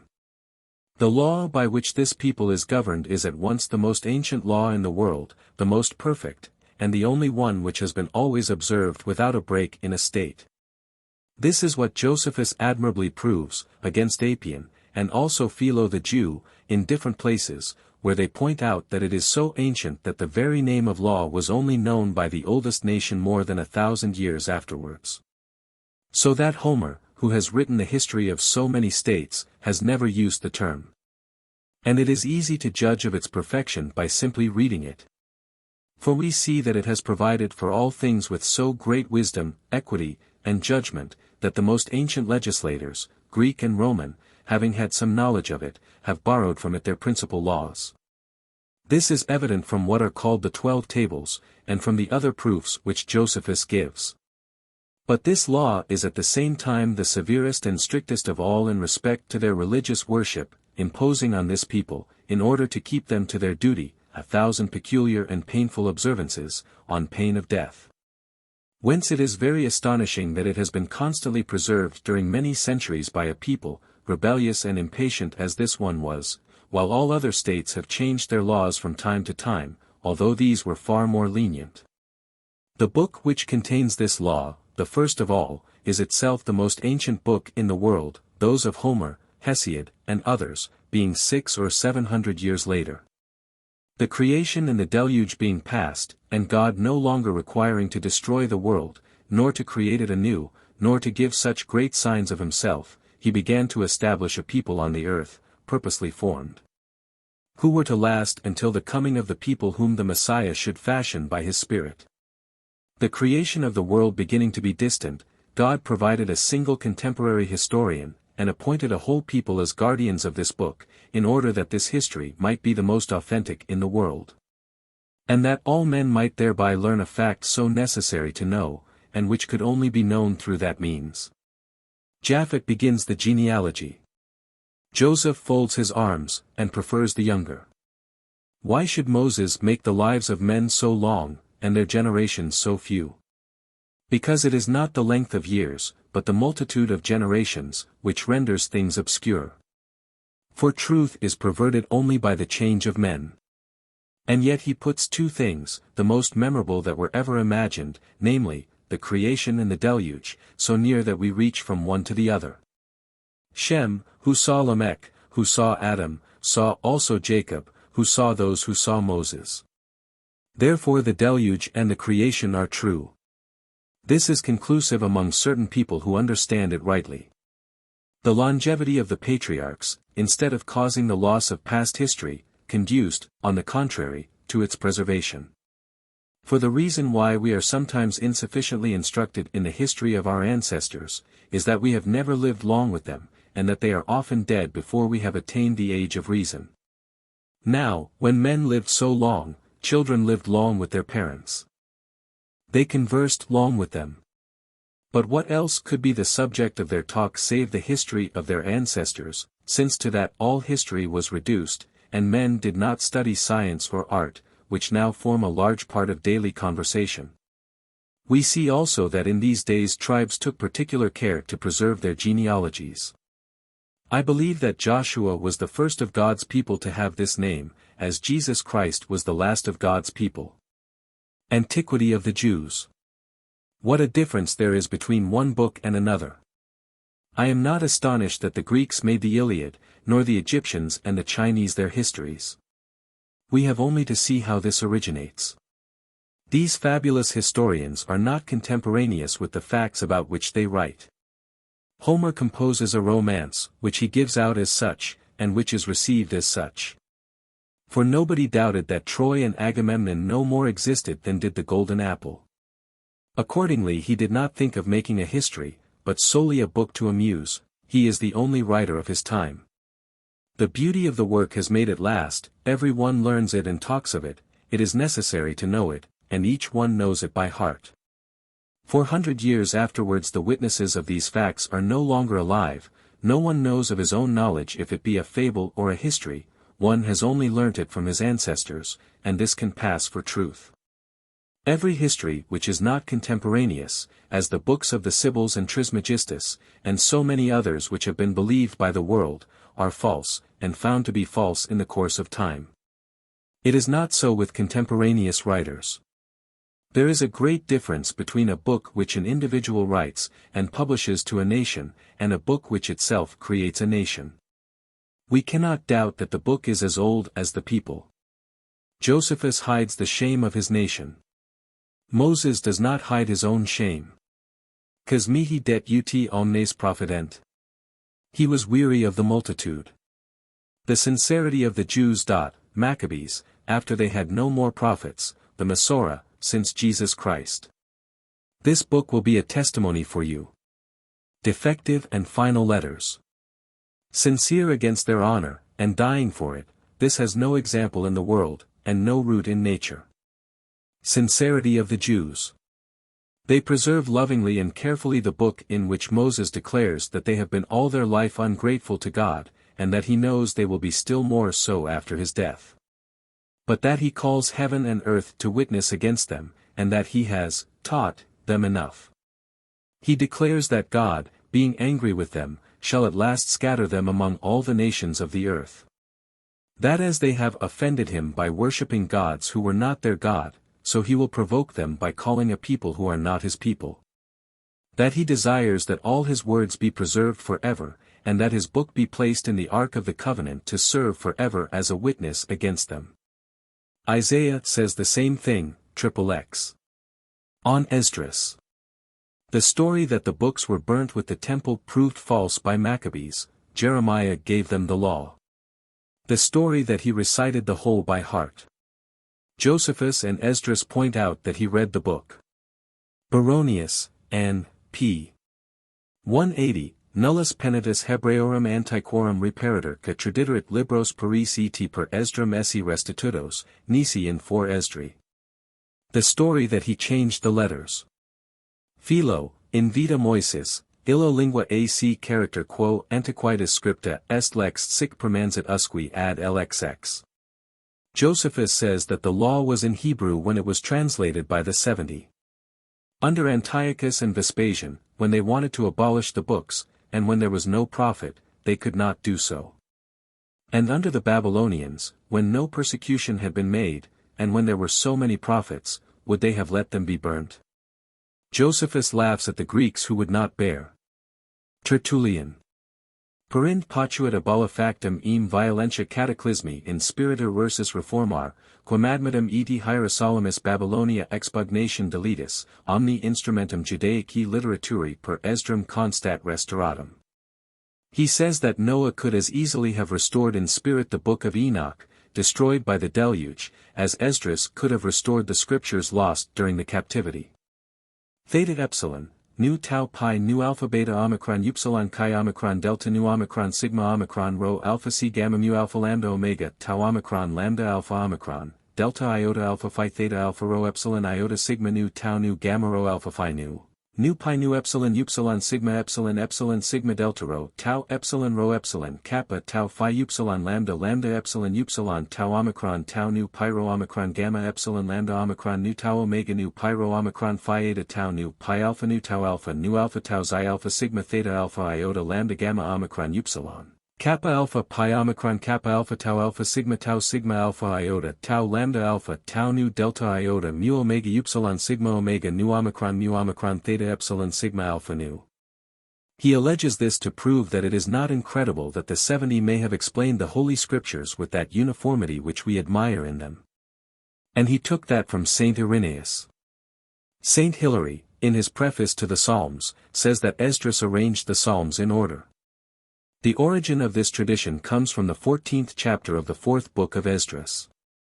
Deus glorificatus est, e scripturi vir divini crediti sunt, omnibus eandem eti isdem verbis eti isdem nominibus recitantibus ab initio usque ad finem, uti et presendis gendis conoscerent quoniam per inspirationem Dei interpretati sunt scripturi.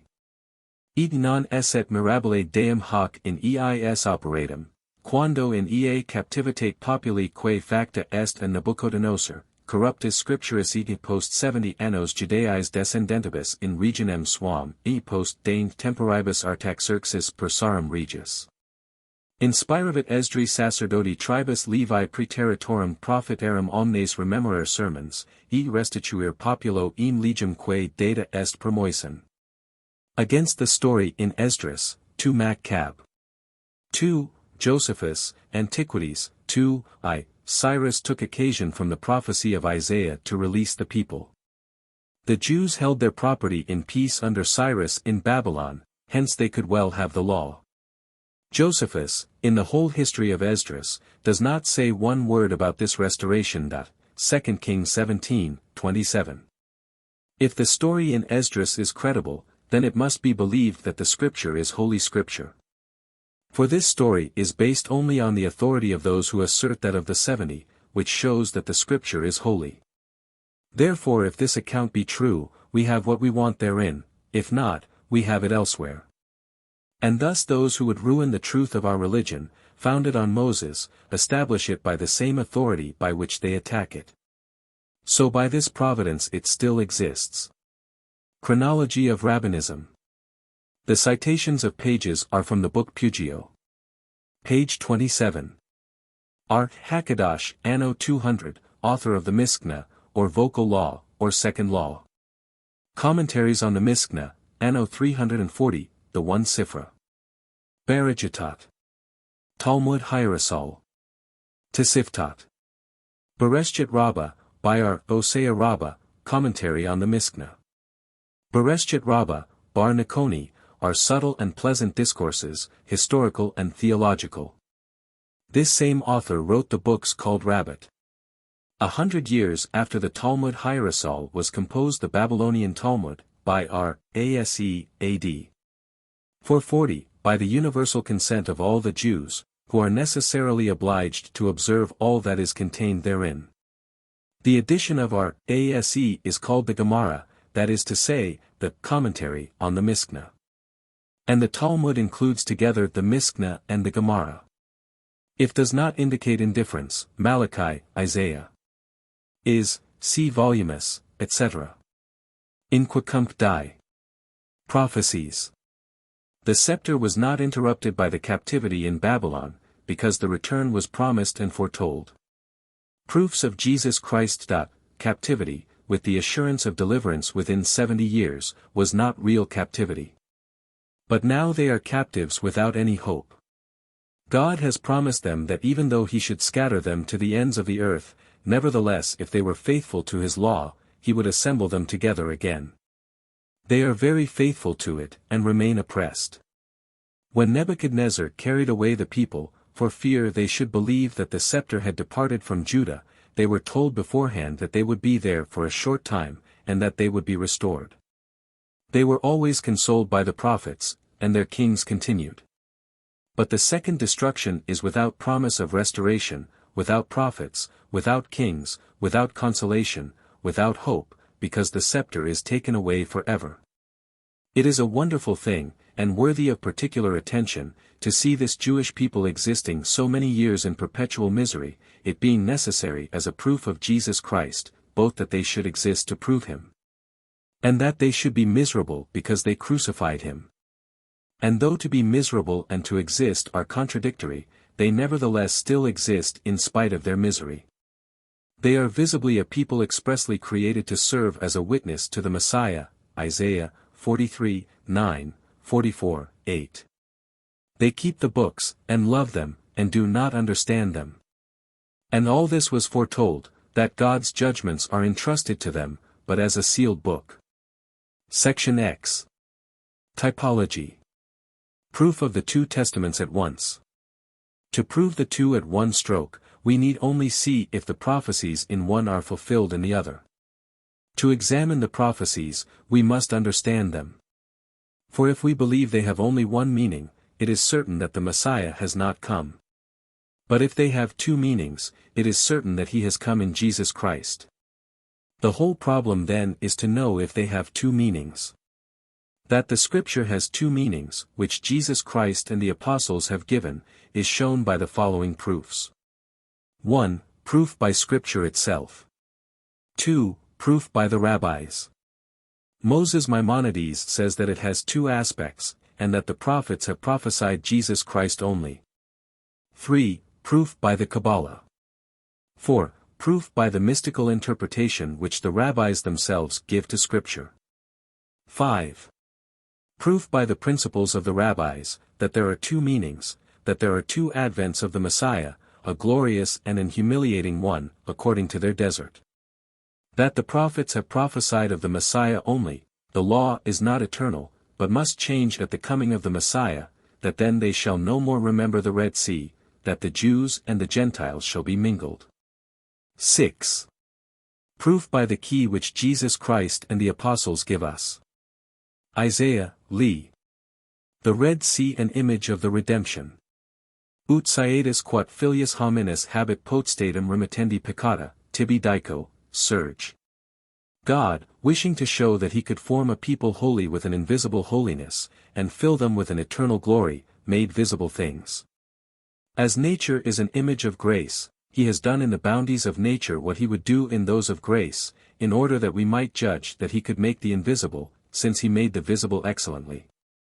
Therefore he saved this people from the deluge, he has raised them up from Abraham, redeemed them from their enemies, and set them at rest.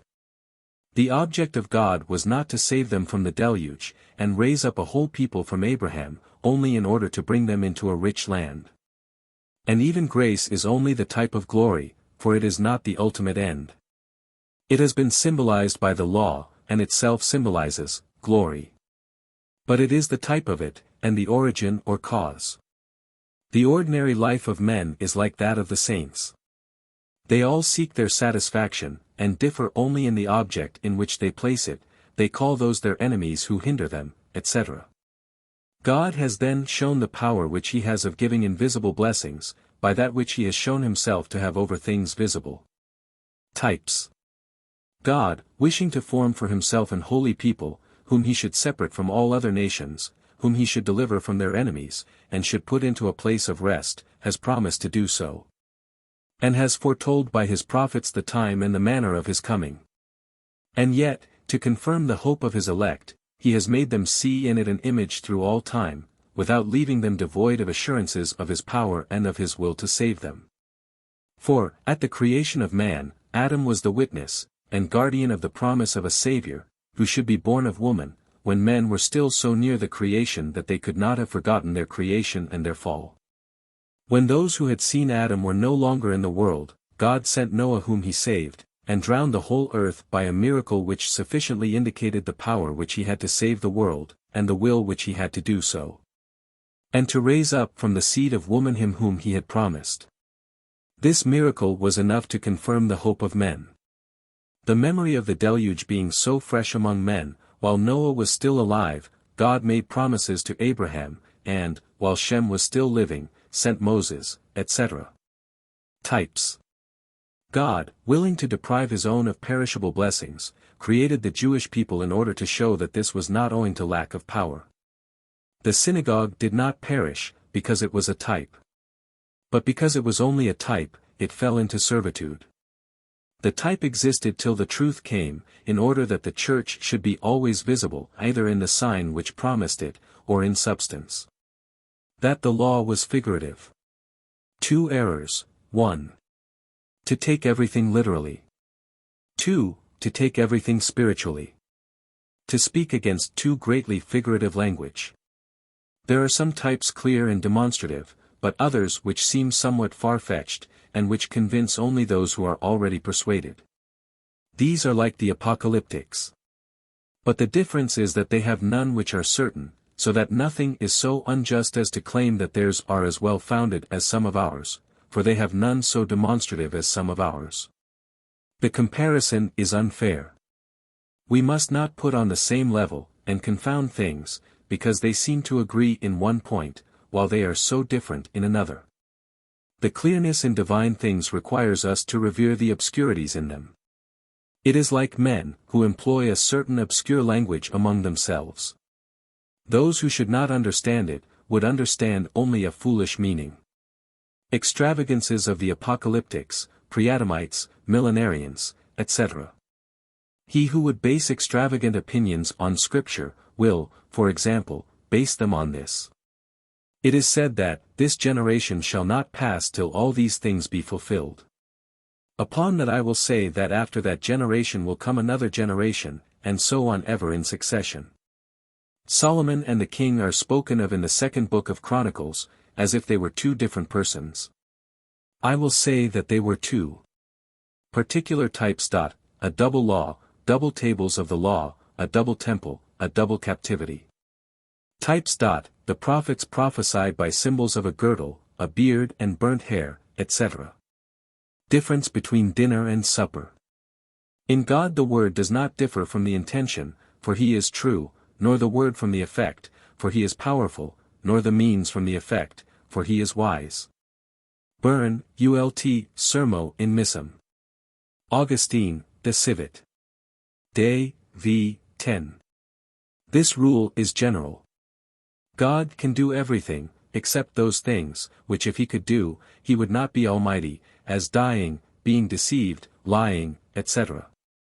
Several evangelists for the confirmation of the truth, their difference useful. The Eucharist after the Lord's Supper. Truth after the type. The ruin of Jerusalem, a type of the ruin of the world, 40 years after the death of Jesus. I know not, as a man, or as an ambassador, Mark 13:32. Matthew 24:36. Jesus condemned by the Jews and the Gentiles. The Jews and the Gentiles typified by the 2 sons. August, De Civ, XX, 29. The 6 ages, the 6 fathers of the 6 ages, the 6 wonders at the beginning of the 6 ages, the 6 mornings at the beginning of the 6 ages. Adam Forma Futuri. The 6 days to form the one, the 6 ages to form the other. The 6 days, which Moses represents for the formation of Adam, are only the picture of the 6 ages to form Jesus Christ and the Church. If Adam had not sinned, and Jesus Christ had not come, there had been only one covenant, only one age of men, and the creation would have been represented as accomplished at one single time. Types. The Jewish and Egyptian peoples were plainly foretold by the 2 individuals whom Moses met, the Egyptian beating the Jew, Moses avenging him and killing the Egyptian, and the Jew being ungrateful. The symbols of the gospel for the state of the sick soul are sick bodies, but because one body cannot be sick enough to express it well, several have been needed. Thus there are the deaf, the dumb, the blind, the paralytic, the dead Lazarus, the possessed. All this crowd is in the sick soul. Types. To show that the Old Testament is only figurative, and that the prophets understood by temporal blessings other blessings, this is the proof. First, that this would be unworthy of God. Secondly, that their discourses express very clearly the promise of temporal blessings, and that they say nevertheless that their discourses are obscure, and that their meaning will not be understood. Whence it appears that this secret meaning was not that which they openly expressed, and that consequently they meant to speak of other sacrifices, of another deliverer, etc. They say that they will be understood only in the fullness of time, XXX, ultimate. The third proof is that their discourses are contradictory, and neutralize each other. So that if we think that they did not mean by the words law and sacrifice anything else than that of Moses, there is a plain and gross contradiction. Therefore they meant something else, sometimes contradicting themselves in the same chapter. Now, to understand the meaning of an author. Lust has become natural to us, and has made our second nature. Thus there are two natures in us, the one good, the other bad. Where is God? Where you are not, and the kingdom of God is within you. The rabbis. Penitence, alone of all these mysteries, has been manifestly declared to the Jews, and by St. John, the forerunner, and then the other mysteries, to indicate that in each man, as in the entire world, this order must be observed. The carnal Jews understood neither the greatness nor the humiliation of the Messiah foretold in their prophecies. They misunderstood him in his foretold greatness, as when he said that the Messiah should be Lord of David, though his son, and that he was before Abraham, who had seen him. They did not believe him so great as to be eternal, and they likewise misunderstood him in his humiliation and in his death. The Messiah, said they, abideth forever, and this man says that he shall die. Therefore they believed him neither mortal nor eternal, they only sought in him for a carnal greatness. Typical. Nothing is so like charity as covetousness, and nothing is so opposed to it. Thus the Jews, full of possessions which flattered their covetousness, were very like Christians, and very contrary. And by this means they had the two qualities which it was necessary they should have, to be very like the Messiah to typify him, and very contrary not to be suspected witnesses. Typical. God made use of the lust of the Jews to make them minister to Jesus Christ, who brought the remedy for their lust. Charity is not a figurative precept. It is dreadful to say that Jesus Christ, who came to take away types in order to establish the truth, came only to establish the type of charity, in order to take away the existing reality which was there before. If the light be darkness, how great is that darkness? Fascination. Somnum sum. Figura hujus mundi. The Eucharist. Comeds panem tuum. Panem nostrum. Inimici de turam lingent. Sinners lick the dust, that is to say, love earthly pleasures. The Old Testament contained the types of future joy, and the New contains the means of arriving at it. The types were of joy, the means of penitence, and nevertheless the paschal lamb was eaten with bitter herbs, cum emeritidinibus. Singularis sum ego donec transim. Jesus Christ before his death was almost the only martyr. Typical. The expressions, sword, shield. Potentissime. We are estranged, only by departing from charity. Our prayers and our virtues are abominable before God, if they are not the prayers and the virtues of Jesus Christ. And our sins will never be the object of mercy, but of the justice of God, if they are not those of Jesus Christ. He has adopted our sins, and has admitted us into union with him, for virtues are his own, and sins are foreign to him, while virtues are foreign to us, and our sins are our own. Let us change the rule which we have hitherto chosen for judging what is good. We had our own will as our rule. Let us now take the will of God. All that he wills is good and right to us, all that he does not will is bad. All that God does not permit is forbidden. Sins are forbidden by the general declaration that God has made, that he did not allow them. Other things which he has left without general prohibition, and which for that reason are said to be permitted, are nevertheless not always permitted. For when God removed some one of them from us, and when, by the event, which is a manifestation of the will of God, it appears that God does not will that we should have a thing, that is then forbidden to us as sin. Since the will of God is that we should not have one more than another. There is this sole difference between these two things, that it is certain that God will never allow sin, while it is not certain that he will never allow the other. But so long as God does not permit it, we ought to regard it as sin, so long as the absence of God's will, which alone is all goodness and all justice, renders it unjust and wrong. To change the type, because of our weakness. Types. The Jews had grown old in these earthly thoughts, that God loved their father Abraham, his flesh and what sprung from it. That on account of this he had multiplied them, and distinguished them from all other nations, without allowing them to intermingle, that when they were languishing in Egypt, he brought them out with all these great signs in their favor. That he fed them with manna in the desert, and led them into a very rich land, that he gave them kings and a well-built temple, in order to offer up beasts before him, by the shedding of whose blood they should be purified.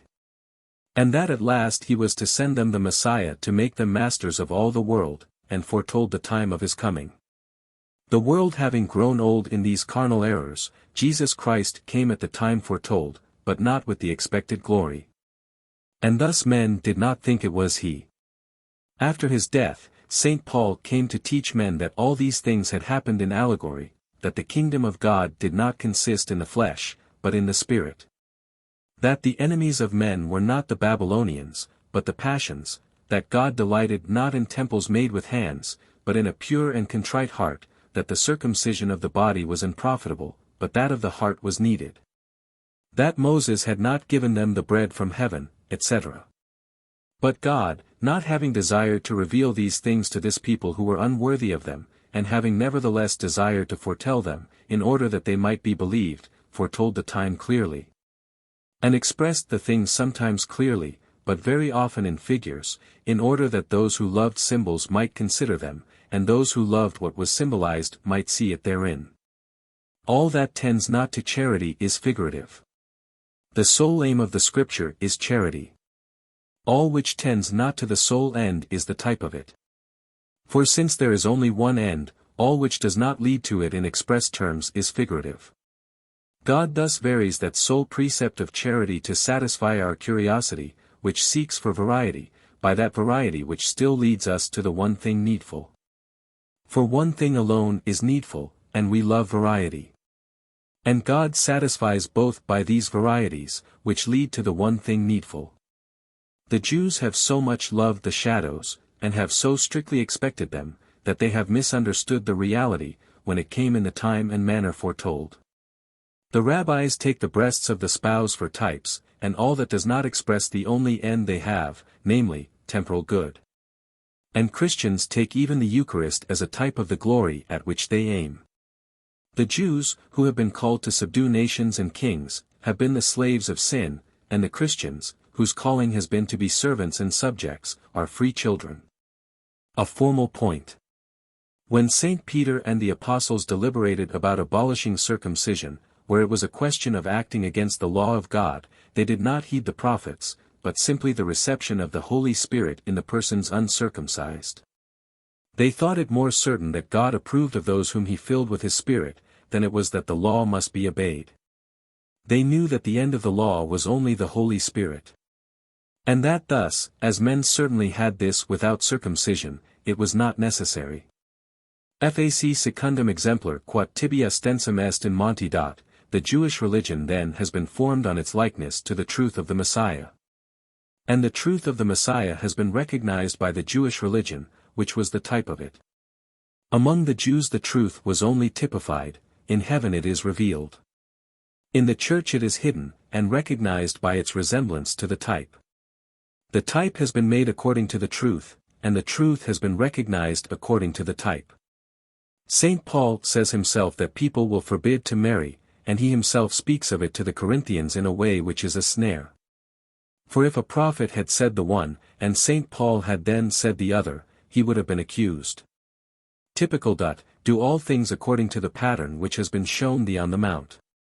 On which St. Paul says that the Jews have shadowed forth heavenly things. And yet this covenant, made to blind some and enlighten others, indicated in those very persons, whom it blinded, the truth which should be recognized by others. For the visible blessings which they received from God were so great and so divine, that he indeed appeared able to give them those that are invisible, and a Messiah. For nature is an image of grace, and visible miracles are images of the invisible. Ut sciatis, tibi dico, surge. Isaiah says that redemption will be as the passage of the Red Sea. God has then shown by the deliverance from Egypt, and from the sea, by the defeat of kings, by the manna, by the whole genealogy of Abraham, that he was able to save, to send down bread from heaven, etc. So that the people hostile to him are the type and the representation of the very Messiah whom they know not, etc. He has then taught us at last that all these things were only types, and what is true freedom, true Israelite, true circumcision, true bread from heaven, etc. In these promises each one finds what he has most at heart, temporal benefits or spiritual, God or the creatures.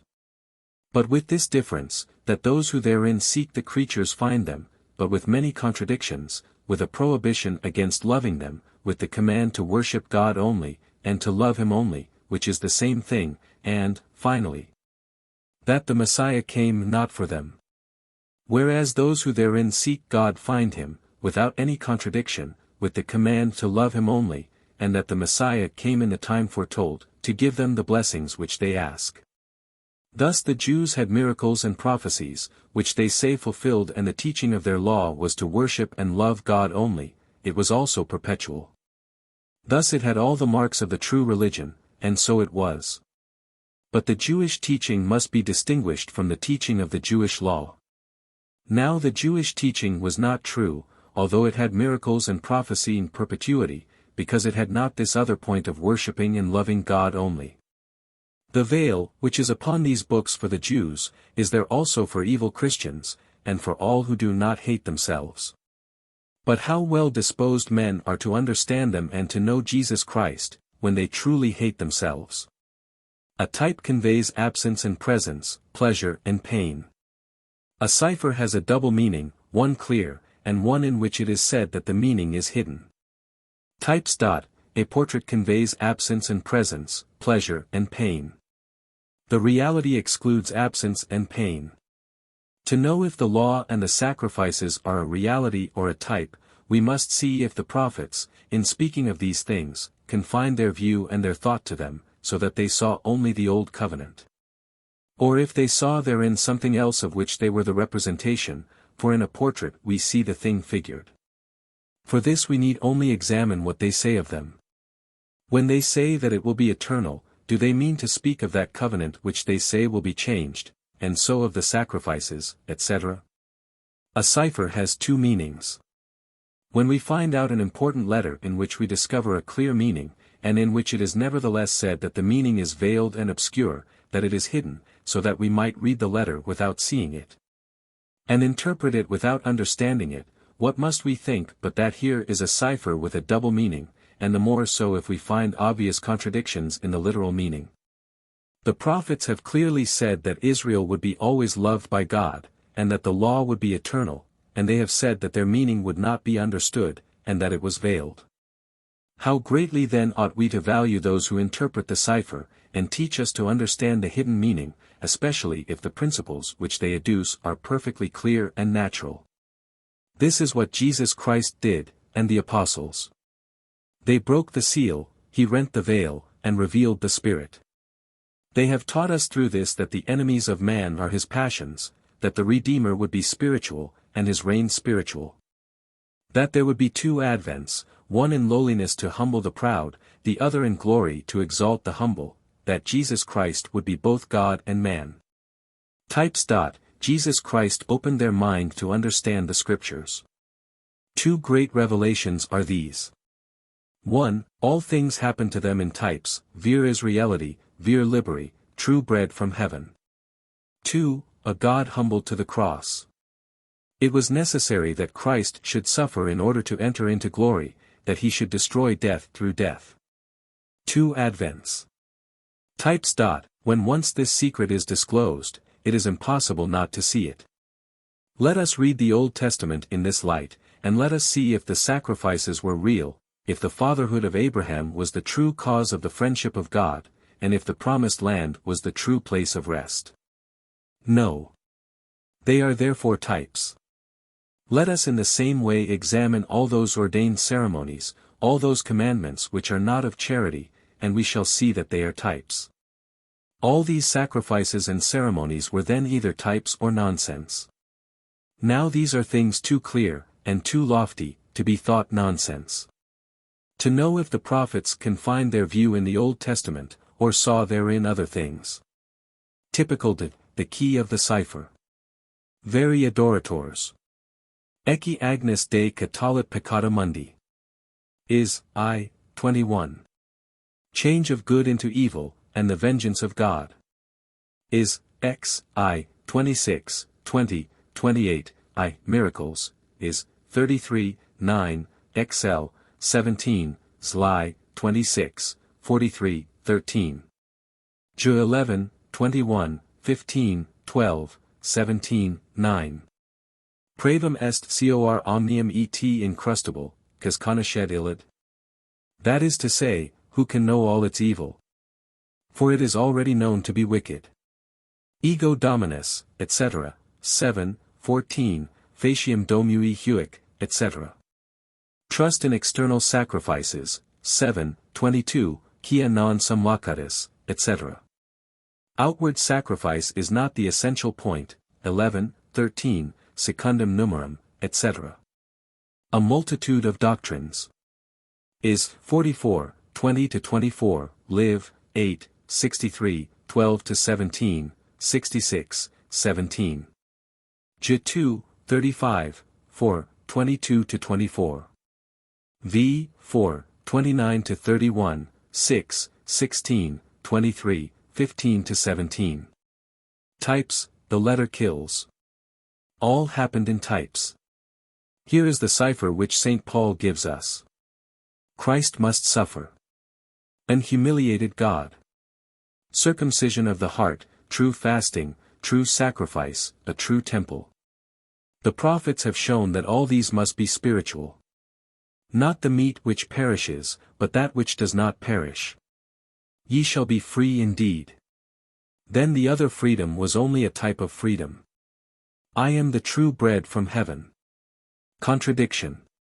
We can only describe a good character by reconciling all contrary qualities, and it is not enough to keep up a series of harmonious qualities, without reconciling contradictory ones.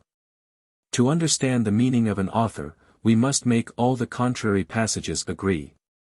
Thus, to understand Scripture, we must have a meaning in which all the contrary passages are reconciled. It is not enough to have one which suits many concurring passages, but it is necessary to have one which reconciles even contradictory passages. Every author has a meaning in which all the contradictory passages agree, or he has no meaning at all. We cannot affirm the latter of Scripture and the prophets, they undoubtedly are full of good sense. We must then seek for a meaning which reconciles all discrepancies. The true meaning then is not that of the Jews. But in Jesus Christ all the contradictions are reconciled. The Jews could not reconcile the cessation of the royalty and principality, foretold by Hosea, with the prophecy of Jacob. If we take the law, the sacrifices, and the kingdom as realities, we cannot reconcile all the passages. They must then necessarily be only types. We cannot even reconcile the passages of the same author, nor of the same book, nor sometimes of the same chapter, which indicates copiously what was the meaning of the author. As when Ezekiel, chap. XX, says that man will not live by the commandments of God and will live by them. Types. If the law and the sacrifices are the truth, it must please God, and must not displease him. If they are types, they must be both pleasing and displeasing. Now in all the Scripture they are both pleasing and displeasing. It is said that the law shall be changed, that the sacrifice shall be changed. That they shall be without law, without a prince, and without a sacrifice, that a new covenant shall be made, that the law shall be renewed, that the precepts which they have received are not good, that their sacrifices are abominable. That God has demanded none of them. It is said, on the contrary, that the law shall abide forever, that this covenant shall be forever, that sacrifice shall be eternal. That the scepter shall never depart from among them, because it shall not depart from them till the eternal King comes. Do all these passages indicate what is real? No. Do they then indicate what is typical? No, but what is either real or typical. But the first passages, excluding as they do reality, indicate that all this is only typical. All these passages together cannot be applied to reality, all can be said to be typical, therefore they are not spoken of reality, but of the type. Agnus accisis est ab origin mundi. A sacrificing judge. Contradictions. The scepter till the Messiah, without king or prince. The eternal law, changed. The eternal covenant, a new covenant. Good laws, bad precepts. Ezekiel. Types. When the word of God, which is really true, is false literally, it is true spiritually. Sede dextris mice, this is false literally, therefore it is true spiritually. In these expressions, God is spoken of after the manner of men. And this means nothing else but that the intention which men have in giving a seat at their right hand, God will have also.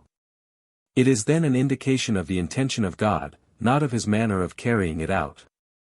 Thus when it is said, God has received the odor of your incense, and will in recompense give you a rich land, that is equivalent to saying that the same intention which a man would have, who, pleased with your perfumes, should in recompense give you a rich land, God will have towards you, because you have had the same intention as a man has towards him to whom he presents perfumes. So iratus est, a jealous God, etc. For, the things of God being inexpressible, they cannot be spoken of otherwise, and the Church makes use of them even today, quia confortable seres, etc. It is not allowable to attribute to Scripture the meaning which is not revealed to us that it has. Thus, to say that the closed mem of Isaiah signifies 600, has not been revealed. It might be said that the final tzada and he deficients may signify mysteries. But it is not allowable to say so, and still less to say this is the way of the philosopher's stone. But we say that the literal meaning is not the true meaning, because the prophets have themselves said so. I do not say that the mem is mystical.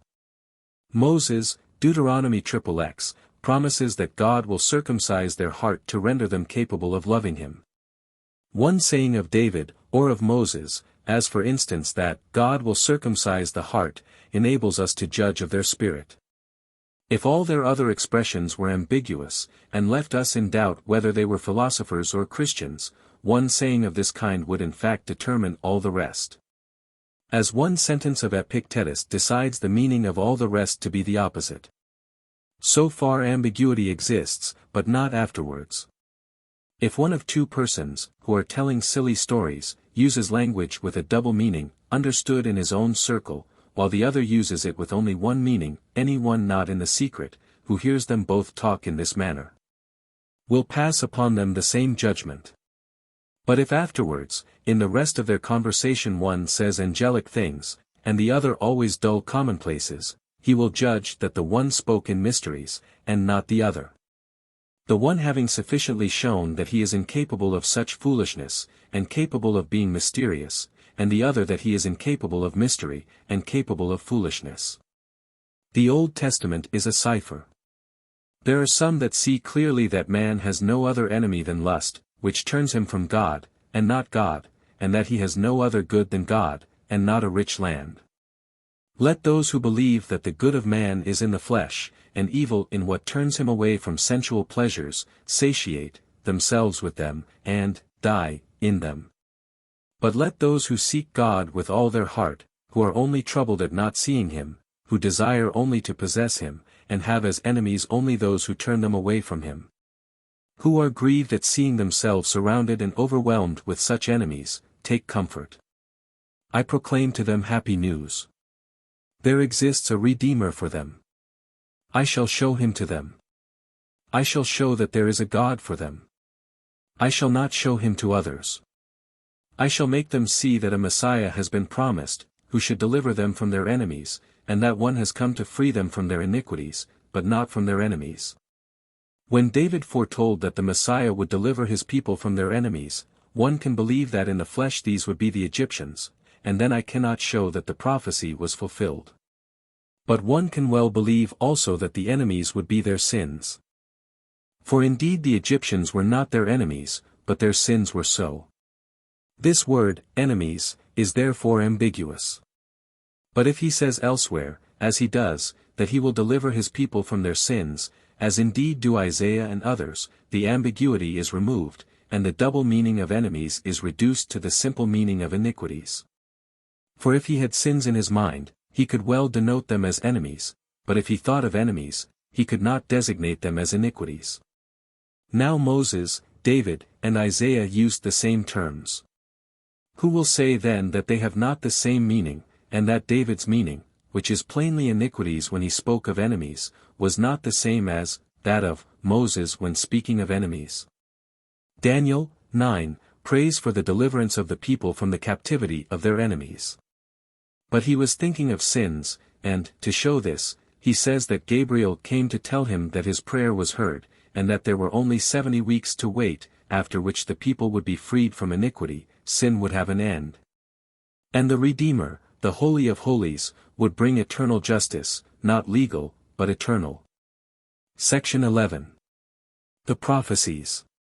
When I see the blindness and the wretchedness of man, when I regard the whole silent universe, and man without light, left to himself, and, as it were, lost in this corner of the universe, without knowing who has put him there, what he has come to do, what will become of him at death, and incapable of all knowledge, I become terrified, like a man who should be carried in his sleep to a dreadful desert island, and should awake without knowing where he is, and without means of escape. And thereupon I wonder how people in a condition so wretched do not fall into despair. I see other persons around me of a like nature. I ask them if they are better informed than I am. They tell me that they are not. And thereupon these wretched and lost beings, having looked around them, and seen some pleasing objects, have given and attached themselves to them. For my own part, I have not been able to attach myself to them, and, considering how strongly it appears that there is something else than what I see, I have examined whether this God has not left some sign of himself. I see many contradictory religions, and consequently all false save one. Each wants to be believed on its own authority, and threatens unbelievers. I do not therefore believe them. Every one can say this, every one can call himself a prophet. But I see that Christian religion wherein prophecies are fulfilled, and that is what every one cannot do. And what crowns all this is prediction, so that it should not be said that it is chance which has done it. Whosoever, having only a week to live, will not find out that it is expedient to believe that all this is not a stroke of chance. Now, if the passions had no hold on us, a week and 100 years would amount to the same thing. Prophecies. Great Pan is dead. Seseperant verbum cum omnia videtate, scritant scripturas, si ita si haberent. Prodita leg dot, impleta cerndet, implenda collige. We understand the prophecies only when we see the events happen. Thus the proofs of retreat, discretion, silence, etc. are proofs only to those who know and believe them. Joseph so internal in a law so external. Outward penances disposed to inward, as humiliations to humility. Thus the synagogue has preceded the church, the Jews, the Christians. The prophets have foretold the Christians, St. John, Jesus Christ. It is glorious to see with the eyes of faith the history of Herod and of Caesar. The zeal of the Jews for their law and their temple, Josephus, and Philo the Jew, ad Chaim. What other people had such a zeal? It was necessary they should have it. Jesus Christ foretold as to the time and the state of the world. The ruler taken from the thigh, and the fourth monarchy. How lucky we are to see this light amidst this darkness.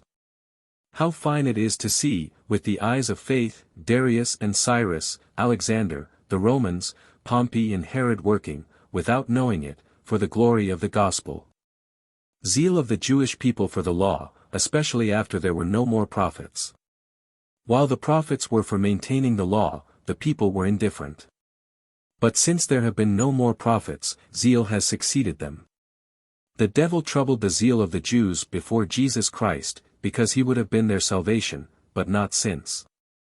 The Jewish people scorned by the Gentiles, the Christian people persecuted. Proof. Prophecies with their fulfillment. What has preceded and what has followed Jesus Christ? The prophecies are the strongest proof of Jesus Christ. It is for them also that God has made most provision. For the event which has fulfilled them is a miracle existing since the birth of the Church to the end. So God has raised up prophets during 1600 years, and, during 400 years afterwards, he has scattered all these prophecies among all the Jews, who carried them into all parts of the world.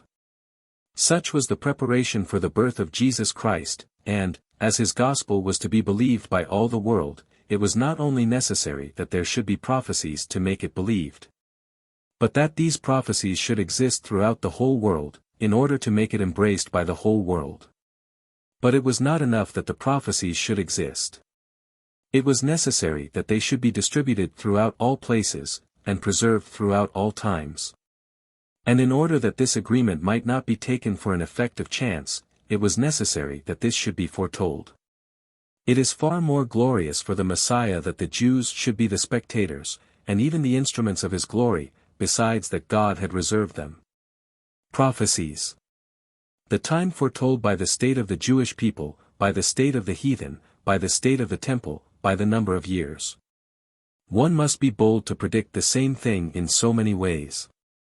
It was necessary that the 4 idolatrous or pagan monarchies, the end of the kingdom of Judah, and the 70 weeks, should happen at the same time, and all this before the second temple was destroyed. Prophecies. If one man alone had made a book of predictions about Jesus Christ, as to the time and the manner, and Jesus Christ had come in conformity to these prophecies, this fact would have infinite weight. But there is much more here. Here is a succession of men during 4,000 years, who, consequently and without variation, come, one after another, to foretell this same event. Here is a whole people who announce it, and who have existed for 4,000 years, in order to give corporate testimony of the assurances which they have, and from which they cannot be diverted by whatever threats and persecutions people may make against them. This is far more important. Predictions of particular things. They were strangers in Egypt, without any private property either in that country or elsewhere. There was not the least appearance either of the royalty which had previously existed so long, or of that supreme council of 70 judges which they called the Sanhedrin, and which, having been instituted by Moses, lasted to the time of Jesus Christ. All these things were as far removed from their state at that time as they could be, when Jacob, dying, and blessing his 12 children, declared to them, that they would be proprietors of a great land. And foretold in particular to the family of Judah, that the kings, who would one day rule them, should be of his race. And that all his brethren should be their subjects, and that even the Messiah, who was to be the expectation of nations, should spring from him. And that the kingship should not be taken away from Judah, nor the ruler and lawgiver of his descendants, till the expected Messiah should arrive in his family.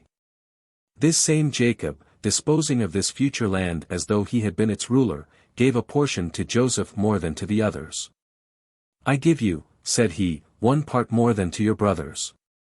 And blessing his 2 children, Ephraim and Manasseh, whom Joseph had presented to him, the elder, Manasseh, on his right, and the young Ephraim on his left, he put his arms crosswise, and placing his right hand on the head of Ephraim, and his left on Manasseh, he blessed them in this manner.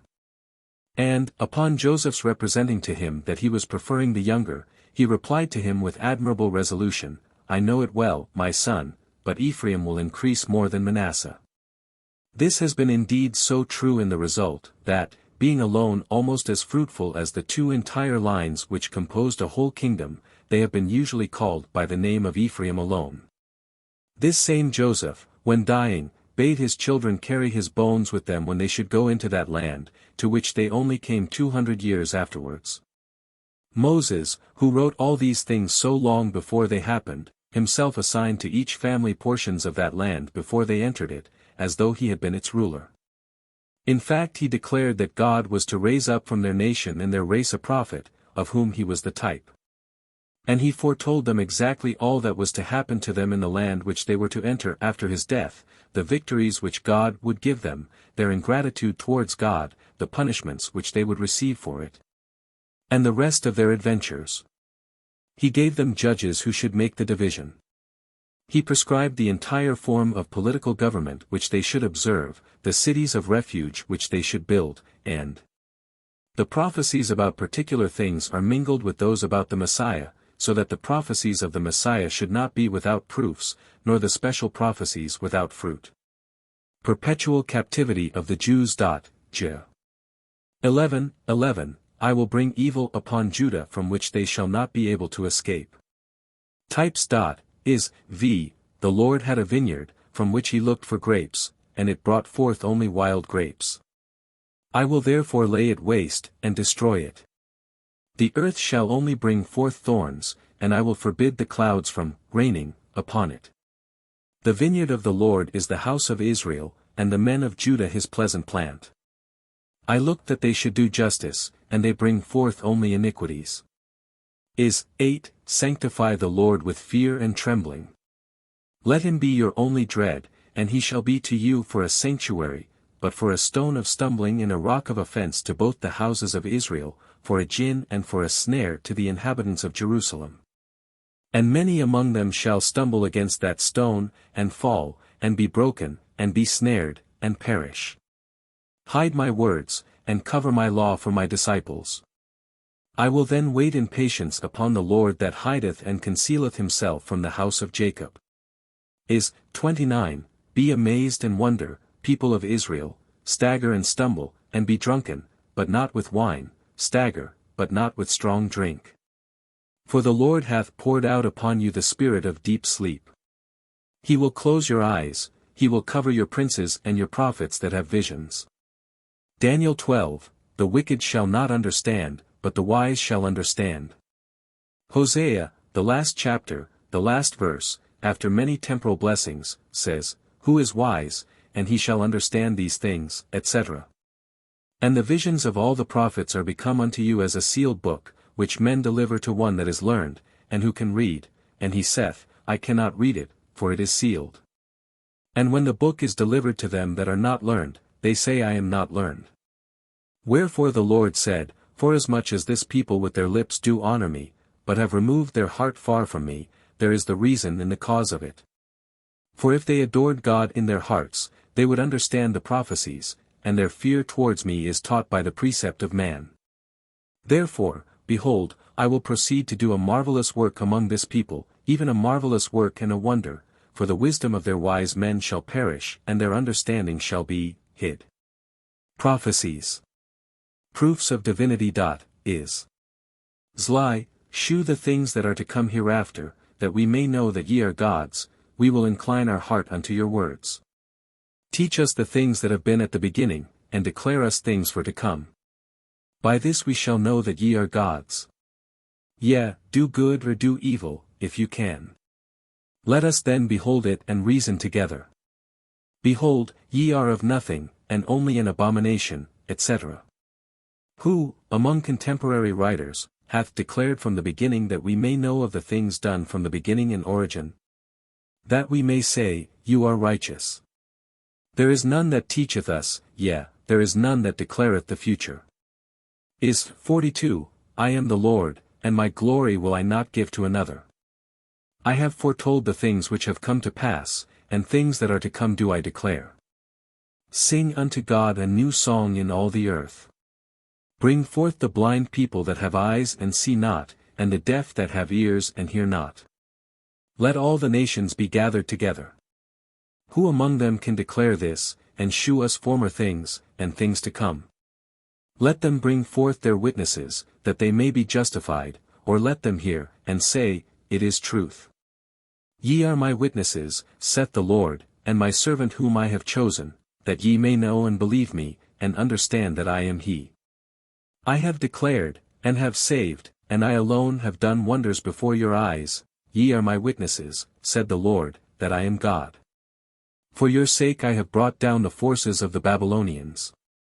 I am the Lord, your Holy One and Creator. I have made a way in the sea, and a path in the mighty waters. I am he that drowned and destroyed for ever the mighty enemies that have resisted you. Remember ye not the former things, neither consider the things of old. Behold, I will do a new thing, now it shall spring forth, shall ye not know it? I will even make a way in the wilderness, and rivers in the desert. This people have I formed for myself, I have established them to shew forth my praise, etc. I, even I, am he that blotteth out thy transgressions for mine own sake, and will not remember thy sins. Put in remembrance your ingratitude, see thou, if thou mayest be justified. Thy first father hath sinned, and thy teachers have transgressed against me. Is 44, I am the first, and I am the last, saith the Lord. Let him who will equal himself to me, declare the order of things since I appointed the ancient people, and the things that are coming. Fear ye not, have I not told you all these things? Ye are my witnesses. Prophecy of Cyrus. Is.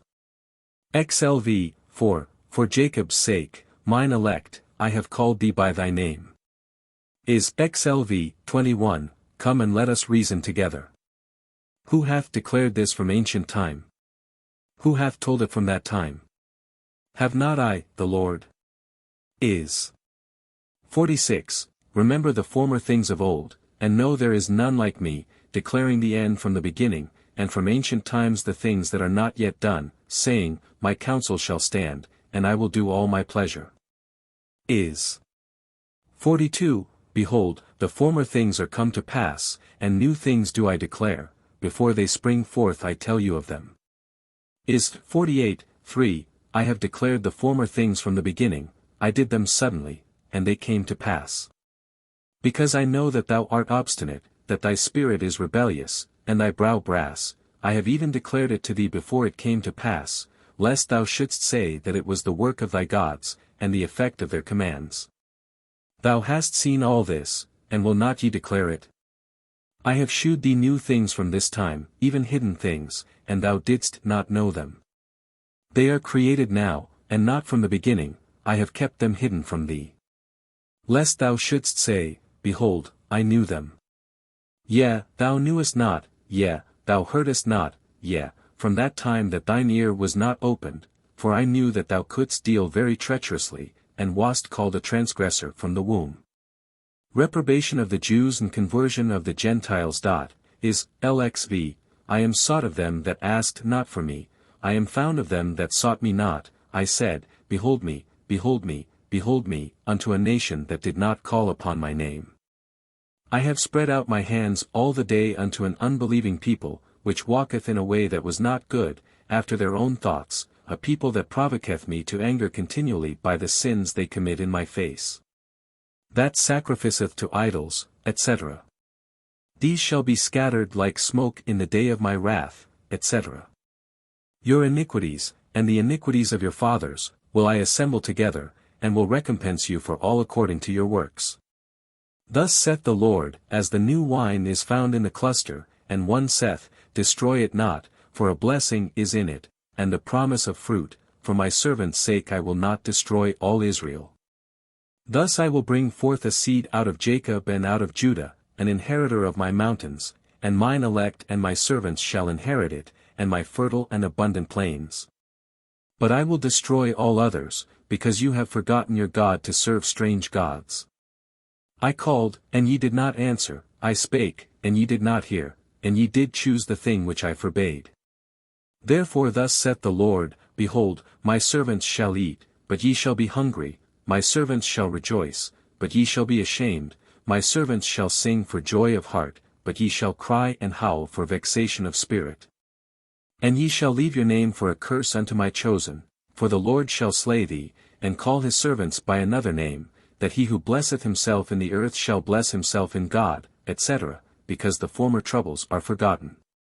For, behold, I create new heavens and a new earth, and the former things shall not be remembered, nor come into mind. But be ye glad and rejoice for ever in that which I create, for, behold, I create Jerusalem a rejoicing, and her people a joy.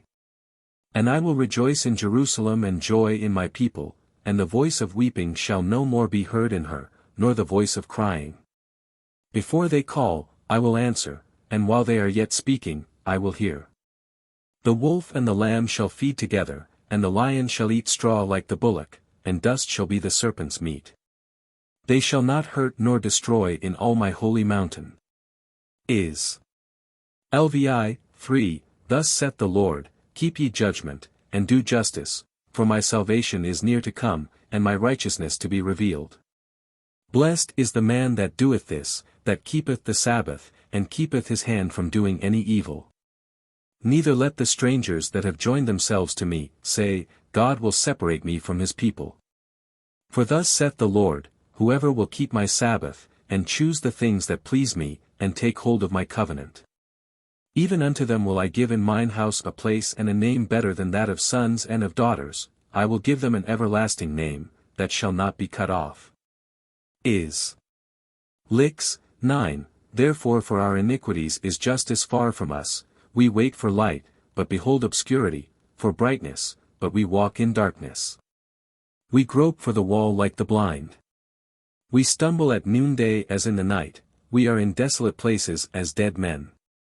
We roar all like bears, and mourn sore like doves, we look for judgment, but there is none, for salvation, but it is far from us. Is. 66, 18, But I know their works and their thoughts. It shall come that I will gather all nations and tongues, and they shall see my glory. And I will set a sign among them, and I will send those that escape of them unto the nations, to Africa, to Lydia, to Italy, to Greece, and to the people that have not heard my fame, neither have seen my glory. And they shall bring your brethren. Ju 7. Reprobation of the temple, go ye unto Shileth, where I set my name at the first, and see what I did to it for the wickedness of my people. And now, because ye have done all these works, saith the Lord, I will do unto this house, wherein my name is called upon, wherein ye trust, and unto the place which I gave to your priests, as I have done to Shileth. For I have rejected it, and made myself a temple elsewhere. And I will cast you out of my sight, as I have cast out all your brethren, even the seed of Ephraim. Rejected forever. Therefore pray not for this people. Ju. 7, 22, What avails it you to add sacrifice to sacrifice? For I spake not unto your fathers, when I brought them out of the land of Egypt, concerning burnt offerings or sacrifices. But this thing commanded I them, saying, Obey and be faithful to my commandments, and I will be your God, and ye shall be my people.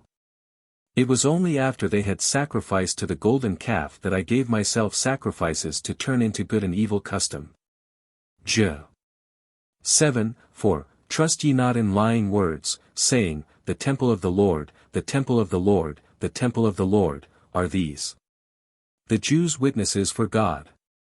Is. 43, 9, 44, 8. Prophecies fulfilled. 1 Kings 13, 2. 1 Kings 23, 16.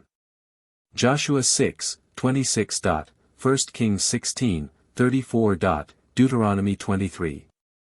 Malachi I, 2. The sacrifice of the Jews rejected, and the sacrifice of the heathen, even out of Jerusalem, and in all places. Moses, before dying, foretold the calling of the Gentiles, Dut. 32, 21, and the reprobation of the Jews. Moses foretold what would happen to each tribe. Prophecy. Your name shall be a curse unto mine elect, and I will give them another name. Make their heart fat, and how? By flattering their lust and making them hope to satisfy it. Prophecy. Amos and Zechariah. They have sold the just one, and therefore will not be recalled. Jesus Christ betrayed. They shall no more remember Egypt. C. is 43, 16, 17, 18, 19. Ju. 23, 6, 7. Prophecy. The Jews shall be scattered abroad. Is. 27, 6. A new law, Jerem. 31, 32. Malachi. Grotius. The second temple glorious. Jesus Christ will come. Haggai 2, 7, 8, 9, 10. The calling of the Gentiles. Joel 2:28. Hosea 2:24. Deuteronomy 32:21. Malachi I:11. Hosea 3:42, live, lx, lxi, last verse. I foretold it long since that they might know that it is I. Jadis to Alexander.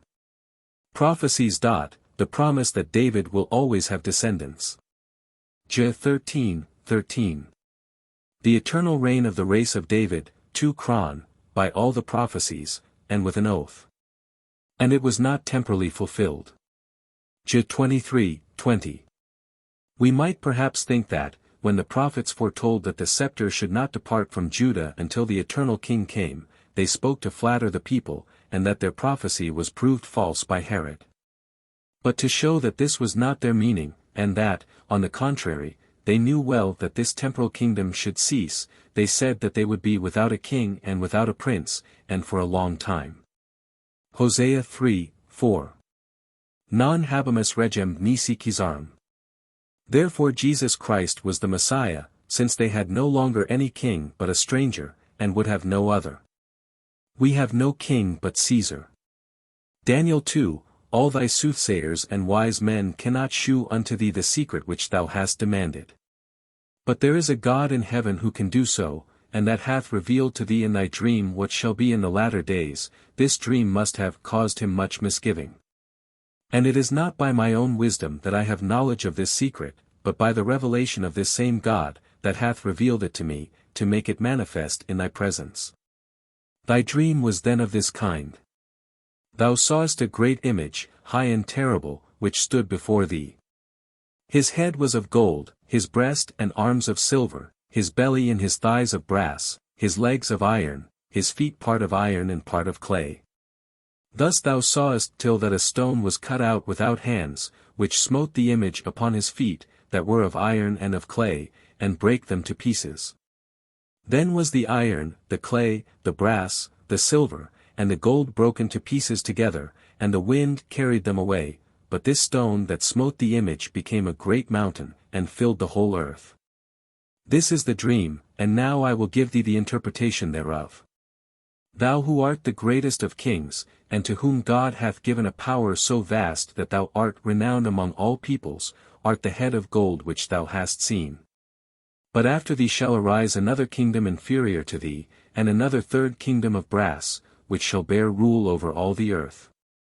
But the fourth kingdom shall be strong as iron, and even as iron breaketh in pieces and subdueth all things, so shall this empire break in pieces and bruise all.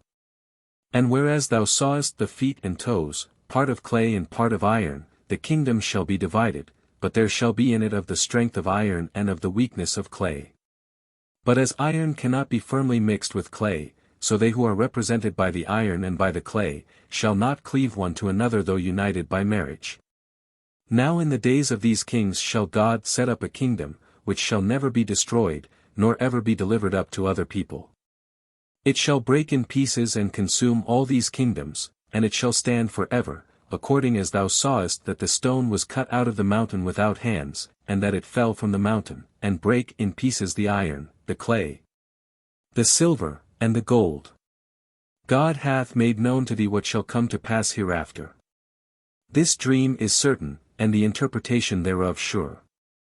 Then Nebuchadnezzar fell upon his face towards the earth, etc. Daniel 8:8. Daniel having seen the combat of the ram and of the he-goat, who vanquished him and ruled over the earth, whereof the principal horn being broken 4 others came up toward the 4 winds of heaven, and out of one of them came forth a little horn, which waxed exceedingly great toward the south, and toward the east, and toward the land of Israel, and it waxed great even to the host of heaven. And it cast down some of the stars, and stamped upon them, and at last overthrew the prince, and by him the daily sacrifice was taken away, and the place of his sanctuary was cast down. This is what Daniel saw. He sought the meaning of it, and a voice cried in this manner, Gabriel, make this man to understand the vision, and Gabriel said, The ram which thou sawest is the king of the Medes and Persians, and the he-goat is the king of Greece. And the great horn that is between his eyes is the first king of this monarchy. Now that being broken, whereas four stood up for it, for kingdoms shall stand up out of the nation, but not in his power. And in the latter time of their kingdom, when iniquities are come to the full, there shall arise a king, insolent and strong, but not by his own power, to whom all things shall succeed after his own will. And he shall destroy the holy people, and through his policy also he shall cause craft to prosper in his hand, and he shall destroy many. He shall also stand up against the prince of princes, but he shall perish miserably, and nevertheless by a violent hand. Daniel 9:20. Whilst I was praying with all my heart, and confessing my sin and the sin of all my people, and prostrating myself before my God, even Gabriel, whom I had seen in the vision at the beginning, came to me and touched me about the time of the evening oblation, and he informed me and said, O Daniel, I am now come forth to give thee the knowledge of things. At the beginning of thy supplications I came to shew that which thou didst desire, for thou art greatly beloved, therefore understand the matter, and consider the vision. 70 weeks are determined upon thy people, and upon thy holy city, to finish the transgression, and to make an end of sins, and to abolish iniquity, and to bring in everlasting righteousness. To accomplish the vision and the prophecies, and to anoint the most holy. After which this people shall be no more thy people, nor this city the holy city. The times of wrath shall be past, and the years of grace shall come forever. Know therefore, and understand, that, from the going forth of the commandment to restore and to build Jerusalem unto the Messiah the Prince, shall be 7 weeks, and 62 weeks. The Hebrews were accustomed to divide numbers, and to place the small first. Thus, 7 and 62 make 69. Of this 70 there will then remain the 70th, that is to say, the 7 last years of which he will speak next. The street shall be built again, and the wall, even in troublous times. And after 62 weeks, which have followed the first 7. Christ will then be killed after the 69 weeks, that is to say, in the last week, the Christ shall be cut off, and a people of the prince that shall come shall destroy the city and the sanctuary, and overwhelm all. And the end of that war shall accomplish the desolation. Now 1 week, which is the 70th, which remains, shall confirm the covenant with many, and in the midst of the week, that is to say, the last 3.5 years, he shall cause the sacrifice and the oblation to cease. And for the overspreading of abominations he shall make it desolate, even until the consummation, and that determined shall be poured upon the desolate. Daniel 11. The angel said to Daniel, There shall stand up yet, after Cyrus, under whom this still is, 3 kings in Persia, Cambyses, Smyrtis, Darius. And the 4th who shall then come, Xerxes, shall be far richer than they all, and far stronger, and shall stir up all his people against the Greeks. But a mighty king shall stand up, Alexander, that shall rule with great dominion, and do according to his will. And when he shall stand up, his kingdom shall be broken, and shall be divided in 4 parts toward the 4 winds of heaven, as he had said above, 7, 6, 8, 8, but not his posterity.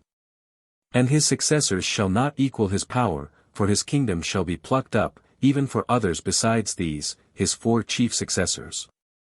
And the king of the south, Ptolemy, son of Lagos, Egypt, shall be strong.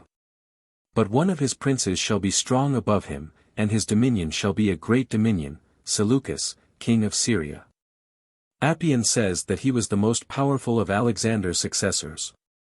And in the end of years they shall join themselves together, and the king's daughter of the south, Berenice, daughter of Ptolemy Philadelphus, son of the other Ptolemy, shall come to the king of the north, to Antiochus Deus, king of Syria and of Asia, son of Seleucus Legidas, to make peace between these princes. But neither she nor her seed shall have a long authority, for she and they that brought her, and her children, and her friends, shall be delivered to death. Berenice and her son were killed by Seleucus Callinicus. But out of a branch of her roots shall one stand up, Ptolemy Euergetes was the issue of the same father as Berenice, which shall come with a mighty army into the land of the king of the north, where he shall put all under subjection. And he shall also carry captive into Egypt their gods, their princes, their gold, their silver, and all their precious spoils, if he had not been called into Egypt by domestic reasons, says Justin, he would have entirely stripped Seleucus. And he shall continue several years when the king of the north can do naught against him. And so he shall return into his kingdom. But his sons shall be stirred up, and shall assemble a multitude of great forces, Seleucus Soranus, Antiochus the Great. And their army shall come and overthrow all.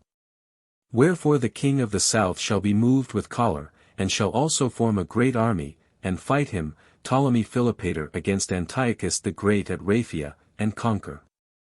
And his troops shall become insolent, and his heart shall be lifted up. This Ptolemy desecrated the temple, Josephus, he shall cast down many 10,000s, but he shall not be strengthened by it. For the king of the north, Antiochus the Great, shall return with a greater multitude than before, and in those times also a great number of enemies shall stand up against the king of the south. During the reign of the young Ptolemy Epiphanes.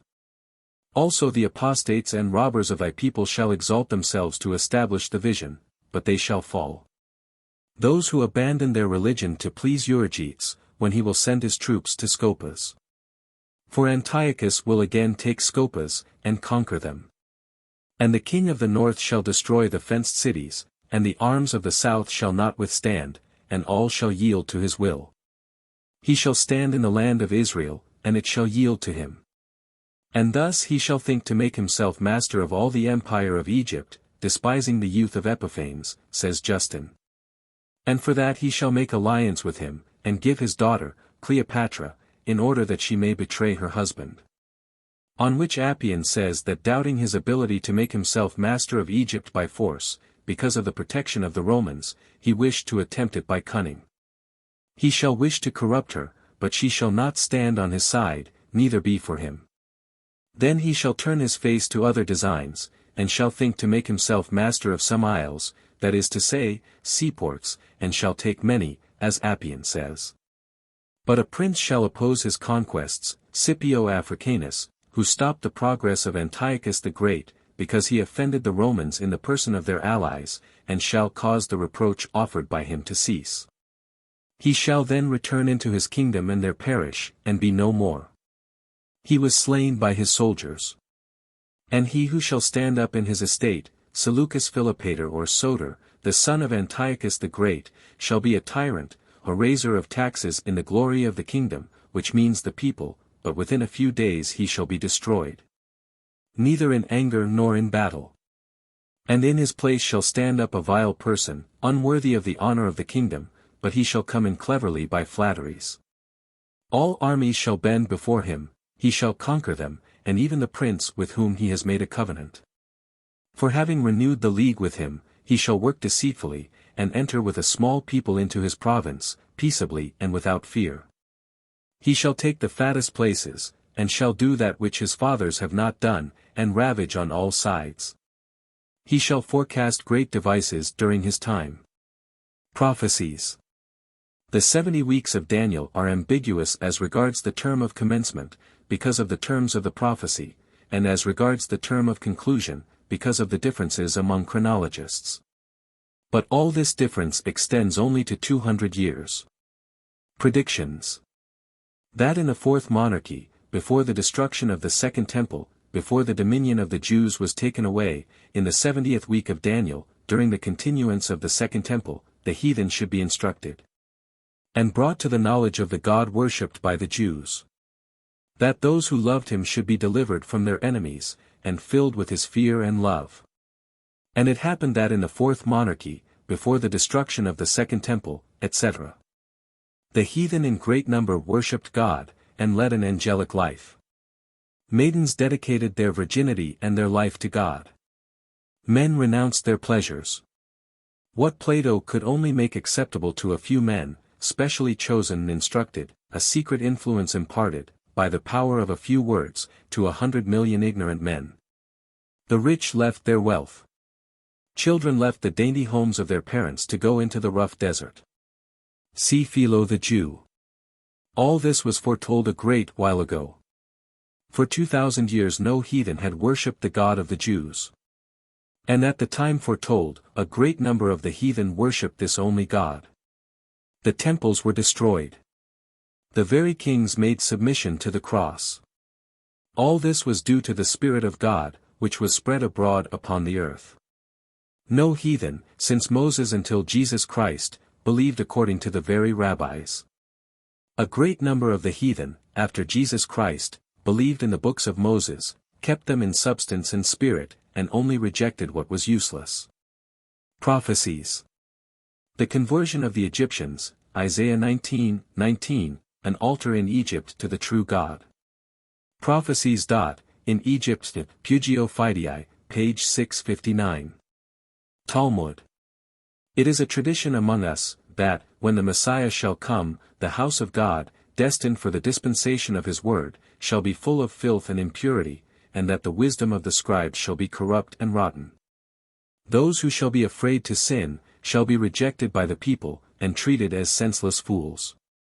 Is 49, Listen, O isles, unto me, and hearken, ye people, from afar, the Lord hath called me by my name from the womb of my mother.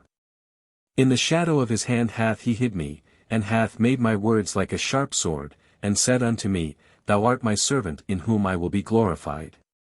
Then I said, Lord, have I labored in vain? Have I spent my strength for naught? Yet surely my judgment is with thee, O Lord, and my work with thee. And now, saith the Lord, that formed me from the womb to be his servant, to bring Jacob and Israel again to him, thou shalt be glorious in my sight, and I will be thy strength. It is a light thing that thou shouldst convert the tribes of Jacob, I have raised thee up for a light to the Gentiles, that thou mayest be my salvation unto the ends of the earth. Thus saith the Lord to him whom man despiseth, to him whom the nation abhorreth, to a servant of rulers, princes and kings shall worship thee, because the Lord is faithful that hath chosen thee. Again saith the Lord unto me, I have heard thee in the days of salvation and of mercy, and I will preserve thee for a covenant of the people, to cause to inherit the desolate nations, that thou mayest say to the prisoners, Go forth. To them that are in darkness show yourselves, and possess these abundant and fertile lands. They shall not hunger nor thirst, neither shall the heat nor sun smite them. For he that hath mercy upon them shall lead them, even by the springs of waters shall he guide them, and make the mountains a way before them. Behold, the peoples shall come from all parts, from the east and from the west, from the north and from the south. Let the heavens give glory to God, let the earth be joyful. For it hath pleased the Lord to comfort his people, and he will have mercy upon the poor who hope in him. Yet Shaun dared to say, The Lord hath forsaken me, and hath forgotten me. Can a woman forget her child, that she should not have compassion on the son of her womb? But if she forget, yet will not I forget thee, O Shaun. I will bear thee always between my hands, and thy walls are continually before me. They that shall build thee are come, and thy destroyers shall go forth of thee. Lift up thine eyes round about, and behold, all these gather themselves together, and come to thee. As I live, saith the Lord, thou shalt surely clothe thee with them all, as with an ornament. Thy waste and thy desolate places, and the land of thy destruction, shall even now be too narrow by reason of the inhabitants. And the children thou shalt have after thy barrenness shall say again in thy ears, The place is too strait for me, give place to me that I may dwell. Then shalt thou say in thy heart, Who hath begotten me these, seeing I have lost my children, and am desolate, a captive, and removing to and fro? And who brought up these? Behold, I was left alone, these, where had they been? And the Lord shall say to thee, Behold, I will lift up mine hand to the Gentiles, and set up my standard to the people, and they shall bring thy sons in their arms and in their bosoms. And kings shall be their nursing fathers, and queens their nursing mothers, they shall bow down to thee with their face toward the earth, and lick up the dust of thy feet, and thou shalt know that I am the Lord. For they shall not be ashamed that wait for me. Shall the prey be taken from the mighty? But even if the captives be taken away from the strong, nothing shall hinder me from saving thy children, and from destroying thy enemies. And all flesh shall know that I am the Lord, thy Saviour and thy Redeemer, the mighty one of Jacob. Thus saith the Lord, What is the bill of this divorcement, wherewith I have put away the synagogue? And why have I delivered it into the hands of your enemies? Is it not for your iniquities and for your transgressions that I have put it away? For I came, and no man received me, I called and there was none to hear. Is my arm shortened, that I cannot redeem? Therefore I will show the tokens of mine anger, I will clothe the heavens with darkness, and make sackcloth their covering. The Lord hath given me the tongue of the learned that I should know how to speak a word in season to him that is weary. He hath opened mine ear, and I have listened to him as a master. The Lord hath revealed his will, and I was not rebellious. I gave my body to the smiters, and my cheeks to outrage, I hid not my face from shame and spitting. But the Lord hath helped me, therefore I have not been confounded. He is near that justifieth me, who will contend with me? Who will be mine adversary, and accuse me of sin, God himself being my protector? All men shall pass away, and be consumed by time, let those that fear God hearken to the voice of his servant. Let him that languisheth in darkness put his trust in the Lord. But as for you, ye do but kindle the wrath of God upon you, ye walk in the light of your fire and in the sparks that ye have kindled. This shall ye have of mine hand. Ye shall lie down in sorrow.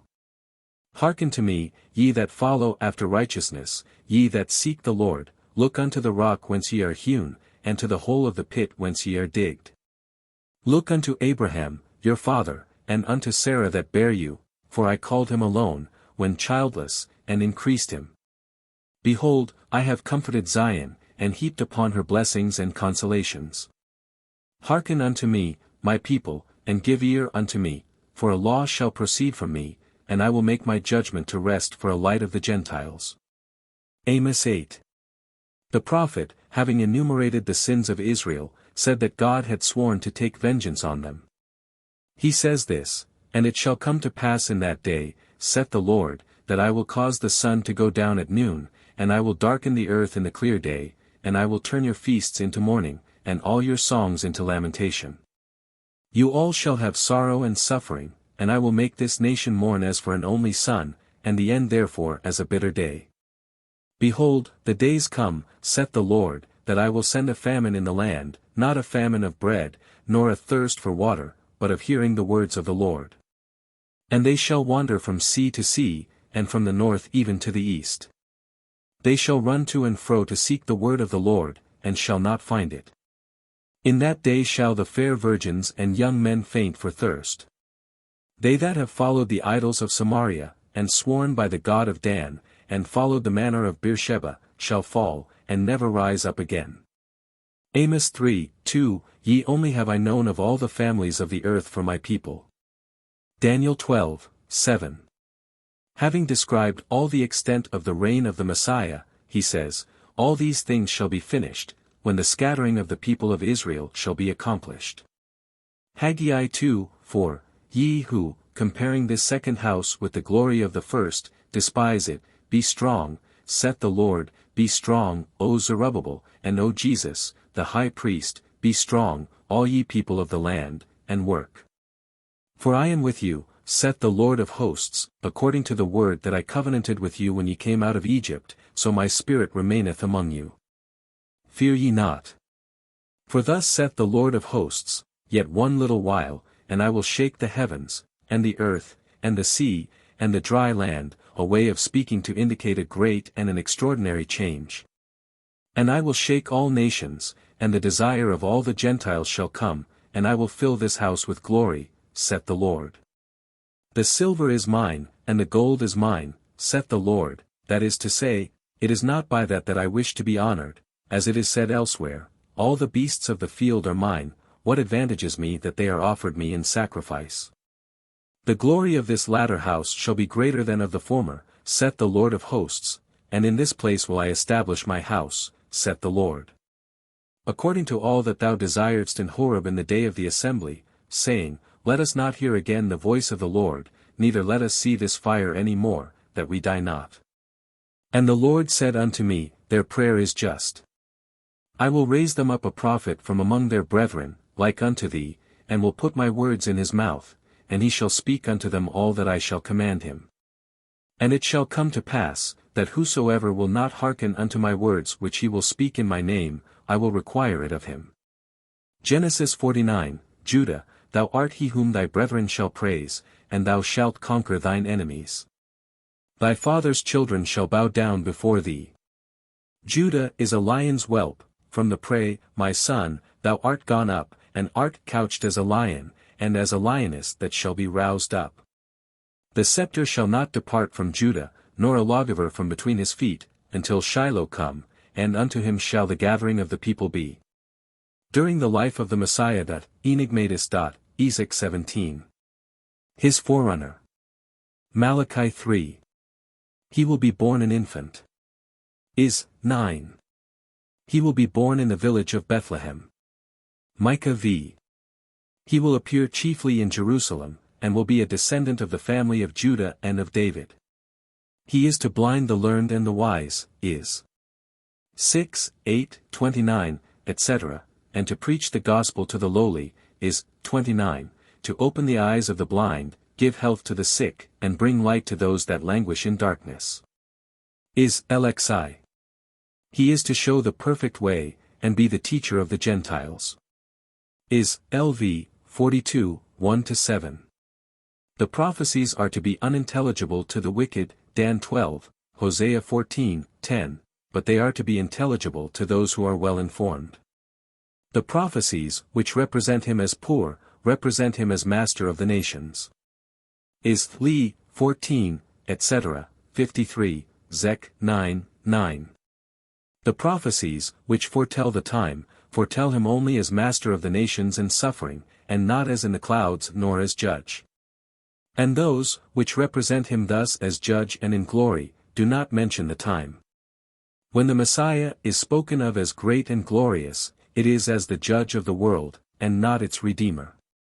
He is to be the victim for the sins of the world. Is 39, 53, etc. He is to be the precious cornerstone. Is 28, 16. He is to be a stone of stumbling and offense. Is 8. Jerusalem is to dash against this stone. The builders are to reject this stone. P.S. Xvae 22. God is to make this stone the chief cornerstone. And this stone is to grow into a huge mountain, and fill the whole earth. Dan 2. So he is to be rejected, despised, betrayed, P.S. Xvae 8, sold, Zech 11, 12, spit upon, buffeted, mocked, afflicted in innumerable ways, given gall to drink, P.S.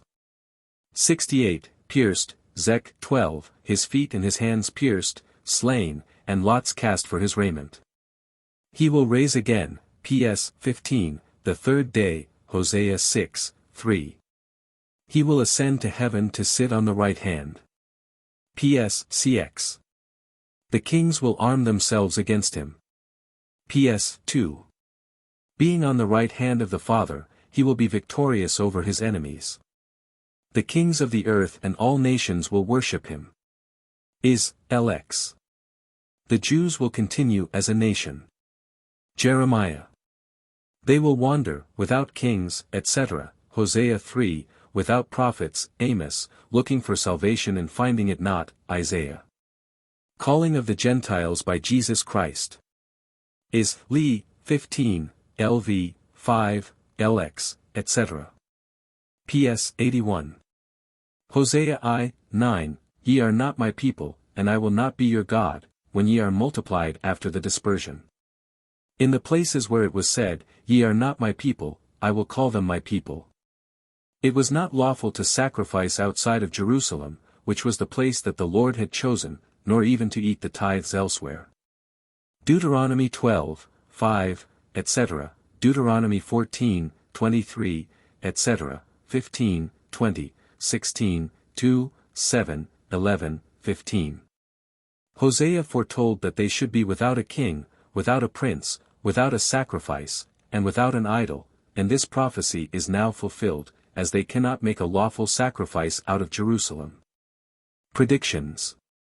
It was foretold that, in the time of the Messiah, he should come to establish a new covenant, which should make them forget the escape from Egypt, J 23, 5, is 43, 10, that he should place his law not in externals, but in the heart. That he should put his fear, which had only been from without, in the midst of the heart. Who does not see the Christian law in all this?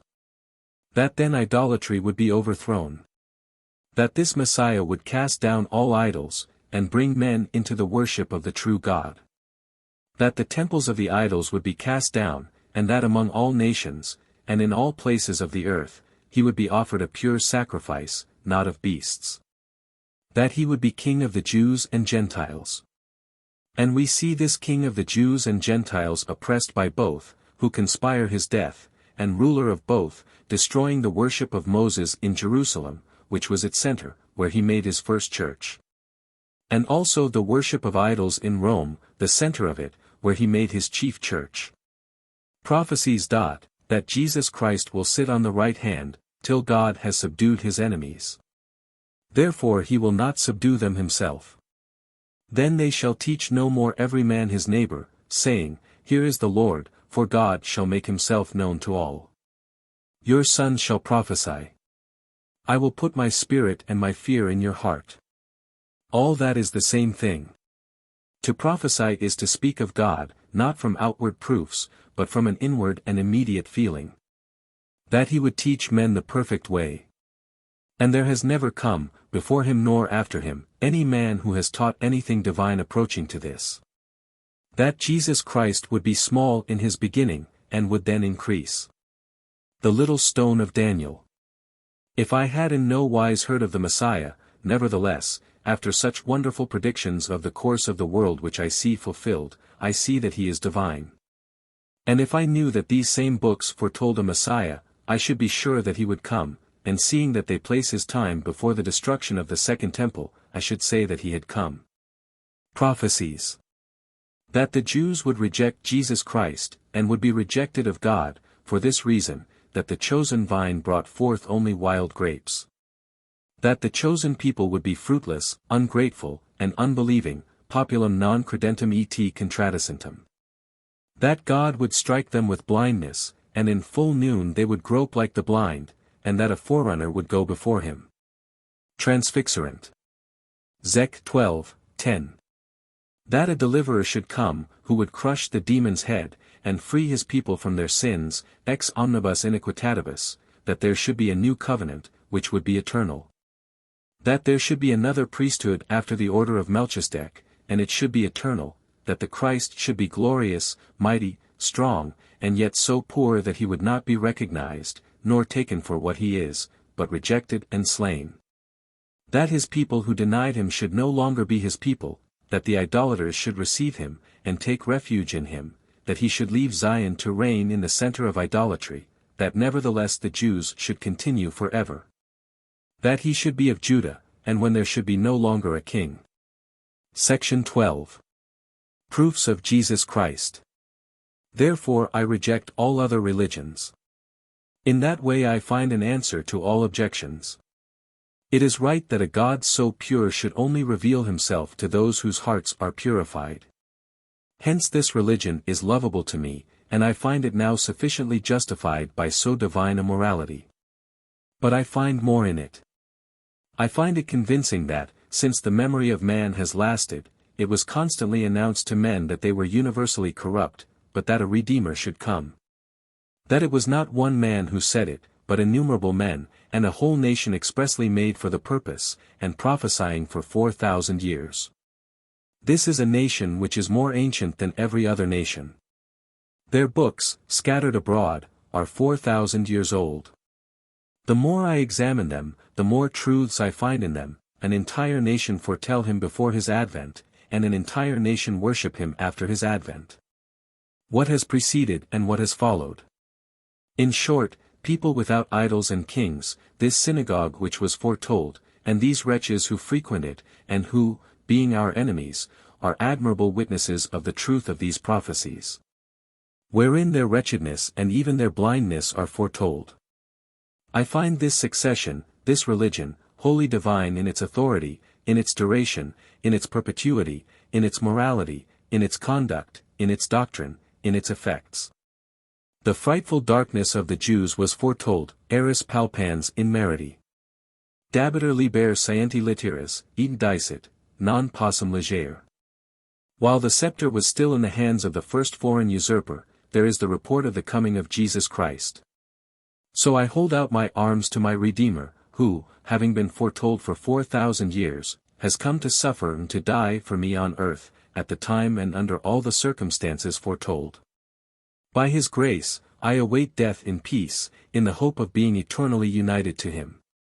Yet I live with joy, whether in the prosperity which it pleases him to bestow upon me, or in the adversity which he sends for my good, and which he has taught me to bear by his example. The prophecies having given different signs which should all happen at the advent of the Messiah, it was necessary that all these signs should occur at the same time. So it was necessary that the fourth monarchy should have come, when the 70 weeks of Daniel were ended, and that the scepter should have then departed from Judah. And all this happened without any difficulty. Then it was necessary that the Messiah should come, and Jesus Christ then came, who was called the Messiah. And all this again was without difficulty. This indeed shows the truth of the prophecies.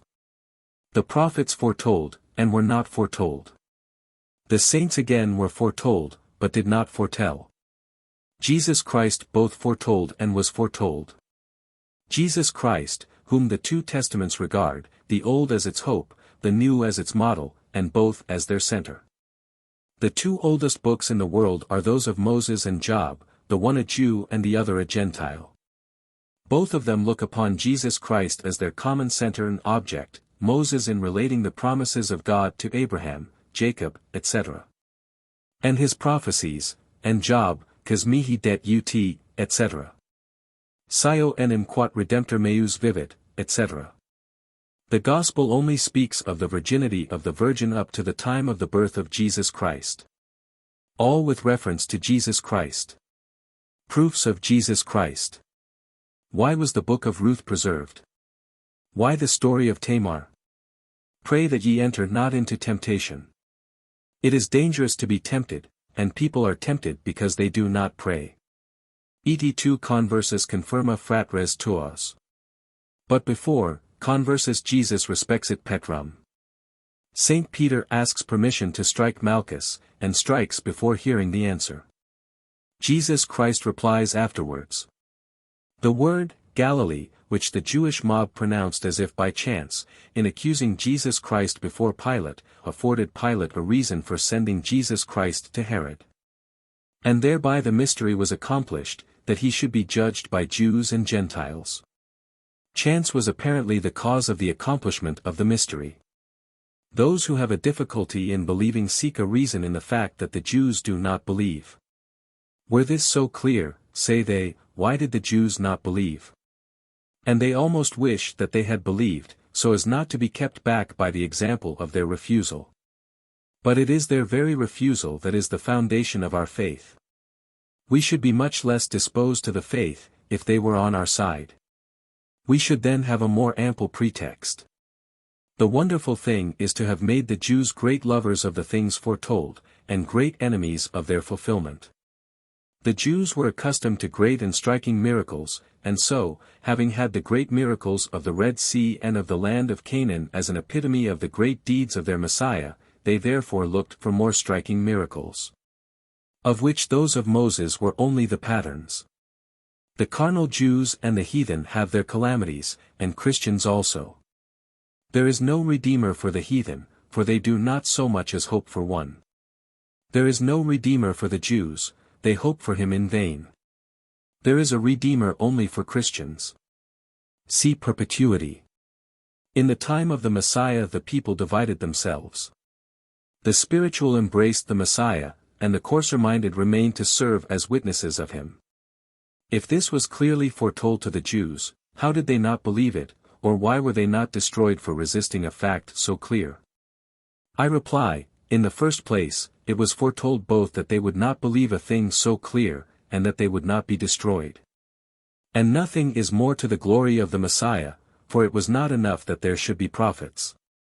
Their prophets must be kept above suspicion. Now, etc. If the Jews had all been converted by Jesus Christ, we should have none but questionable witnesses. And if they had been entirely destroyed, we should have no witnesses at all. What do the prophets say of Jesus Christ? That he will be clearly God?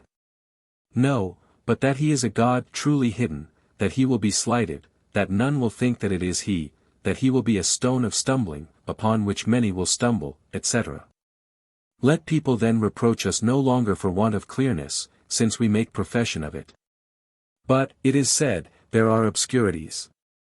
And without that, no one would have stumbled over Jesus Christ, and this is one of the formal pronouncements of the prophets, exkika. Moses first teaches the Trinity, original sin, the Messiah. David, a great witness. A king, good, merciful, a beautiful soul, a sound mind, powerful. He prophesies, and his wonder comes to pass. This is infinite. He had only to say that he was the Messiah, if he had been vain. For the prophecies are clearer about him than about Jesus Christ. And the same with St. John. Herod was believed to be the Messiah. He had taken away the scepter from Judah, but he was not of Judah. This gave rise to a considerable sect. Curse of the Greeks upon those who count 3 periods of time. In what way should the Messiah come, seeing that through him the scepter was to be eternally in Judah, and at his coming the scepter was to be taken away from Judah? In order to effect that seeing they should not see, and hearing they should not understand, nothing could be better done. Homo existens te deum facit. Scriptum est, di estis, e non potest solvi scriptura. Haec infirmitas non est ad vitam eti est ad mortem. Lazarus dormit, e Dane dixit, Lazarus mortus est. The apparent discrepancy of the Gospels. What can we have but reverence for a man who foretells plainly things which come to pass, and who declares his intention both to blind and to enlighten, and who intersperses obscurities among the clear things which come to pass? The time of the first advent was foretold, the time of the second is not so, because the first was to be obscure, and the second is to be brilliant, and so manifest that even his enemies will recognize it. But, as he was first to come only in obscurity, and to be known only of those who searched the Scriptures, God, in order to cause the Messiah to be known by the good and not to be known by the wicked, made him to be foretold in this manner.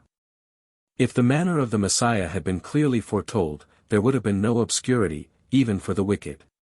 If the time had been obscurely foretold, there would have been obscurity, even for the good.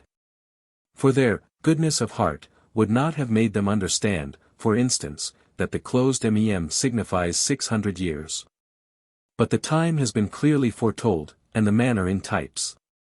By this means, the wicked, taking the promised blessings for material blessings, have fallen into error, in spite of the clear prediction of the time, and the good have not fallen in error.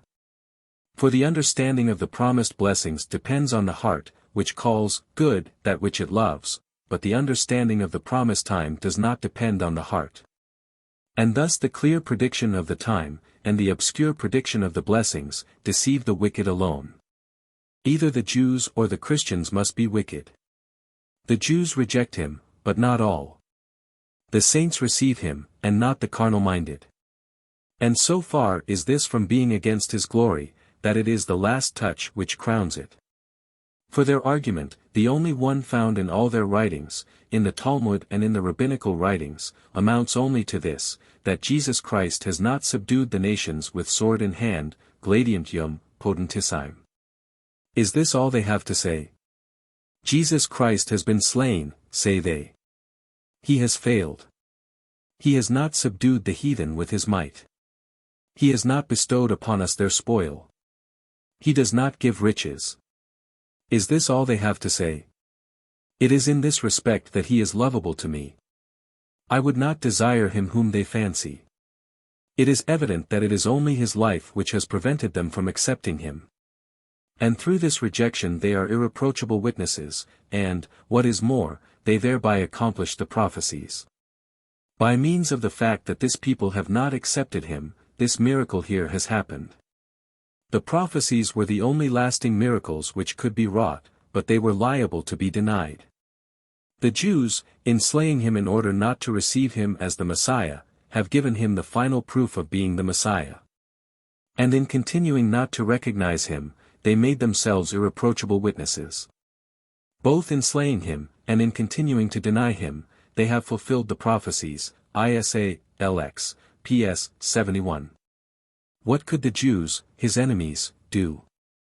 If they receive him, they give proof of him by their reception, for then the guardians of the expectation of the Messiah receive him. If they reject him, they give proof of him by their rejection. The Jews, in testing if he were God, have shown that he was man. The Church has had as much difficulty in showing that Jesus Christ was man, against those who denied it, as in showing that he was God, and the probabilities were equally great. Source of contradictions. A God humiliated, even to the death on the cross, a Messiah triumphing over death by his own death. Two natures in Jesus Christ, two advents, two states of man's nature. Types. Savior, Father, Sacrificer, Offering, Food, King, Wise, Lawgiver, Afflicted, Poor, having to create a people whom he must lead and nourish, and bring into his land. Jesus Christ. Offices. He alone had to create a great people, elect, holy, and chosen, to lead, nourish, and bring it into the place of rest and holiness, to make it holy to God, to make it the temple of God, to reconcile it to, and save it from, the wrath of God. To free it from the slavery of sin, which visibly reigns in man, to give laws to this people, and engrave these laws on their heart, to offer himself to God for them, and sacrifice himself for them. To be a victim without blemish, and himself the sacrificer, having to offer himself, his body, and his blood, and yet to offer bread and wine to God. Ingrediens mundum. Stone upon stone. What preceded and what followed. All the Jews exist still, and are wanderers. Of all that is on earth, he partakes only of the sorrows, not of the joys. He loves his neighbors, but his love does not confine itself within these bounds, and overflows to his own enemies, and then to those of God. Jesus Christ typified by Joseph, the beloved of his father, sent by his father to see his brethren, etc. Innocent, sold by his brethren for 20 pieces of silver, and thereby becoming their Lord, their Savior, the Savior of strangers, and the Savior of the world. Which had not been but for their plot to destroy him, their sale and their rejection of him. In prison Joseph innocent between two criminals, Jesus Christ on the cross between two thieves. Joseph foretells freedom to the one, and death to the other, from the same omens. Jesus Christ saves the elect, and condemns the outcast for the same sins. Joseph foretells only, Jesus Christ acts. Joseph asks him who will be saved to remember him, when he comes into his glory, and he whom Jesus Christ saves asks that he will remember him, when he comes into his kingdom. The conversion of the heathen was only reserved for the grace of the Messiah. The Jews have been so long in opposition to them without success, all that Solomon and the prophets said has been useless. Sages, like Plato and Socrates, have not been able to persuade them. After many persons had gone before, Jesus Christ at last came to say, "Here am I, and this is the time." That which the prophets have said was to come in the fullness of time, I tell you my apostles will do. The Jews shall be cast out. Jerusalem shall be soon destroyed. And the heathen shall enter into the knowledge of God. My apostles shall do this after you have slain the heir of the vineyard. Then the apostles said to the Jews, You shall be accursed. Celsus laughed at it, and to the heathen, You shall enter into the knowledge of God. And this then came to pass.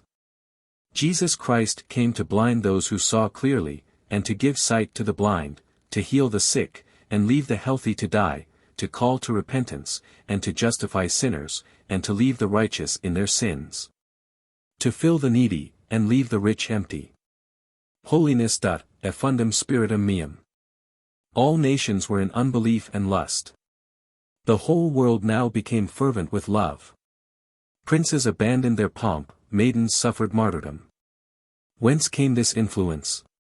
The Messiah was come. These were the effect and sign of his coming. Destruction of the Jews and heathen by Jesus Christ, omnes gentes venient eti adorabunt eum. Param est ut, etc. Postula a me. Adorabunt eum omnes regis. Testes inica. Dabit maxillum percuscienti. Dederent fel in escum. Jesus Christ for all, Moses for a nation. The Jews blessed in Abraham, I will bless those that bless thee. But, all nations blessed in his seed. Param est ut, etc. Lumen ad revelationem gentium. Non facit taliter omni nationi, said David, in speaking of the law. But, in speaking of Jesus Christ, we must say, facit taliter omni nationi. Param est ut, etc., Isaiah. So it belongs to Jesus Christ to be universal. Even the Church offers sacrifice only for the faithful. Jesus Christ offered that of the cross for all. There is heresy in always explaining omnes by all, and heresy in not explaining it sometimes by all. Bibite ex hoc omnes. The Huguenots are heretics in explaining it by all. In quo omnes peccaverunt, the Huguenots are heretics in accepting the children of true believers. We must then follow the Fathers and tradition in order to know when to do so, since there is heresy to be feared on both sides. Ne timias pusillus grex. Timor et tremor dot, quid ergo? Ne timias, modo, timias. Fear not, provided you fear. But if you fear not, then fear. Cami recipit, non mi recipit, sed eum cami misit. Nemo sit, nec filius. Nubes lucida abumbravit. Saint John was to turn the hearts of the fathers to the children, and Jesus Christ to plant division. There is not contradiction. The effects in communi and in particulari. The semi-Pelagians err in saying of in communi what is true only in particulari, and the Calvinists in saying in particulari what is true in communi. Such is my opinion. Omnes Judea regio, eti Jerusalomi universi, eti baptizabanter. Because of all the conditions of men who came there. From these stones there can come children unto Abraham. If men knew themselves, God would heal and pardon them. Ne convertanter eti sanum eos, eti dimitanter eis peccata. Jesus Christ never condemned without hearing. To Judas, amis, ad quid venisti. To him that had not on the wedding garment, the same. The types of the completeness of the redemption, as that the Son gives light to all, indicate only completeness, but, the types, of exclusions, as of the Jews elected to the exclusion of the Gentiles, indicate exclusion. Jesus Christ the Redeemer of all. Yes, for he has offered, like a man who has ransomed all those who were willing to come to him. If any die on the way, it is their misfortune, but, so far as he was concerned, he offered them redemption. That holds good in this example, where he who ransoms and he who prevents death are two persons, but not of Jesus Christ, who does both these things. No, for Jesus Christ, in the quality of Redeemer, is not perhaps master of all. And thus, in so far as it is in him, he is the Redeemer of all. When it is said that Jesus Christ did not die for all, you take undue advantage of a fault in men who at once apply this exception to themselves. And this is to favor despair, instead of turning them from it to favor hope. For men thus accustom themselves in inward virtues by outward customs. The victory over death. What is a man advantaged if he gain the whole world and lose his own soul? Whosoever will save his soul, shall lose it. I am not come to destroy the law, but to fulfill. Lambs took not away the sins of the world, but I am the Lamb which taketh away the sins. Moses hath not led you out of captivity, and made you truly free. Then Jesus Christ comes to tell men that they have no other enemies but themselves, that it is their passions which keep them apart from God. That he comes to destroy these, and give them his grace, so as to make of them all one holy church, that he comes to bring back into this church the heathen and Jews. That he comes to destroy the idols of the former and the superstition of the latter. To this all men are opposed, not only from the natural opposition of lust. But, above all, the kings of the earth, as had been foretold, join together to destroy this religion at its birth. Prof. Quaere framurent gentes, regis terrae, adversus Christum. All that is great on earth is united together. The learned, the wise, the kings. The first right, the second condemn, the last kill. And notwithstanding all these oppositions, these men, simple and weak, resist all these powers, subdue even these kings, these learned men and these sages, and remove idolatry from all the earth. And all this is done by the power which had foretold it. Jesus Christ would not have the testimony of devils, nor of those who were not called, but of God and John the Baptist. I consider Jesus Christ in all persons and in ourselves, Jesus Christ as a father in his Father, Jesus Christ as a brother in his brethren, Jesus Christ as poor in the poor, Jesus Christ as rich in the rich. Jesus Christ as doctor and priest in priests, Jesus Christ as sovereign in princes, etc. For by his glory he is all that is great, being God, and by his mortal life he is all that is poor and abject. Therefore he has taken this unhappy condition, so that he could be in all persons, and the model of all conditions. Jesus Christ is an obscurity, according to what the world calls obscurity, such that historians, writing only of important matters of states, have hardly noticed him. On the fact that neither Josephus, nor Tacitus, nor other historians have spoken of Jesus Christ, that, so far is this from telling against Christianity, that on the contrary it tells for it. For it is certain that Jesus Christ has existed. That his religion has made a great talk, and that these persons were not ignorant of it. Thus it is plain that they purposely concealed it, or that, if they did speak of it, their account has been suppressed or changed. I have reserved me 7,000. I love the worshippers unknown to the world and to the very prophets. As Jesus Christ remained unknown among men, so his truth remains among common opinions without external difference. Thus the Eucharist among ordinary bread. Jesus would not be slain without the forms of justice, for it is far more ignominious to die by justice than by an unjust sedition. The false justice of Pilate only serves to make Jesus Christ suffer. For he causes him to be scourged by his false justice, and afterwards puts him to death. It would have been better to have put him to death at once. Thus it is with the falsely just. They do good and evil works to please the world, and to show that they are not altogether of Jesus Christ, for they are ashamed of him. And at last, under great temptation and on great occasions, they kill him. What man ever had more renown? The whole Jewish people foretell him before his coming. The Gentile people worship him after his coming. The two peoples, Gentile and Jewish, regard him as their center. And yet what man enjoys this renown less? Of 33 years, he lives 30 without appearing. For 3 years he passes as an impostor, the priests and the chief people reject him, his friends and his nearest relatives despise him. Finally, he dies, betrayed by one of his own disciples, denied by another, and abandoned by all. What part, then, has he in this renown? Never had man so much renown, never had man more ignominy.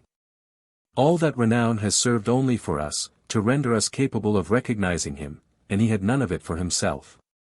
The infinite distance between body and mind is a symbol of the infinitely more infinite distance between mind and charity. For charity is supernatural. All the glory of greatness has no luster for people who are in search of understanding. The greatness of clever men is invisible to kings, to the rich, to chiefs, and to all the worldly great.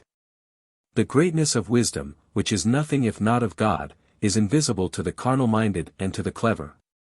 These are three orders differing in kind. Great geniuses have their power, their glory, their greatness, their victory, their luster, and have no need of worldly greatness, with which they are not in keeping. They are seen, not by the eye, but by the mind, this is sufficient. The saints have their power, their glory, their victory, their luster, and need no worldly or intellectual greatness, with which they have no affinity, for these neither add anything to them, nor take away anything from them. They are seen of God and the angels, and not of the body, nor of the curious mind. God is enough for them. Archimedes, apart from his rank, would have the same veneration. He fought no battles for the eyes to feast upon. But he has given his discoveries to all men. Oh! How brilliant he was to the mind! Jesus Christ, without riches, and without any external exhibition of knowledge, is in his own order of holiness. He did not invent, he did not reign. But he was humble, patient, holy, holy to God, terrible to devils, without any sin. Oh! In what great pomp, and in what wonderful splendor, he is come to the eyes of the heart, which perceive wisdom. It would have been useless for Archimedes to have acted the prince in his books on geometry, although he was a prince. It would have been useless for our Lord Jesus Christ to come like a king, in order to shine forth in his kingdom of holiness. But he came there appropriately in the glory of his own order. It is most absurd to take offense at the lowliness of Jesus Christ, as if his lowliness were in the same order as the greatness which he came to manifest. If we consider this greatness in his life, in his passion, in his obscurity, in his death, in the choice of his disciples, in their desertion, in his secret resurrection, and the rest, we shall see it to be so immense that we shall have no reason for being offended at a lowliness which is not of that order. But there are some who can only admire worldly greatness, as though there were no intellectual greatness, and others who only admire intellectual greatness, as though there were not infinitely higher things in wisdom. All bodies, the firmament, the stars, the earth and its kingdoms, are not equal to the lowest mind, for mind knows all these and itself, and these bodies nothing. All bodies together, and all minds together, and all their products, are not equal to the least feeling of charity. This is of an order infinitely more exalted. From all bodies together, we cannot obtain one little thought. This is impossible, and of another order. From all bodies and minds, we cannot produce a feeling of true charity, this is impossible, and of another and supernatural order. Why did Jesus Christ not come in a visible manner, instead of obtaining testimony of himself from preceding prophecies? Why did he cause himself to be foretold in types? If Jesus Christ had only come to sanctify, all Scripture and all things would tend to that end, and it would be quite easy to convince unbelievers. If Jesus Christ had only come to blind, all his conduct would be confused. And we would have no means of convincing unbelievers. But as he came in sanctificationem et in scandalum, as Isaiah says, we cannot convince unbelievers, and they cannot convince us. But by this very fact we convince them. Since we say that in his whole conduct there is no convincing proof on one side or the other. Jesus Christ does not say that he is not of Nazareth, in order to leave the wicked in their blindness, nor that he is not Joseph's son. Proofs of Jesus Christ. Jesus Christ said great things so simply, that it seems as though he had not thought them great, and yet so clearly that we easily see what he thought of them. This clearness, joined to this simplicity, is wonderful. The style of the gospel is admirable in so many ways, and among the rest in hurling no invectives against the persecutors and enemies of Jesus Christ. For there is no such invective in any of the historians against Judas, Pilate, or any of the Jews. If this moderation of the writers of the Gospels had been assumed, as well as many other traits of so beautiful a character, and they had only assumed it to attract notice, even if they had not dared to draw attention to it themselves, they would not have failed to secure friends, who would have made such remarks to their advantage. But as they acted thus without pretense, and from wholly disinterested motives, they did not point it out to any one. And I believe that many such facts have not been noticed till now, which is evidence of the natural disinterestedness with which the thing has been done. An artisan who speaks of wealth, a lawyer who speaks of war, of royalty, etc. But the rich man rightly speaks of wealth, a king speaks indifferently of a great gift he has just made, and God rightly speaks of God. Who has taught the evangelists the qualities of a perfectly heroic soul, that they paint it so perfectly in Jesus Christ? Why do they make him weak in his agony? Do they not know how to paint a resolute death? Yes, for the same St. Luke paints the death of St. Stephen as braver than that of Jesus Christ. They make him therefore capable of fear, before the necessity of dying has come, and then altogether brave. But when they make him so troubled, it is when he afflicts himself, and when men afflict him, he is altogether strong. Proof of Jesus Christ. The supposition that the apostles were impostors is very absurd. Let us think it out. Let us imagine those 12 men, assembled after the death of Jesus Christ, plotting to say that he was risen. By this they attack all the powers. The heart of man is strangely inclined to fickleness, to change, to promises, to gain. However little any of them might have been led astray by all these attractions, nay more, by the fear of prisons, tortures, and death, they were lost. Let us follow up this thought. The apostles were either deceived or deceivers. Either supposition has difficulties, for it is not possible to mistake a man raised from the dead. While Jesus Christ was with them, he could sustain them. But, after that, if he did not appear to them, who inspired them to act? Section 13. The miracles. The beginning. Miracles enable us to judge of doctrine, and doctrine enables us to judge of miracles. There are false miracles and true. There must be a distinction, in order to know them. Otherwise they would be useless. Now they are not useless, on the contrary, they are fundamental. Now the rule which is given to us must be such, that it does not destroy the proof which the true miracles give of the truth, which is the chief end of the miracles. Moses has given 2 rules, that the prediction does not come to pass, Dut. 18, and that they do not lead to idolatry, Deuteronomy 13, and Jesus Christ 1. If doctrine regulates miracles, miracles are useless for doctrine. If miracles regulate. Objection to the rule. The distinction of the times. One ruled during the time of Moses, another at present. Miracle. It is an effect, which exceeds the natural power of the means which are employed for it.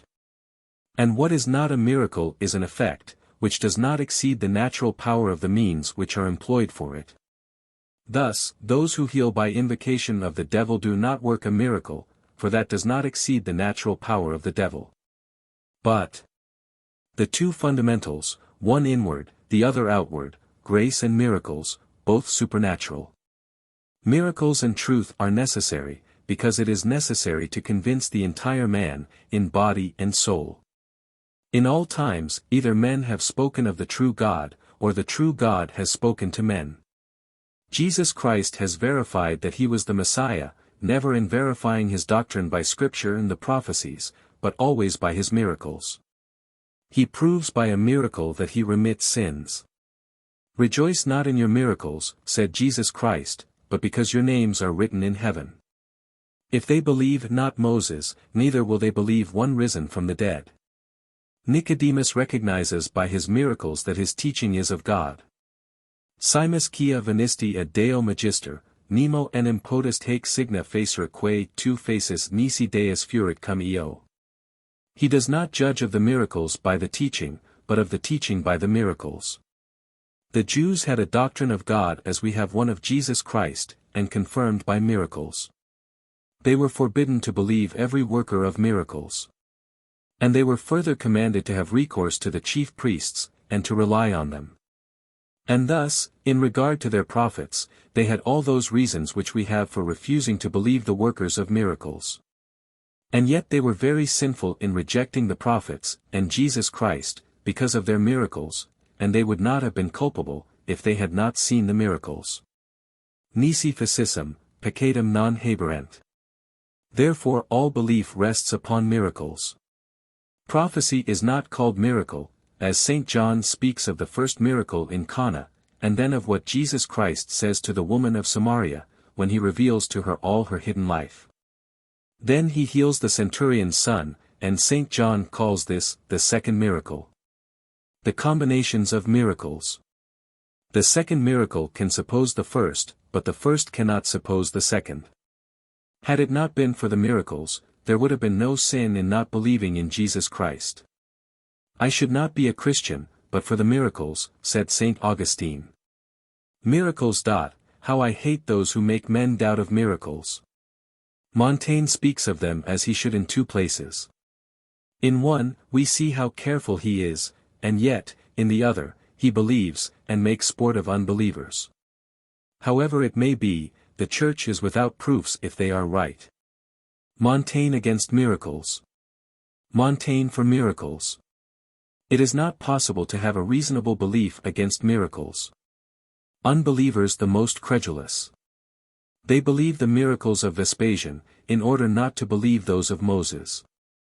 Title: How it happens that men believe so many liars, who say that they have seen miracles, and do not believe any of those who say that they have secrets to make men immortal, or restore youth to them. Having considered how it happens that so great credence is given to so many impostors, who say they have remedies, often to the length of men putting their lives into their hands, it has appeared to me that the true cause is that there are true remedies. For it would not be possible that there should be so many false remedies, and that so much faith should be placed in them, if there were none true. If there had never been any remedy for any ill, and all ills had been incurable, it is impossible that men should have imagined that they could give remedies. And still more impossible that so many others should have believed those who boasted of having remedies. In the same way as did a man boast of preventing death, no one would believe him, because there is no example of this. But as there were a number of remedies found to be true by the very knowledge of the greatest men, the belief of men is thereby induced, and, this being known to be possible, it has been therefore concluded that it was. For people commonly reason thus: a thing is possible, therefore it is. Because the thing cannot be denied generally, since there are particular effects which are true, the people, who cannot distinguish which among these particular effects are true, believe them all. In the same way, the reason why so many false effects are credited to the moon, is that there are some true, as the tide. It is the same with prophecies, miracles, divination by dreams, sorceries, etc.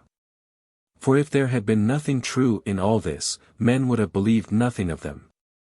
And thus, instead of concluding that there are no true miracles because there are so many false, we must, on the contrary, say that there certainly are true miracles, since there are false. And that there are false miracles only because some are true.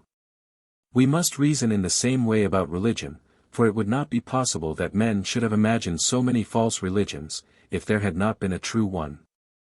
The objection to this is that savages have a religion. But the answer is that they have heard the true spoken of, as appears by the deluge, circumcision, the cross of St. Andrew, etc. Having considered how it comes that there are so many false miracles, false revelations, sorceries, etc. It has seemed to me that the true cause is that there are some true. For it would not be possible that there should be so many false miracles, if there were none true, nor so many false revelations, if there were none true, nor so many false religions, if there were not one true. For if there had never been all this, it is almost impossible that men should have imagined it, and still more impossible that so many others should have believed it. But as there have been very great things true, and as they have been believed by great men, this impression has been the cause that nearly everybody is rendered capable of believing also the false. And thus, instead of concluding that there are no true miracles, since there are so many false, it must be said, on the contrary, that there are true miracles, since there are so many false, and that there are false ones only because there are true. And that in the same way there are false religions because there is one true. Objection to this: savages have a religion. But this is because they have heard the true spoken of, as appears by the cross of St. Andrew, the deluge, circumcision, etc. This arises from the fact that the human mind, finding itself inclined to that side by the truth, becomes thereby susceptible of all the falsehoods of this. Jeremiah 23:32. The miracles of the false prophets. In the Hebrew and Vedable they are the tricks. Miracle does not always signify miracle. Isam 14:15, miracle signifies fear, and is so in the Hebrew. The same evidently in Job 33:7, and also Isaiah 21:4, Jeremiah 44:12. Portentum signifies simulacrum, Jeremiah L:38, and it is so in the Hebrew and Vedable. Isaiah 8:18. Jesus Christ says that he and his will be in miracles. If the devil favored the doctrine which destroys him, he would be divided against himself, as Jesus Christ said.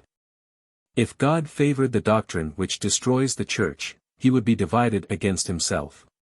Omni regnum divisum. For Jesus Christ wrought against the devil, and destroyed his power over the heart, of which exorcism is the symbolization, in order to establish the kingdom of God. And thus he adds, si indigito Dei, regnum Dei ad vos. There is a great difference between tempting and leading into error. God tempts, but he does not lead into error. To tempt is to afford opportunities, which impose no necessity. If men do not love God, they will do a certain thing. To lead into error is to place a man under the necessity of inferring and following out what is untrue. Abraham and Gideon are above revelation. The Jews blinded themselves in judging of miracles by the Scripture. God has never abandoned his true worshippers. I prefer to follow Jesus Christ than any other, because he has miracle, prophecy, doctrine, perpetuity, etc. The Donatists. No miracle which obliges them to say it is the devil. The more we particularize God, Jesus Christ, the Church. If there were no false miracles, there would be certainty. If there were no rule to judge of them, miracles would be useless, and there would be no reason for believing. Now there is, humanly speaking, no human certainty, but we have reason. Either God has confounded the false miracles, or he has foretold them. And in both ways he has raised himself above what is supernatural with respect to us, and has raised us to it. Miracles serve not to convert, but to condemn. 113 Quetzales, 8:10, add. 2. Reasons why we do not believe. John 12:37. Cum autem tanta signa fecesset, non credebant in eum, ut sermo Isai imploriter. Excavit, etc. Haec dixit Isaias, quando vidit gloriam aegis id locatus est de eo. Judaei signa petunt iti grisi sapientium quaerunt, nos autem Jesum crucifixum. Sed plenum signis, sed plenum sapientia, vos autem Christum non crucifixum et religionum sine miraculous e sine sapientia. What makes us not believe in the true miracles, is want of love. John, sed vos non creditis, quia non estis ex ovibus. What makes us believe the false is want of love. 2 Thess. 2. The foundation of religion. It is the miracles. What then? Does God speak against miracles, against the foundations of the faith which we have in him? If there is a God, faith in God must exist on earth. Now the miracles of Jesus Christ are not foretold by Antichrist, but the miracles of Antichrist are foretold by Jesus Christ. And so if Jesus Christ were not the Messiah, he would have indeed led into error. When Jesus Christ foretold the miracles of Antichrist, did he think of destroying faith in his own miracles? Moses foretold Jesus Christ, and bade to follow him. Jesus Christ foretold Antichrist, and forbade to follow him. It was impossible that in the time of Moses men should keep their faith for Antichrist, who was unknown to them. But it is quite easy, in the time of Antichrist, to believe in Jesus Christ, already known. There is no reason for believing in Antichrist, which there is not for believing in Jesus Christ. But there are reasons for believing in Jesus Christ, which there are not for believing in the other. Judges 13:23, if the Lord were pleased to kill us, he would not have shewed us all these things. Hezekiah, Sennacherib. Jeremiah.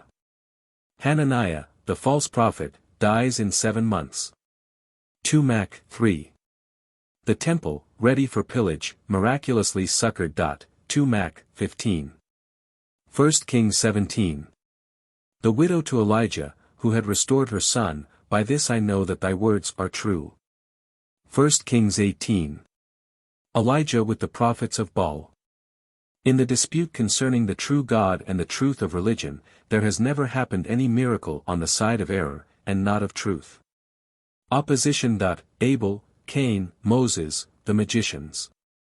Elijah, the false prophets, Jeremiah, Hananiah, Micaiah, the false prophets, Jesus Christ, the Pharisees, St. Paul, Bar-Jesus, the apostles, the exorcists, Christians, unbelievers, Catholics, heretics, Elijah, Enoch, Antichrist. Jesus Christ says that the Scriptures testify of him. But he does not point out in what respect. Even the prophecies could not prove Jesus Christ during his life. And so, men would not have been culpable for not believing in him before his death, had the miracles not sufficed without doctrine. Now those who did not believe in him, when he was still alive, were sinners, as he said himself, and without excuse. Therefore they must have had proof beyond doubt, which they resisted. Now, they had not the prophecies, but only the miracles. Therefore the latter suffice, when the doctrine is not inconsistent with them, and they ought to be believed. John 7:40. Dispute among the Jews as among the Christians of today. Some believed in Jesus Christ, others believed him not, because of the prophecies which said that he should be born in Bethlehem. They should have considered more carefully whether he was not. For his miracles being convincing, they should have been quite sure of these supposed contradictions of his teaching to Scripture, and this obscurity did not excuse, but blinded them. Thus those who refuse to believe in the miracles in the present day on account of a supposed contradiction, which is unreal, are not excused. The Pharisees said to the people, who believed in him, because of his miracles, this people who knoweth not the law are cursed. But have any of the rulers or of the Pharisees believed on him? For we know that out of Galilee ariseth no prophet. Nicodemus answered, Doth our law judge any man before it hear him, and specially, such a man who works such miracles? The prophecies were ambiguous, they are no longer so. The 5 propositions were ambiguous, they are no longer so. Miracles are no longer necessary, because we have had them already. But when tradition is no longer minded, when the Pope alone is offered to us, when he has been imposed upon, and when the true source of truth, which is tradition, is thus excluded, and the Pope, who is its guardian, is biased, the truth is no longer free to appear. Then, as men speak no longer of truth, truth itself must speak to men. This is what happened in the time of Arius. Miracles under Diocletian and under Arius. Miracle. The people concluded this of themselves, but if the reason of it must be given to you, it is unfortunate to be an exception to the rule. The same must be strict, and opposed to exception. But yet, as it is certain that there are exceptions to a rule, our judgment must, though strict, be just. John 6:26, Non quia vidisti signum, sed quia sacerati estis. Those who follow Jesus Christ because of his miracles honor his power in all the miracles which it produces. But those who, making profession to follow him because of his miracles, follow him in fact only because he comforts them and satisfies them with worldly blessings, discredit his miracles, when they are opposed to their own comforts. John 9, Non est hic homo a Deo, quia sebatem non custodit. Alii, quomodo potest homo peccator haec signa facere. Which is the most clear? This house is not of God, for they do not there believe that the 5 propositions are in Jansenius. Others, this house is of God, for in it there are wrought strange miracles. Which is the most clear? Tu quid dices? Dico quia profita est nisi esset hic a Deo, non poterat facere quidquam. In the Old Testament, when they will turn you from God. In the New, when they will turn you from Jesus Christ. These are the occasions for excluding particular miracles from belief. No others need be excluded. Does it therefore follow that they would have the right to exclude all the prophets who came to them? No, they would have sinned in not excluding those who denied God, and would have sinned in excluding those who did not deny God. So soon, then, as we see a miracle, we must either assent to it, or have striking proofs to the contrary. We must see if it denies a God, or Jesus Christ, or the Church. There is a great difference between not being for Jesus Christ and saying so, and not being for Jesus Christ and pretending to be so. The one party can do miracles, not the others. For it is clear of the one party, that they are opposed to the truth, but not of the others, and thus miracles are clearer. That we must love one God only is a thing so evident, that it does not require miracles to prove it. Jesus Christ performed miracles, then the apostles, and the first saints in great number, because the prophecies not being yet accomplished, but in the process of being accomplished by them, the miracles alone bore witness to them. It was foretold that the Messiah should convert the nations. How could this prophecy be fulfilled without the conversion of the nations? And how could the nations be converted to the Messiah, if they did not see this final effect of the prophecies which prove him? Therefore, till he had died, risen again, and converted the nations, all was not accomplished. And so miracles were needed during all this time. Now they are no longer needed against the Jews, for the accomplished prophecies constitute a lasting miracle. Though ye believe not me, believe at least the works. He refers them, as it were, to the strongest proof. It had been told to the Jews, as well as to Christians, that they should not always believe the prophets. But yet the Pharisees and scribes are greatly concerned about his miracles, and try to show that they are false, or wrought by the devil. For they must needs be convinced, if they acknowledge that they are of God. At the present day we are not troubled to make this distinction. Still it is very easy to do. Those who deny neither God nor Jesus Christ do no miracles which are not certain. Nemo facit virtutum in nomine meo, e cito possit de me meo loci. But we have not to draw this distinction. Here is a sacred relic. Here is a thorn from the crown of the Saviour of the world, over whom the prince of this world has no power, which works miracles by the peculiar power of the blood shed for us. Now God himself chooses this house in order to display conspicuously therein his power. These are not men who do miracles by an unknown and doubtful virtue, which makes a decision difficult for us.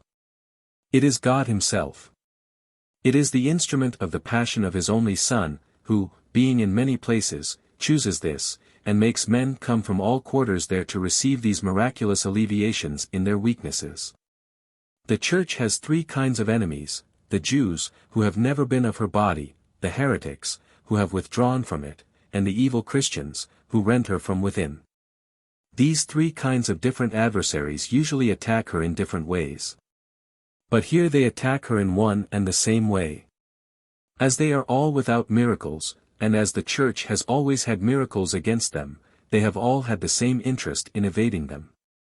And they all make use of this excuse, that doctrine must not be judged by miracles, but miracles by doctrine.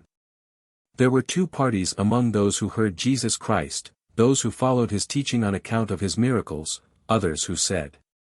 There were two parties in the time of Calvin. There are now the Jesuits, etc. Miracles furnish the test in matters of doubt, between Jews and heathens, Jews and Christians, Catholics and heretics, the slandered and slanderers, between the two crosses.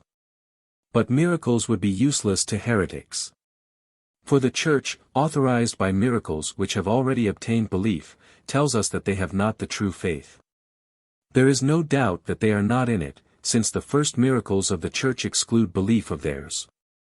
Thus there is miracle against miracle, both the first and greatest being on the side of the Church. These nuns, astonished at what is said, that they are in the way of perdition, that their confessors are leading them to Geneva. That they suggest to them that Jesus Christ is not in the Eucharist, nor on the right hand of the Father, know that all this is false, and therefore offer themselves to God in this state. Vid si via iniquitatis in me est. What happens thereupon? This place, which is said to be the temple of the devil, God makes his own temple. It is said that the children must be taken away from it. God heals them there. It is said that it is the arsenal of hell. God makes of it the sanctuary of his grace. Lastly, they are threatened with all the fury and vengeance of heaven, and God overwhelms them with favors. A man would need to have lost his senses to conclude from this that they are therefore in the way of perdition. We have without doubt the same signs as Saint Athanasius. C2 es Christus, dic nobis. Operaque ego facio in nomine Patris mei, haec testimonium perhabent de me. Sed vos non creditis quia non estis ex ovibus mais. Oves meo vosum mem audient. John 6:30. Quod ergo tu faces signum uti videmus eti credimus tibi, non dicunt, quam doctrinam predicas. Nemo potest facere signa quae tu faces nisi Deus. 2 Mac. 14:15. Deus que signis evidentibus suam portionem protegit. Volumus signum videre de Scylla, tentantes eum. Luke 11:16.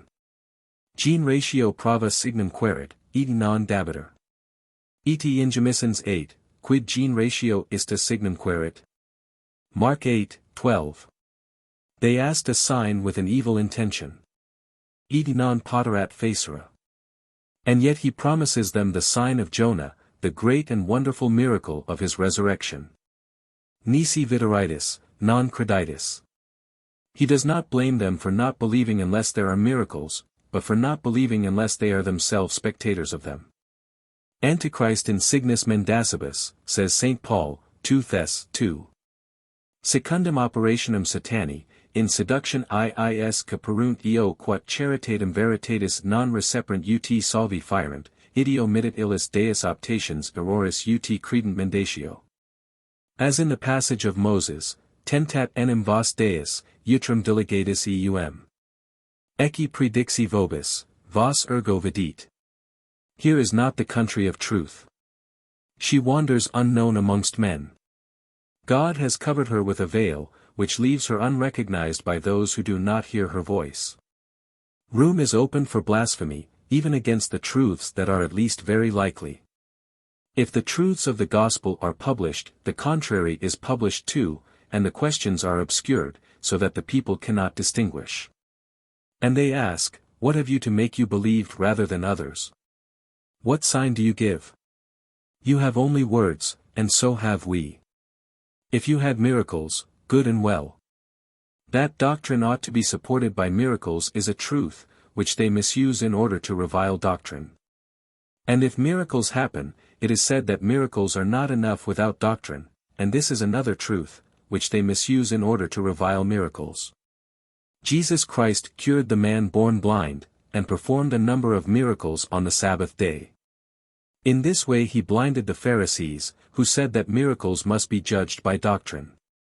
We have Moses, but, as for this fellow, we know not from whence he is. It is wonderful that you know not whence he is, and yet he does such miracles. Jesus Christ spoke neither against God, nor against Moses. Antichrist and the false prophets, foretold by both testaments, will speak openly against God and against Jesus Christ. Who is not hidden? God would not allow him, who would be a secret enemy, to do miracles openly.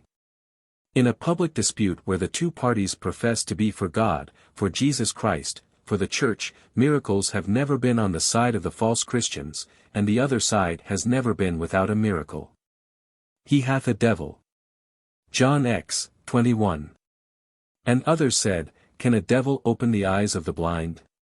The proofs which Jesus Christ and the apostles draw from Scripture are not conclusive, for they say only that Moses foretold that a prophet should come.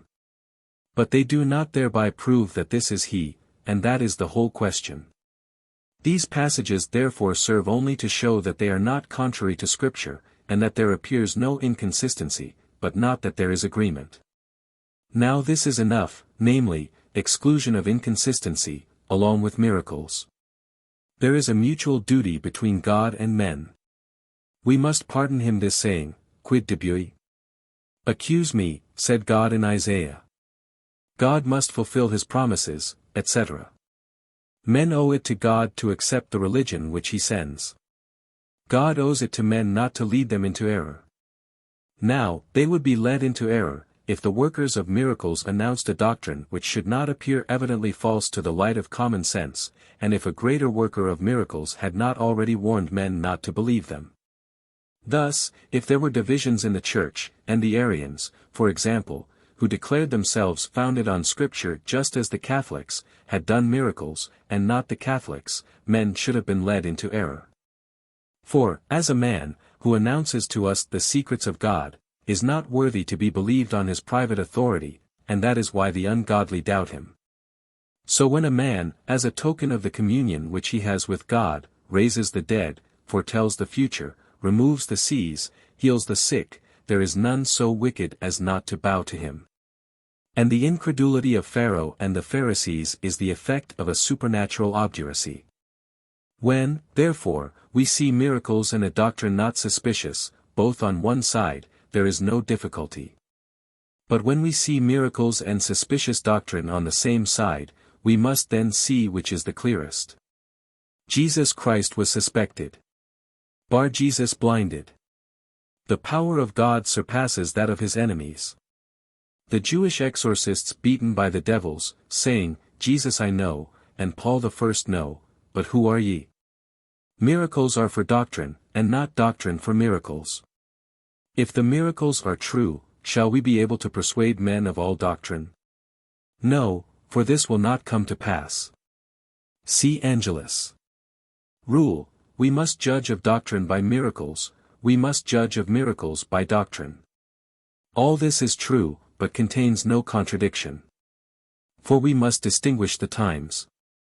How glad you are to know the general rules, thinking thereby to set up dissension, and render all useless.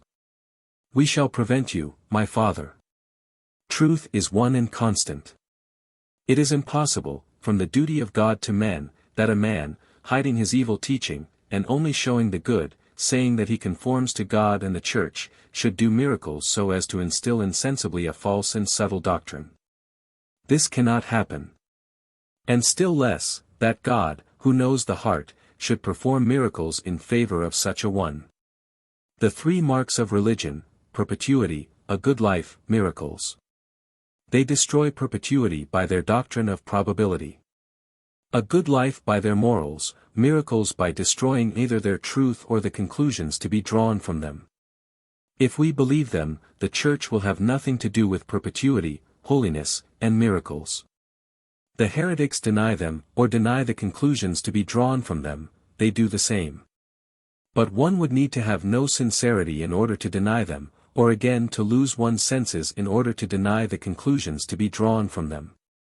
Nobody has ever suffered martyrdom for the miracles which he says he has seen, for the folly of men goes perhaps to the length of martyrdom, for those which the Turks believe by tradition, but not for those which they have seen.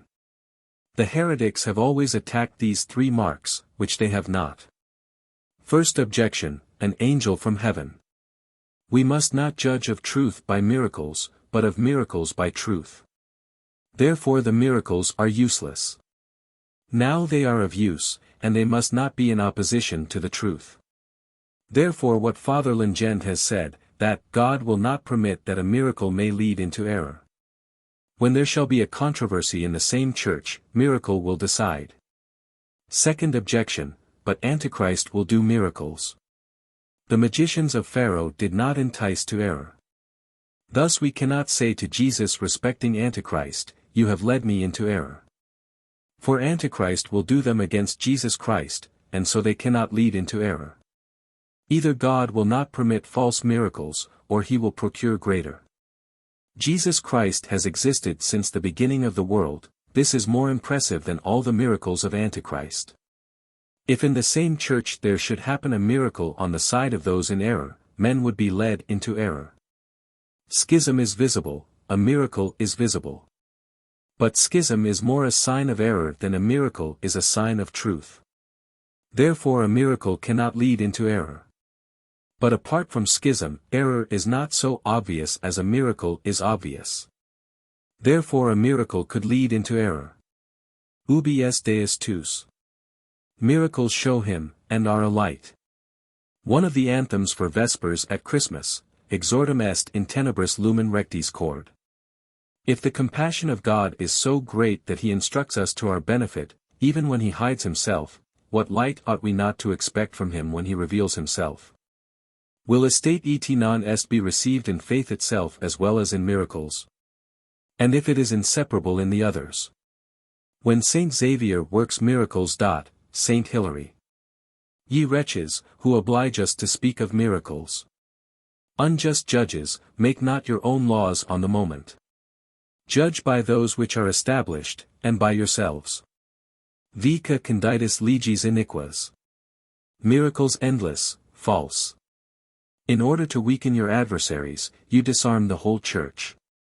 If they say that our salvation depends upon God, they are heretics. If they say that they are obedient to the Pope, that is hypocrisy. If they are ready to subscribe to all the articles, that is not enough. If they say that a man must not be killed for an apple, they attack the morality of Catholics. If miracles are done among them, it is not a sign of holiness, and is, on the contrary, a symptom of heresy.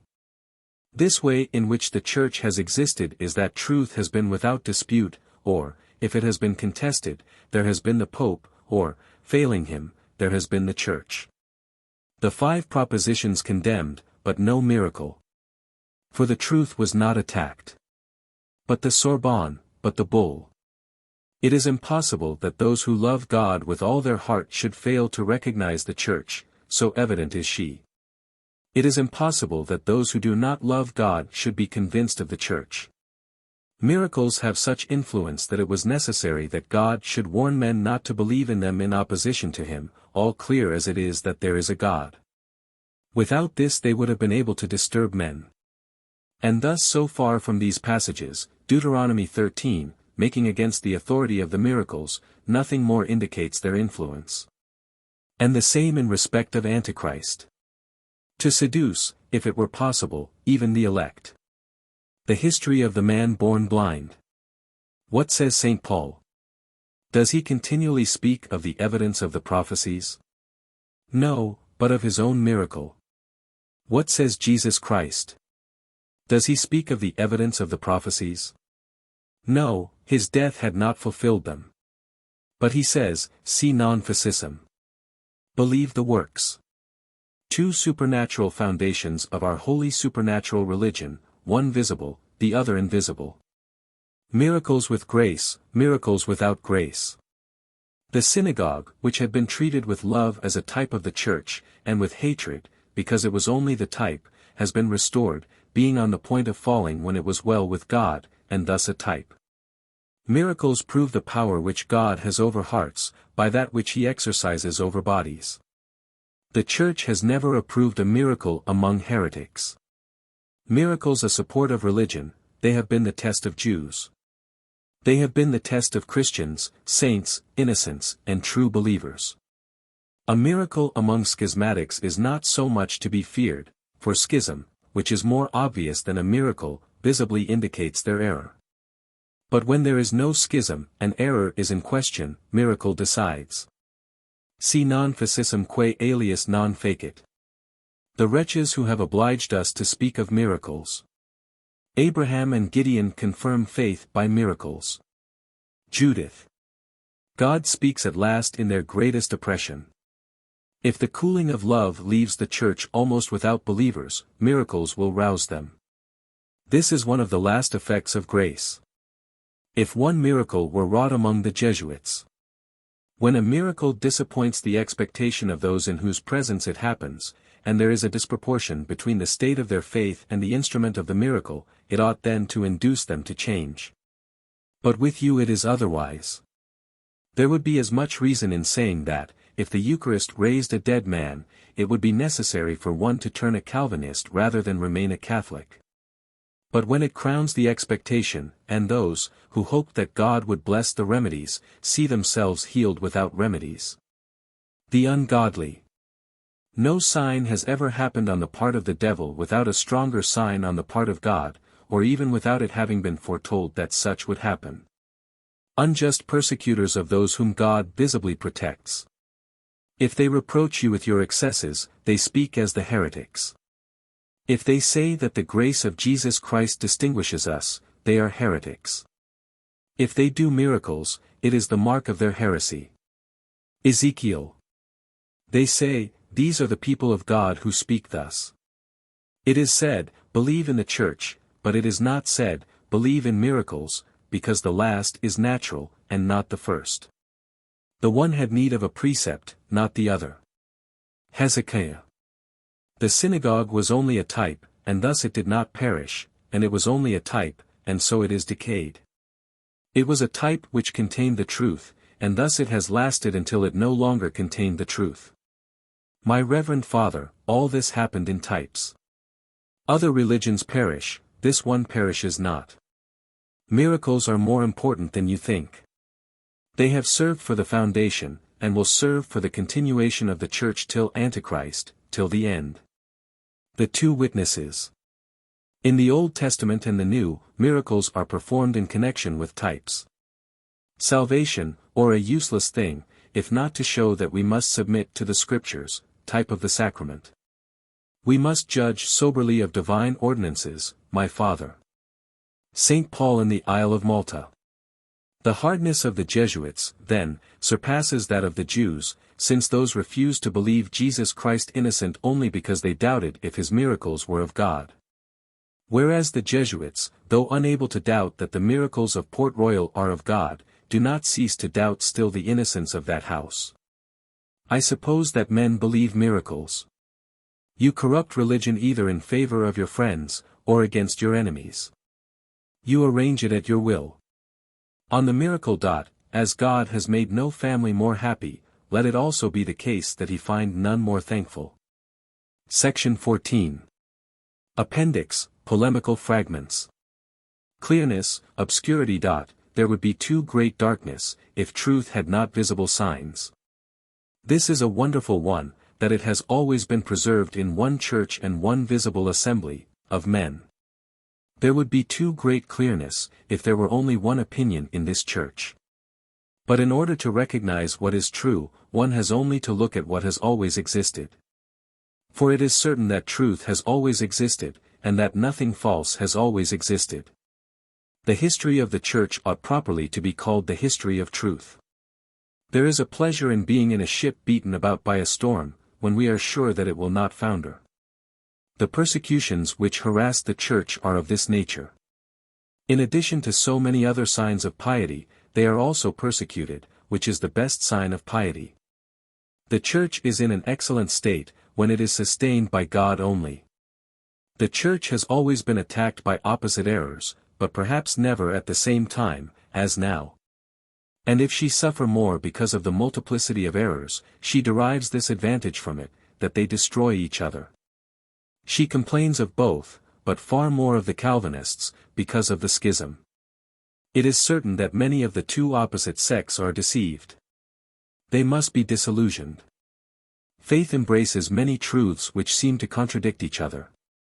There is a time to laugh, and a time to weep, etc. Respond. Ne respondias, etc. The source of this is the union of the two natures in Jesus Christ, and also the two worlds, the creation of a new heaven and a new earth, a new life and a new death. All things double, and the same names remaining, and finally the two natures that are in the righteous, for they are the two worlds, and a member and image of Jesus Christ. And thus all the names suit them, righteous, yet sinners. Dead, yet living, living, yet dead, elect, yet outcast, etc. There are then a great number of truths, both of faith and of morality, which seem contradictory, and which all hold good together in a wonderful system. The source of all heresies is the exclusion of some of these truths, and the source of all the objections which the heretics make against us is the ignorance of some of our truths. And it generally happens that, unable to conceive the connection of two opposite truths, and believing that the admission of one involves the exclusion of the other, they adhere to the one, exclude the other, and think of us as opposed to them. Now exclusion is the cause of their heresy, and ignorance that we hold the other truth causes their objections. First example, Jesus Christ is God and man. The Arians, unable to reconcile these things, which they believe incompatible, say that he is man, in this they are Catholics. But they deny that he is God, in this they are heretics. They allege that we deny his humanity, in this they are ignorant. Second example, on the subject of the Holy Sacrament. We believe that, the substance of the bread being changed, and being consubstantial with that of the body of our Lord, Jesus Christ is therein really present. That is one truth. Another is that this sacrament is also a type of the cross and of glory, and a commemoration of the two. That is the Catholic faith, which comprehends these two truths which seem opposed. The heresy of today, not conceiving that this sacrament contains at the same time both the presence of Jesus Christ and a type of him, and that it is a sacrifice and a commemoration of a sacrifice, believes that neither of these truths can be admitted without excluding the other for this reason. They fasten to this point alone, that this sacrament is typical, and in this they are not heretics. They think that we exclude this truth, hence it comes that they raise so many objections to us out of the passages of the Fathers which assert it. Finally, they deny the presence, and in this they are heretics. Third example, indulgences. The shortest way, therefore, to prevent heresies is to instruct in all truths, and the surest way to refute them is to declare them all. For what will the heretics say? In order to know whether an opinion is a father's. All err the more dangerously, as they each follow a truth. Their fault is not in following a falsehood, but in not following another truth. Truth is so obscure in these times, and falsehood so established, that unless we love the truth, we cannot know it. If there is ever a time in which we must make profession of two opposite truths, it is when we are reproached for omitting one. Therefore the Jesuits and Jansenists are wrong in concealing them, but the Jansenists more so, for the Jesuits have better made profession of the two. Two kinds of people make things equal to one another, as feasts to working days, Christians to priests, all things among them, etc. And hence the one party conclude that what is then bad for priests is also so for Christians, and the other that what is not bad for Christians is lawful for priests. If the ancient church was in error, the church is fallen. If she should be in error today, it is not the same thing, for she has always the superior maxim of tradition from the hand of the ancient church, and so this submission and this conformity to the ancient church prevail and correct all. But the ancient church did not assume the future church, and did not consider her, as we assume and consider the ancient. That which hinders us in comparing what formerly occurred in the church with what we see there now, is that we generally look upon Saint Athanasius, Saint Teresa, and the rest, as crowned with glory, and acting towards us as gods. Now that time has cleared up things, it does so appear. But at the time when he was persecuted, this great saint was a man called Athanasius, and Saint Teresa was a nun. Elias was a man subject to like passions as we are, says Saint James, to disabuse Christians of that false idea which makes us reject the example of the saints, as disproportioned to our state. They were saints, say we, they are not like us. What then actually happened? Saint Athanasius was a man called Athanasius, accused of many crimes, condemned by such and such a council for such and such a crime. All the bishops assented to it, and finally the Pope. What said they to those who opposed this? That they disturbed the peace, that they created schism, etc. Zeal, light. For kinds of persons, zeal without knowledge, knowledge without zeal, neither knowledge nor zeal, both zeal and knowledge. The first three condemned him. The last acquitted him, were excommunicated by the Church, and yet saved the Church. If Saint Augustine came at the present time, and was as little authorized as his defenders, he would accomplish nothing. God directs his Church well, by having sent him before with authority. God has not wanted to absolve without the Church. As she has part in the offense, he desires her to have part in the pardon. He associates her with this power, as kings their parliaments. But if she absolves or binds without God, she is no longer the Church. For, as in the case of Parliament, even if the king have pardoned a man, it must be ratified. But if Parliament ratifies without the king, or refuses to ratify on the order of the king, it is no longer the Parliament of the king, but a rebellious assembly. The Church, the Pope. Unity, plurality. Considering the Church as a unity, the Pope, who is its head, is as the whole. Considering it as a plurality, the Pope is only a part of it. The Fathers have considered the Church now in the one way, now in the other. And thus they have spoken differently of the Pope. Saint Cyprian, Sacerdos Dei. But in establishing one of these truths, they have not excluded the other. Plurality which is not reduced to unity is confusion. Unity which does not depend on plurality is tyranny. There is scarcely any other country than France in which it is permissible to say that the Council is above the Pope. The Pope is head. Who else is known of all? Who else is recognized by all, having power to insinuate himself into all the body, because he holds the principal shoot, which insinuates itself everywhere. How easy it was to make this degenerate into tyranny. That is why Christ has laid down for them this precept, vos autem non sic. The Pope hates and fears the learned, who do not submit to him at will. We must not judge of what the Pope is by some words of the Fathers, as the Greeks said in a council, important rules, but by the acts of the Church and the Fathers, and by the canons. Duo aut tres in unum. Unity and plurality. It is an error to exclude one of the two, as the Papists do who exclude plurality, or the Huguenots who exclude unity. Would the Pope be dishonored by having his knowledge from God and tradition? And is it not dishonoring him to separate him from this holy union? God does not perform miracles in the ordinary conduct of his Church. It would be a strange miracle if infallibility existed in one man. But it appears so natural for it to reside in a multitude, since the conduct of God is hidden under nature, as in all his other works. Kings dispose of their own power, but the popes cannot dispose of theirs. Summum jus, summa injuria. The majority is the best way, because it is visible, and has strength to make itself obeyed. Yet it is the opinion of the least able. If men could have done it, they would have placed might in the hands of justice.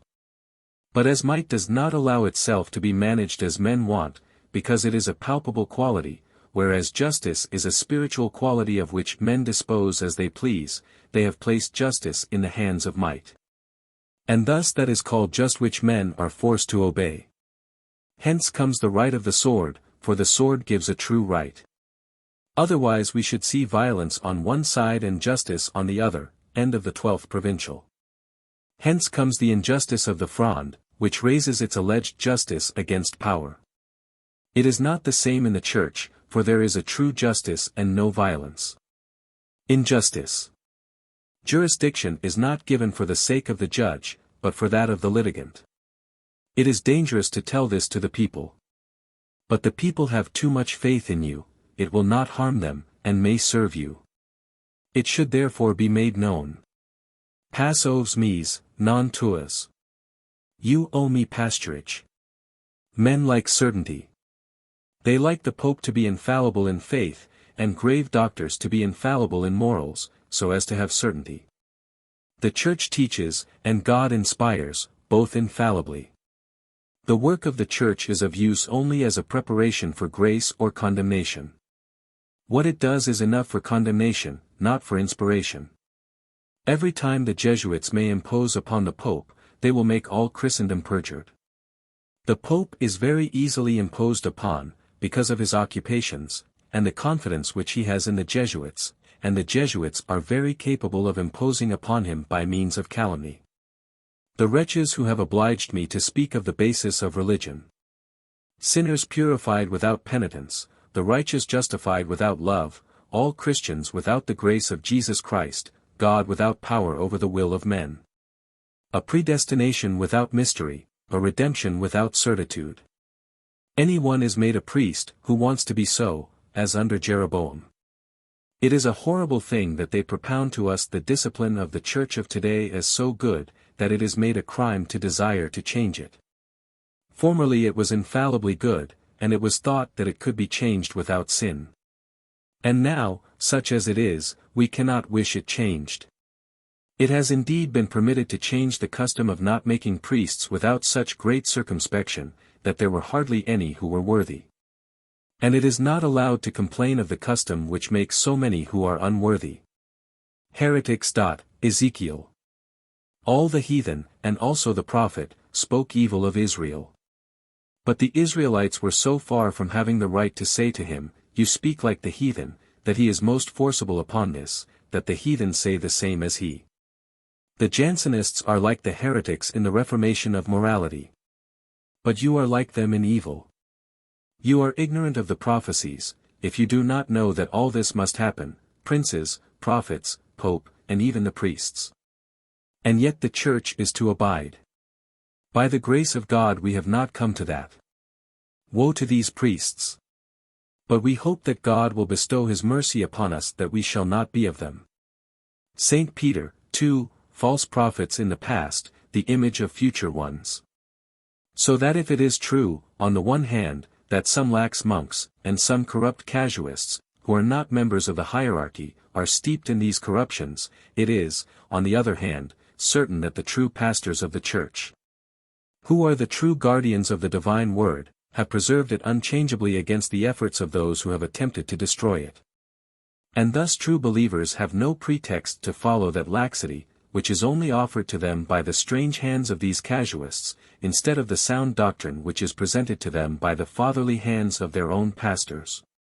And the ungodly and heretics have no ground for publishing these abuses as evidence of imperfection in the providence of God over His Church. Since, the Church consisting properly in the body of the hierarchy, we are so far from being able to conclude from the present state of matters that God has abandoned her to corruption, that it has never been more apparent than at the present time that God visibly protects her from corruption. For if some of these men, who, by an extraordinary vocation, have made profession of withdrawing from the world and adopting the monk's dress, in order to live in a more perfect state than ordinary Christians, have fallen into excesses which horrify ordinary Christians, and have become to us what the false prophets were among the Jews. This is a private and personal misfortune, which must indeed be deplored, but from which nothing can be inferred against the care which God takes of His Church. Since all these things are so clearly foretold, and it has been so long since announced that these temptations would arise from people of this kind, so that when we are well instructed, we see in this rather evidence of the care of God than of His forgetfulness in regard to us. Tertullian, Nunquam Ecclesia Reformabiter. Heretics, who take advantage of the doctrine of the Jesuits, must be made to know that it is not that of the Church, the doctrine of the Church, and that our divisions do not separate us from the altar. If in differing we condemned, you would be right. Uniformity without diversity is useless to others, diversity without uniformity is ruinous for us. The one is harmful outwardly, the other inwardly. By showing the truth, we cause it to be believed. But by showing the injustice of ministers, we do not correct it. Our mind is assured by a proof of falsehood, our purse is not made secure by proof of injustice. Those who love the Church lament to see the corruption of morals. But laws at least exist. But these corrupt the laws. The model is damaged. Men never do evil so completely and cheerfully as when they do it from religious conviction. It is in vain that the Church has established these words, anathemas, heresies, etc. They are used against her. The servant knoweth not what his Lord doeth, for the master tells him only the act and not the intention. And this is why he often obeys slavishly, and defeats the intention. But Jesus Christ has told us the object. And you defeat that object.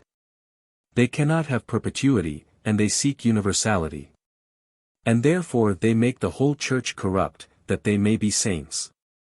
Against those who misuse passages of Scripture, and who pride themselves in finding one which seems to favor their error. The chapter for Vespers, Passion Sunday, the prayer for the King. Explanation of these words, he that is not with me is against me. And of these others, he that is not against you is for you. A person who says, I am neither for nor against, we ought to reply to him. He who will give the meaning of Scripture, and does not take it from Scripture, is an enemy of Scripture. August, the Doctor. Christ. Humilibus dat gratiam. And ideo non dedit humilitatem. Sui eum non receprant, quod autem non receprant and non errant sui.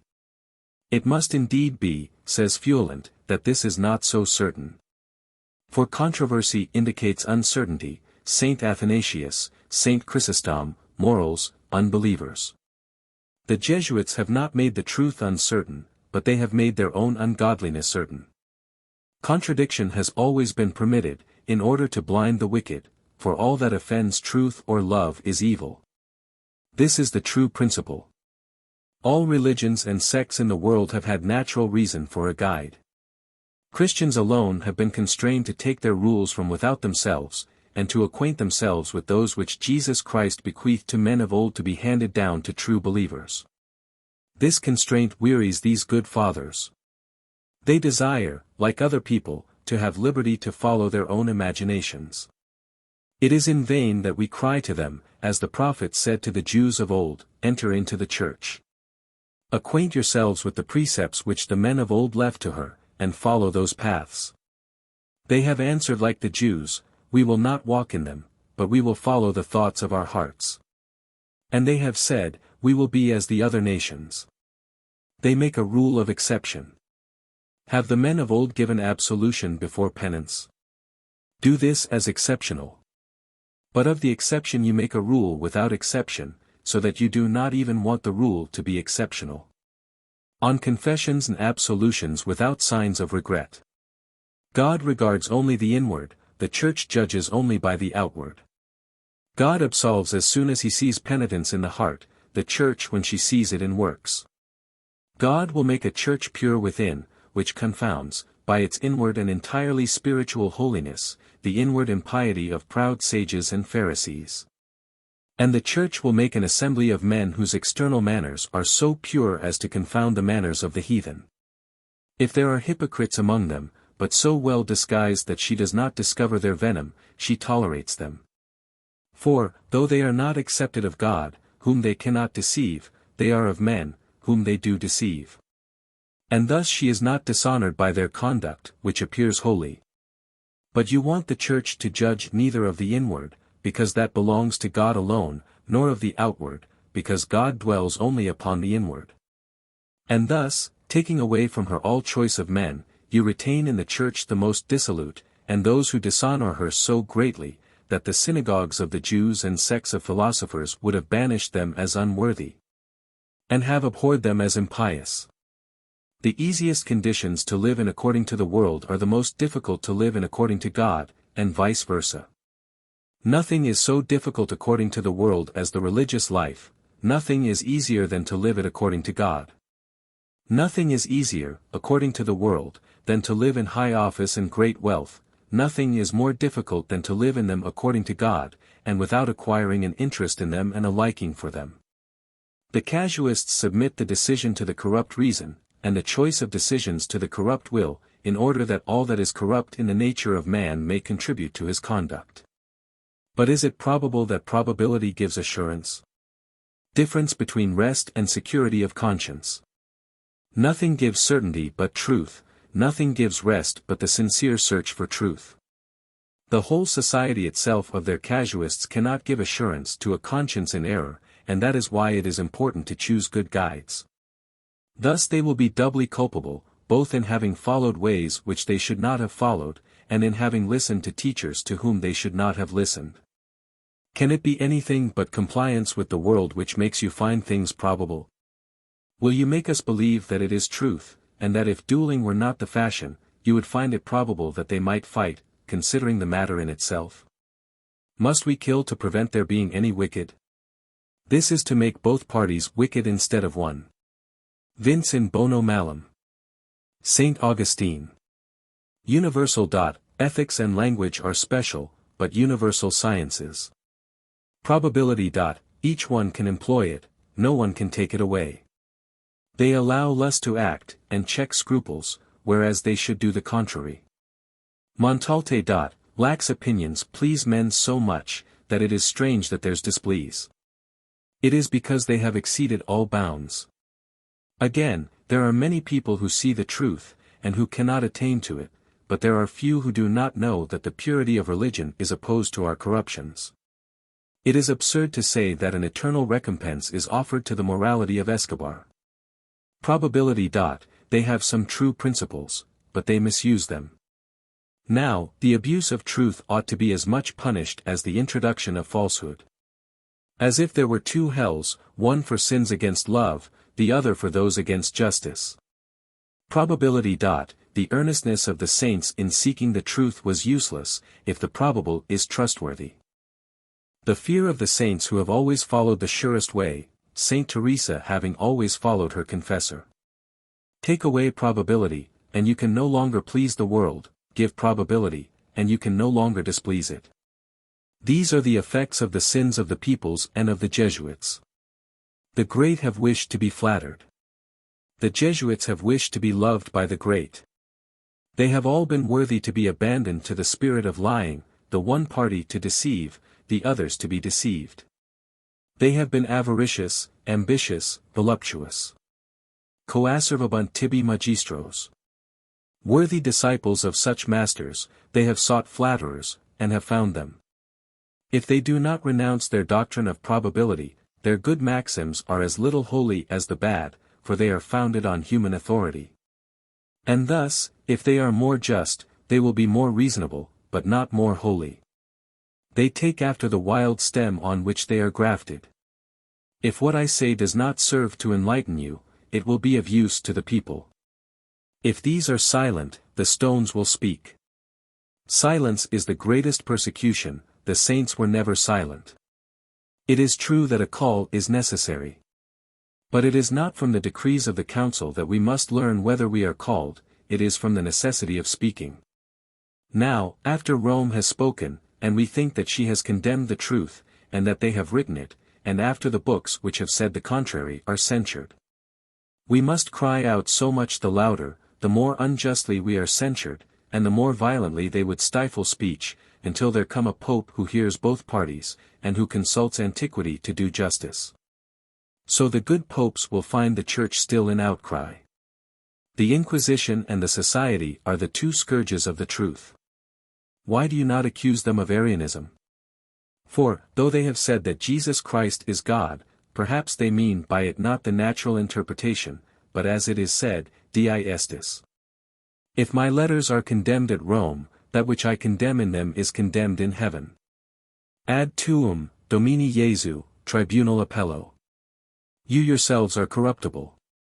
I feared that I had written ill, seeing myself condemned, but the example of so many pious writings makes me believe the contrary. It is no longer allowable to write well, so corrupt or ignorant is the Inquisition. It is better to obey God than men. I fear nothing, I hope for nothing. It is not so with the bishops. Port Royal fears, and it is bad policy to disperse them. For they will fear no longer and will cause greater fear. I do not even fear your like censures, if they are not founded on those of tradition. Do you censure all? What? Even my respect? No. Say then what, or you will do nothing, if you do not point out the evil, and why it is evil. And this is what they will have great difficulty in doing. Probability. They have given a ridiculous explanation of certitude.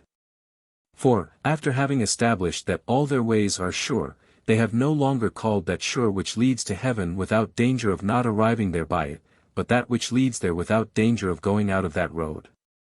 The saints indulge in subtleties in order to think themselves criminals, and impeach their better actions. And these indulge in subtleties in order to excuse the most wicked. The heathen sages erected a structure equally fine outside, but upon a bad foundation, and the devil deceived men by this apparent resemblance based upon the most different foundation. Man never had so good a cause as I. And others have never furnished so good a capture as you. The more they point out weakness in my person, the more they authorize my cause. You say that I am a heretic. Is that lawful? And if you do not fear that men do justice, do you not fear that God does justice? You will feel the force of the truth, and you will yield to it. There is something supernatural in such a blindness. Digna necessitas. Mentiris impudentissime. Doctrina sua nociter vir. False piety, a double sin. I am alone against 30,000. No. Protect, you, the court, protect, you, deception, let me protect the truth. It is all my strength. If I lose it, I am undone. I shall not lack accusations, and persecutions. But I possess the truth, and we shall see who will take it away. I do not need to defend religion, but you do not need to defend error and injustice. Let God, out of his compassion, having no regard to the evil which is in me, and having regard to the good which is in you, grant us all grace that truth may not be overcome in my hands, and that falsehood probable. Let us see if we seek God sincerely, by comparison of the things which we love. It is probable that this food will not poison me. It is probable that I shall not lose my action by not prosecuting it. It is not absolution only which remits sins by the sacrament of penance, but contrition, which is not real if it does not seek the sacrament. People who do not keep their word, without faith, without honor, without truth, deceitful in heart, deceitful in speech. For which that amphibious animal in fable was once reproached, which held itself in a doubtful position between the fish and the birds. It is important to kings and princes to be considered pious. And therefore they must confess themselves to you. Notes. The following brief notes are mainly based on those of M. Brunswick. But those of M. Fogier, Molinier, and Havett have also been consulted. The biblical references are to the authorized English version. Those in the text are to the Vulgate, except where it has seemed advisable to alter the reference to the English version. P. 1, L. 1. The difference between the mathematical and the intuitive mind. Pascal is here distinguishing the logical or discursive type of mind, a good example of which is found in mathematical reasoning, and what we should call the intuitive type of mind, which sees everything at a glance. A practical man of sound judgment exemplifies the latter, for he is in fact guided by impressions of past experience, and does not consciously reason from general principles. P. 2, L. 34. There are different kinds, etc. This is probably a subdivision of the discursive type of mind. P. 3, L. 31. By rule. This is an emendation by M. Brunswick. The MS has sans règle. P. 4, L. 3. I judge by my watch. Pascal is said to have always carried a watch attached to his left wristband. P. 5, L. 21. Scaramouche. A traditional character in Italian comedy. P. 5, L. 22. The Doctor. Also a traditional character in Italian comedy. P. 5, L. 24. Cleobuline. Princess, and afterwards Queen of Corinth, figures in the romance of Mademoiselle de Scudery, entitled Artemine ou le Grand Cyrus. She is enamored of one of her subjects, Marinthe. But she loved him without thinking of love.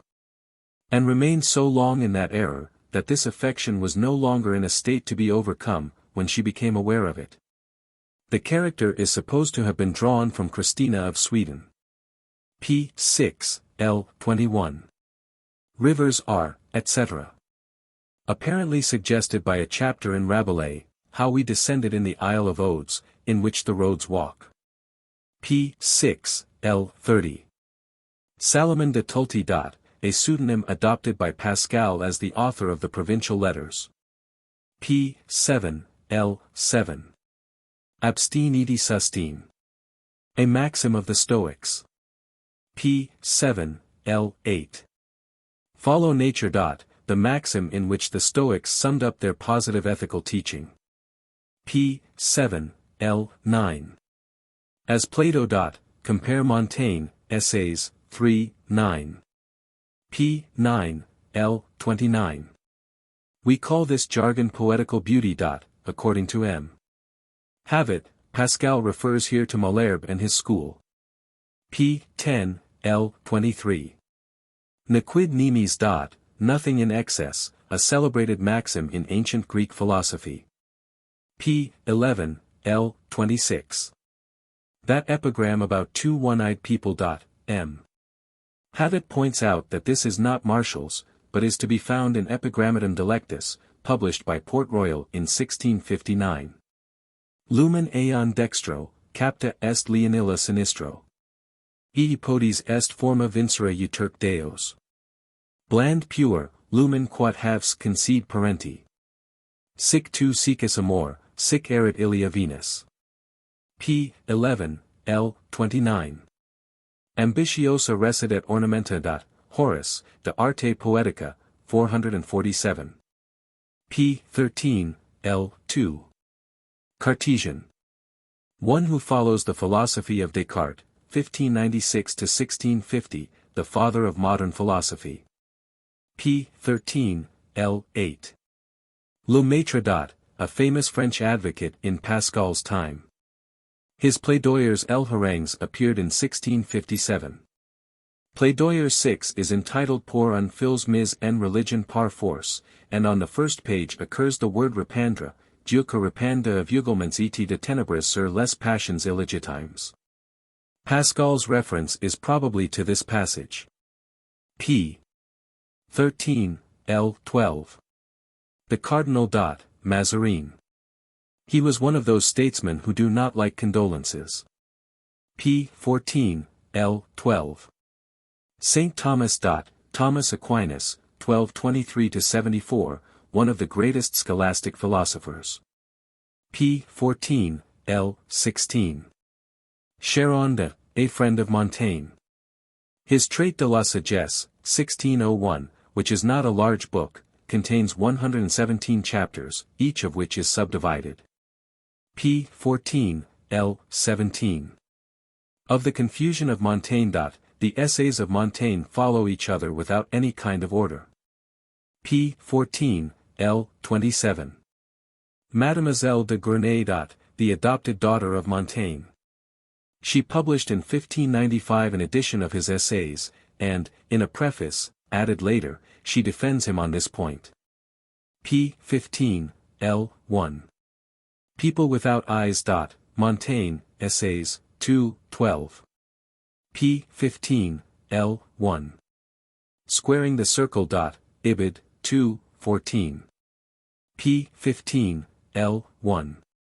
A Greater World. Ibid, 2, 12. p. 15, L. 2. On Suicide and on Death. Ibid, 2, 3. p. 15, L. 3. Without Fear and Without Repentance. Ibid, 3, 2. p. 15, L. 7. 730, 231. These two references of Pascal are to the edition of the Essays of Montaigne, published in 1636. p. 16, L. 32. The center which is everywhere, and the circumference nowhere. M. Habit traces this saying to Empedocles. Pascal must have read it in Marie de Gournay's preface to her edition of Montaigne's Essays. p. 18, L. 33. I will speak of the whole. This saying of Democritus is quoted by Montaigne, Essays, 2, 12. p. 18, L. 37.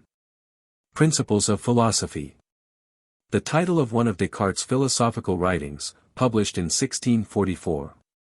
See note on page 13, L. 8 above. p. 18, L. 39. De Omni Sibyllae. The title under which Pico della Mirandola announced 900 propositions which he proposed to uphold publicly at Rome in 1486. p. 19, L. 26. Beneficia eo usque leda sunt. Tacitus, and, lib 4, c. 18. Compare Montaigne, Essays, 3, 8. p. 21, L. 35. Modus quo, etc., St. Augustine, Delaware Civ. Day, 21, 10. Montaigne, Essays, 2, 12. p. 22, L. 8. Felix K., etc., Virgil, Georgics, 2, 489, quoted by Montaigne, Essays, 3, 10. p. 22, L. 10. Nihil admirari, etc., Horace, Epistles, I. 6. 1. Montaigne, Essays, 2, 10. p. 22, L. 19. 394. A reference to Montaigne, Essays, 2, 12. p. 22, L. 20. 395. Ibid. p. 22, L. 22. 399. Ibid. p. 22, L. 28. Parum Sententiarum. Cicero, Tusk, I. 11, Montaigne, Essays, 2, 12. p. 22, L. 39. Felix K., etc., see above, notes on page 22, L. 8 and L. 10. p. 22, L. 40. 280 Kinds of Sovereign Good in Montaigne. Essays, 2, 12. p. 23, L. 1. Part 1, 1, 2, c. 1, Section 4. This reference is to Pascal's trait du vide. p. 23, L. 25. How comes it, etc., Montaigne, Essays, 3, 8. p. 23, L. 29. See Epictetus, Dis. 4, 6. He was a great Roman Stoic in the time of Domitian. p. 24, L. 9. It is natural, etc., compare Montaigne, Essays, I. 4. p. 24, L. 12. Imagination. This fragment is suggestive of Montaigne. See Essays, 3, 8. p. 25, L. 16. If the greatest philosopher, etc. See Raymond Sebon's Apology, from which Pascal has derived his illustrations. p. 26, L. 1. Furry Cats. Montaigne, Essays, 2, 8. p. 26, L. 31. Della Opinion, etc., no work is known under this name. It may refer to a treatise by Carlo Flori, which bears a title like this. But its date, 1690, is after Pascal's death, 1662, though there may have been earlier editions. p. 27, L. 12, Source of Error in Diseases. Montaigne, Essays, 2, 12. p. 27, L. 27. They rival each other, etc., Ibid. p. 28, L. 31. Ne ist, etc., Terence, Hott, 4, I, 8. Montaigne, Essays, 3, 1. p. 28, L. 15. Quasi quidquam, etc., Plin, 2, 7. Montaigne, Ibid. p. 28, L. 29. Quat cribro, etc., Cicero, De Divin, 2, 49. p. 29, L. 1. Spongia solista, the spots on the sun. Pascal sees in them the beginning of the darkening of the sun, and thinks that there will therefore come a day when there will be no sun. p. 29, L. 15. Custom is a second nature, etc., Montaigne, Essays, I. 22. p. 29, L. 19. Omni animal. See Genesis 7, 14. p. 30, L. 22. Hence savages, etc., Montaigne, Essays, I. 22. p. 32, L. 3. A great part of Europe, etc., an allusion to the Reformation. p. 33, L. 13. Alexander's chastity. Pascal apparently has in mind Alexander's treatment of Darius's wife and daughters after the Battle of Issus. p. 34, L. 17. Lustravit lampade terras. Part of Cicero's translation of 2 lines from Homer, Odyssey, 18, 136. Montaigne, Essays, 2, 12. Tales sunt hominum mentes, quali pater ipsi. Jupiter octiferus lustravit lampade terras. p. 34, L. 32. Nature gives, etc., Montaigne, Essays, I. 19. p. 37, L. 23. Our nature consists, etc., Montaigne, Essays, 3, 13. p. 38, L. 1. Weariness. Compare Montaigne, Essays, 2, 12. p. 38, L. 8. Caesar was too old, etc., see Montaigne, Essays, 2, 34. p. 38, L. 30. A mere trifle, etc., Montaigne, Essays, 3, 4. p. 40, L. 21. Advice given to Pyrrhus. Ibid, I. 42. p. 41, L. 2. They do not know, etc., Ibid, I. 19. p. 44, L. 14.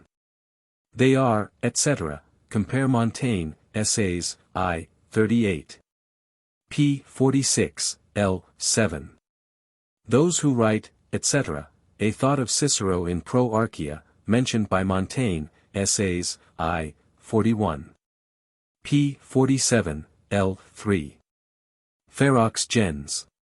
Livy, 34, 17. Montaigne, Essays, I. 40. p. 47, L. 5. Every opinion, etc., Montaigne, Ibid. p. 47, L. 12. 184. This is a reference to Montaigne, Essays, I. 40. See also Ibid, 3, 10. p. 48, L. 8. I know not what, Corneille. See Midi, 2, 6, and Rodogun, I. v. p. 48, L. 22. In omnibus requiem qui sivi. Ecclesiastes 24, 2, in the Vulgate. p. 50, L. 5. The future alone is our end. Montaigne, Essays, I. 3. p. 50, L. 14. Solomon. Considered by Pascal as the author of Ecclesiastes. p. 50, L. 20. Unconscious of approaching fever. Compare Montaigne, Essays, I. 19. p. 50, L. 22. Cromwell. Cromwell died in 1658 of a fever, and not of the gravel. The Restoration took place in 1660, and this fragment was written about that date. p. 50, L. 28. The Three Hosts. Charles I was beheaded in 1649, Queen Christina of Sweden abdicated in 1654, Jean Casimir, King of Poland, was deposed in 1656. p. 50, L. 32. Macrobius. A Latin writer of the 5th century. He was a Neoplatonist in philosophy. One of his works is entitled Saturnalia. p. 51, L. 5. The Great and the Humble, etc., see Montaigne, Essays, 2, 12. p. 53, L. 5. Meiton. A man of fashion in Paris known to Pascal. p. 53, L. 15. Deus absconditus. Is, 14, 15. p. 60, L. 26. Fascinatio negacitatis. Book of Wisdom 4, 12. p. 61, L. 10. Memoria Hospitis, etc., Book of Wisdom v. 15. p. 62, L. 5. Instability. Compare Montaigne, Essays, 3, 12. p. 66, L. 19. Foolishness, Stultitium. I Cor I, 18. p. 71, L. 5. To prove divinity from the works of nature. A traditional argument of the Stoics like Cicero and Seneca, and of rationalist theologians like Raymond Sebond, Sharon, etc. It is the argument from design in modern philosophy. p. 71, L. 27. Nemo navit, etc., Matthew 11, 27. In the Vulgate, it is nec patrem casnavit, etc. Pascal's biblical quotations are often incorrect. Many seem to have been made from memory. p. 71, L. 30. Those who seek God find him.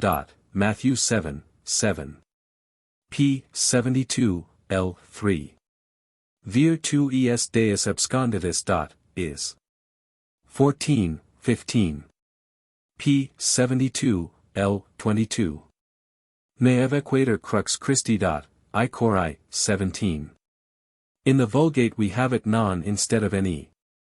p. 72, L. 25. The machine. A Cartesian expression. Descartes considered animals as mere automata. According to Pascal, whatever does not proceed in us from reflective thought is a product of a necessary mechanism, which has its root in the body, and which is continued into the mind in imagination and the passions. It is therefore necessary for man so to alter, and adjust this mechanism, that it will always follow, and not obstruct, the good will. p. 73, l. 3. Justus ex fide vivit. Romans I, 17. p. 73, l. 5. Fides ex auditu. Romans x, 17. p. 73, l. 12. The creature. What is purely natural in us. p. 74, l. 15. Inclinatio meum, Deus. Ps. 6, 36. p. 75, l. 11. Unis quisque sibi Deum fingit. See Book of Wisdom 15, 6, 16. p. 76, l. 34. Eighth Beatitude. Matthew v. 10. It is to the fourth beatitude that the thought directly refers. p. 77, l. 6. 1028. The number of the stars according to Ptolemy's catalogue. p. 77, l. 29. Saint Augustine. Epist cxx, 3. p. 78, l. 1. Nisi officiamini sicit parvuli. Matthew 18, 3. p. 80, l. 20. Inclinatio meum, Deus, in, ps. 6, 36. p. 80, l. 22. Its establishment. The Constitution of the Christian Church. p. 81, l. 20. The youths and maidens and children of the Church would prophesy. Joel 2, 28. p. 83, l. 11. On what, etc., see Montaigne, Essays, 2, 12. p. 84, l. 16. Nihil amplius, est, ibid, Cicero, de finibus, v. 21. p. 84, l. 17. Ex senatus, exercenter. Montaigne, Essays, 3, 1. Seneca, Letters, 95. p. 84, l. 18. Ut olim, laboramus. Montaigne, Essays, 3, 13. Tacitus, and, 3, 25. p. 84, l. 20. The interest of the sovereign. The view of Thrasymachus in Plato's Republic, 338. p. 84, l. 21. Another, present custom. The doctrine of the Cyrenaics. Montaigne, Essays, 3, 13. p. 84, l. 24. The mystical foundation of its authority. Montaigne, Essays, 3, 13. See also 2, 12. p. 85, l. 2. The wisest of legislators. Plato. See Republic, 2, 389, and v. 459. p. 85, l. 4. Cum veritatem, etc., an inexact quotation from St. Augustine, Delaware Civ. Day, 4, 27. Montaigne, Essays, 2, 12. p. 85, l. 17. Veri juris. Cicero, De Officiis, 3, 17. Montaigne, Essays, 3, I. p. 86, l. 9, when a strong man, etc., Luke 11, 21.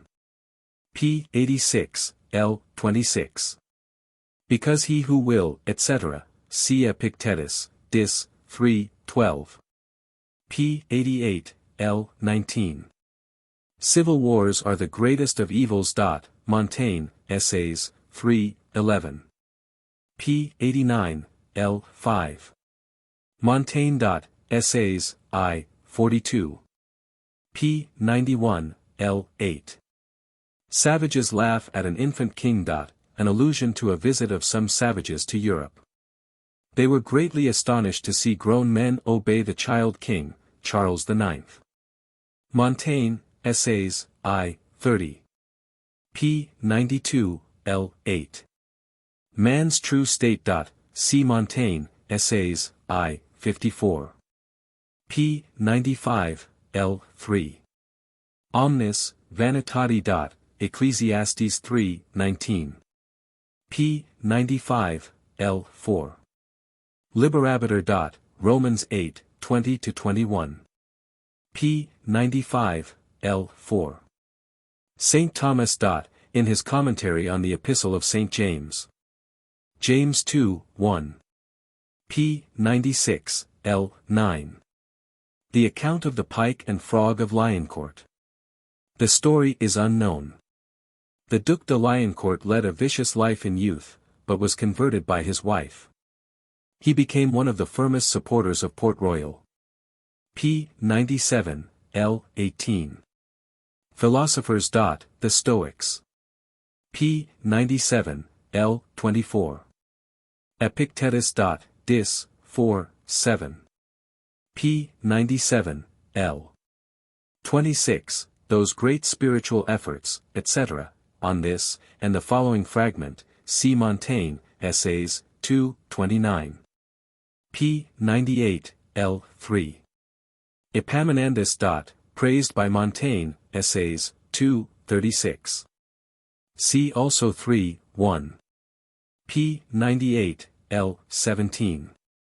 Plurumque grati principibus vices. Horace, Odes, 3, 29, 13, cited by Montaigne, Essays, I, 42. Horace has dividibus instead of principibus. p. 99, L. 4. Man is neither angel nor brute, etc., Montaigne, Essays, 3, 13. p. 99, L. 14. Ut sis contentus, etc., a quotation from Seneca. See Montaigne, Essays, 2, 3. p. 99, L. 21. Senior 588. Seneca, Letter to Lucilius, 15. Montaigne, Essays, 3, I. p. 99, L. 23. Divin. Cicero, De Divin, 2, 58. p. 99, L. 25. Cic. Cicero, Tusk, 2, 2. The quotation is inaccurate. Montaigne, Essays, 2, 12. p. 99, L. 27. Senec. Seneca, Epist, 106. p. 99, L. 28. Id Maxime, etc., Cicero, De Off, I, 31. p. 99, L. 29. Hos Natura, etc., Virgil, Georgics, 2, 20. p. 99, L. 30. Paucis Opus, etc., Seneca, Epist, 106. p. 100, L. 3. Mihi sic usus, etc., Terence, Hot, I, 28. p. 100, L. 4. Rerum est, etc., Quintilian, X, 7. p. 100, L. 5. Tot circa, etc., M. Seneca, Suaesorii, I, 4. p. 100, L. 6. Cic. Cicero, Academic, I, 45. p. 100, L. 7. Nec me pudet, etc., Cicero, Tusk, I, 25. p. 100, L. 8. Melius non incipiet. The rest of the quotation is quam desinet. Seneca, Epist, 72. p. 100, L. 25. They win battles. Montaigne, in his Essays, 2, 12, relates that the Portuguese were compelled to raise the siege of Tamley on account of the number of flies. p. 100, L. 27. When it is said, etc., by Descartes. p. 102, L. 20. Arcesilaus. A follower of Pyrrho, the skeptic. He lived in the 3rd century before Christ. p. 105, L. 20. Ecclesiastes. Ecclesiastes 8, 17. p. 106, L. 16. The Academicians. Dogmatic skeptics, as opposed to skeptics who doubt their own doubt. p. 107, l. 10. Ego vir videns. Lamentations 3, I. p. 108, l. 26. Evil is easy, etc. The Pythagoreans considered the good as certain and finite, and evil as uncertain and infinite. Montaigne, Essays, I. 9. p. 109, l. 7. Paulus Emilius. Montaigne, Essays, I. 19. Cicero, Tusk, v. 40. p. 109, l. 30. Des Barreaux. Author of A Licentious Love Song. He was born in 1602, and died in 1673. Balzac called him the new Bacchus. p. 110, l. 16. For Port Royal.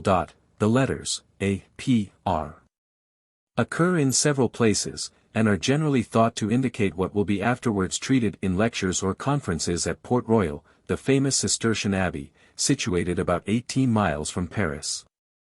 Founded early in the 13th century, it acquired its greatest fame in its closing years.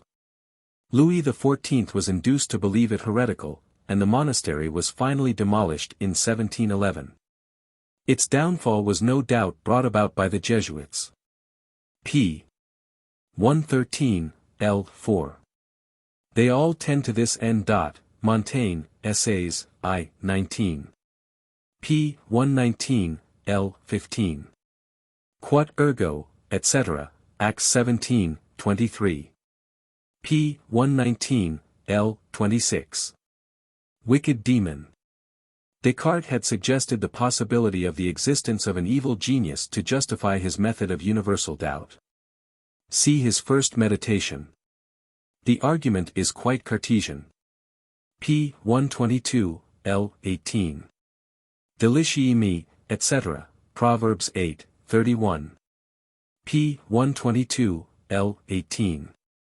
Effundum spiritum, etc., is 44, 3, Joel 2, 28. p. 122, l. 19. Di estis. Ps. 82, 6. p. 122, l. 20. Omnis caro finem. Is xl. 6. p. 122, l. 20. Homo assimilatus, etc., ps. 49, 20. p. 124, l. 24. Sapientius est hominibus. 1 Cor. 25. p. 125, l. 1. Of original sin. The citations from the rabbis in this fragment are borrowed from a work of the Middle Ages, entitled Pugio Christianorum ad impiorum perfidium jugulandum et maxime Judaeorum. It was written in the 13th century by Raymond Martin, a Catalonian monk. An edition of it appeared in 1651, edited by Bosquet, Bishop of Lodov. p. 125, l. 24. Better is a poor and wise child, etc., Ecclesiastes 4, 13. p. 126, l. 17. Nemo ante, etc., see Ovid, Met. 3, 137, and Montaigne, Essays, I. 18. p. 127, l. 10. Figmentum. Borrowed from the Vulgate, ps. c. 14. p. 128. l. 5. All that is in the world, etc., First Epistle of St. John, 2, 16.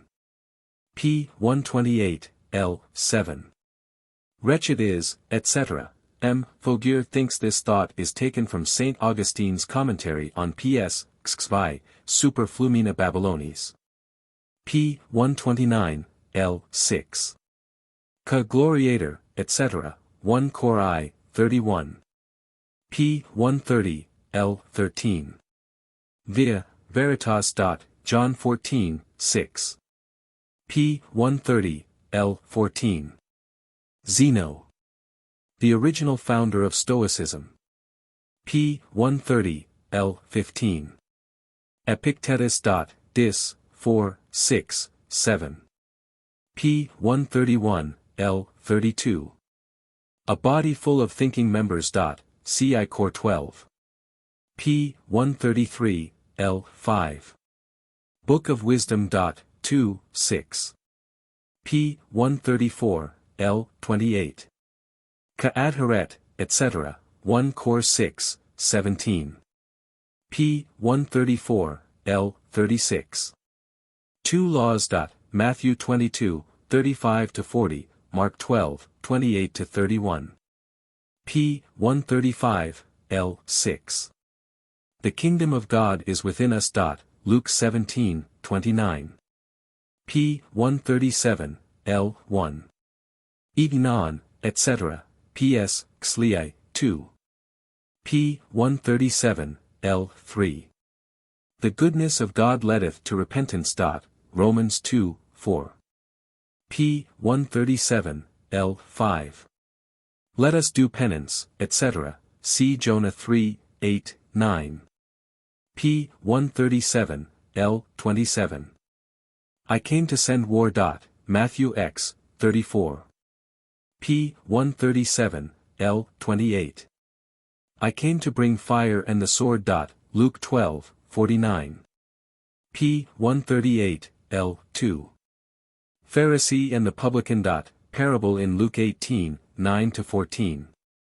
p. 138, L. 13. Abraham. Genesis 14, 22-24. p. 138, L. 17. Sub te erit appetitus tuus. Genesis 4, 7.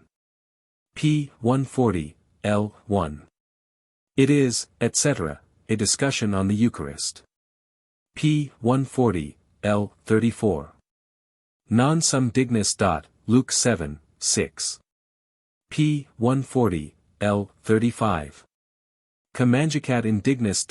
I Cor 11, 29. p. 140, L. 36. Dignus est accipere. Apioc 4, 2.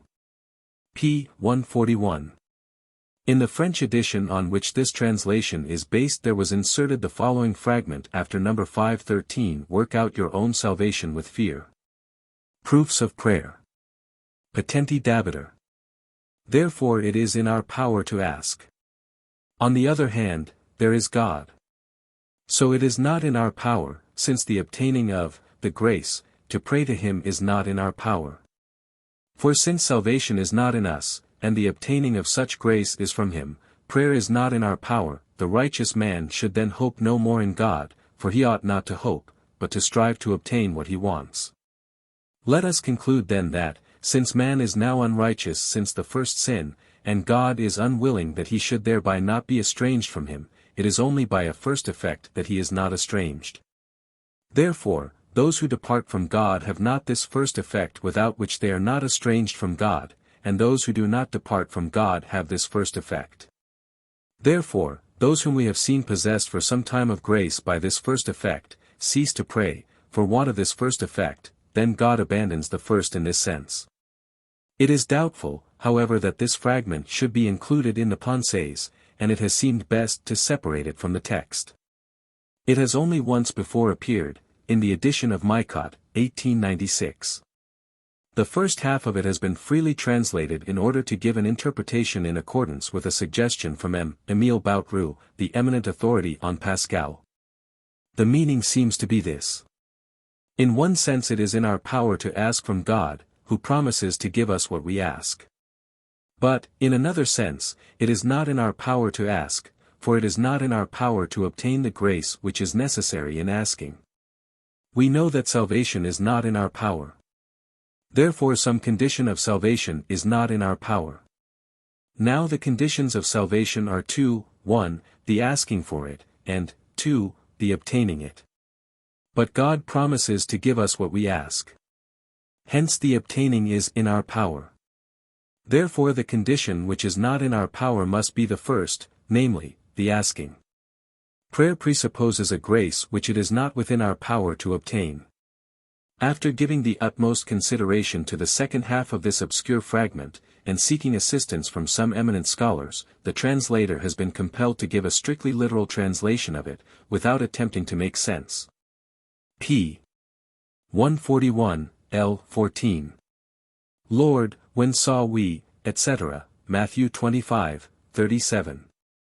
p. 143, L. 19. Que justus est, justificator et huc dot, APOC 22, 2. p. 144, L. 2. Corneille dot, see his Horace, 2, 3. p. 144, L. 15. Corrumpent mores, etc., I Cor 15, 33. p. 145. L. 25. Quod curiositate, etc., Saint Augustine, Sermon CXLI. p. 146, L. 34. Kia, facere dot, I Cor I, 21. p. 148, L. 7. Turber semitipsum dot, John 11, 33. The text is turbavit cypsum. p. 148, L. 25. My soul is sorrowful even unto death. Mark 14, 34. p. 149, L. 3. Emus. Processit. John 18, 4. But emus does not occur. See, however, Matthew 26, 46. p. 150, L. 36. Eritus sicut, etc., Genesis 4, 5. p. 151, L. 2. Nali me tanher. John XX, 17. p. 156, L. 14. Vir discipuli, etc. Allusions to John 8, 31, I, 47, 8, 36, 6, 32.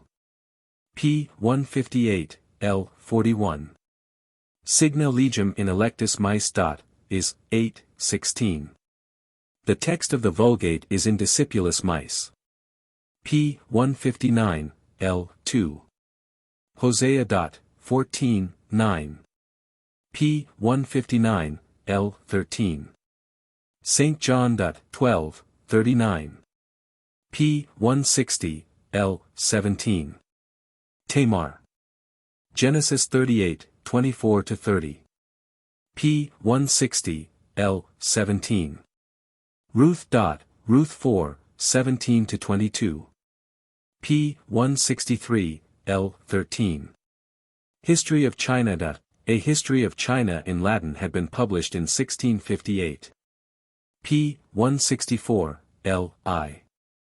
The Five Sons, etc., Montaigne, Essays, 3, 6.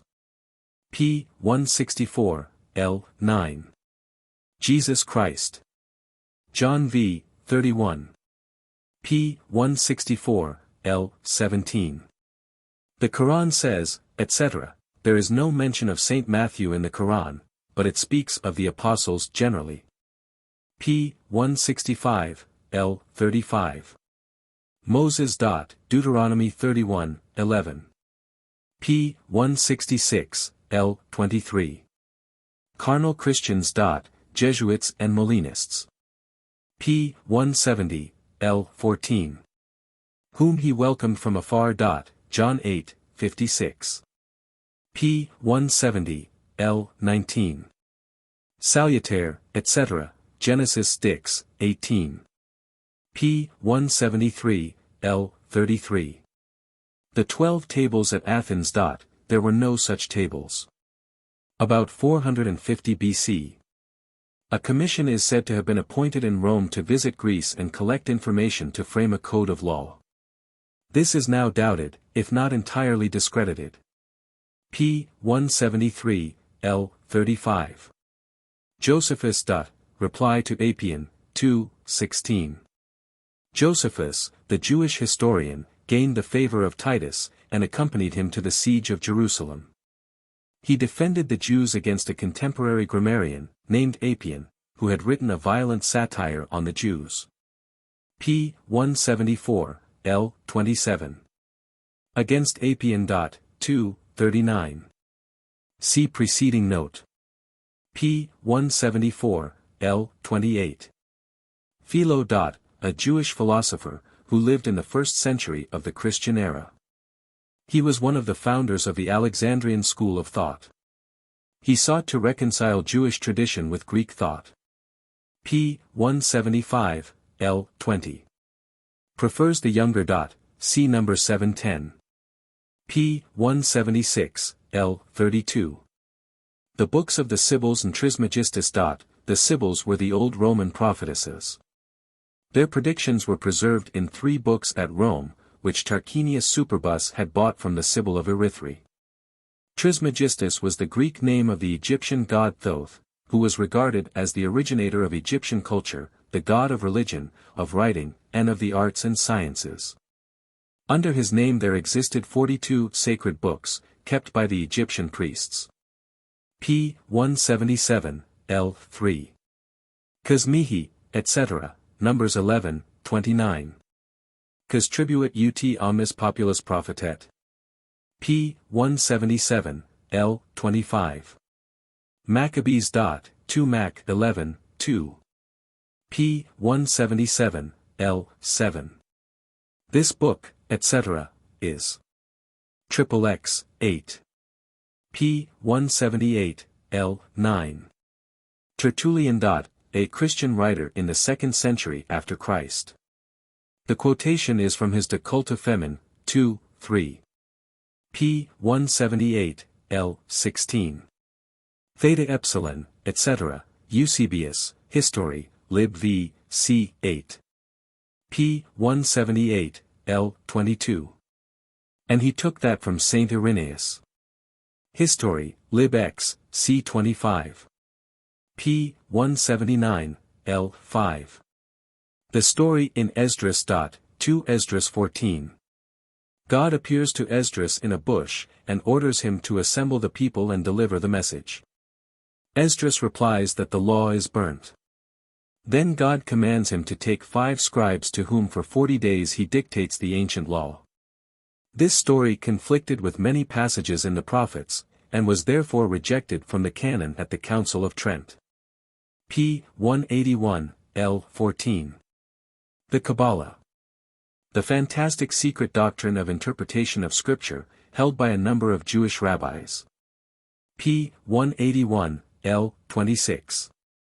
Ut Sciatis, etc., Mark 2, 10, 11. p. 183, l. 29. This generation, etc., Matthew 24, 34. p. 184, l. 11. Difference between dinner and supper. Luke 14, 12. p. 184, l. 28. The 6 Ages, etc., M. Havitt has traced this to a chapter in St. Augustine, Delaware Genesi contra Manichaeos, I. 23. p. 184, l. 31. Forma Futuri. Romans v. 14. p. 186, l. 13. The Messiah, etc., John 12, 34. p. 186, l. 30. If the light, etc., Matthew 6, 23.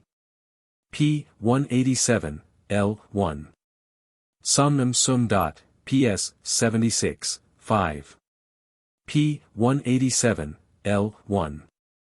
Figura hujus mundi. 1 Cor 7, 31.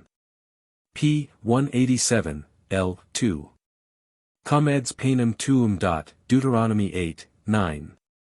Panem nostrum, Luke 11, 3. p. 187, l. 3. Inimici de turam lingent. ps. 72, 9. p. 187, l. 8. Cum emeritudinibus. Exodus 12, 8. The Vulgate has cum lacticibus agrestibus. p. 187, l. 9. Singularis sum ego donec transim. ps. xli, 10. p. 188, l. 19.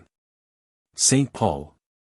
Galatians 4, 24, I Cor 3, 16, 17, Hebrews 9, 24, Romans 2, 28, 29.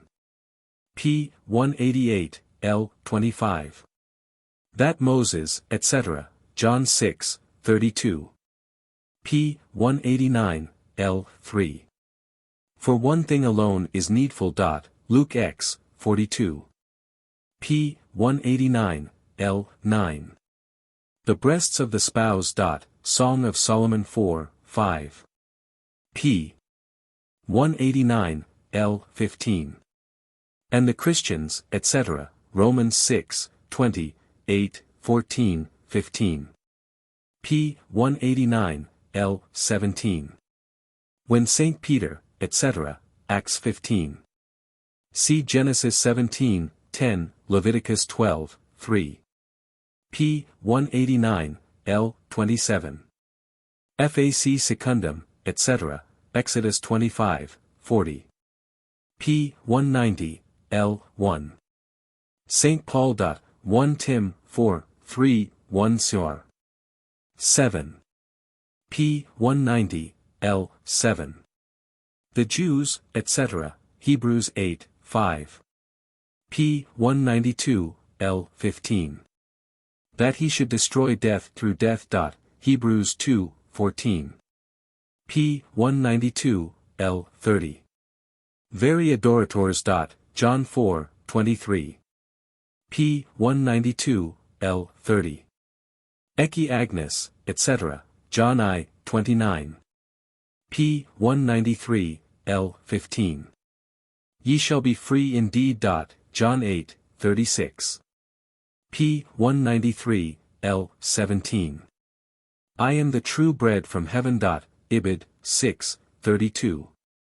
p. 194, L. 27. Agnes Oxysis, etc., APOC 13, 8. p. 194, L. 34. Seda dextris mais. Ps. Cx. 1. p. 195, L. 12. A jealous God. Exodus XX, 5. p. 195, L. 14. Quia confortavit Saras. Ps. Xlvi, 13. p. 195, L. 17. The closed mem. The allusions here are to certain peculiarities in Jewish writing.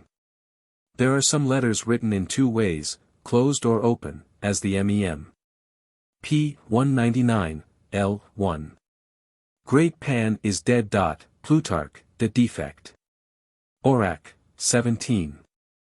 p. 199, L. 2. Seseperant verbum, etc., Acts the 17th, 11.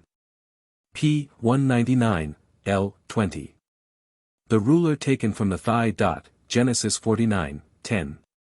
p. 208, L. 6. Make their heart fat. Is 6, 10, John 12, 40. p. 209, L. 1. Non habemus regem nisi Caesarem. John 19, 15. p. 218, L. 17. In Horeb, etc., Deuteronomy 18, 16-19. p. 220, L. 34. Then they shall teach, etc., Jeremiah 31, 34. p. 221, L. 1. Your sons shall prophesy. Joel 2, 28. p. 221, L. 20. Populum, etc., is. LXV, 2, Romans X, 21. p. 222, L. 25. Eris palpans in meriti. Deuteronomy 28, 29. p. 222, L. 26. Dabiter liber, etc., is 29, 12. The quotation is inaccurate. p. 223, L. 24. Kazmihi, etc., Job 19, 23-25. p. 224, L. 1. Pray, etc. The fragments here are Pascal's notes on Luke.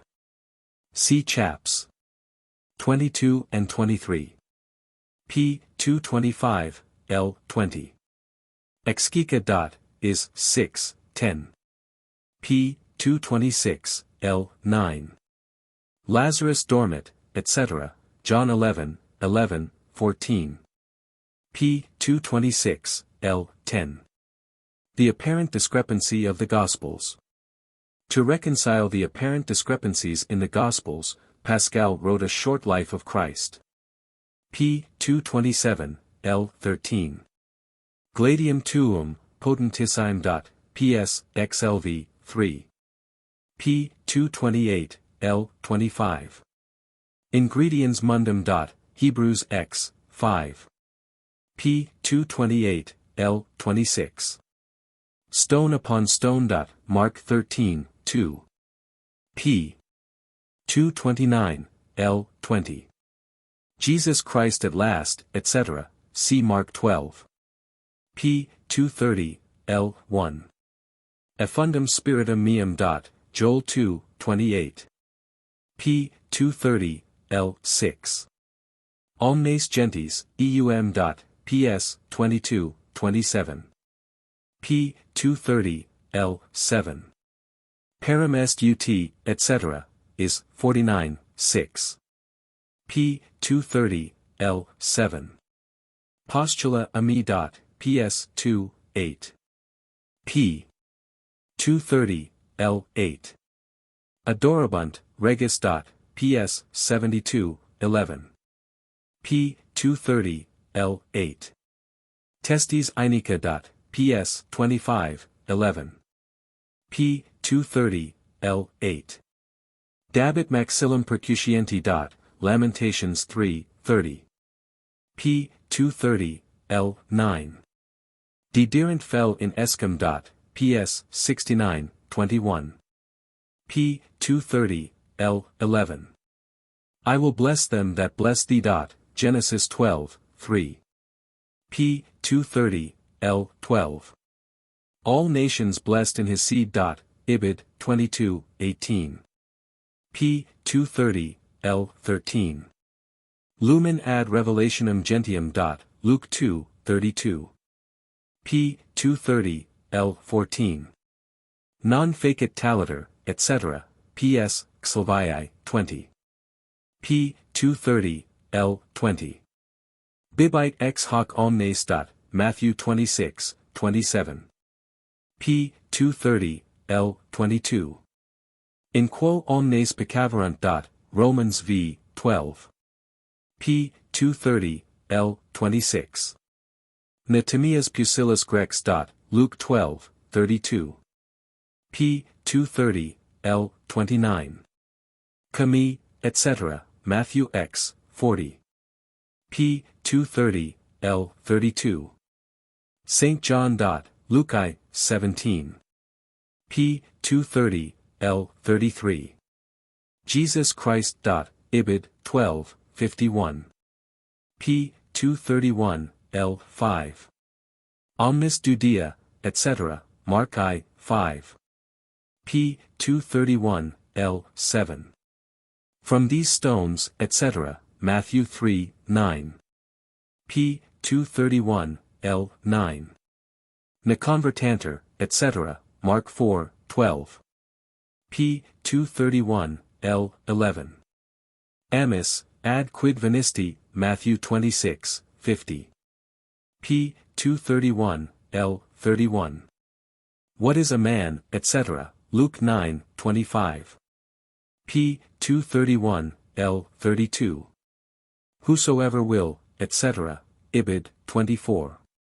p. 232, l. 1. I am not come, etc., Matthew v. 17. p. 232, l. 2. Lambs took not, etc., see John I. 29. p. 232, l. 4. Moses. Ibid. 6, 32, 8, 36. p. 232, l. 15. Quare, etc., ps. 2, 1, 2. p. 233, l. 8. I have reserved me 7,000. 1 Kings 19, 18. p. 234, l. 27. Archimedes. The founder of statics and hydrostatics.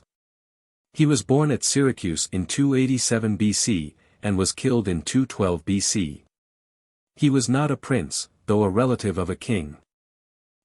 Havitt points out that Cicero talks of him as an obscure man, Tusk, v. 23. p. 235, l. 33. In Sanctificationem et in Scandalum. Is. 8, 14. p. 238, l. 11. Jesus Christ. Mark 9, 39. p. 239, l. 7. Rejoice not, etc., Luke x. 20. p. 239, l. 12. Simus, etc., John 3, 2. p. 239, l. 25. Nisi facissum, haberent. Ibid. 15, 24. p. 239, l. 32. The second miracle. Ibid. 4, 54. p. 240, l. 6. Montaigne. Essays, 2, 26, and 3, 11. p. 242, l. 9. Vatable. Professor of Hebrew at the College Royal, founded by Francis I. An edition of the Bible with notes under his name, which were not his, was published in 1539. p. 242, l. 19. Omni regnum devisum. Matthew 12, 25, Luke 11, 17. p. 242, l. 23. Si indigito, vos. Luke 11, 20. p. 243, l. 12. 113 Quetzales, 8, 10, ad. 2. Thomas Aquinas's Summa, pt. I, question 113, article 10, reply to the second objection. p. 243, l. 18.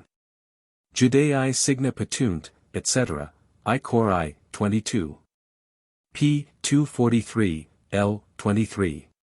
Sed vos, etc. John x. 26. p. 246, l. 15. Tu quid dices? Etc., John 9, 17, 33.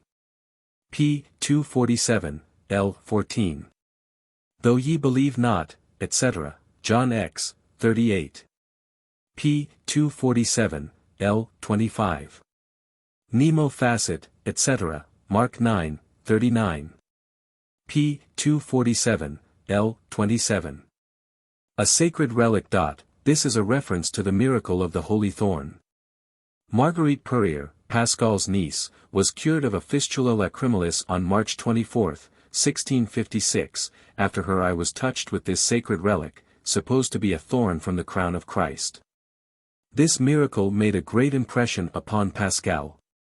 p. 248, l. 23. These nuns. Of Port Royal, as to which, see note on page 110, line 16, above. They were accused of Calvinism.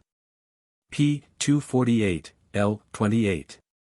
Vide si, etc., ps. 66, 24. p. 249, l. 1. c2, etc., Luke 22, 67. p. 249, l. 2. Opera quae, etc., John v. 36. x. 26-27. p. 249, l. 7. Nemo potest, etc., John 3, 2. p. 249, l. 11. Gene ratio prava, etc., Matthew 12, 39. p. 249, l. 14. Ite non poterat facere. Mark 6, 5. p. 249, l. 16. Nisi videritis, non creditis. John 4, 8, 48. p. 249, l. 23. Tentat enim, etc., Deuteronomy 13, 3. p. 249, l. 25. Ecce predixi vobis, vos ergo vidit. Matthew 24, 25, 26. p. 250, l. 7. We have Moses, etc., John 9, 29. p. 250, l. 30. Quid debui. Is, v. 3, 4. The Vulgate is cas est quat debui ultra facere viniimi, et non feci ei. p. 251, l. 12. Bar Jesus blinded. Acts 13, 6-11. p. 251, l. 14. The Jewish exorcists. Ibid, 19, 13-16. p. 251, l. 18. C. Angelus. Galatians I, 8. p. 252, l. 10. An angel from heaven. See previous note. p. 252, l. 14. Father Lingen. Claude de Lingens, an eloquent Jesuit preacher, who died in 1660. p. 252, l. 33. Ubi est Deus tuus, ps. 13, 3. p. 252, l. 34. Exortum est, etc., ps. xi. 4. p. 253, l. 6. Saint Xavier. Saint François Xavier, the friend of Ignatius Loyola, became a Jesuit. p. 253, l. 9. Vica, etc., is x. I. p. 253, l. 24. The Five Propositions. See preface. p. 253, l. 36. To seduce, etc., Mark 13, 22. p. 254, l. 6. See non-fascism. John 15, 24. p. 255, l. 11. Believe in the Church. Matthew 18, 17-20. p. 257, l. 14. They. The Jansenists, who believed in the system of evangelical doctrine deduced from Augustine by Cornelius Jansen, 1585-1638, the Bishop of Ypres. They held that interior grace is irresistible, and that Christ died for all, in reaction against the ordinary Catholic dogma of the freedom of the will, and merely sufficient grace. p. 258, l. 4. A time to laugh, etc., Ecclesiastes 3, 4. p. 258, l. 4. Respond. Ne respondias. Parov 26, 4, 5. p. 260, l. 3. Saint Athanasius. Patriarch of Alexandria, accused of rape, of murder, and of sacrilege. He was condemned by the councils of Tyre, Aries, and Milan.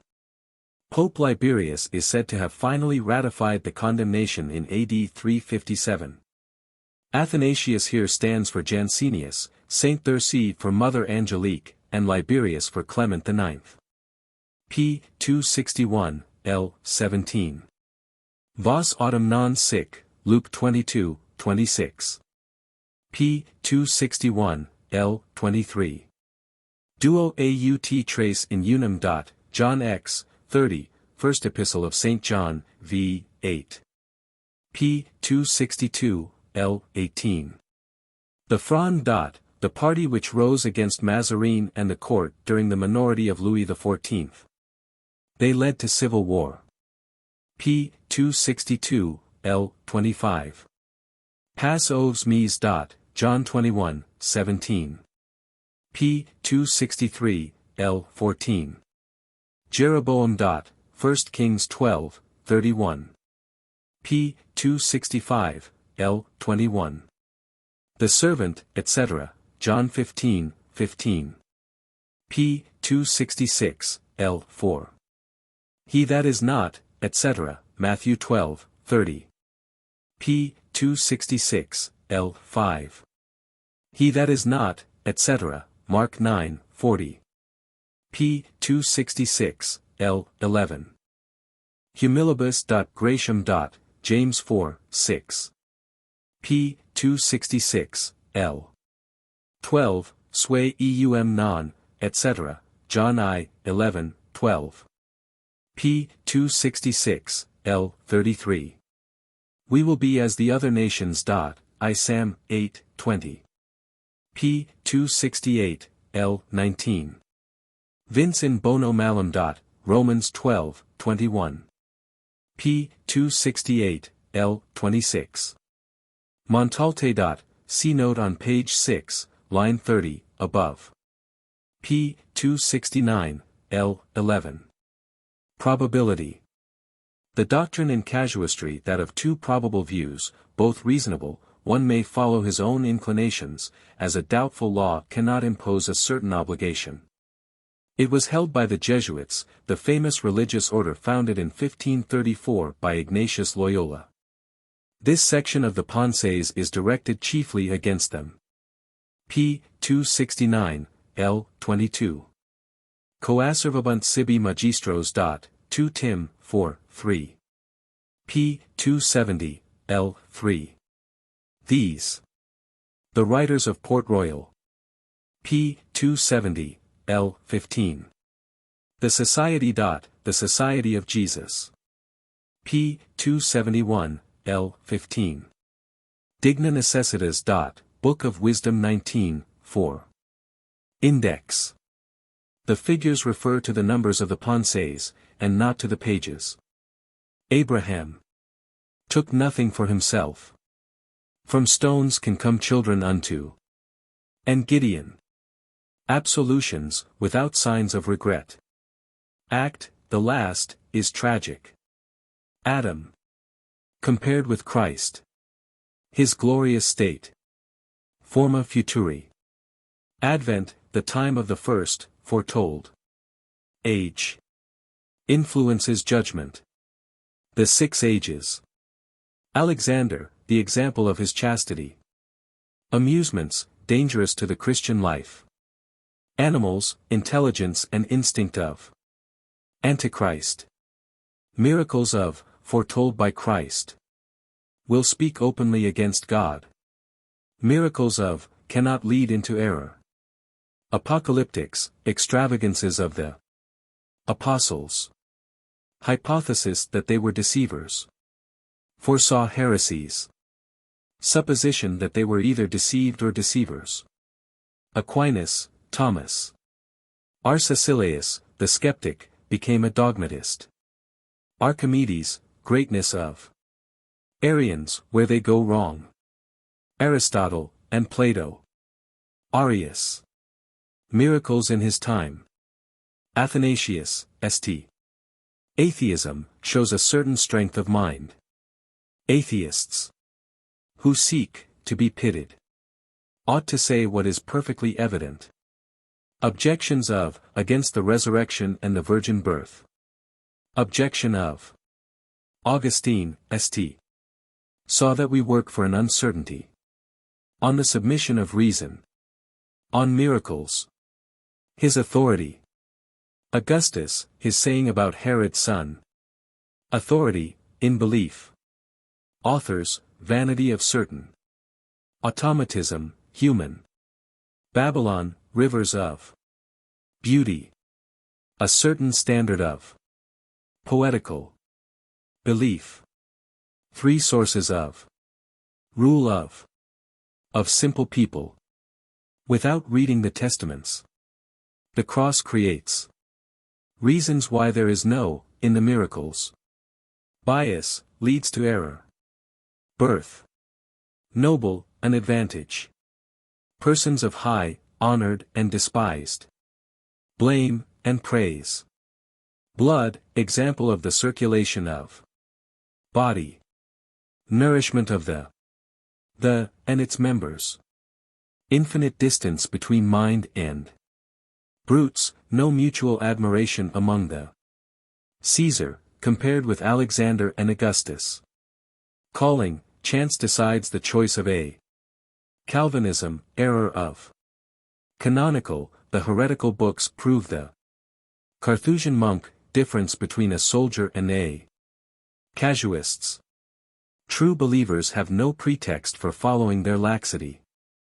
Submit the decision to a corrupted reason. Cannot give assurance to a conscience in error. Allow lust to act. Causes, seen by the intellect and not by the senses. Catholic, the doctrine, of the Holy Sacrament. Ceremonies, ordained in the Old Testament, are types. Certain, nothing is. Chance. According to the doctrine of chance, one should believe in God. And work for an uncertainty. And seek the truth. Gives rise to thoughts. Chancellor, the position of the uneral. Character, the Christian, the human, and the inhuman. Charity. Nothing so like it as covetousness. Not a figurative precept. The sole aim of the Scripture. Sharon, the divisions of children. Frightened at the face they have blackened. Of Port Royal. Illustration of usurpation from China, history of Christianity. Alone cures pride and sloth. Is strange. Consists in 2 points. Evidence for. Is wise and foolish. Christians. Few true. Without the knowledge of the prophecies and evidences. Comply with folly. Humility of. Their hope. Their happiness. The God of. Church. History of the. In persecution, like a ship in a storm. When in a good state. Has always been attacked by opposite errors. And tradition. Absolution and the Pope and and infallibility. True justice in the work of the discipline of the anathemas of Cicero, false beauties in cipher. A has a double meaning. Key of given by St. Paul. Circumcision. Only a sign. The apostles and clearness. Sufficient, for the elect. And obscurity. Cleobuline, the passion of Cleopatra. The nose of and love. Compliments. Conditions, the easiest, to live in, according to the world and to God. Condolences, formal. Confession. Different effects of contradiction. A bad sign of truth. Conversion, of the heathen. Copernicus. Cords, which bind the respect of men to each other. Correct, how to, with advantage. Cripple, does not offend us, and a fool does. Cromwell, death of custom. Is our nature. Our natural principles, principles of a second nature. The source of our strongest beliefs. Cyrus, prediction of damned, condemned by their own reason. Daniel. The 70 weeks of David. A saying of the eternal reign of the race of death. Easier to bear without thinking of it. Men do not think of fear of. Examples of the noble deaths of the Lacedaemonians. Deference, meaning of deeds, noble, best when hidden. Deism, as far removed from Christianity as atheism. Democritus, saying of demonstrations. Not certain that there are true. Descartes. Devil. And miracle. And doctrine. Disciples, and true disciples. Discourses, on humility. Diseases, a source of error. Disproportion of man. Diversion, reason why men seek.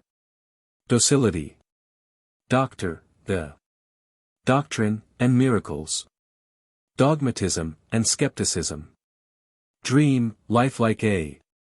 Duty, and the passions. Ecclesiastes. Eclipses, why said to foretoken misfortune. Ego. What is consists in thought. Egyptians, conversion of the elect. The ignorant of their virtues.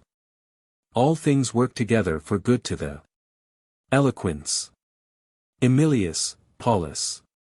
Enemies, meaning of, in the prophecies. Epictetus. Error, a common, when advantageous. Esdras, the story in eternity, existence of. Ethics. Consoles us. A special science. Eucharist, the evangelists that painted a perfectly heroic soul in Jesus Christ. Evil, infinite forms of. Examples, in demonstration. Exception, and the rule. Excuses, on. External, the. Must be joined to the internal. Ezekiel, spoke evil of Israel. Faith. Different from proof. And miracle. And the senses. What is? Without, man cannot know the true good or justice. Consists in Jesus Christ. Fancy. Effects of. Confused with feeling. Faults, we owe a great debt to those who point out. Fear, good and bad. Feeling. And reasoning. Harmed in the same way as the understanding. Flies, the power of. Friend, importance of a true. Fundamentals, the two. Galilee, the word. Gentiles. Conversion of the. Calling of the. Gentleman. The universal quality. Man never taught to be a. Glory. The greatest baseness of man is the pursuit of. God. The conduct of. Is infinite. Infinitely incomprehensible.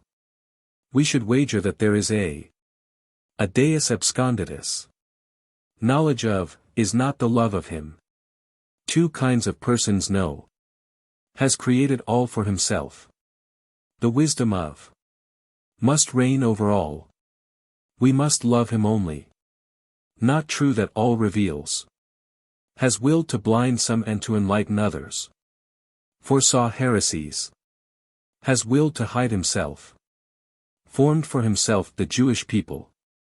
The word does not differ from the intention in. The greatness of his compassion. Has not wanted to absolve without the church. Godliness, why difficult? Good, the inquiry into the sovereign. Gospel, the style of the admirable. Grace. Unites us to God. Necessary to turn a man into a saint. The law and nature and morality and man's capacity for. Great, the, and the humble have the same misfortunes. Greatness. The, of man. Constituted by thought. Even in his lust. And wretchedness of man. Haggai. Happiness. All men seek. Is in God. Happy, in order to be, man does not think of death. Hate, all men naturally, one another. Heart. The, has its reasons. Experiences God. We know truth, not only by the reason, but also by the. Has its own order. Heresy. Source of all. Heretics. And the three marks of religion. And the Jesuits. Herod. Hosts, the three. Image, an, of the condition of men. Imagination. That deceitful part in man. Enlarges little objects. Magnifies a nothing. Often mistaken for the heart. Judges, etc., appeal only to the inconstancy, in. Infinite. The, of greatness and of littleness. And the finite. Injustice. Instability. Intellect, different kinds of. Isaiah. Jacob. Jansenists. The, are persecuted. Are like the heretics. Jeremiah. Jesuits. The, unjust persecutors. Hardness of the. And Jansenists.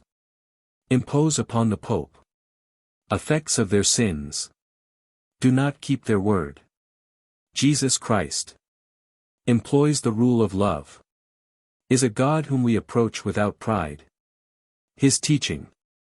Without, man must be in misery. God known only through. We know ourselves only through. Useless to know God without. The sepulchre of. The mystery of. And his wounds. Genealogy of. Came at the time foretold. Necessary for him to suffer. The Messiah. Prophecies about. Foretold, and was foretold. How regarded by the Old and New Testaments. What the prophets say of. His office. Typified by Joseph. What he came to say. Came to blind, etc. Never condemned without hearing. Redeemer of all. Would not have the testimony of devils. An obscurity. Would not be slain without the forms of justice. No man had more renown than. Absurd to take offense at the lowliness of. Came in sanctificationem et in scandalum. Said great things simply. Verified that he was the Messiah. And miracles. Jews. Their religion must be differently regarded in the Bible and in their tradition. And is wholly divine. The carnal. True, and true Christians have the same religion. Their advantages. Their antiquity. Their sincerity. Their long and miserable existence. The, expressly made to witness to the Messiah. Earthly thoughts of the. Were the slaves of sin. Their zeal for the law. The devil troubled their zeal. Their captivity. Reprobation of the. Accustomed to great miracles. The, but not all, reject Christ. The, in slaying him, have proved him to be the Messiah. Their dilemma. Job and Solomon. John, St. The Baptist. Joseph. Josephus. Joshua. Judgment. The, and the intellect. Of another easily prejudiced. Just, the, act by faith. Justice. The, of God. Relation of, to law and custom. And might. Determined by custom. Is what is established. King. The, surrounded by people to amuse him. A, without amusement, is full of wretchedness. Why he inspires respect. And tyrant. On what his power is founded. Knowledge. Limitations of man's. Of ourselves impossible, apart from the mystery of the transmission of sin. Of God and of man's wretchedness found in Christ. Quran, the. Lackeys afford a means of social distinction. Language. Law. The, and nature. The, and grace. The, of the Jews, the oldest and most perfect. Laws. The, are the only universal rules. 2. Rule the Christian Republic. Lioncourt, the frog and the pike of. Life. Human, a perpetual illusion. We desire to live an imaginary. Short duration of. Only, between us and heaven or hell. Love. Nature of self dash. Causes and effects of. Nothing so opposed to justice and truth as self dash. Lusts, the 3. Machine. The arithmetical. Macrobius. Magistrates, make a show to strike the imagination. Mahomet. Without authority. His own witness. A false prophet. Is ridiculous. Difference between Christ and. Religion of. Man. Full of wants. Misery of, without God. Disproportion of. A subject of error. Naturally credulous. Description of. Condition of. Disgraceful for, to yield to pleasure. Despises religion. Lacks heart. His sensibility to trifles. A thinking reed. Neither angel, nor brute. Necessarily mad. 2 views of the nature of. Does not know his rank. A chimera. The 2 vices of. Pursues wealth. Only happy in God. Does not act by reason. Unworthy of God. Is of two kinds. Holds an inward talk with himself. Without Christ, must be in vice and misery. Everything teaches him his condition. Martial, epigrams of master and servant. Materialism, on. Members, we are, of the whole. Memory. Intuitive. Necessary for reason. Merit, men and Messiah. Necessary that there should be preceding prophecies about the, according to the carnal Jews and carnal Christians. The, has always been believed in. And expected. Prophecies about the Herod believed to be the mind. Difference between the mathematical and the intuitive. And body. Natural for it to believe. The easily disturbed. Miracles. And belief. A test of doctrine. Definition of necessary. Christ and Montaigne and the reason people believe false. The, of the false prophets. False. Their use. The foundation of religion. No longer necessary. The miracle of the holy thorn. The test in matters of doubt. One mark of religion. Misery. Diversion alone consoles us for, and is the greatest. Proves man's greatness. We have an instinct which raises us above. Induces despair. Meiton. Montaigne. Criticism of Moses. Nature. Has made her truths independent of one another. And theology. Is corrupt. Has set us in the center. Only a first custom. Makes us unhappy in every state. Imitates herself. Diversifies. Always begins the same things again. Our, consists in motion. And God. Acts by progress. The least movement affects all. Perfections and imperfections of. An image of grace. Nebuchadnezzar. Novelty, power of the charms of. Obscurity. The, of religion shows its truth. Without, man would not be sensible of corruption. Opinion, the queen of the world. Outward, the church judges only by the painting, vanity of passion. Makes us forget duty. We are sure of pleasing a man, if we know his ruling. How to prevent the harmful effect of patriarchs, longevity of Paul, St. Pelagians, the semi-dash. Penitence. People. Ordinary, have the power of not thinking of that about which they do not want to think. Sound opinions of the people. Perpetuity. Perseus. Persons.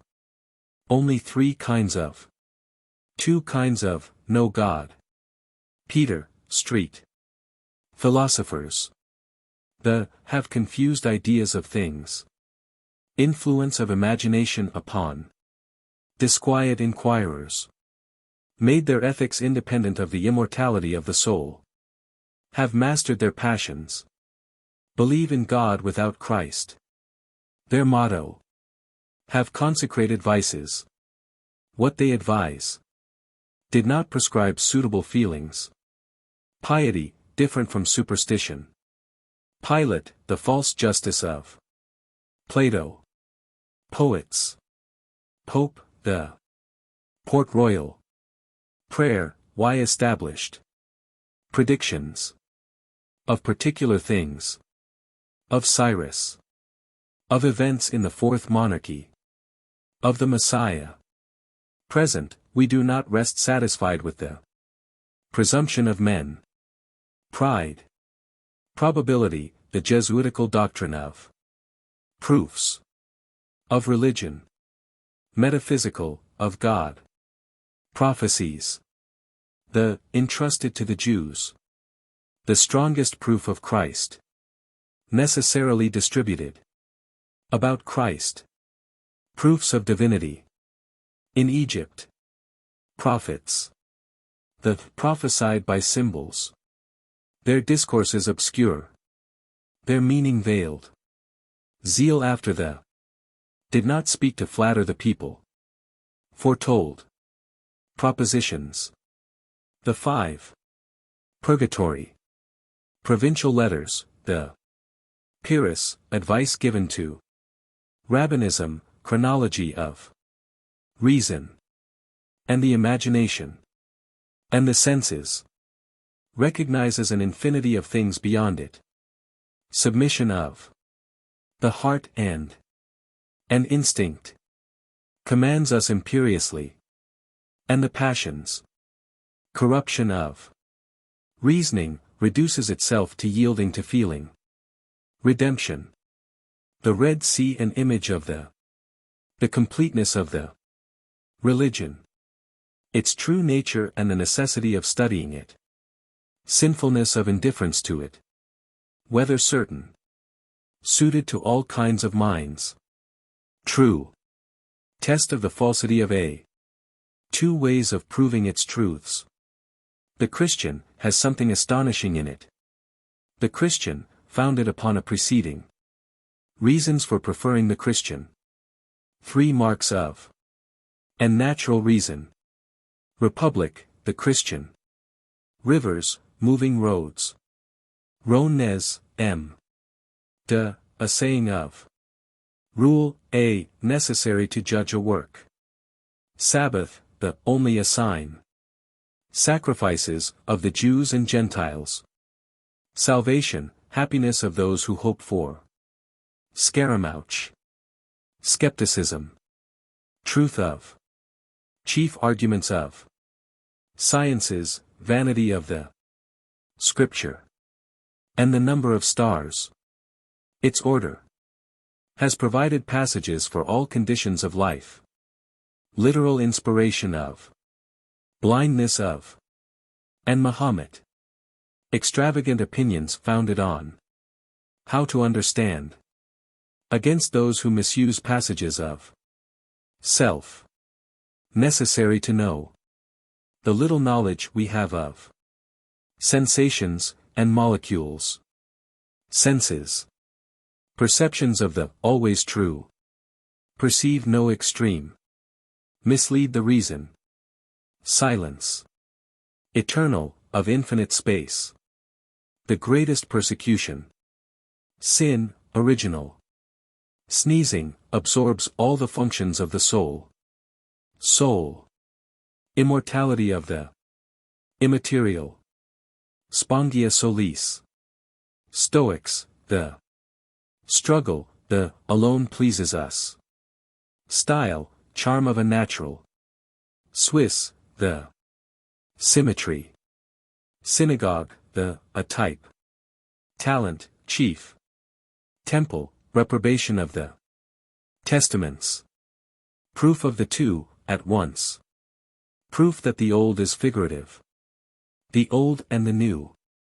Theology, a science. Teresa, street. Thought. 1, alone occupies us. Constitutes man's greatness. And dignity. Sometimes escapes us. Time, effects of. Truth. Nothing shows man the different degrees in man's aversion to the pretext that it is disputed. Known by the heart. We desire. Here is not the country of.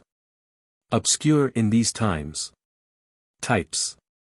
The law typical. Some, clear and demonstrative. Particular. Are like portraits. The sacrifices are. Tyranny. Understanding, different kinds of.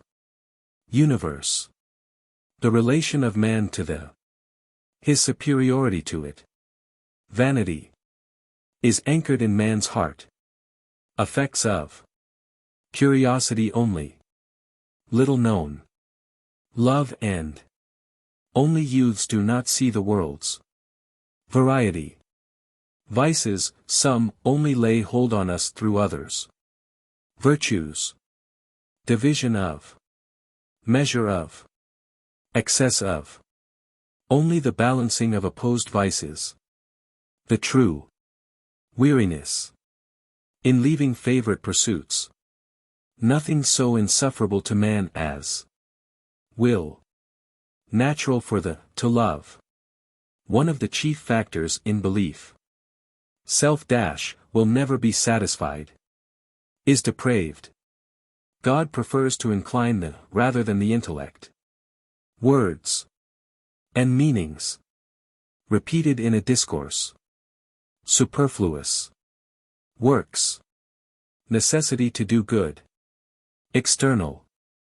World. The, a good judge of things. All the, under a delusion. All the, not astonished at its own weakness. All good maxims are in the exists for the exercise of mercy and judgment.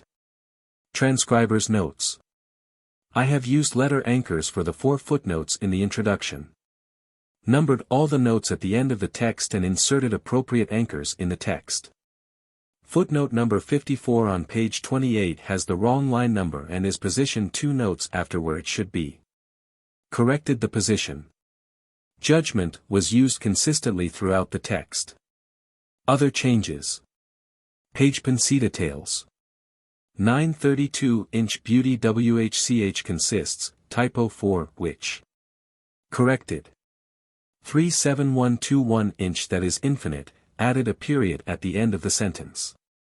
46154 mismatched brackets in original text. 75260-inch yourself, corrected to yourself.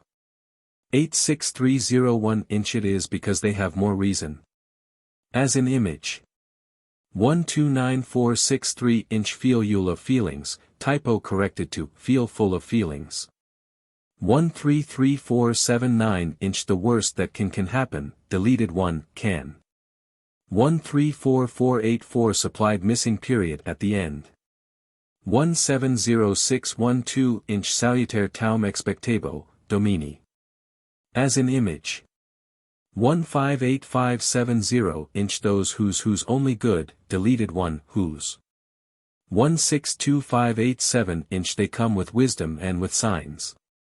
Typo corrected to, they come with wisdom and with signs. 165598-inch Jesus Christ caused his WN to be slain. Typo corrected to Jesus Christ caused his own to be slain. 181641-inch but if they have, typo corrected to, but if they have. 282 endnote 210. p. 158, l. 13. St. John, 12, 39.